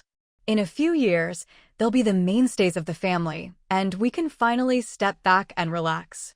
The two finished breakfast slowly, then walked hand in hand to the ancestral house. The funeral company had arranged for monks to chant scriptures for the old lady, along with some solemn performances, drawing a crowd of villagers, 3 or 4 rows deep, some even live streaming on their phones. Cheng Tianyuan felt a bit uncomfortable, but couldn't stop them. After all, the ancestral house was a public space for their branch of the family, used for weddings and funerals, not his private property. Dad. Cheng Huanran ran over. Yesterday evening the cooks prepared 18 tables, but so many people came that it was almost not enough. Should we add more tables for lunch? No need, Cheng Tianyuan explained. A lot of people have to work during the day and only come back in the evening. The evening is the peak, 10 tables or so is enough for other times. Chen Xinji frowned slightly and reminded, you weren't here this morning, but there were 12 tables. If we set up more, I think they'd still get filled. Cheng Tianyuan looked around in surprise. So many people came to eat? By local custom, only the final meal is really grand. Usually there aren't so many people at the others. Maybe it's because our cooking team is big and the ingredients are good, Chen Xinji said quietly. Cheng Tianyuan frowned. Xueling tugged his hand and said to their son and son-in-law, our family rarely comes to the village and interacts with the villagers. It's a rare chance to treat everyone to a meal. If they're willing to come, we should welcome them. Right, Cheng Tianyuan added. Tomorrow's lunch is the final meal. Prepare 10 more tables and make the dishes better. Chen Xinji nodded. Cheng Huanran couldn't help but remind, Dad, we might need 20 more tables for tomorrow's lunch. Xueling was never stingy and said warmly, it's fine, add as many as needed. Tell the kitchen team to prepare more ingredients and transfer them more money if needed. Okay, Cheng Huanran agreed. There was no air conditioning in the ancestral house. Even with lots of big fans, the summer heat was so intense that even the big yellow dog was too lazy to bark, just panting with its tongue out. Everyone was drenched in sweat. Worried the 2 elders couldn't handle the heat, Xueling quickly brought umbrellas and coaxed them back for water. The elders were used to staying at home with AC in summer and heating in winter. Even the young people struggled with the southern heat, let alone the elderly. Just then, Cheng Huanchong came running over to help push the elders back. The villa was cool with air conditioning, but Xueling didn't let them go in right away. She had them sit at the door and drink water until they'd stopped sweating before taking them inside. Third, turn up the temperature, Xueling said, encouraging the elders to keep drinking. Xue's mother protested, no more, or I'll have to keep going to the bathroom. Mom, Xueling reminded, you've been outside for almost 3 hours and haven't gone to the bathroom once. That means you're already dehydrated, you know? Xue's father realized, a bit embarrassed, I guess you're right. So the elders obediently drank more water. In the kitchen, the cooks were preparing food. Xueling asked them to make some light dishes for the elders to eat first. Eat early, then go rest in your room. Xue's mother wasn't too happy, muttering, we haven't chanted enough for sistering yet, Mom. Xueling interrupted. That's just for show, for outsiders to see. True filial piety is about how you treated her in life, not all these fancy funeral rituals after death. The most important thing now is for you and Dad to take care of yourselves, so you can send Grandma off tomorrow. Yes, Xue's father agreed. Our daughter's right, we'll listen to her. Just then, a nanny came out holding a crying Xiaoyu. Ma'am, has Xiao not come back yet? Maybe it's the unfamiliar environment. Xiaoyu woke up and keeps crying for her mom. Nothing we do helps. Xueling hurried over and took her granddaughter in her arms. Third, drive the electric car that Huzi rented and pick up your second sister-in-law and Xin. It's almost noon, and it's too hot for your sister-in-law to be out in the crowd with her big belly. Go bring them back. Okay. Cheng Huanchong ran out. Very soon, Cheng Huanchong brought Wang Xiaoxiao and Xue Xin back. Wang Xiaoxiao, heavily pregnant, was already having a hard time. After spending more than 2 hours in the stuffy ancestral house, her maternity dress was soaked with sweat, and her short hair looked as if it had just been washed. Go drink some water, Xue Ling frowned, reminding her. You've sweated so much, you must replenish your fluids. Xiao Xiao, don't go back this afternoon. Stay in the villa and nap with the kids. Wang Xiaoxiao felt bad and said softly, Mom, Grandma still needs us to chant scriptures. The monks said we juniors should chant as much as possible to help Grandma's soul reach paradise sooner. Yes, yes. Xue Xian chimed in. They said the more we chant along with the scriptures, the more effective it is for Grandma's soul to be released. Don't listen to all that, Xue Ling said with a helpless smile. You're all college students. Your grandma was a kind and honest person. She'll definitely go to paradise after death. If someone did a lot of bad things in life, no amount of chanting would help. As long as we live with a clear conscience and do right by heaven and earth, we can face everything openly. Wang Xiaoxiao and Xue Xian exchanged a glance and giggled. Dad, Xue said kindly, I know you care about Grandma, but there's no need to prove it right now. For Aunt Ying, the most important thing is for you, Xiao Xiao, to take care of yourself and deliver the 2 babies safely. That's more important than anything. Exactly. Mom, Xue agreed. We're all traditional people. Aunt Ying always worried about the family line. You've given the family 4 grandkids in just 2 years. She already sees you as a great contributor to the Chung family. Even if you stayed in the capital to rest, she'd never blame you. Wang Xiaoxiao gently stroked her belly and nodded. All right, then I'll go burn incense for Grandma in the evening and stay inside this afternoon. Honestly, the summer here is so stuffy. I start sweating as soon as I step outside, and it never stops. Drink more water, Xue Ling said warmly. Nap with the kids this afternoon. By the way, Yang Yang isn't up yet. You'll have to wake him at noon, or he'll sleep until evening. Okay, Wang Xiaoxiao laughed. I'll wake him for lunch.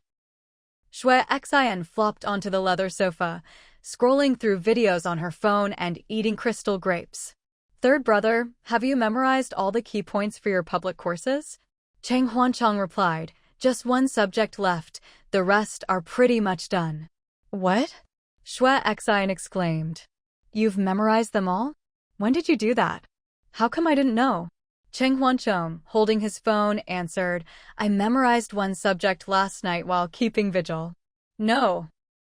Xue Xian asked suspiciously, did you only memorize one, or is there only one left? Cheng Huanchong explained, just one left to memorize. I started memorizing the others at the beginning of the semester, one subject every few weeks, so I had plenty of time. By the end of the semester, I just review them a couple more times to reinforce my memory. Then when did you get the exam key points? Xue Xian blinked. Did you get them from upperclassmen? Cheng Huancheng rubbed his nose and said quietly, a senior helped me find them. They're summaries of key points and exam tips from previous years. He said to memorize them bit by bit, so you're not overwhelmed at exam time. Wow! Xue Xian rolled her eyes. You're so mean. You got such a good resource and didn't tell me. Didn't share. So unfair. Cheng Huancheng glanced at her, raising an eyebrow. Who says I didn't? The day after I got them, I copied them to your email so you could start studying early, didn't you check? It showed you received them. Xue Xian. She hurriedly opened her email, then blushed in embarrassment. I was too busy at the start of the semester, never checked my email. It's always full of ads and spam, so I never bother. Cheng Huancheng gave her a look and muttered, serves you right. Xue Xian huffed, why couldn't you just send it to my WeChat? Or at least message me. Look at you. I was busy, Cheng Huancheng shrugged. Remembering to send you a copy was already pretty good. If you didn't check your email, that's your own fault, not mine. Xue Xian pouted, can you be a little more careful? Stop blaming others, Cheng Huancheng brushed her off. Go upstairs and study. Don't whine when it's your own carelessness. Xue Xian made a face at him. Cheng Huancheng. Just you wait. He ignored her, waving her away like a mosquito. Jiyuan, go. Xue Xian squinted, threatening in a low voice, you better watch out. If I find out your secret, just wait, humph. Huh? Cheng Huancheng looked a little awkward, his eyes starting away. What secret? What are you talking about? Go, go, go. Shue Xian laughed, scared, aren't you? I hit the mark, didn't I? Look at you, all guilty and shifty. We're twins, born the same year, month, day, hour, and to the same parents. Just because others can't tell doesn't mean I can't. With that twin's intuition, she'd been feeling for a while that her third brother was hiding something, but he kept it so well hidden she couldn't say what it was. Nonsense. Cheng Huancheng straightened up, chin raised. I have more than one secret. A whole bunch. So what? Is there a law that says Chinese citizens can't have privacy or secrets? Shue Xian backed down, muttering, let's see if you can hide it for a lifetime. Humph. She made another silly face and ran off. Cheng Huancheng stood there, a shadow flickering in his eyes, turning away awkwardly. A lifetime? Can he really hide it for a lifetime? Is it possible? Can it be done? Half a year had passed, and he still didn't dare tell anyone. Third brother. Third brother. Xue Ling frowned, tugging his hand. Cheng Huancheng jumped, then forced a smile. Mom, what is it? Do you need something? Xue Ling gave him a doting look and said softly, haven't you been sleeping well these past few nights? I called you several times just now. Oh, it's nothing. Cheng Huancheng quickly shook his head. I slept 5 or 6 hours last night. It's enough. Xue Ling smiled. Take a nap this afternoon. Lunch is almost ready. Go tell your big brother and Tai Tu to take turns eating. I'll help feed Xiaopeng and Xiaoyu, and you keep Grandpa and Grandma company for lunch. Remember, their food needs to be light. Okay. Cheng Huancheng agreed quickly. According to the local funeral customs in Qingjia village, the next morning the deceased had to be taken out of the village to the crematorium, and then the ashes brought back up the mountain for burial. That morning, everyone carried wreaths, dressed in mourning clothes, and escorted the elder out of the village.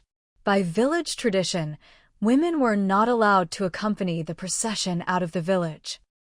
Xue Ling, her daughters, and daughters-in-law had to follow local custom, stopping at the village entrance before returning home. At lunchtime, all the older villagers came, many even bringing 2 or 3 children along. Under the shade trees in front of the ancestral house, they set up 20 more tables, but even with over 30 tables, there still weren't enough seats. Xue Ling quickly had her eldest son and son-in-law rush out to buy more food and drinks for the cooks, then used a loudspeaker to announce that elders over 60 should be seated first, and everyone else should wait an hour before joining.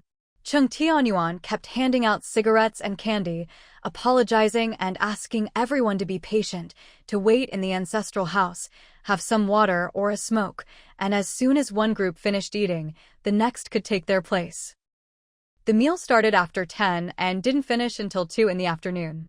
Everyone was exhausted, but no one rested. They hurried to follow Cheng Tianyuan up the mountain. Cheng Tianyuan wanted his mother to be laid to rest as soon as possible, so he chose to go up the mountain that afternoon. Luckily, the area was all small hills, and even the back mountain was only half an hour away. The afternoon was sweltering, the sun blazing down. Cheng Tianyuan and Xue Ling led their children up the mountain, determined to see the elder off on her final journey, everyone sweating buckets. After the burial, they burned incense and paper money, then prepared to head back down. But suddenly, a mass of dark clouds rolled in and thunder and lightning cracked across the sky. Cheng Tianyuan frowned. Let's find a cave to take shelter. These summer thunderstorms come and go quickly, half an hour at most. It's dangerous to be on the mountain path in a thunderstorm. We have to find cover. Dad. Shui Yang looked around helplessly. Where's there a cave? It's all trees and grass. But Cheng Tianyuan, a native of the village who'd grown up roaming these hills, knew a cave or 2 for sure. Come on. Follow me. He quickly led the way. The sky grew darker, lightning flashed, and thunder rumbled. Cheng Huanran called out, everyone, turn off your phones. We all have phones, and the signal going in and out makes it easy to attract lightning. Yes. Turn them off. Turning off now. All off, safety first. Xue Xian, terrified, clung to Qin Xinji's arm. This is so scary. It feels like the thunder is right overhead. Don't be afraid. Qin Xinji held her hand and shielded her. We're on a mountaintop, so the thunder sounds closer. Summer in the south is full of storms. After all this heat, a rainstorm is just what we need. Cheng Huancheng, walking behind them, joked, "If you haven't done anything wrong, what are you afraid of thunder for?" "Shut up." Shui Xian huffed. "Careful or I'll kick you down the mountain." Shui Yang stopped and shouted, "No joking. The rain's starting. The leaves on the mountain path make it slippery. Be careful." Up ahead, Cheng Tianyuan called back, "Watch your mom." Ran, hold on to your mom. If the path gets rough, carry her. Got it, the eldest son replied from the back.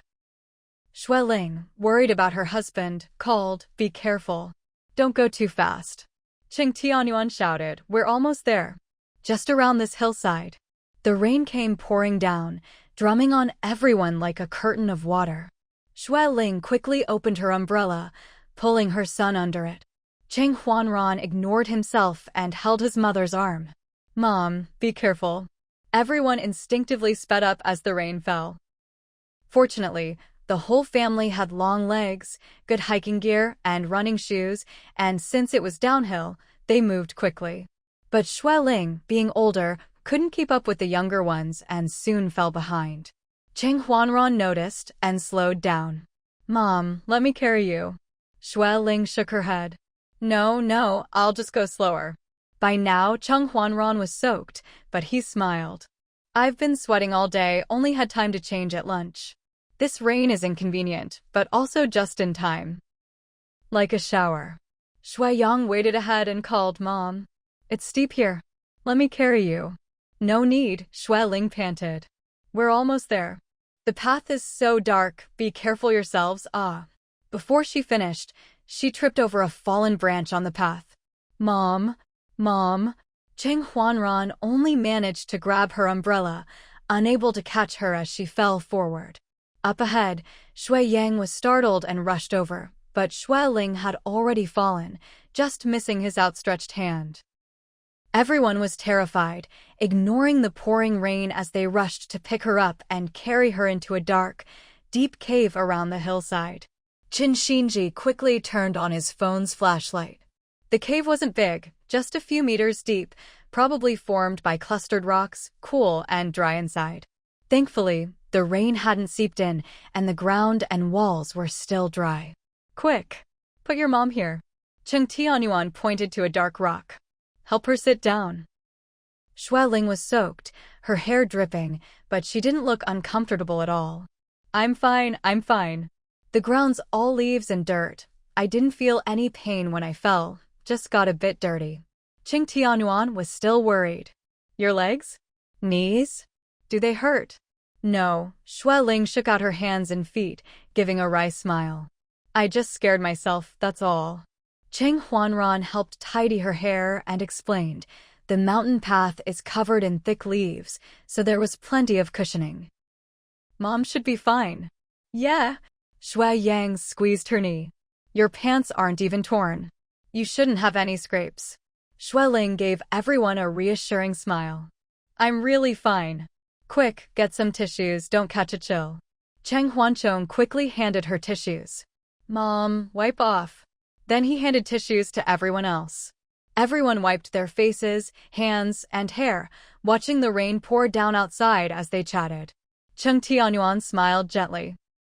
According to old local beliefs, if it rains heavily after a burial, it means the descendants will be blessed. It's a sign of good fortune. Grandma was always a lucky person. Haha, this is definitely a downpour. It's been going for over 10 minutes and still coming down hard. Grandma finally got her wish, to be buried with Grandpa. Maybe right now she's happy too. Pub Future adds young people are full of energy and vitality, and their spirits are high. When you hang out with them, even if the atmosphere is sad, it doesn't take long before everyone is cheerful again. Cheng Tianyuan and Shui Ling watched the group of young people laughing and chatting, and their moods unknowingly improved a lot. Shui Xian leaned against Qin Xinji and turned her head to ask, "Dad, Mom, when are we going back to the capital?" Cheng Tianyuan hesitated and replied, "You all have work and school, so you should head back first thing tomorrow morning. We'll wait until Grandma's 7-day memorial. is over before flying back. Shuai couldn't help but ask, Mom, has your friend's plane already left? It's gone, Shuai answered. It was already a big favor for them to fly us south on such short notice. My friend often has to travel for work, and the plane is his regular mode of transport, so he couldn't stay here long. The crew flew back to the capital that afternoon, and I've already called to thank him. Once I'm settled back in the capital, I'll send a generous gift to show my gratitude. Cheng Huanran frowned with concern.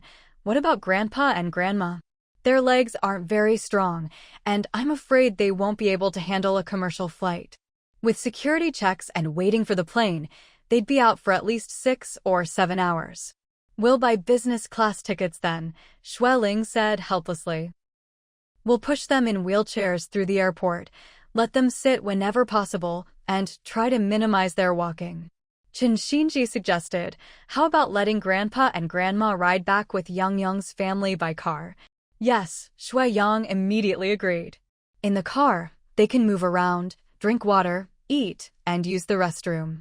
In this hot weather, it's easy for the elderly to get heat stroke, so it's better for them to travel with us. Qing Tianyuan smiled wryly. They insist on staying until after this 7-day memorial, before heading north with us. This, Shuai was troubled and hesitated. It's hard for me to take too many days off from work. How about I fly back with my older brother, and Xiao and the kids stay behind and return with you? Shuai frowned. No, that won't do. Xiaoping and Xiaoyu aren't used to the new environment. They haven't been eating or sleeping well these past 2 days. Also, both nannies have families of their own, with elderly and children to care for. We can't ask them to work overtime for too many days. Their families are waiting for them to come home. What about Aunt and her family? Qing Huancheng reminded. How are they arranging things? Qing Tianfang was overwhelmed with grief and in poor spirits, with all her old ailments flaring up. After saying goodbye to her mother this morning, she went back to bed. She had insisted on going up the mountain, but Shuai stopped her, saying she couldn't even walk for 10 minutes, let alone climb a mountain in this heat. He didn't want the nephews to have to carry her up and down the mountain. In the end, Cheng Tianfang was persuaded to stay and rest in the villa. Qing Tianyuan thought for a moment and replied, Your aunt will definitely stay until after the 7-day memorial and return with us. Xiaoan still has classes, and Aheng is busy at the rehab center, so they'll have to leave tomorrow. How about this? Shuai suggested. Old Qin can drive Yang's family back first, rest for a day or 2, and then come back to pick us up. Grandpa and Grandma are getting old, and I really don't feel comfortable letting them go back and forth through the airport. Good. That's more reassuring. Anyway, with Mom, Dad, and Aunt here, they can take care of Grandpa and Grandma in the car. Qing Tianyuan also thought this was a great idea. All right, let's do it that way. Outside, the rain had eased, no longer pouring down, but falling gently, pattering on the leaves and grass. It was a bit noisy but carried the tranquility of nature. The mountain breeze blew softly, bringing the coolness after the rain. As everyone chatted, the conversation naturally turned to a topic that had been bothering them lately. It's not that I look down on country folks, but the way they do things, it's a bit disrespectful. We're not celebrities or big shots, but as soon as we step out of the villa, they keep taking pictures of us with their phones. Don't they know that's an invasion of privacy? These past few days, every mealtime, a bunch of elderly people would crowd around the table waiting, and some even argued over seats. The scariest was this afternoon. The scene, all those people crammed together. If we hadn't prepared dozens of tables, we wouldn't have been able to handle it, and there would have been fights for sure. Chen Tianyuan looked a bit embarrassed and said quietly, Most of them are older than me and didn't get much education, so their manners and legal awareness are lacking. Many of them you have to call uncle or great-uncle, so don't hold it against them. That's right, Shuai agreed. You're all the younger generation, so you shouldn't gossip about your elders behind their backs. Actually, it's the same in most situations. When there are lots of people, flaws are bound to show. Country folks are simple and don't know how to put on airs. They just do what they think. City people, on the other hand, care more about appearances. Oh, The young people didn't dare argue with their mom and fell silent. Xueling saw things more deeply than they did and smiled wryly. Actually, it's already good enough that they haven't driven us away, because deep down, they feel a lot of disdain and resentment. Everyone was stunned. Why? Why would they want to drive us away? Yeah. Several people in our family are surnamed Chung. Cheng Tianyuan snorted. You only see the surface and like to interpret things from your own perspective. Our family hasn't lived in the village for decades. Back then, everyone knew everyone. Now there are thousands of people in the village, but the land under your mom's and my name accounts for nearly a fifth of all the farmland here. Land used to be cheap, and people didn't have money to buy homesteads or factory land. Most thought farmland was just for growing crops, so they didn't care much. Later, when the land was rented out for factories and shops, the villagers realized that land was a gold mine. The older generation knows me and thinks I'm reliable, so even if they're unhappy, they keep it to themselves. But the younger generation feels very resentful. Shui Yang muttered, we paid real money for it. It's not like we stole it. If they had the means, they could have bought it too. No one stopped them. The environment has changed, Xue Ling explained. It used to be easy and cheap to buy land and homesteads, but now it's very difficult. Well, they can only blame themselves for not having the foresight to invest long-term back then, Cheng Huanchong said, rolling his eyes. Our family made our fortune through real ability, not by robbing anyone. Cheng Tianyuan shook his head. None of you grew up in the countryside, so you don't understand the culture and mindset there. Villagers think everything in the village belongs to all villagers. Some things are collective, some are private, but everything must be tied to the Cheng name. Only those who are considered one of us can control village resources. But I've been away from home for so many years, and the emotional ties aren't as strong anymore. The younger generation listened and gradually caught on. Dad, so they purposely took advantage of Grandma's funeral to bring a bunch of people to the banquet, right? Just to feel a bit more balanced. Yeah. And all the water, drinks, even tissues, we've been buying a truckload a day, and it's never enough.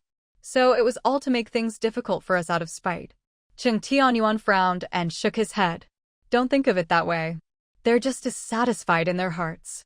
Dad, Shui Yang said gruffly, you're just too honest. Over the years, you and Mom have put at least 20 or 30 million into village charities, right?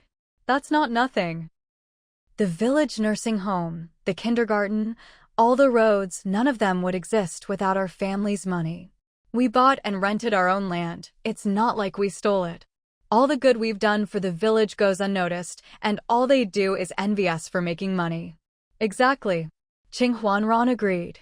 You keep trying to please them, but they don't necessarily accept it. You let them eat and take whatever they want, but they're still jealous and disrespectful. Shui Xian pouted, muttering, yeah. I really don't like how they treat Mom and Dad, like we owe them something. Enough. Shui Ling frowned and glared at them, her voice stern. Don't interrupt. Let your dad finish explaining. Qing Tianyuan sighed helplessly. All these years, your grandma wanted to come back home several times, but I always found excuses to put it off. I was born and raised here, and even I don't really want to come back, let alone you kids who've only visited a few days. But we've used so many of the village's resources, there's always give and take. I don't care what you think, but you still have to show respect to those who deserve it. No matter what they say or do, just bear with it. It's only a few days, what can't you put up with? The younger ones fell silent. After a while, the boldest, Shui Yang, muttered, Dad, if you want us to put up with it, we can. It's just a few days, right? But will that really work? What if we put up with it, but they still won't let it go? Cheng Huanran, always the steady one, thought for a moment and added, Dad, since we've found the root of the problem, we need to solve it. If you keep avoiding it, they'll just think you're guilty. Some of the land was cleared by great-grandpa, some bought by grandpa, and the rest Mom bought fair and square. All of it is legal, acquired through proper channels. There's no need to keep giving in. Cheng Huancheng nodded lightly. Dad, I agree with Big Brother. If there's a problem, solve it. No need to just keep enduring. How do you solve it? Cheng Tianyuan asked with a wry smile. They're jealous that our family owns so much land here. Unless we give some up, what else can we do? Everyone fell silent. Chinshinji, though family, was still a son-in-law and didn't feel right commenting on the family's assets, so he just offered a gentle reminder. Dad wants us to put up with it for a few days, and we have. The funeral's done. Grandma's buried. We'll be leaving tomorrow, what's a few more hours? Ching Huanran gave a bitter smile. We don't mind, but it's hard on Dad. Mom, let me ask, Shui Yang said, raising his eyebrows. Has any of the land here been transferred to us? Or is it all still in your names? Shui Ling thought for a moment. The apartments in the county have already been transferred to you, but not the land here. The 20 mu in front of the villa belonged to your grandparents, and the rent always went to your grandma. Great-grandpa's land isn't much. It's been rented out as storage for years, and your dad collects the rent. The land I bought is by the township road at the village entrance, rented out as factory space. The rent goes up every few years, and now it brings in over 10 million a year. Your mom wanted to transfer it to you, Chung Tianyuan explained, but at the time the village committee was changing over, and there was no one to handle it. Then we got busy and forgot. Shui Ling lowered her voice. There's another reason. You're all registered elsewhere, not in Qingjia village, so the paperwork is complicated. That's why it's been delayed. If our household registration isn't here, we can't transfer the land? Ching Huanran asked. Cheng Tianyuan replied, it's just more complicated. We'd need a professional lawyer to consult with the village committee. Every place has different rules and regulations. Shui Yang grumbled, maybe we should just sell some of it. Everyone looked at him. Shui Yang felt awkward and mumbled, if they make it impossible to transfer, it'll just be a headache later. We can't keep coming back from the capital all the time, right? Everyone fell silent. Ching Tianyuan, who knew the situation best, sighed. Remember that old man you have to call granduncle? He's in his 80s. The other day he complained that since I've made it big, I shouldn't forget my roots and should look after the hometown. No matter how much we do, it's never enough in their eyes. Shui Ling laughed. It's not just here, it's the same in the capital. You know what my relatives are like. Your grandpa used to be the most successful, then I took over and grew the family business. Even though we paid to build the ancestral hall and roads, every new year there are still people who make snide remarks about us. Then just ignore them. Ching Huanchong snorted. We have a clear conscience. We haven't broken any laws or customs. Who cares what they think? Shui Exine nodded quickly. Exactly. Who cares? There are thousands of people with thousands of opinions. We can't control them. It's not like we're eating their rice or drinking their water. If they want to be sour, let them. Cheng Tianyuan chuckled. Hasn't it always been this way? Everyone laughed quietly. Shui Ling narrowed her eyes, looking at the drizzle outside the cave. These past 2 days, I've had an idea. I was going to discuss it with your dad first, then tell you all.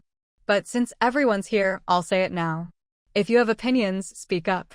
If you disagree, that's fine too. Just say what you think. Oh, Mom, what idea? Is it about this? Mom, go ahead, tell us. Shui Ling clearly already had an idea in mind and explained it in detail. The 2 plots of land at the village entrance are both factory sites, and we should continue renting them out. The village's rapid economic growth in recent years is all thanks to these small factories. As long as they don't bring in polluting or noisy industries, we'll keep renting them out. As for the land in front of the villa, I want to make other arrangements. Although she liked making money, she believed in a gentleman loves wealth, but acquires it in the right way. The village's planning wasn't as strict as in big cities. There was no clear boundary between industrial and residential areas, which could easily cause inconvenience or even harm to daily life. When renting out factory land, she always carefully asked what products the tenants would make and whether they could meet local environmental standards. She never simply chose the highest bidder. Especially for the plot in the village center, surrounded by homes, she and her husband were even more cautious. Everyone was curious and became interested. Mom, what other arrangements? Isn't the villa's land still being rented out? I think there are a lot of saplings planted there, like a nursery. Shui Ling nodded. After all, a village is a village. It's not suitable to have small factories or workshops that would disturb the daily lives of other villagers. Chen Tianyuan explained, someone once wanted to rent it for a small shoe accessory workshop, but I refused. The plastic smell would have been too strong, and people live nearby. Even though we don't live here, we can't just care about rental income and ignore the other villagers. We can't do something so heartless. We don't live here, but the other villagers do. I can't take that money, so I refused outright. Later, someone wanted to rent it for a nursery to grow potted plants and saplings. I didn't charge much and agreed. The rent has always been in your grandma's name, but she hardly spent any of it. Most of it was saved. Xueling lowered her eyes and said softly, now that your grandma is gone, I want to take back that land and build a small park in her memory, so more people can know her and remember her. A small park. Everyone looked at each other in surprise, then broke into smiles. Mom, that's a great idea. Grandma would definitely be happy if she knew. Mom, make it a themed park. That's really popular now. Let's call it Luing Garden. It sounds just like Grandma's name.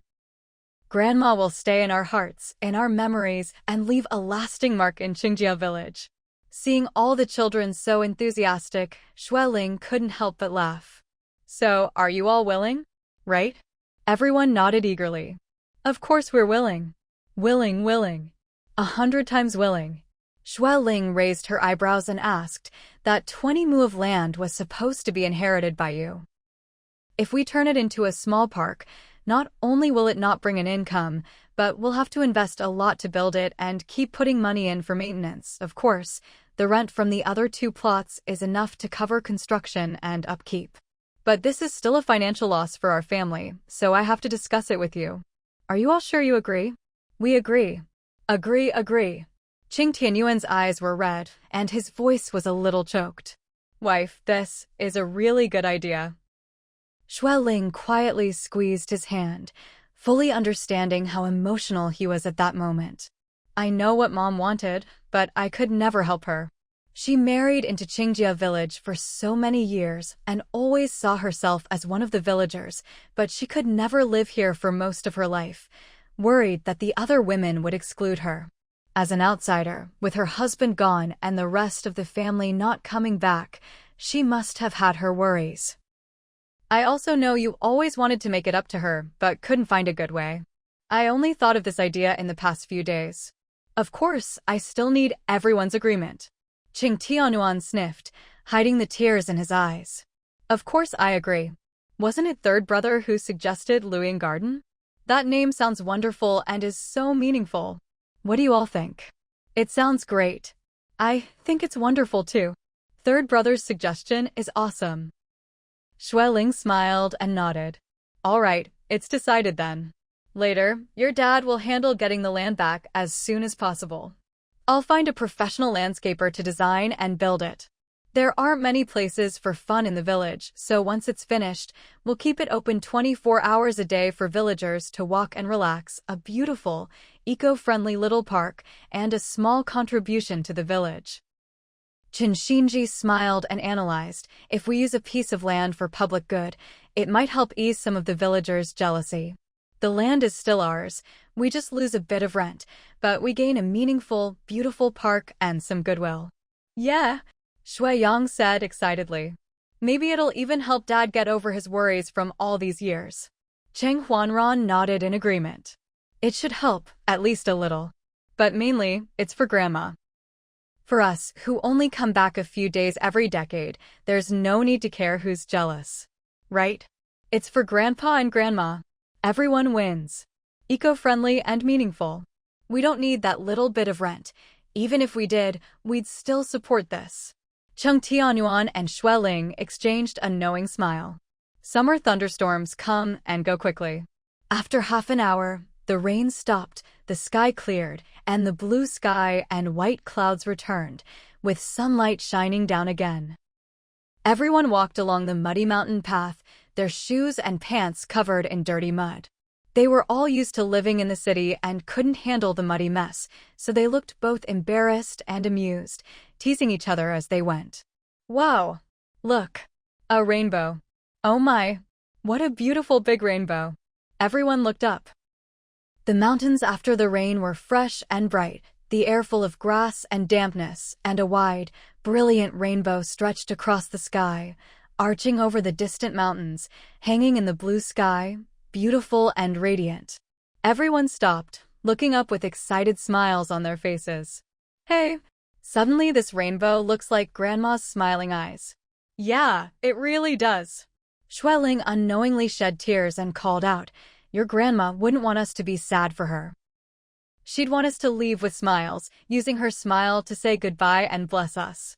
Everyone's eyes turned red, but their faces were bright with smiles, and in their eyes was a beautiful, colorful rainbow. The next morning, the younger generation all set off for the capital first. Qing Tianfang's cervical spondylosis had gotten quite serious, and with her grief, her mental state was very poor. Xueheng and their daughter were both worried about leaving her behind, so after a hasty farewell, they took her back with them. Shan Yu and Mini Tiger were still on the southern island. Little Tiger had to go to work and simply didn't have time to look after Little Tiger. After all, Wang Qing was already getting on in years. How could she handle a mischievous little rascal bouncing around all day by herself? So, Ahu had no choice but to go back as well to help take care of the grandson.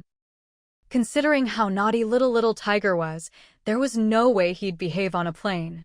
Also, both Ahu and Wang Qing were on long-term medication, so a long journey would be inconvenient. Therefore, Little Tiger flew back with Qing Huanran and the others, while Ahu and Wang Qing took the grandson and rode back in a nanny van with Shui Yang's family. The bodyguards were split into 3 groups, with 3 staying behind in Qingjia village, and the rest returning to the capital first. Cheng Tianyuan and his wife stayed with their in-laws, and only after the 7-day mourning period did they slowly pack up and prepare to leave. "This is strange." Xueling put down her phone, frowned, and said in a low voice, "I don't know what's going on, but old Chen still hasn't answered his phone." Xue's father and mother were eating snow frog and papaya soup. Hearing this, they both looked up. "What's wrong? Old Chen hasn't arrived yet. Didn't he leave the day before yesterday? Or am I remembering wrong?"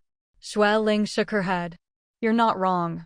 Old Chen drove south on the highway the afternoon before last. By rights, he should have arrived yesterday afternoon, or at the latest, last night. His phone's not picking up?" Xue's father licked his lips. "This papaya soup is really good." Xueling put her phone away and said gently, "No rush. Maybe his car broke down on the way. I'll call him again later." "Ling." Xue's mother smiled and waved her over. "Come here for a second." Xueling chuckled indulgently and walked over. "Mom, you finished your soup? What's up?" Xue's mother lowered her voice. "These 2 young chefs that Taidu found are actually pretty good. We've really enjoyed the southern dishes they've made these days. Do you think we could try to recruit them for our Xine Yuan?" Xueling thought seriously for a moment. "Mom, our main kitchen already is oldly and littly, that's enough. These guys are head chefs from big hotels. They may look young, but they've worked in a lot of places. Recruiting them might be tough. I'll pay their salaries myself, is that good enough?" Xue's mother lifted her chin proudly.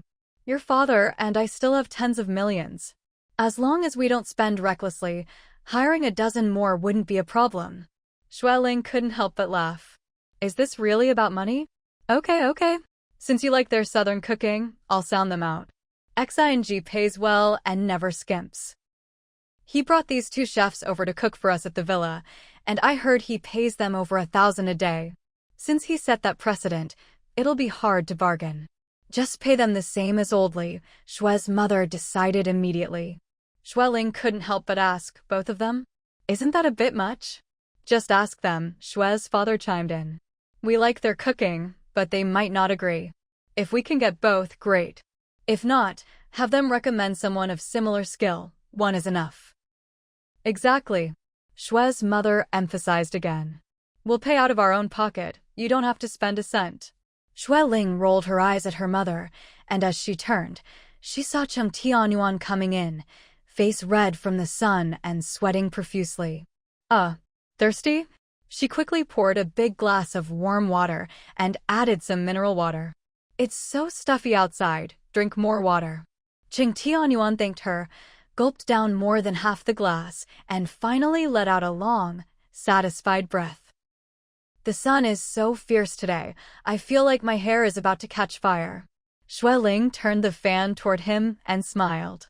The elders are all downstairs, and the air conditioning is only set to 27 degrees. Here, cool off a bit. By the way, did you finish your discussion? Yes. Cheng Tianyuan explained. The owner of the flower nursery had already paid rent through the end of the year. I refunded him the whole year's rent as compensation. Most of what he grows are potted plants, so he just needs to move them. Some of the saplings are already taller than a person, and he was worried they'd die if he dug them up. I told him we're building a small park so he can leave the trees, and we'll buy them at 80% of market price. He agreed right away, saying that in this weather, the saplings probably wouldn't survive being moved. Since I'm not letting him lose money and he can even make a bit, he's very grateful. Xueling smiled wryly. The contract was already signed, and now we're making him move out last minute. It really is our fault. We should compensate him appropriately. We'll buy all the saplings anyway, since we'll need flowers and trees for the park. Exactly. Cheng Tianyuan put down his cup and explained. He said he'll start looking for a new place right away and asked for a month. We still need to find a landscape designer, so there's no rush. Xueling nodded. No problem. Even a bit more than a month is fine. Just then, her phone rang. Xueling raised her eyebrows and smiled, finally letting out a sigh of relief. Old Chen finally called back. If he hadn't, I was about to call the police. Cheng Tianyuan laughed too and said quickly, ask him what happened. I bet he overslept at a roadside motel. Xueling hurriedly answered, and after a dramatic conversation, she put her phone away. Old Chen had an accident on the road yesterday afternoon. The front of his car was badly damaged and it's now in the shop for repairs, which will take at least 2 or 3 days. Cheng Tianyuan was stunned. What happened? Xueling explained. He said a big truck on the highway suddenly lost control, crossed the median, and crashed into 3 cars before finally hitting him head-on. The truck only stopped when it hit the roadside barrier. He was knocked out, had a mild concussion, and spent the night in the hospital, but he's fine now. As long as he's okay. Cheng Tianyuan frowned, sighing. That was a serious accident. He's lucky to be alive. It's fine, we have insurance for the car, just get it fixed. Does Old Chen need someone to go help him? He said no, Xueling replied. He says he's fine. The doctor checked him over and everything's normal. He just arranged for a tow truck and sent the car to the 4S shop for repairs. He'll come pick us up in 3 days. All right, then we'll wait, Cheng Tianyuan said quietly. Mom and Dad are getting old. It's not really suitable for them to go through airport security and get on and off planes. We're not in a rush for these 2 or 3 days anyway. Xueling nodded. Ling. Xue's mother called out, come here. Quick. Come scold your dad. He's sneaking beer again. Hiding in the fridge corner to drink. That old rascal. Greedy old man. Xueling and Cheng Tianyuan didn't know whether to laugh or cry. They hurried to the back of the fridge, pulled Dad out, snatched the beer bottle and glass from him, and made him sit on the sofa to reflect on his actions. Mom Xue still wanted to scold him, but her daughter coaxed her away.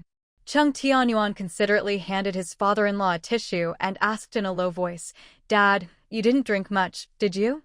The beer was chilled in the fridge. How can you handle that at your age? Both Ahu and little Huzi loved beer. The father and son had secretly bought over a dozen cases and stashed them in the fridge, often sneaking a few sips when Wang Qing wasn't looking. A few days ago, when the whole family hurriedly left, the beer in the fridge was left behind. Dad Xue had been eyeing it for a long time, but never found a chance to sneak a drink. Until just now, when his wife went to the bathroom and his daughter and son-in-law were in the living room, he slipped into the kitchen and happily started drinking. Not much, Dad Xue chuckled. Just a little bit. Cheng Tianyuan looked at the half-empty bottle, both amused and worried. Dad, you really shouldn't drink beer, especially cold beer like this. It's bad for your stomach. Dad Shui pretended not to hear. It's fine, my stomach's always been strong. Besides, it's so hot, sometimes you need something cold to cool off. Qing Tianyuan couldn't persuade him, so he quickly gathered up all the remaining beer in the fridge and quietly gave it to the 3 bodyguards, putting an end to the old man's temptation. That afternoon, both elders went for a nap. Shui Ling had a short video meeting with Zheng Duo, then another half-hour call with Xiao Liao. After confirming everything was going smoothly in the capital, she realized it was already past 3 in the afternoon. Cheng Tianyuan had napped for over half an hour and urged her to get some rest too. I'll go downstairs to boil some water. I'll look after Mom and Dad, don't worry, just sleep. Shui Ling figured there was nothing urgent, so she lay down and fell into a deep sleep. Older people don't sleep as well as the young. Any little noise or worry can keep them awake or make them sleep poorly. After many busy days, she finally had some peace and slept soundly, not waking until evening.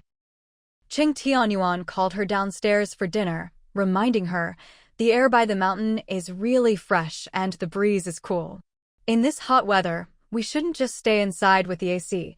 Change into something for going out. After dinner, let's take Mom and Dad for a walk by the mountain and enjoy the breeze. Great idea.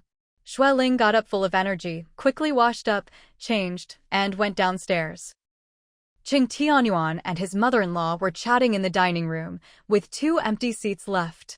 The square table was set with several dishes, all looking exquisite and tempting. Shui Ling hurried over and sat between them.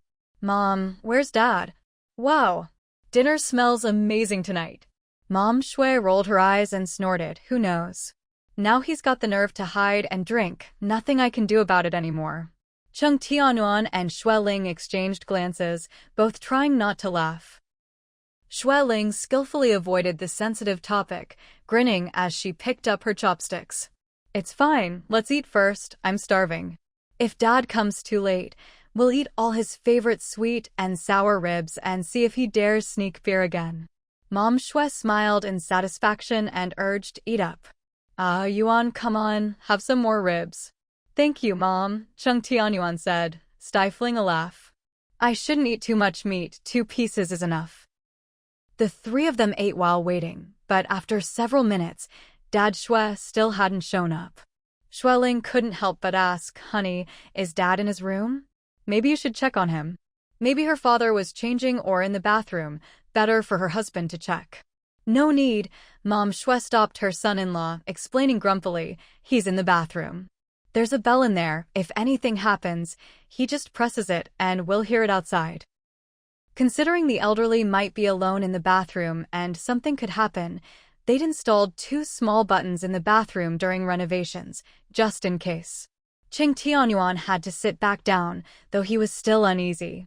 If he's in the bathroom, isn't it taking a bit long? Mom, is Dad taking a shower? Mom Shui shook her head, still annoyed. Who knows? I can't be bothered with him. If he wants to hide in there and drink beer, he can stay in there forever for all I care. Cheng Tianyuan had a bad feeling and instinctively looked at his wife. Shui Ling immediately caught on, quickly pulled out her phone, and checked the villa's surveillance cameras.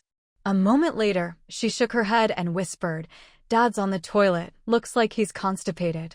Cheng Tianyuan finally relaxed. Mom Shui ate happily and urged, don't wait for him, don't. Come on, finish all the sweet and sour ribs. Yes, yes. Shui Ling joked, whatever you say. The 3 of them ate and waited, but even after they were full, Dad Shui still hadn't come out. Qing Tianyuan boiled some water, planning to bring some warm water and take his in-laws for a walk after dinner. Suddenly, a loud ding-dong rang out in the living room. Shui Ling and Cheng Tianyuan were startled and instinctively rushed to the old man's room. A while later, a weak Dad Shui was helped out, given warm water and anti-diarrheal medicine, and then helped into bed. Dad, did you eat something bad? Cheng Tianyuan asked, worried at his pale face. How many times have you had diarrhea? Does it hurt? Where does it hurt? Dad Shui replied weakly, I lost count. My legs are weak from running to the toilet. I didn't dare get up, just kept sitting. My stomach hurts a bit, lower down. So serious. Chung Tianyuan frowned, quickly covered the old man with a thin blanket, and reached under to massage his lower abdomen. Do you feel cold? Is it cramping or bloated pain? Dad Shui answered weakly, chilled. It must be from the cold beer at lunch. Shui Ling frowned. We can't wait, let's go to the city hospital right away. Even though Mom Shui was angry and scolded him, she was still worried. See, you just couldn't control yourself. Now look what's happened. Serves you right. Oh, Dad Shui shook his head. I don't want to go to the hospital. I can't take it. No way. Seeing him like this, Chung Tianyuan quickly tried to persuade him. Dad, you're really not well, you have to go to the hospital. How about this? I'll rub some medicated oil on you, you drink more warm water, and then put on an adult diaper. How about that? That won't do, Dad Shui refused, embarrassed. Listen, Mom Shui was as anxious as an ant on a hot pan. This is not the time to be stubborn. So frustrating. Shui Ling stood up decisively. Ignore him. Let's do it. I'll have Ah Chao get the car ready. We leave in 3 minutes. Capital City, Exai Yuan. When Chung Huanran got off work and returned home, it was already past 7 in the evening. The sun had set, and the garden was brightly lit inside and out. As he passed the security booth, he rolled down his window. The security guard on duty quickly stood up. Young Master ran, no one came to visit today. This afternoon, Uncle Ahu came in through the back gate to the rear garden, but before he even reached the main hall, his phone rang and he hurried home. All right. Cheng Huanran nodded and replied warmly, Thank you for your hard work. With that, he stepped on the gas and headed to the garage. As soon as he turned into the garage, he noticed a brand new SUV and couldn't help but raise his eyebrows. Whose car is this? He got out with his briefcase, glanced at the car suspiciously, then walked out from the other end of the garage. Uncle! Uncle! 2 little kids came running toward him, stumbling and giggling. Cheng Huanran forgot everything else, tossed his briefcase onto the shoe cabinet, and quickly crouched down, scooping up his little nephew and niece, one on each side. Little Yu sweetly kissed his cheek. Little Peng saw this and hurried to imitate his sister. Cheng Huanran grinned from ear to ear and kissed their hair. Where's your mom? Where's your dad? The little ones couldn't really talk yet, but their chubby fingers pointed toward their parents' room. Just then, a nanny came over and bowed slightly. Little Yu's mom isn't feeling well. Dad is with her in the room. Cheng Huanran frowned. What's wrong? Is Xiao Xiao okay? Does she need to see a doctor? The nanny shook her head. It's nothing serious. She said the 2 little ones were fussy last night and didn't sleep well. This afternoon, Dad took her to the Women and Children's Center. The doctor said the babies are fine, and the adults just need to catch up on sleep. Cheng Huanran smiled. It's tough for Xiao Xiao being pregnant, and my second brother is always busy. I'll have to trouble you all to look after little Yu and little Ping a bit more these days. Oh, it's no trouble at all. The nanny took the 2 little ones by the hand.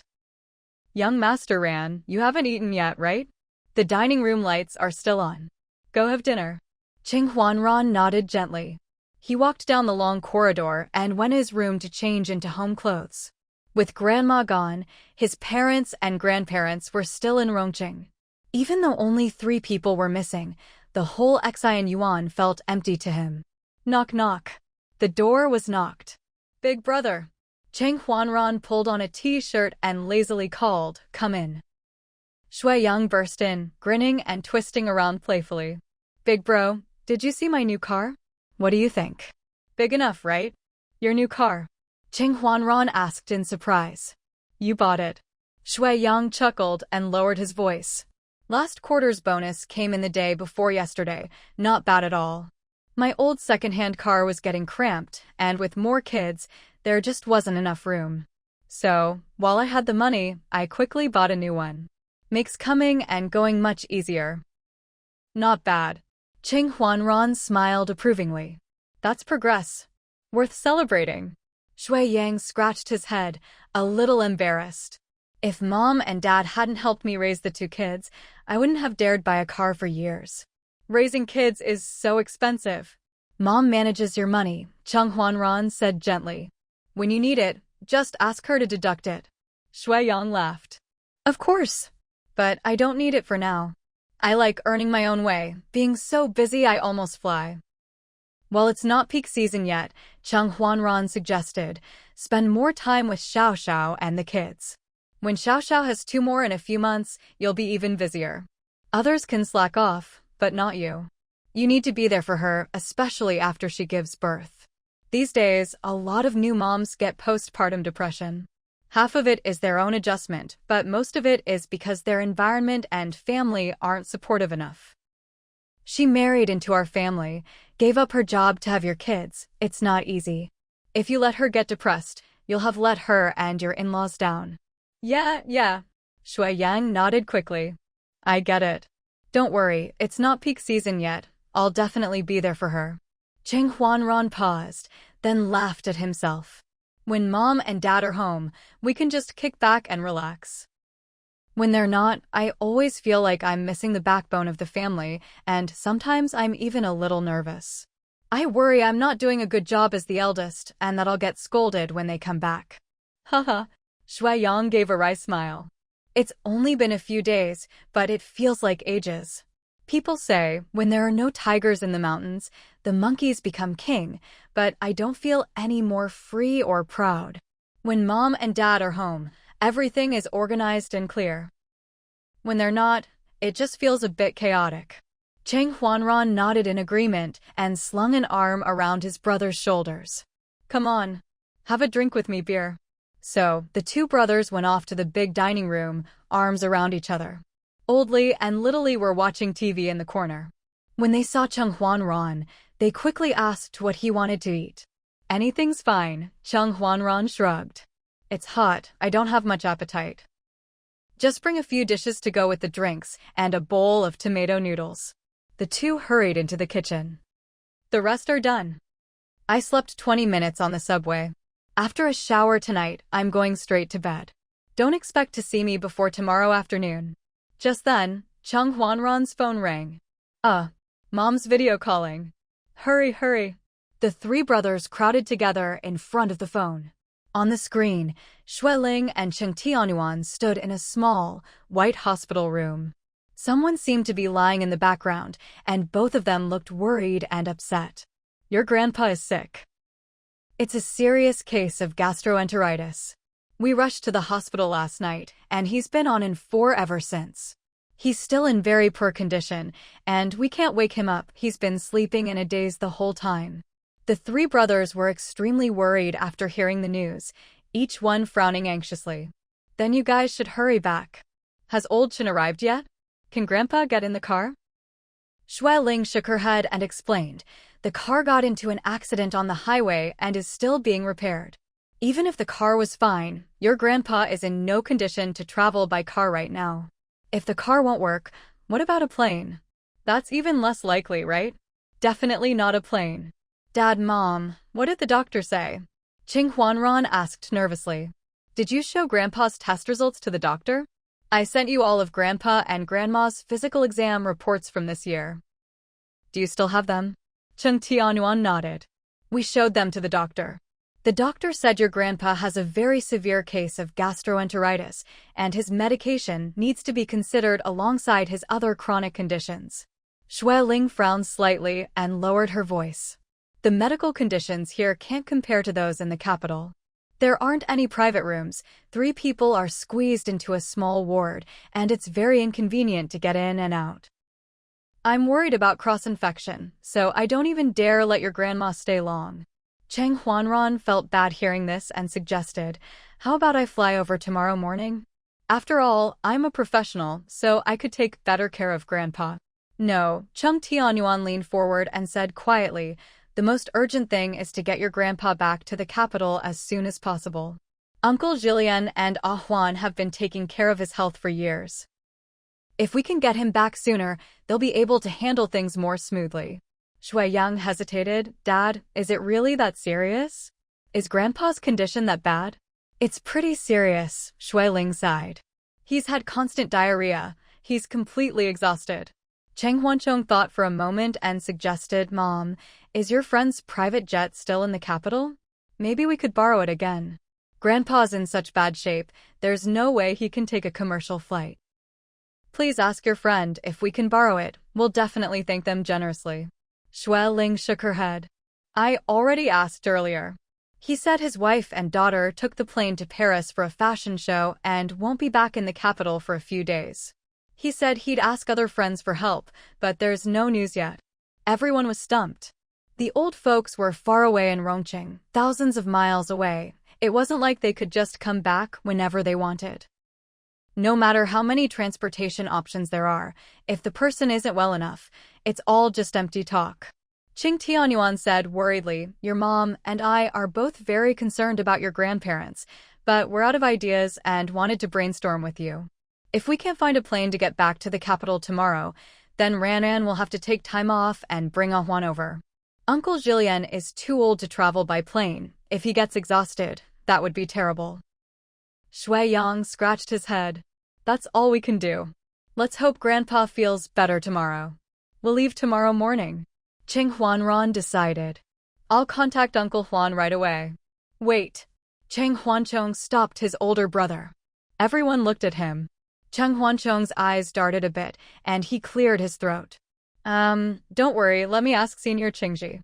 He flew south on a business trip 2 days ago, I think to buy an old-style pearwood bed. He should be near Rongqing. Maybe he can pick you up and bring you back. Really? Is it his family's plane? Is it big? Can it take Mom and Dad too? Is it far from Rongqing? Cheng Huanchong held his 2 brothers back. Don't rush, I said I'll ask first. It's his family's plane, not a helicopter. It can easily take not just Mom and Dad, but a dozen more people. He rarely uses it because it's expensive. All right. Then hurry up and ask. Yes, yes. Third brother, call him now. Cheng Huanchong took out his phone and stepped aside. Shui Yang reassured his parents on the video call. Don't worry, let third brother check. If we can get a private jet to pick you up, you can fly straight back to the capital much faster and easier. Cheng Tianyuan looked relieved and nodded. If we can get a private jet, Grandpa won't have to suffer so much. We were supposed to go back today, but old Chin had an accident. Luckily, our luggage is all packed and ready to go. Shui Ling was a bit hesitant. Qing Xiao is on a business trip in the south. Wouldn't it be too much trouble for him? It's fine, Cheng Huanran reassured her. He and third brother are very close. If he can help, he definitely will. Giving you a ride back after his business trip is much better than you trying to get to the airport and fly yourselves. Grandpa is too weak to handle any more bumps. Qing Tianyuan agreed, he really can't handle it. He's groggy and still on in 4. Driving would take more than a day, and if his condition worsens, it would be bad. Shui Yang glanced at his younger brother, then turned back. Qing Xiao is in the provincial capital, which is really close to Rongqing. It wouldn't even take half an hour to fly to Rongqing Airport. Qing Tianyuan quickly asked, is he done with his business trip? We really need help, but we don't want to delay his work. Make sure third brother checks carefully, we don't want to put him in a tough spot. He's back. Shui Yang shouted excitedly. Third brother just hung up. The next moment, Cheng Huanchong's handsome face appeared, full of joy. He said he already signed the contract this evening and was planning to fly back to the capital at 8:30, arriving a little after 10. I told him about Grandpa's situation, and he immediately said he'd have the pilots get ready to take off now. They can be in Rongqing in less than half an hour. Everyone breathed a sigh of relief. That's great. This really solves our urgent problem. So timely. Good thing Mom and Dad called early, and Qing Xiao hadn't left yet. It's already 8 o'clock. Qing Tianyuan grew anxious. Then, we need to tell the doctor right away. And go back to the villa to get our luggage, Mom is still there. Shui Ling panicked a bit at the tight timing. Right, only half an hour, we might not make it. Dad, Mom, don't worry, Cheng Huanchong said quickly. One of you go back to the villa with a bodyguard to pack and pick up Grandma. The other stays at the hospital to look after Grandpa. Ah Ching said he'll come to the hospital to help with Grandpa. He's got assistance with him, plenty of help. He also said, since it's his own plane, there's no rush. Take your time and don't panic. Exactly, Shui Yang smiled. Now that we have a plane, just take it easy.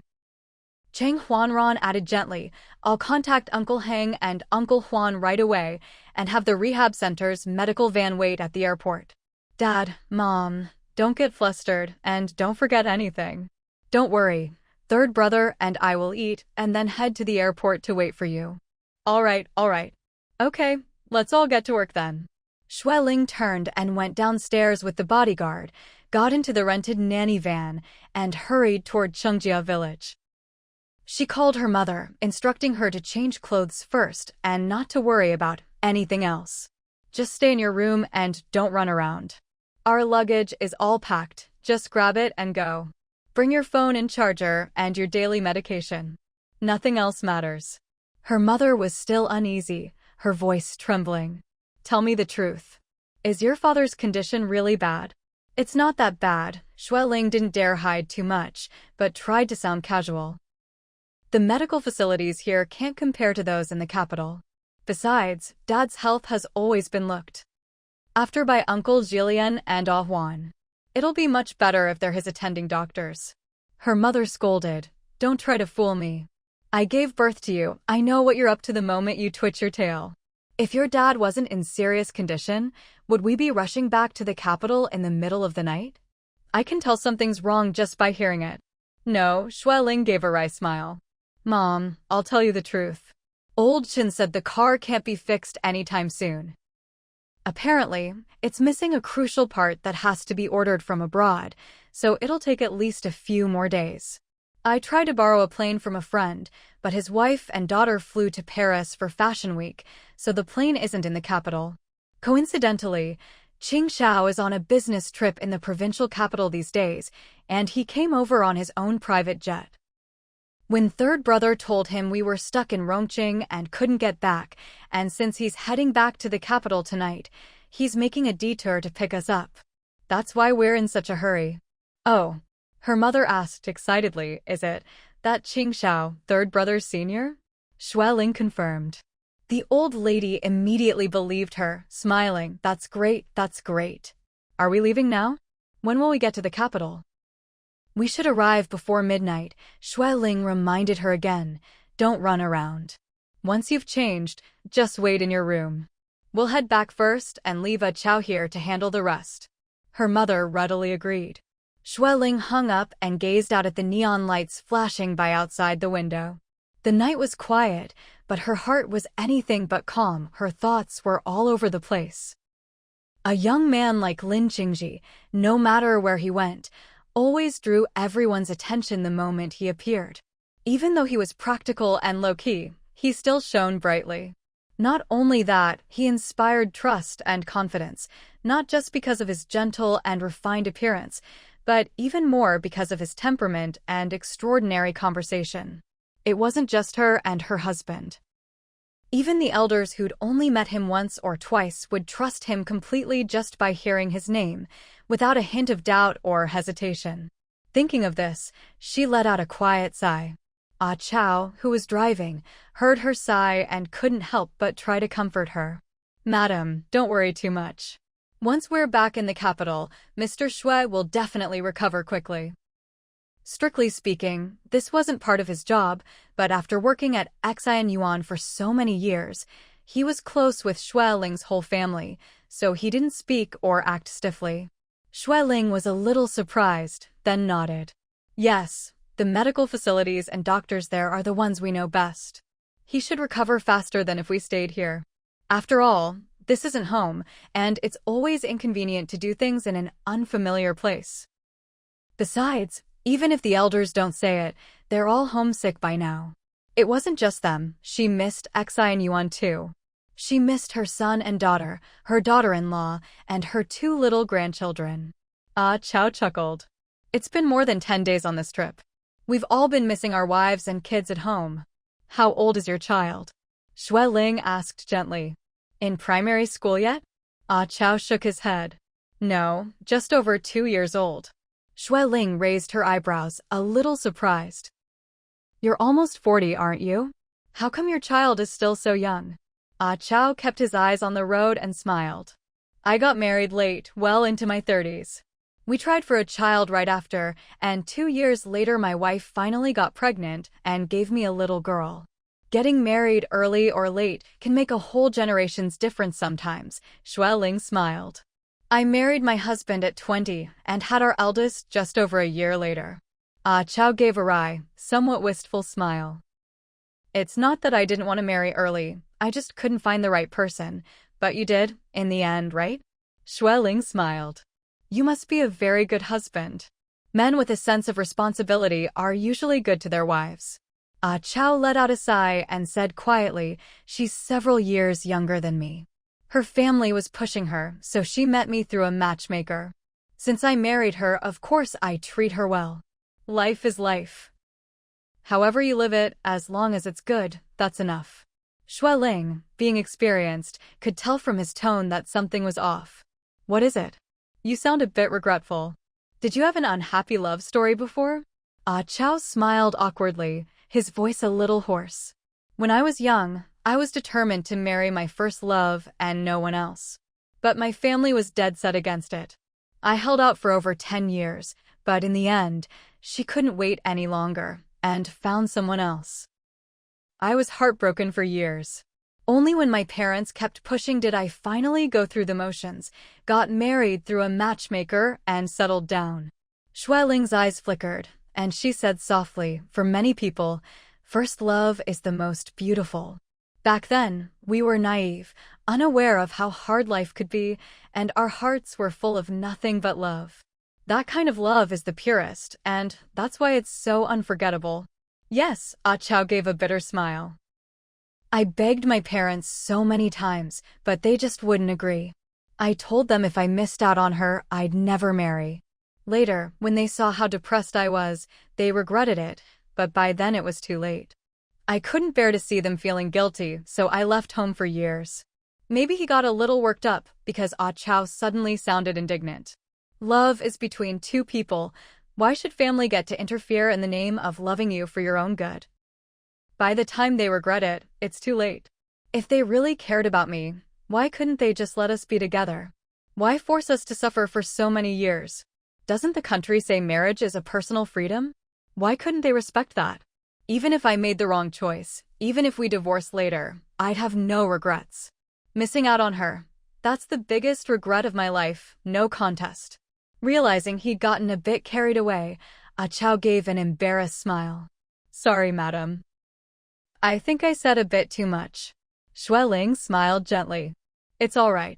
Ah Chow let out a long sigh and said with feeling, the day my daughter was born, I swore to myself, so long as the person she chooses isn't a bad man, I'll never interfere. I don't want her to have the same kind of painful regret. Xueling, after all, had the mindset of the older generation. She said softly, most parents do things for the good of their children. Their intentions are good, but the methods aren't always right, and the outcome isn't always as they wish. Some things, some feelings, are hard to judge as simply right or wrong. Having lived through so many people and events in 2 lifetimes, she understood this deeply. Different people, different perspectives, different emotional experiences, and different values can all lead to a wide variety of opinions about the exact same thing. No matter how good parents' intentions are, it doesn't necessarily mean it's good for their children. But most parents in the world do love their children, even exhausting themselves for the next generation, never stopping until their last breath. They have their own difficulties and helplessness, which their children may not understand. Of course, each generation thinks differently from the next. Parents, after all, are like old ginger. Spicier and more seasoned than their inexperienced children, with more insight and foresight. In short, as long as feelings are involved, whether family or romantic, it's hard to clearly distinguish right from wrong. Madam, I understand what you mean, Ah Chow said as he steered the wheel. Ever since I became a father, I realized I'd do anything for my daughter, really. I can understand my parents a bit more now, at least somewhat. But even after all these years, I still resent them. You still do? Xueling couldn't help but ask. Chao nodded and said quietly, I was really stubborn back then, really stubborn. I told them, even if I made the wrong choice, even if I picked the wrong person, just give me the chance to regret it myself, only then would I have no regrets. But they just wouldn't listen, no matter what I said. That incident is like a scar on my heart. It'll never heal. Xueling squinted at the dark night outside the window and said gently, time can heal all wounds. Don't dwell on the scars, or the old pain will keep coming back. Sigh. Chao gave a bitter smile. It's gotten better over the years. Time really is a good medicine. Xueling chuckled.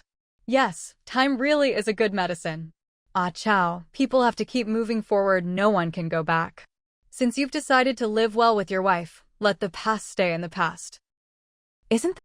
During all those years I was single, they were really anxious and regretful, Chao frowned. But after I got married and had a daughter, it's like they forgot all about it. I never said anything, but I remember it in my heart. Are you going to resent them for a lifetime? Xueling laughed. Chao shook his head. I don't know. Anyway, I still resent them now, and I guess I'll keep resenting them for decades to come. The car fell silent. Suddenly, Xueling asked out of the blue, Chao, what do you think of Lin Qingji, that young man? Him. Chao chuckled. I'm an old Beijinger. Maybe I haven't eaten pork, but I've seen pigs run. I've heard of the Lin family for ages, but I've only ever heard of them, never had the chance to get close to that kind of young master, not even a little. These years working for you, madam, I've met a lot of big shots. That Qing Xiao is very low-key. I only got to see him when he was with third young master. Xueling pressed, what do you think of him? Oh. Chao laughed. Madam, how could I have the right to judge someone so high above us? He doesn't even look like us ordinary folks. Saying more would be disrespectful. Xueling couldn't help but laugh. Is it really that exaggerated? It is. Chao said honestly. He just looks like someone extraordinary. I've heard the Lin family's wealth is uncountable. No one can even estimate how much they have. After all, they're old nobility. Who knows how much is in their vaults? Xueling nodded. He really is a refined and extraordinary young man. To have that kind of bearing at such a young age is truly rare. Chao quickly agreed. 100 years ago, if we met someone like him, we'd have to kneel and bow. Haha. People online say that seeing Qing Xiao is like finally having a real-life model for ancient noble sons and princes. Online? Xueling asked, surprised. He's appeared online? As far as she knew, the Lin family was always very discreet and low-key, rarely appearing in the capital's high society. Only the most respected elders had a chance to meet the older generation of the Lin family. In the past decade or so, the Lin family had hardly appeared in the capital's media. Chao replied, someone secretly took a photo of him, a side profile, very elegant, like a scholar from ancient times. Before, when Xiao Huang and I were driving third young master, we met Qing Xiao's bodyguards. We were worried about offending him, so we tried to look him up online, but there were only a few candid photos, nothing else. His family's bodyguards said Qing Xiao doesn't like flashy stuff online. If anything goes too far, their lawyers will take it down. Xueling smiled. There's a reason the Lin family has stood strong for over 100 years, through all kinds of storms. Chao lowered his voice. In the past, everyone in the capital knew the Lin family. Now the city's changed a lot. There are more outsiders than locals. Outsiders don't know how deep the Lin family's roots go. Maybe their wealth is over 100 billion? Probably even more. Xueling laughed softly. Other people's wealth might shrink or fluctuate, but their family's assets are mostly real estate and antiques. Those can't be valued and will only appreciate. Even outsiders probably can't estimate it, and maybe even their own family can't. After a pause, Xueling asked with a smile, I was asking about his reputation among you bodyguards, but you couldn't come up with a word to describe him. You just kept saying how rich and powerful the Lin family is. I know all that, you don't need to emphasize it. Ha ha. Chao explained, the Lin family has a great reputation in the circle, and they pay really well. But they don't hire just anyone. The requirements are very high, so not many people get in. Ling became interested and asked curiously, what kind of requirements? Chao thought for a moment and replied, there are only 2 or 3 requirements, but none of them are easy to meet. I remember the first one is already tough. You need to be recommended by 3 well-known people in the industry at the same time. Recommended? Ling nodded lightly. That's understandable. Their family isn't ordinary, so of course they have to be extra cautious when hiring people. Chao continued, also, you have to work for at least 10 years, otherwise don't even bother applying. Ling raised her eyebrows. That might be a bit hard for employees. Can't be helped, Chao said. That's just their rule. The pay is extremely high, but you have to keep your mouth shut, and you're required to work a full 10 years before you can leave. If you break the contract, the consequences are very serious. Honestly, in our line of work, you can only do it for 10 or 20 years at most. It's a young person's job.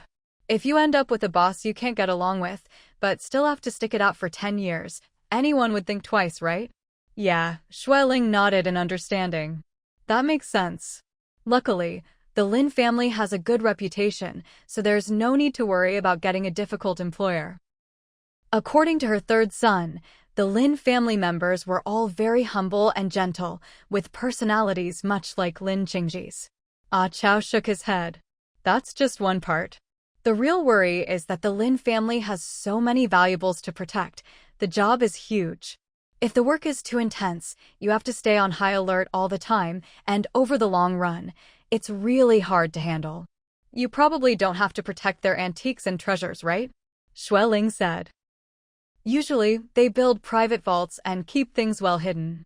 The more valuable something is, the more low-key and well hidden it is. But there are always times when things have to be moved in and out, Chao reminded her. They run several auction houses. Not all the treasures are kept locked away, right? Plus, anything the Lin family members carry with them could be a priceless item, which makes protection even harder. Ling smiled. I haven't interacted much with Lin Qingji, so I never really noticed. He seems very low-key, doesn't wear any jewelry. Actually, her third son had received a few small gifts from him over the years. They looked like little trinkets, but each one was worth a fortune. Not many, Chao lowered his voice. I heard that last year, a film crew in the capital was shooting at the film studio and needed a top-grade incense burner for a scene. The prop master just couldn't make one that looked right. Even with the best agarwood incense, it didn't have the right effect. The director asked a friend to approach Qing Xiao, hoping to borrow an antique incense burner for a few shots. Qing Xiao was very generous and brought out 3 at once. The director arranged for more than a dozen men and 3 cars to escort them, and they finally got them back safely. For things like that, Qing Xiao's bodyguards have to be involved too. Jobs like that can be worth tens or even hundreds of millions. The pressure is huge. Ling couldn't help but laugh. Even if something goes wrong, the insurance company will pay for it. Why feel so much pressure? There's still pressure, Chao shrugged. They're just too valuable. Ling thought for a moment and analyzed. The Lin family's hiring requirements are really just for the safety of their property. It's understandable. Understanding is easy, Chao said with a smile. Doing it is hard. Ling looked out at the dark night outside the car window, feeling a little calmer inside. Chao glanced at her in the rearview mirror and asked curiously, Madam, why are you suddenly so interested in the younger generation? It was just a whim, Ling sighed softly. For the past year or so, my mother-in-law's health has been unstable. While taking care of her, I've also had to help with the 2 little ones. I've been stretched so thin that I haven't paid enough attention to the kids. When her 3rd and 4th children were young, it was the peak of her career. She could only manage to come home for 1 meal a day and barely had any time to spend with them, let alone really be there for them. Besides, her eldest and 2nd children never needed much attention, so she subconsciously assumed the 3rd and 4th would be just as well-behaved and didn't worry much. But in reality, the more well-behaved a child seems, the more likely they are to surprise you with a big bombshell at any time. Shui Xian always looked obedient, but was actually spoiled and a bit fragile, so she found herself a big brother who could protect, coax, and pamper her. The third child also never needed his parents to worry. He always had excellent grades, stuck with his art career, and even started his own entertainment company in recent years. But he sigh. Xueling couldn't help but sigh. Hearing her sigh again and again, Chao tried to comfort her. Madam, your kids are all grown up and so outstanding. What is there to worry about? Feelings, Xueling pressed her forehead and said softly. I don't know what to say. I don't know whether to oppose or what. She wanted to avoid facing it, but was afraid they'd get in too deep and be unable to pull back. If she took the initiative to ask, she was afraid it would stir up a storm and break the peace and balance the family had enjoyed for so many years. Her mother-in-law had just passed away. Her father was still ill. She really didn't have the energy to worry about more. It wasn't that she was a slow or careless mother, but that she just couldn't find a way to care and didn't know whether to support or oppose. As soon as Chao heard the word feelings, he shivered. Madam, it's a different world now. You and your husband are so open-minded. How could you oppose the younger generation dating or finding partners?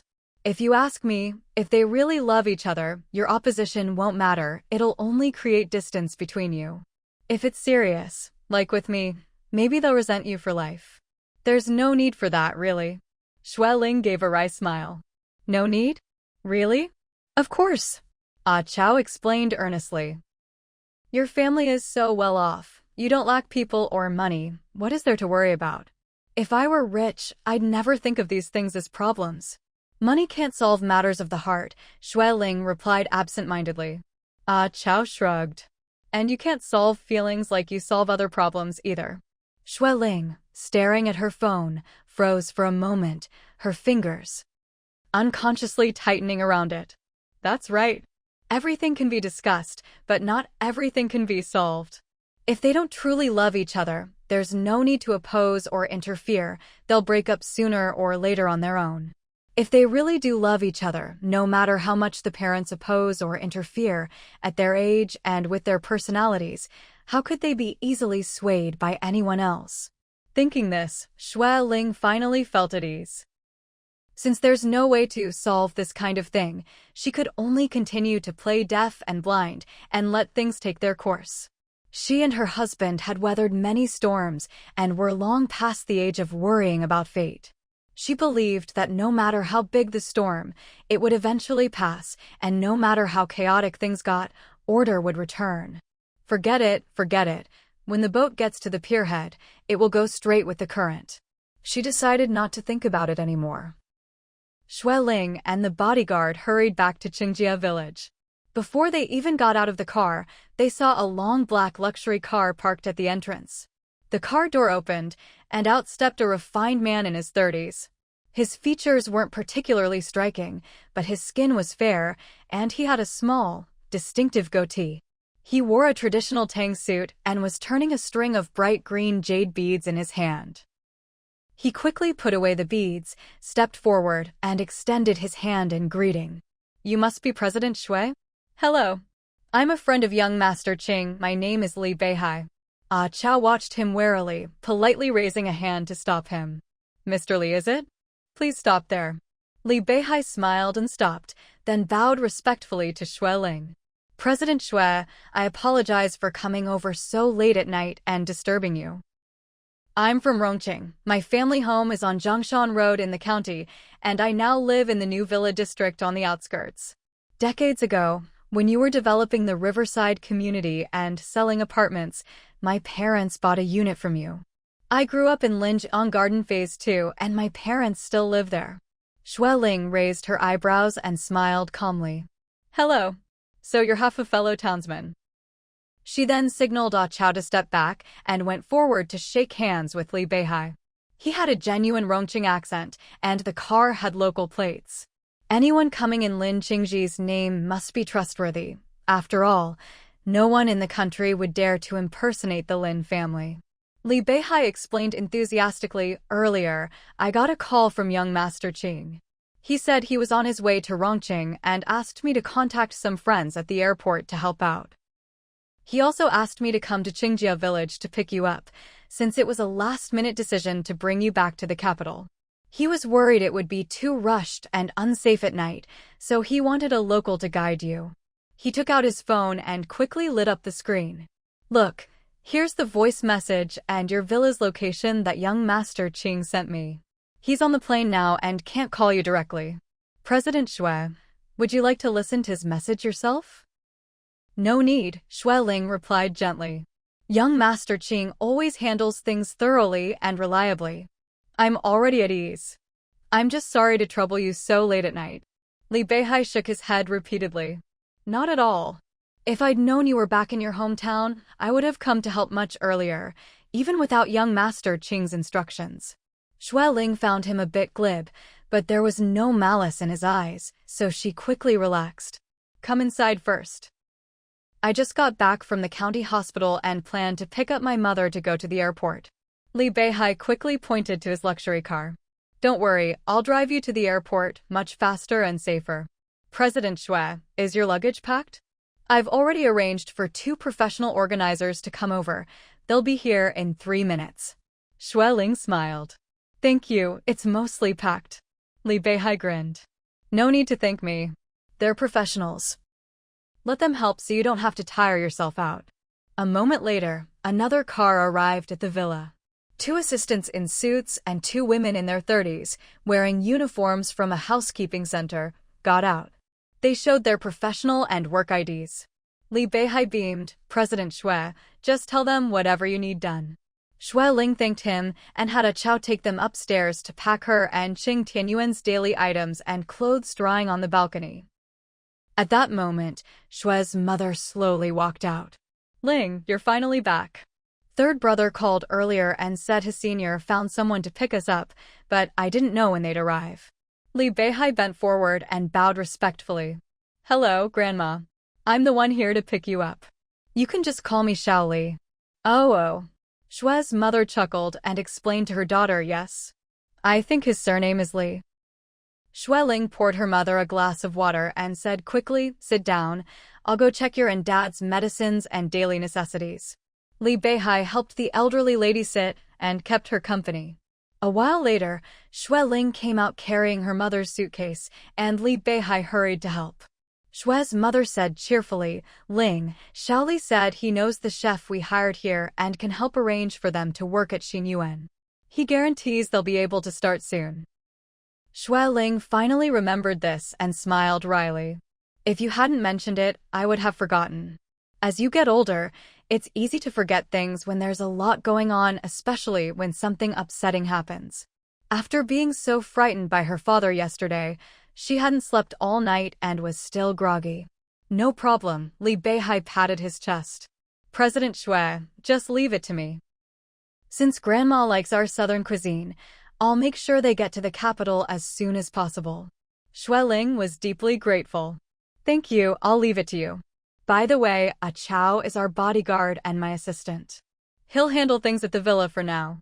In 3 or 4 days, our driver Old Chin will come to pick him up and head north.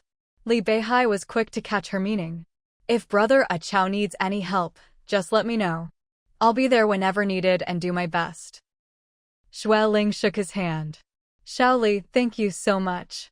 With Li Beihai and his team's help, Xue Ling and her mother quickly set off for the airport. He really was a local expert. What should have been a 40-minute drive took just over 20 minutes by taking shortcuts, and they arrived at the airport entrance. Li Beihai asked them to wait, then quickly went inside and drove out an airport shuttle. With the shuttle, Xue's mother didn't have to walk far and was smoothly taken to the back of the airport. On the way, Xue Ling had already called Cheng Tianyuan. The hospital agreed to lend an ambulance to bring her father to the airport, and they were still on the way. After getting off the plane, Lin Qingji personally went to the hospital to help, and now he and Cheng Tianyuan were on their way. Soon, Li Beihai saw Xue's mother and Xue Ling onto the plane. Xue Ling added him as a contact and thanked him again before boarding.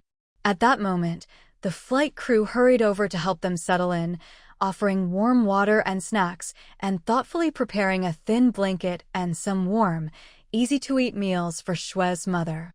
Shue's mother whispered in admiration, "So considerate, really so considerate." Shui Ling nodded absent-mindedly. "Everything's been thought of, every detail taken care of, so thorough and considerate." Shue's mother couldn't help but whisper, "When we get back, third brother must thank young Master Qing properly. We really must thank him well." "He will," Shui Ling murmured, eyes half closed. A little over 10 minutes later, Shue's father was brought over by ambulance. Lin Qingji, along with several assistants and bodyguards, stepped forward and helped transfer the elderly man, bed, and all onto the plane. Once everything was arranged, the plane quickly took off. The crew guided Cheng Tianyuan over to sit beside Shui Ling. Shue's mother asked anxiously, "Yuan, how is it? Is your dad all right?" It's fine, Cheng Tianyuan reassured her gently. "Dad's condition is stable, and he's still on N4. Qing arranged for a doctor to come with us, and he's right by Dad's side now." Shui Ling was still worried. "Is Dad's hospital bed?" "It's all set," Cheng Tianyuan interrupted softly. "The bed is secured at all 4 corners, and Dad is strapped in with a seatbelt." Shui Ling finally relaxed, sighing with relief. Everything was arranged so perfectly, even with such short notice. "We really owe Qing Xiao so much this time." Cheng Tianyuan smiled kindly. He said, "We're all family, no need to be so polite. Once Dad's better, we should invite him over for dinner often." "Qing is such an outstanding young man, there's nothing more to say." "Exactly," Shue's mother chimed in. "We must invite him over for southern food, and not just once." Cheng Tianyuan asked, "Who did you leave behind at the villa to handle things?" "Ah Chow," Shui Ling replied. "It was Qing Xiao's friend Li Beihai who came to pick us up.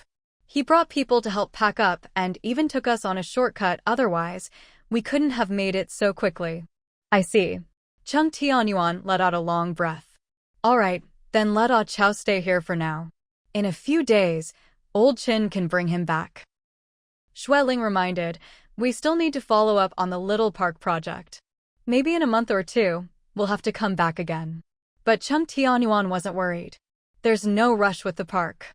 We'll build it slowly. First, we need to find a professional designer, then take it step by step. As long as it's done by the 1-year anniversary of my mother's passing next year, that's enough." "Plant lots of beautiful flowers and plants," Shue's mother interjected. Sistering loved pretty flowers, especially those that bloom all year round. Shui Ling nodded. Got it. There's no rush. We'll discuss it properly once we're back." After days of tension, knowing they'd be back in the capital in just over an hour, the 3 of them finally relaxed and soon dozed off in their comfortable seats. On the other side of the cabin, Lin Qingji was reading under the light, occasionally sipping warm water, looking calm and at ease. After a while, he pressed the intercom. "How is Mr. Shui? Has he woken up?" The assistant replied, "He hasn't woken up, but all his vital signs are normal. The doctor is right by his side and just changed his glucose drip. Madam and Mr. and Mrs. Chung are all asleep. The lights and temperature have been adjusted to the most comfortable settings." Lin Qingji gave a soft and instructed, "Have the chef prepare some light soup and porridge, make it as tasty as possible. Serve it to Uncle Qing and the others before we land." They'd been busy caring for the patient these past 2 days, worried about Mr. Shue's condition, and probably hadn't eaten or slept well. They'd arrive in the capital around 11 and still have to take the elder to the hospital. By the time they got back to Xian Yuan, it would be after midnight. It was best to have some food ready, no one should be running around on an empty stomach. The assistant agreed. Lin Qingji glanced at his quiet phone, feeling a little itchy inside. If he didn't have to keep it off, he'd have liked to send someone a picture or at least chat for a bit. He'd been busy on a business trip these days, and the other person was busy with final exams. They hadn't had time for a video call or a proper chat, only sending the occasional voice message or photo whenever they had a spare moment, waiting for the other to reply when they could. This business trip had gone very smoothly, and he hadn't expected to be able to help out on the way back. What a bonus. The fact that, In a moment of need, he was the one they thought of, and that they entrusted their closest family to him showed just how much they trusted him. Letting their family interact with him so openly was another big step forward in their relationship. Lin Qingji smiled to himself, feeling extremely happy. A little after 11, the plane landed safely at the capital's airport. Soon after, Shue's father was transferred to a medical vehicle from the convalescent home. Shui Yang carried his grandmother off the plane, with Cheng Tianyuan and Shui Ling following hand in hand, and Lin Qingji and his assistant bringing up the rear with the luggage.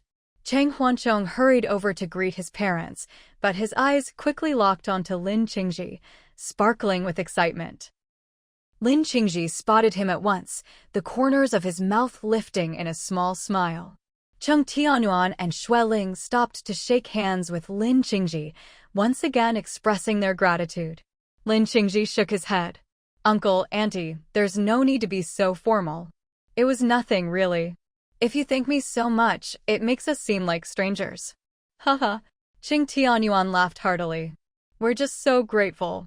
Really, thank you so much." Shui Ling nodded and smiled. "We'll go settle the elders first. Another day, you must come to Xi Yuan for a meal so we can properly thank you. Promise you'll come." "Thank you, Uncle and Auntie," Lin Qingji replied with a gentle smile. "I'll come whenever you call." Cheng Tianyuan and Shui Ling hurried off. Cheng Huancheng stepped forward to take Lin Qingji's luggage, whispering, "Thanks." Lin Qingji smiled slightly and replied quietly, "No need for thanks between us." The two of them walked down the steps side by side. Cheng Tianyuan was busy greeting Shui Huan and handing over some of the medical reports from the past few days. Shui Huan and Cheng Huanran decided to go with the medical vehicle to the convalescent home, while Shui Yang and Cheng Huancheng would take everyone else home first. Cheng Huanran calmly made arrangements. "Grandpa's condition doesn't seem serious. Uncle Huan and I will go with him. Everyone else is tired, go home and rest. Don't all crowd into the hospital. Get some sleep, and we'll take turns visiting tomorrow." "All right. Okay. Thanks for your hard work." Cheng Huanran nodded gratefully to Lin Qingji, then closed the car door. Lin Qingji waved back with a graceful smile. Off to the side, Cheng Huancheng pretended to look at the scenery, lowering his voice. "You're like the family's big hero now." Lin Qingji kept the same gentle smile, murmuring, "A hero is fine, but I just want to be part of your family." Cheng Huancheng's ears turned red. Someone's sharp eyes caught it right away and teased, "What? Not going to give me any hope?" Cheng Huancheng pretended not to hear. "Are you taking a car home? Need me to give you a ride?" Lin Qingji chuckled, a hint of fondness in his eyes. "All right, you take me." Cheng Huancheng loaded the luggage into Shui Yang's SUV. "Second brother, you take Mom and Dad home first. I'll give Senior a ride and come back later." "Sure." Shui Yang laughed. "Don't forget to buy a late-night snack. Make sure you thank Qing Xiao properly." "Yeah," Cheng Huancheng agreed. A few days later, Dad Shui was discharged from the hospital. His spirits had recovered well, though his face was still a bit pale. Cheng Tianyuan and Shui Ling brought him home and helped him sit on the living room sofa. Mom Shui, cracking sunflower seeds, snorted and teased him. "Well, you're finally back. So, how was it? One bottle of yellow urine and you're gone for 7 or 8 days, turning the whole household upside down, getting everyone's care and attention. Must have been quite the treat, huh?" Dad Shui grinned sheepishly. "Never again, never again." "Oh."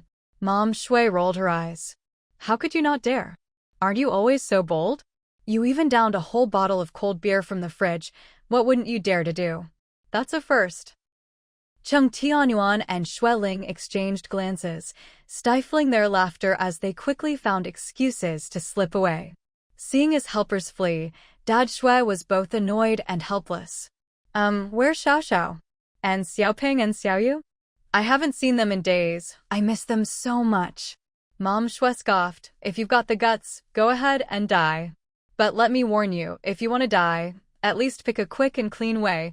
Don't make everyone run around after you in circles." Dad Shui hung his head like a child who'd done something wrong, hands on his knees, looking sincerely apologetic. Never again, really never again. Mom Shui huffed. How old are you now? Nearly 100. Don't you know your own body by now? At our age, even climbing stairs is tough. A few steps and you're out of breath. You should be resting, lying down, putting all your energy into your health. Who knows what could happen every few days. But you? You weren't even sick. You made yourself sick. If that's not asking for trouble, what is? Are you tired of living? If so, just say so. Always making trouble for the younger generation. Never again. Dad Shui pouted, putting on a pitiful, weak act. Dear, I just lost my head for a moment. Don't be mad, don't get yourself worked up. I've regretted it so much these past few days, really. Mom Shui finally calmed down a bit, taking a few deep breaths. How old are you? What delicacies haven't you eaten? Birds in the sky, fish in the sea, animals on the mountain, things swimming in the river, what haven't you tasted? Your stomach's never been great, and decades ago the doctor told you not to eat or drink anything cold. But you decided you'd had enough of life, got all willful, just like those TV ads, let yourself go. No. Dad Shui tried not to laugh. If I let go, I'd leave you all alone, wouldn't I? No way. To spend a few more years as an old couple with you, I'd beg the heavens for more time. I'd do anything. Get lost. Mom Shui scolded. Stay away from me. Don't cause me any more trouble. If it weren't for you, would we have had to rush back to the capital in the middle of the night? If it weren't for young Master Qing's help, you might still be lying in that Rongqing hospital. Dad Shui shrank his neck. Dear, I really was wrong. I promise, from now on I won't eat or drink anything cold, not even a sip. Not even if you beat me. I don't believe you. Mom Shui snorted. What's your promise worth? You promise now, but turn around and sneak a drink, right? Tell me the truth. Have you been sneaking drinks behind my back? The way you did it last time, you were way too practiced. Clearly a repeat offender. Dad Shui pulled a long face, looking aggrieved. No way. That was the first time, really the first time. I won't do it again, really. I don't care. Mom Shui waved him off. Don't bother making promises to me. The ones who suffer are Ah Yuan and your grandkids, not me. Ah Heng, Ah Huan, and Jilan all had to help, everyone running around after you. The moment you get sick, you're the sun, and the earth and moon have to revolve around you. You're something else. Dad Shui chuckled quietly. The moon revolves around the earth. Get lost. Mom Shui laughed and scolded, but the earth still revolves around the sun. And the solar system revolves around the center of the galaxy. Why don't you say you're the center of the galaxy? Dad Shui scooted closer, grinning cheekily. How could I say that? You're the center of my galaxy. Whatever you say I am, that's what I am. Mom Shui was amused, giving him a playful glare. How many lives do you think you have? There won't be a next time. Dad Shui quickly clung to her hand, nodding like a puppy. Yes. Absolutely no next time. Hiding behind the living room display shelf, Cheng Tianyuan was secretly laughing and sent Shui Ling an okay emoji. Wife, just as you predicted, it didn't even take 3 minutes. Shui Ling was lying in bed, being lazy. After reading the message, she chuckled and replied with a smug I knew it emoji. Then she closed her eyes to rest. She'd been exhausted and stressed lately, running around in the hot weather, and her appetite had suffered. After this busy half-month, she'd lost 10 pounds. At first, she hadn't noticed, until her mother mentioned it yesterday. When she weighed herself, she realized she'd lost that much. In recent years, Shui Ling had been a bit plump. After all, she was in her 50s, no longer as slim as in her youth. A little plumpness made her look healthy and prosperous, with a rosy complexion. If it had been from exercise or healthy dieting, her skin and energy would have looked great, but this was from exhaustion and grief. Her skin was loose, and her complexion was terrible. She needed to rest well for the next few days, exercise in the mornings and evenings, and hopefully recover some energy. But she'd only just dozed off for 10 minutes when her phone rang. Half asleep, Shui Ling fumbled for her phone and finally grabbed it. It was a call from Duo. Lingjie, where are you? Are you free right now? Zhang Duoduo's anxious voice came through. Xiaotong is about to give birth. She's in the hospital now. She's really emotional. My mom and I can't calm her down. What? Shui Ling was instantly wide awake. What's going on? Calm down and tell me. Zhang Duo was almost in tears as she explained. She's already past her due date, and today she finally went into labor.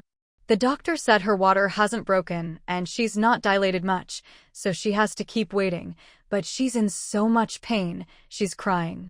My mom and I feel so bad, we even asked the doctor if she could have a C-section. But the doctor said she's fine for a natural birth and has to keep going. She's crying and yelling at me, and she says she wants to see you. Shui Ling jumped out of bed. Tell her to wait. I'm coming right now. The driver rushed Shui Ling to the hospital, heading straight for the obstetrics department. Zhang Duo was waiting anxiously at the door, pacing back and forth, looking like he was on the verge of a breakdown.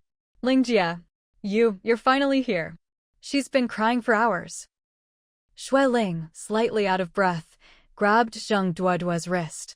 Don't panic, tell me exactly what happened. Zhang Duo stopped, swallowed hard. Tell you what. Shui Ling pulled him aside to a secluded spot and lowered her voice. Duo, I've known Xiaotong for years. I know what kind of girl she is, she's always been strong. How could she suddenly have an emotional breakdown? When she first got the call, she was just worried and didn't think it through. But once she got in the car, she realized something was off. Xiaotong had been in the capital for years, studying and working. Because of Duo, Shui Ling had come to see her almost as her own daughter-in-law. As far as she knew, Xiaotong was a resilient, optimistic girl who had never lost control of her emotions, let alone had a breakdown. Besides, Xiaotong was only in her 20s, not an older mother, and had taken great care of herself during pregnancy, always maintaining a healthy and positive mindset. How could she suddenly fall apart from labor pains, crying and panicking? Zhang Duo's eyes were red as he gritted his teeth. Someone sent her some terrifying videos yesterday and scared her out of her mind. Terrifying videos? Shui Ling frowned. Who? Where are the videos? Zhang Duo replied angrily. They were the kind that delete themselves after viewing. She was shaking earlier, said they were videos of mothers dying in childbirth. She's terrified the baby won't make it, even saying it might be stillborn. She's really unstable. I rushed to tell the doctor. The doctor said she's only 3 or 4 centimeters dilated, but has already called the anesthesiologist to prepare for a C-section in half an hour. She told us to calm her down and be ready for anything. Shui Ling took a deep breath. Do you have any idea who did it? Any clues? I don't know. Zhang Duo ran his hands through his hair in frustration. All I can think about is panic and worry. I really can't figure it out right now. Shui Ling patted his arm to comfort him. You need to stay calm. Don't worry, I'll help comfort Xiaotong. Come on, let's go in. Zhang Duo hurriedly led her into the delivery room. Xiaotong was sitting on the bed, looking panicked and exhausted, cold sweat on her forehead, tear stains on her cheeks. She looked utterly pitiful. Juechun was by her side, eyes red, holding her hand and softly comforting her. Shui Ling quickly stepped forward and called gently, Xiaotong. Xiaotong stared at her blankly, then suddenly came to her senses and cried out, Auntie, before bursting into tears. Shui Ling hurried to hug her, gently patting her back. Xiaotong trembled. Auntie. I'm scared. Auntie, I'm so scared. Shui Ling held her tighter and lowered her voice. Don't be afraid. I'm a mother of 4, I know exactly how you feel right now. Xiaotong, don't cry. Listen to me. We've already investigated the videos. It was a dirty trick by one of our group's competitors, trying to hurt Duo by scaring you. Really? Xiaotong stopped crying, asking anxiously, who? It wasn't just some random person. It was a competitor. Shui Ling gently wiped her tears, her gaze firm. My people are gathering evidence right now. We'll call the police and have them arrested soon. Don't be afraid, those videos were meant to scare you, to put you and the baby in danger. Xiao Tong, for your baby's sake, you have to be strong. Don't let them get what they want. Xiao Tong swallowed, one hand resting on her swollen belly. They won't hurt my baby, will they? Will they? Xue Ling shook her head. They wouldn't dare. They're too cowardly to do anything openly, so they resorted to these disgusting tricks to scare you, hoping you'd panic and have a difficult delivery. Xiao Tong, you need to calm down and keep your spirits up. Don't let those scumbags win. Trust me, once you and the baby are safe, I'll make sure they pay for this. Right. Xiao Tong's panicked eyes finally cleared a little. I can't let them win. They want to hurt me and my baby, I won't let them succeed. Xue Ling smiled, gently smoothing her hair. This baby is the result of 10 months of your hard work. You can't let a few dirty tricks make you forget what's most important. This child is the fruit of your and Duoduo's love, your first baby. He's your precious one. For him, you have to be strong and not let anything shake you. Your baby depends on your strength. If you're scared and upset, he'll feel it too. Only if you're strong will he be strong with you. Xiao Tong sniffled, a hint of anger in her eyes. Auntie, tell me which company did this. Duo and I will never let them off. Xue Ling patted her shoulder. Once you've safely delivered, I'll tell you. Don't worry, we'll make sure those scumbags are brought to justice. They won't get away with it. Right, Zheng Duo said, frowning.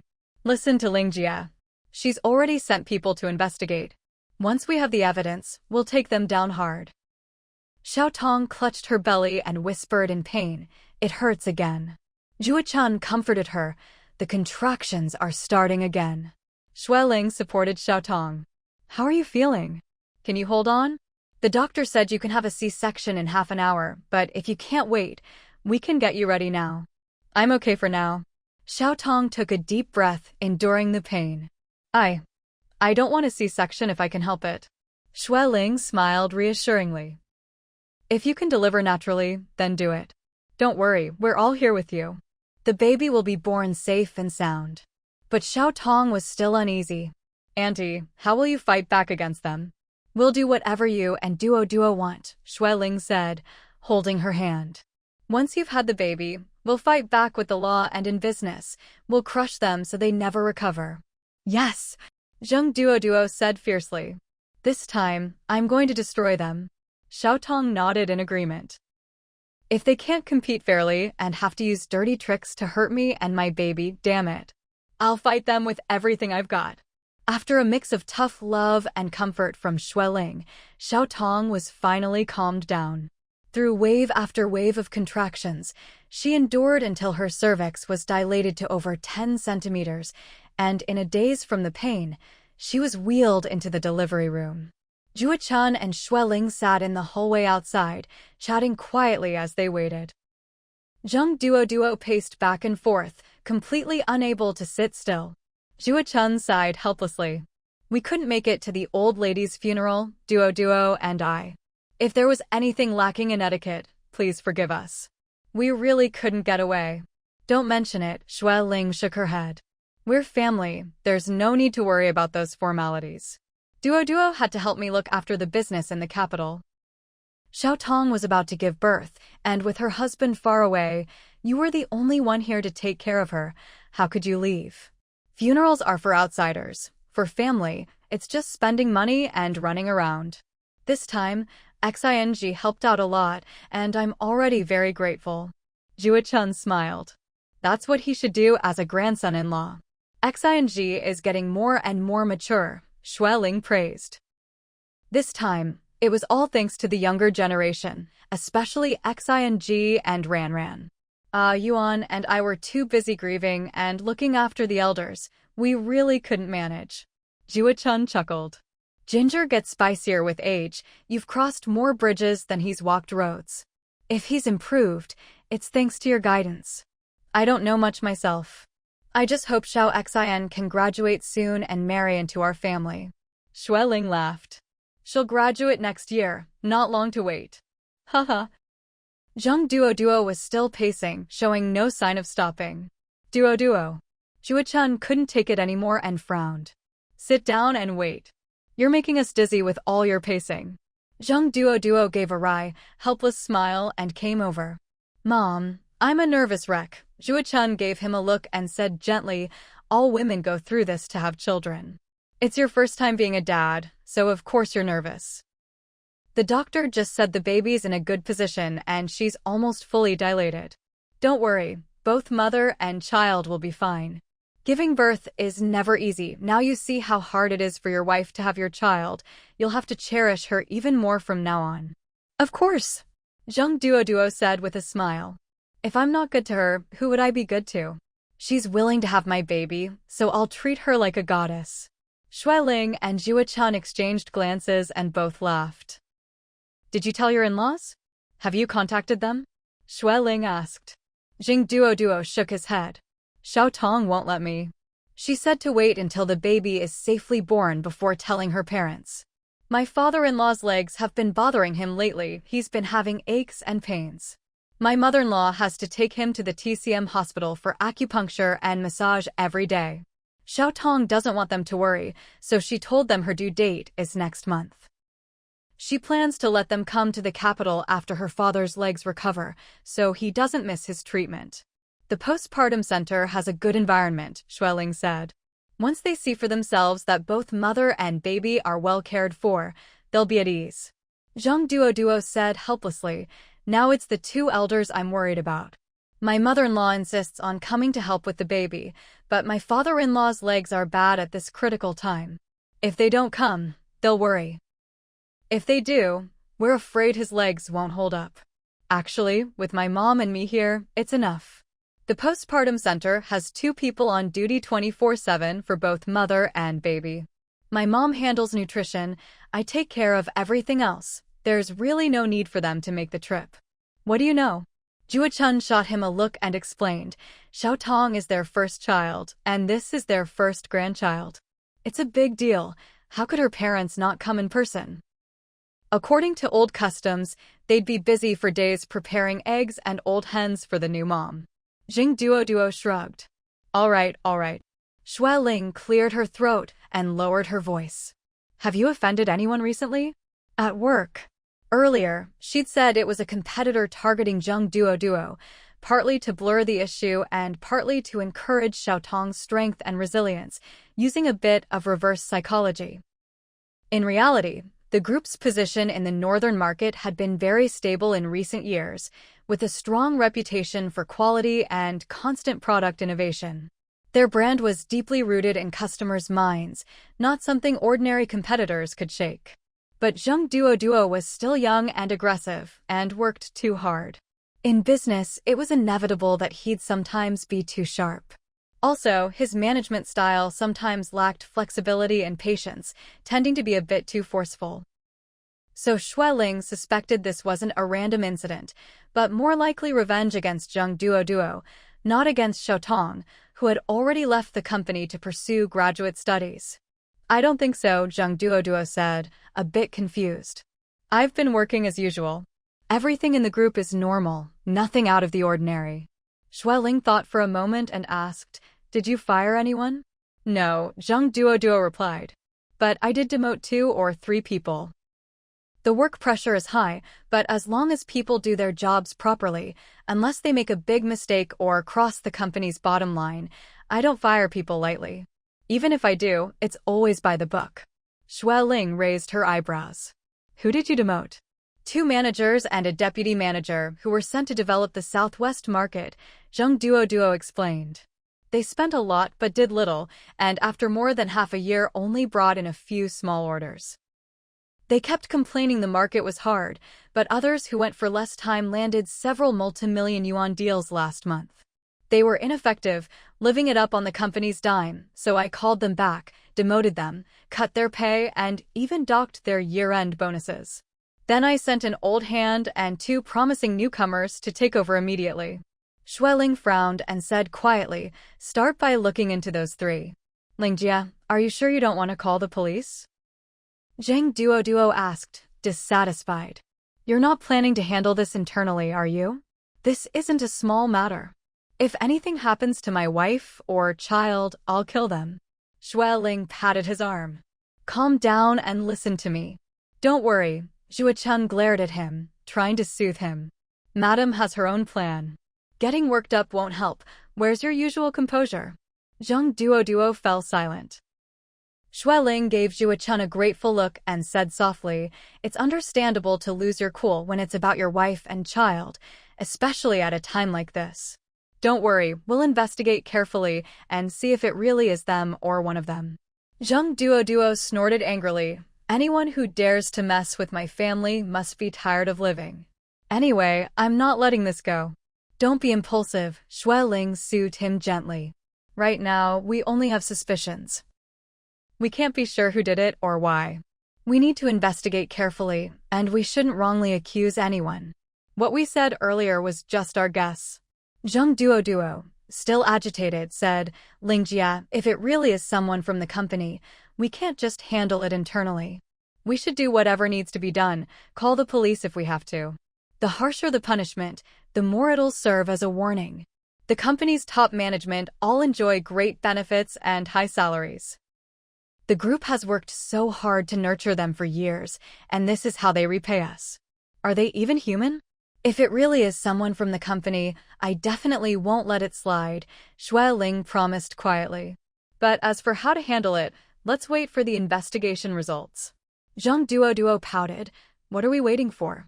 Let's just call the police now." "No," Xue Ling frowned. "If the police start investigating rashly and can't find the cause right away, it'll stir up panic in the company. People will start suspecting and reporting each other, and it'll create chaos internally." Zhang Duo patted his chest. "Don't worry, I can keep things under control." "It's not that I doubt your ability," Xue Ling smiled. "If I didn't trust you, I wouldn't have handed over the whole group to you.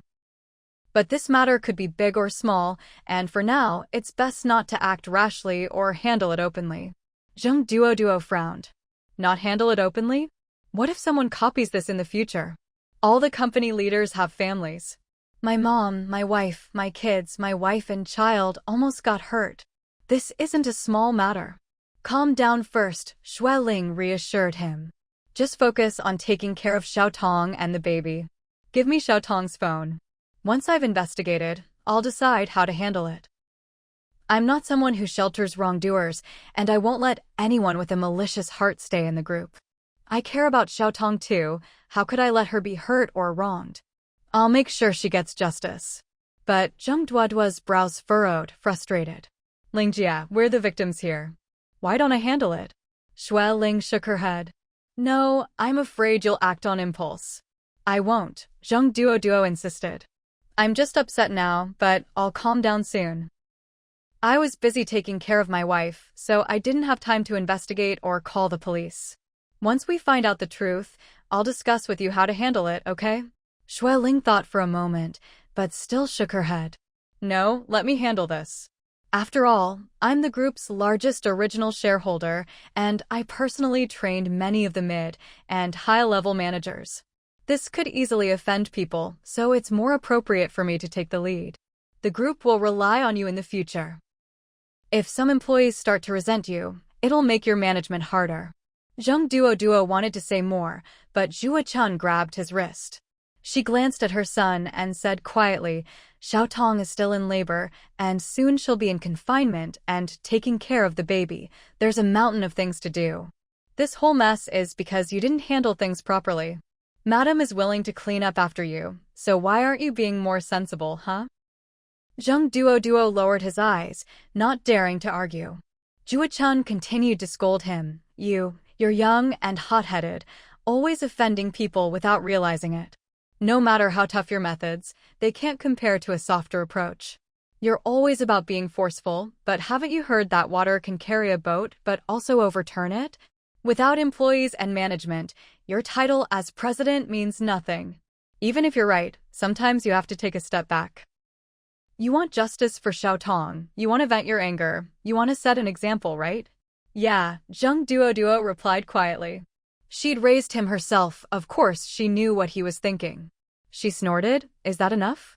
If it's about work, go ahead and be tough. But when it comes to people, you're nowhere near as good as Madam. I don't know your group, but I've worked at Ronghua Mall for over 20 years. All the merchants there still remember Madam and think highly of her. She could make money from them and still win their respect. That shows she's good at handling relationships, especially between superiors and subordinates. If Madam wants to handle this herself, she has her reasons.